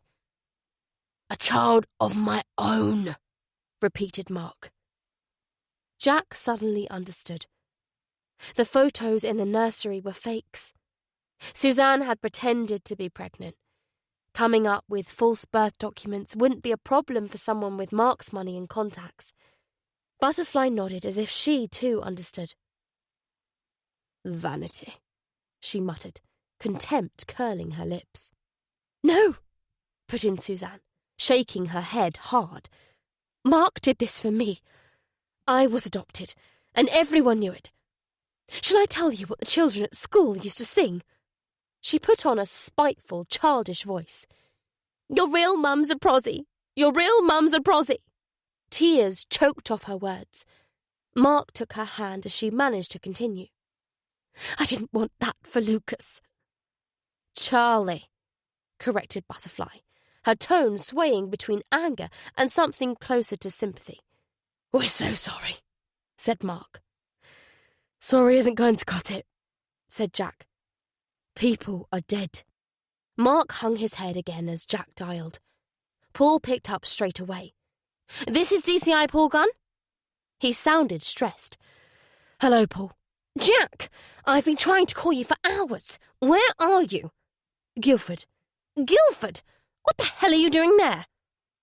"I'm with Butterfly. We found the baby." "What? How?" "I'll explain later." Jack told Paul the address, adding, "Have Guildford Police send someone over here. And send an ambulance too." "Is someone hurt?" "Yeah, me." "How bad is it?" "Let's just say I'm going to need extra time off work." "OK, Jack, I'll get on it. Hang tight." Jack got off the phone and said, "Let's wait downstairs." "Hang on," said Butterfly, turning to re-enter the nursery. She reappeared carrying the Moses basket, as if it was made of glass. Jack glimpsed wispy red hair, soft round cheeks, a button nose and rosebud lips. The baby stirred in the brighter light, but didn't wake up. They went down to the kitchen. Even carrying the extra weight, Butterfly didn't need the banister. She seemed to have found a new well of strength. She put the basket on the central island. Charlie stirred again. His eyelids drifted open, revealing bleary blue eyes. He let out a mewl like a hungry kitten. "He always wakes around this time for a feed," said Suzanne. Springing into action, she fetched formula milk, a bib and bottle from a cupboard. She prepared a bottle of warm milk, then started towards the basket. Butterfly blocked her way. A spasm of anger pulled at Suzanne's features. "He's hungry," she said. She said it like an accusation. Butterfly took hold of the bottle. Suzanne didn't let go of it. The women eyeballed each other, competing in a silent tug-of-war. "Give it to her, Suzanne," said Mark. It was a plea, not a demand. She blinked, but kept hold of the bottle. "For Christ's sake, Suzanne," snapped Mark. "You're not his mother. She is. Now let go." Suzanne's hand flinched away from the bottle. She looked on with a strange mixture of hope and fear as Butterfly awkwardly scooped Charlie up in her arms. Charlie's mewling grew more distressed as his head lolled backwards. Suzanne moved towards him again, but this time Jack blocked her path. "Support his head," he instructed Butterfly, his mind flashing back to the countless hours he'd spent bottle-feeding Naomi. For months after giving birth, postnatal depression had rendered Rebecca barely able to feed herself, never mind Naomi. She seemed to make a full recovery, but that had been the first real warning sign of what lay ahead. Butterfly adjusted Charlie's position so that he was nestled in the crook of her arm, cushioning him against her breasts. She slid the teat into Charlie's mouth. As Charlie eagerly sucked on it, Jack reached to raise the angle of the bottle, explaining, "You don't want him swallowing air." Charlie contentedly settled down to his milk. Butterfly glanced at Jack with a kind of wonder, as if she couldn't quite believe what she was doing. The sight was too much for Suzanne. She collapsed to the floor, sobbing. Mark stooped to console her. She shrugged him off, clutching her stomach as if she'd drunk acid. Distressed by the noise, Charlie spat out the teat and gave a warbling wail. "Shh," soothed Butterfly, moving into the hallway. He took the teat back into his mouth, closing his eyes. When the bottle was empty, Butterfly rested him against her shoulder, patting his back and kissing his head. "That's right. Go to sleep," she murmured, as the faint sound of sirens came from outside. "Mommy's here. Mommy will always be here." Chapter 40. Jack! Jack! For the second time in the space of a fortnight, Jack felt himself surfacing from a general anaesthetic. A nurse smiled down at him. "How are you feeling? Any pain?" "No, Jack said woozily. He felt as if he was floating on a bed of warm air. How did it go? The consultant will be in to see you shortly. He'll discuss the operation with you. There's someone else here to see you. The nurse left the room. Jack expected Laura or Steve to take her place. But Paul approached the bed. Jack realised with astonishment that he was glad to see his oldest colleague. They'd been through so much together over the years, good and bad. As much as Jack hated what Paul and Rebecca had done, he couldn't deny that there was no one, besides perhaps Laura, who knew him better. It came to him suddenly that the shift in his feelings had nothing to do with the passage of time, his capacity for forgiveness, or even simple common sense. It had everything to do with one thing, and one thing only: Butterfly. Paul surveyed Jack's foot, which was elevated in a sling and heavily bandaged. Bloody hell, Jack. Is that all you've got to say? What do you want me to say? Good job? Paul looked at Jack with the sort of exasperation a teacher might reserve for a gifted but unruly pupil. What in God's name were you thinking? I love her, Jack replied simply. Paul heaved a sigh, repeating, Bloody hell, Jack. Stop sounding like a broken record and get me a glass of water. Paul poured water from a jug into a plastic cup and gave it to Jack. He seated himself at the bedside. Tracy and the Butterfly, broke in Jack. Her name's Butterfly. Well, whatever you want to call her, she and the baby are fine. So is Laura. Mark and Suzanne Kavanagh are cooperating. What about Ryan? He's conscious. Are we charging Butterfly? Paul spread his hands. With what? Ryan won't talk to us.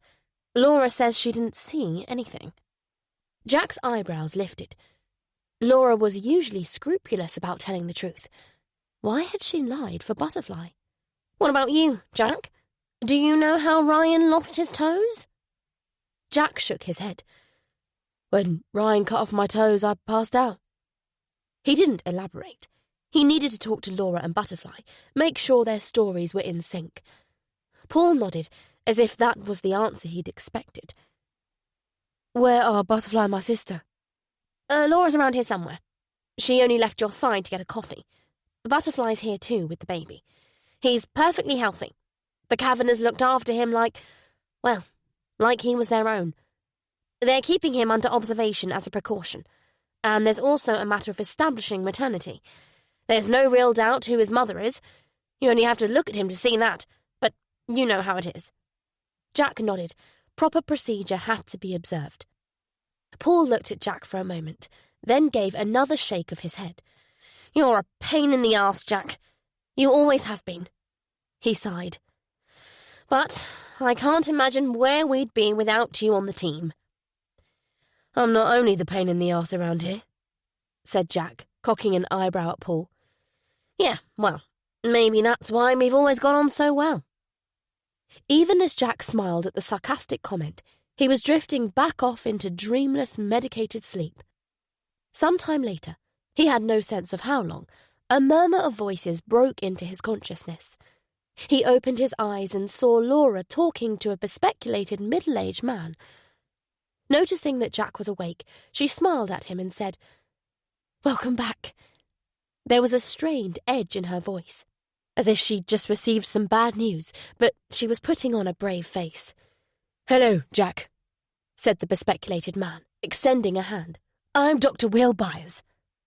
Jack shook the doctor's hand. So, tell me about the operation. It didn't go well, I'm afraid. We were unable to reattach your toes. The tissue damage was too severe. Oh, well, thanks for trying. Jack's indifference wasn't a pretense. If someone had asked him to give up 2 toes in return for Butterfly's baby, he would have gladly agreed. Toes he could live without, but she would have been lost without Charlie. Dr. Byers spoke about recovery times and the prospect of skin graft surgery once the burns had healed. When he left, Laura said, Well, you don't seem too upset. I'm not too sure I'd be so calm if I were you. I'm just glad everyone's alive. Jack looked at his sister remorsefully. I'm sorry you got caught up in this, Laura. There's no need to be sorry. She crooked up one side of her mouth. My life's been about as much fun as a rainy day in Blackpool recently. I was ready for some excitement. Jack squeezed Laura's hand. There's something I need to ask you. You want to know why I lied to Paul? Yes. Because I was wrong about Butterfly. You two are perfect for each other. Wrinkles of surprise crowded Jack's forehead. You really think that? After what she did to Ryan? Especially after what she did to that arsehole. I'd like to think I'd do the same in her position, but I'd probably just lie down and die. She's... Laura sought the appropriate word. Unusual. And I mean that in a good way. And besides, she saved my life. I can hardly send her to prison after that. But what about Naomi? Do you think I can trust Butterfly with Naomi? It depends what you mean by trust. Do you want someone who'll fight for Naomi? Or someone who takes the easy way out when the going gets tough? Jack winced inwardly at his sister's not-so-subtle reference to Rebecca. He made no reply. The question didn't need answering. "Smile," said Laura. "You've got the royal seal of approval. What more do you want?" That was a good question. What more did he want? Rebecca's painfully beautiful face materialised in his mind as vividly as if she was in the room. He'd loved her so much. Never mind a couple of toes. He would have given his life for her. She hadn't given him that chance, though. Had suicide been the easy way out of her depression? Or had she been taking back control the only way she could? He imagined himself standing on the edge of Fairlight Cliffs, the wind whipping around him, the sea chewing up the rocks hundreds of feet below. Nothing to stop him from stepping into the abyss, ending the whole crazy ride. Life distilled to a single choice. Jump or don't jump. That was true freedom. It had nothing to do with anyone but yourself. Laura was right about one thing. Butterfly was as different from Rebecca as day was from night. But there was one parallel. Rebecca had lived, and Butterfly was living in the shadow of death. What if Naomi came to love Butterfly only for some slight wrong movement to fatally dislodge the bullet? Could he put her through that? "Jack," Laura interrupted his thoughts in a cautioning tone. "You've got that look in your eyes." She'd nursed him through his grief after Rebecca's death. She'd come to know only too well when he was dwelling on the past. Stop overthinking things. What does this tell you? She pointed at his heart. The lines fled Jack's forehead. He looked around himself with sudden urgency. "Where are my clothes?" "A policeman took them." "Whoa!" exclaimed Laura as Jack removed his foot from the sling. "What do you think you're doing?" "I have to see her." "Hang on!" Laura left the room. She reappeared with a wheelchair. She helped Jack into it and pushed him through the corridors to a room kitted out with a bed and cot. Mother and baby were both asleep, but Butterfly's eyes opened as Jack wheeled himself into the room. She offered him a tired smile. "Hi." Hi, Jack whispered back. He peered into the cot and smiled at Charlie's scrunched red face. he looks like you. Everyone keeps telling me that, but I don't see it. You will do. Give it time. I'm sorry I haven't come to see you, Jack. I didn't want to leave Charlie alone. You did right. He needs you more than I do. Does he? There was doubt in Butterfly's voice. I keep thinking about the Kavanaghs, about everything they had to give him. I have nothing. No money, nowhere to live. Maybe he would have been better off with them. Jack looked her in the eyes. You're his mother. No one can give him what you can. Believe me, I know. She blinked guiltily away from his gaze. Laura told me they can't fix your foot. It doesn't matter. It does. This is my fault. All of it. I agreed to sell my baby. I ran away and let those children die. You and Laura were almost killed because of me. I don't blame you for not wanting me anywhere near your... Butterfly broke off in surprise as Jack lurched to his feet and planted a kiss on her lips. They stayed like that for a long moment, their lips softening into each other. When they drew apart, Jack murmured, "I want you." He glanced at Charlie. "Both of you, to come and live with us." Butterfly's eyes were awash with stunned uncertainty. "Are you sure?" Jack nodded, tenderly holding her gaze. "Okay," she said, her lips spreading into a full smile. "Okay," echoed Jack, almost incredulous laughter welling up in him. It was actually going to happen. They would be a family. "I'm going to have to sit down before I fall down." He dropped back into the wheelchair. A tiny mule came from the cot. Charlie's misty blue eyes were open and fixed on Jack. Butterfly reached for a pre-prepared bottle of milk. "Do you mind if I do the honours?" asked Jack. She hesitated, caught off guard for the second time in minutes. "It's okay if you want to do it," said Jack. She handed him the bottle. "If we're going to live together, there has to be trust, right?" Trust. Such a vast word. Without it, nothing else would work. Both of them were going to have to work on relearning its true meaning. "Right." Jack lifted Charlie, cushioning him against his chest. He touched the teat to Charlie's lips. When Charlie opened his mouth, Jack put the teat into it. "You make that look easy," said Butterfly. "I've had plenty of practice." Jack smiled at Charlie. "Good boy," he cooed, as Charlie suckled on the teat. "You and I are going to be best mates." When Charlie had drunk his fill, Jack burped him, checked to see if his nappy needed changing, then returned him to the cot. Butterfly took Jack's hand, and together they watched Charlie sleep. Chapter 41. Naomi rocked the Moses basket, singing softly, "Rock-a-bye, baby, in the treetop." She insisted on singing to Charlie every evening when he was put down to sleep. Not that he stayed asleep for long. He usually woke 5 or 6 times in the night for a feed. His mule had strengthened into a warbling cry. He'd grown chubbier in the weeks since coming home from the hospital. Jack could carry him for a few minutes before his shoulders started throbbing. When she finished her song, Naomi ever so gently kissed Charlie's forehead. "Night-night, Charlie." Jack looked on, smiling. He never tired of watching Naomi with Charlie. She seemed to have fallen in love with him at first sight. She'd become a proper little mum to him, too. Changing his nappies, feeding him, playing with him. "It's your bedtime, too," said Jack. "Can I say good-night to Butterfly?" Jack nodded. Naomi ran lightly downstairs.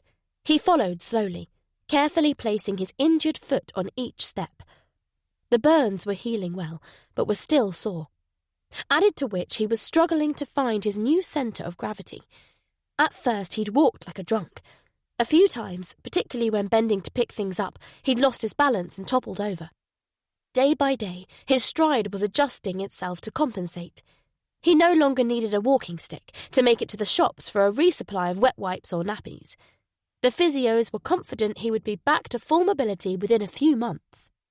He went into the living room, taking care not to trip over rattles, building blocks and soft toys.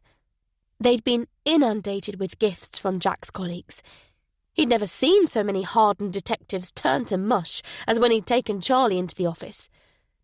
He'd tactfully requested that no more presents be given. Steve had taken no notice. Almost daily he turned up at the house with some new toy that he'd just happened to see on his way over.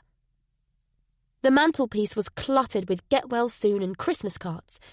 In one corner stood a Christmas tree that Naomi and Butterfly had decorated with baubles, tinsel and chocolates. This would be the 3rd Christmas since Rebecca's death, but the first that he'd bought a tree or even put up decorations. Rebecca had always struggled with the long nights and forced jollity of the festive season. Jack wondered, with a mixture of excitement and trepidation, what that time of year would be like with new additions to the family. Naomi was leaning in to kiss Butterfly's cheek. Butterfly had grown too over the past few weeks. Her face and frame had filled out healthily. Her lustrous autumnal hair was now long enough to conceal the puckered scar. She still looked tired, but only in the way all new mothers do. Her headaches and bouts of nausea and dizziness were also becoming increasingly infrequent. She kissed Naomi back, saying, "Sleep tight." The two of them had hit it off immediately. It filled Jack with relief and pride, mostly pride, that despite everything, Naomi remained open and trusting. She hadn't inherited her willingness to see only the best in people from Rebecca or him. That facet of her personality was all her own. It helped that the first time they'd met, Butterfly had broken the ice by telling Naomi, "I'm not looking to replace your mum.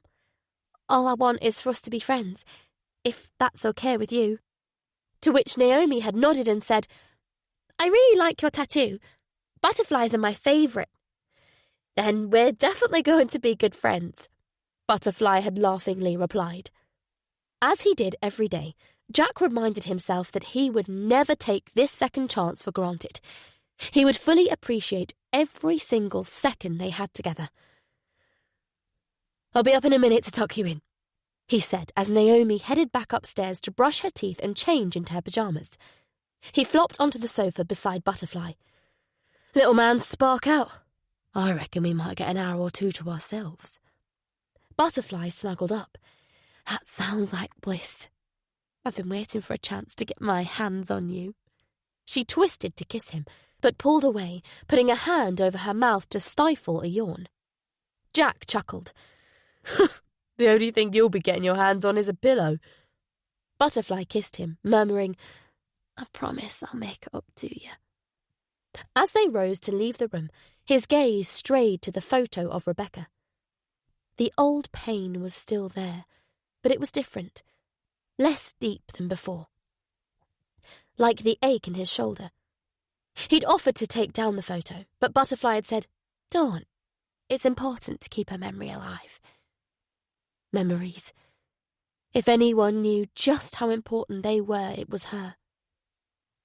They made their way upstairs, holding hands, parting as Butterfly went into the bedroom and Jack checked on Naomi. She was stretched out on her bed, staring into an iPad. "Hey, you know that's not allowed at bedtime," Jack quietly remonstrated, holding his hand out. Naomi handed over the iPad. Jack tucked her in, kissed her, and left the room.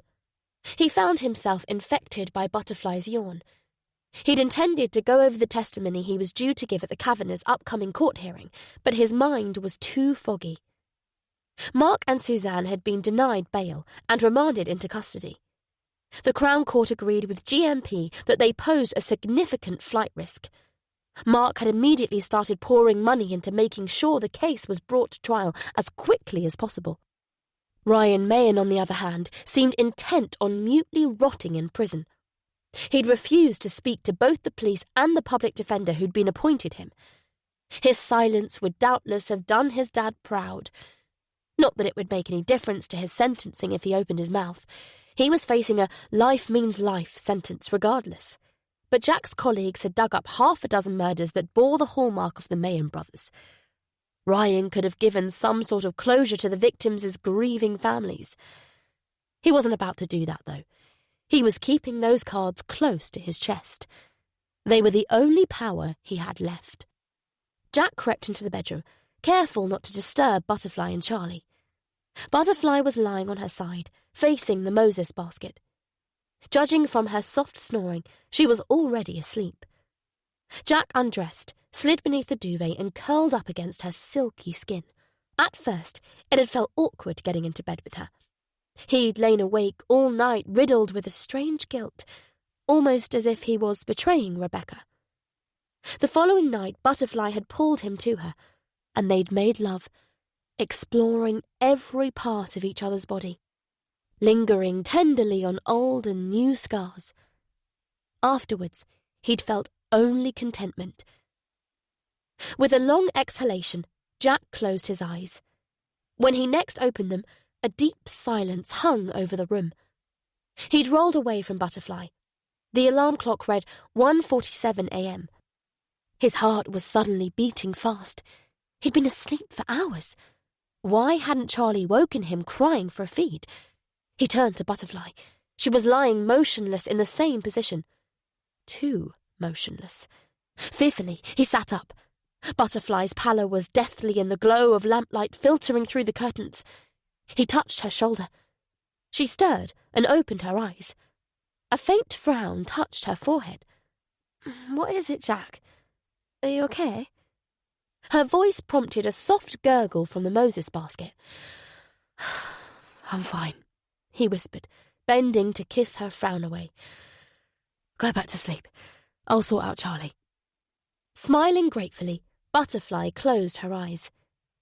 After feeding Charlie and rocking him into silence, Jack lay staring at Butterfly, as if watching for signs of distress. He thought about the way he'd used to feel in bed with Rebecca before depression sank its claws into her. It had seemed like nothing in the world could touch them. That had turned out to be a blissful illusion. What he felt with Butterfly was real, and that was good enough. You've been listening to Who Is She? By Ben Cheetham, narrated by Rosie Ackerman, published by Whole Story Quest Audiobooks, an imprint of W.F. Howes Limited. This work is copyrighted 2018 Ben Cheetham. This recording is copyrighted 2019 W.F. Howes Limited. This work is copyrighted 2018 Ben Cheetham. This recording is copyrighted 2019 W.F. Howes Limited.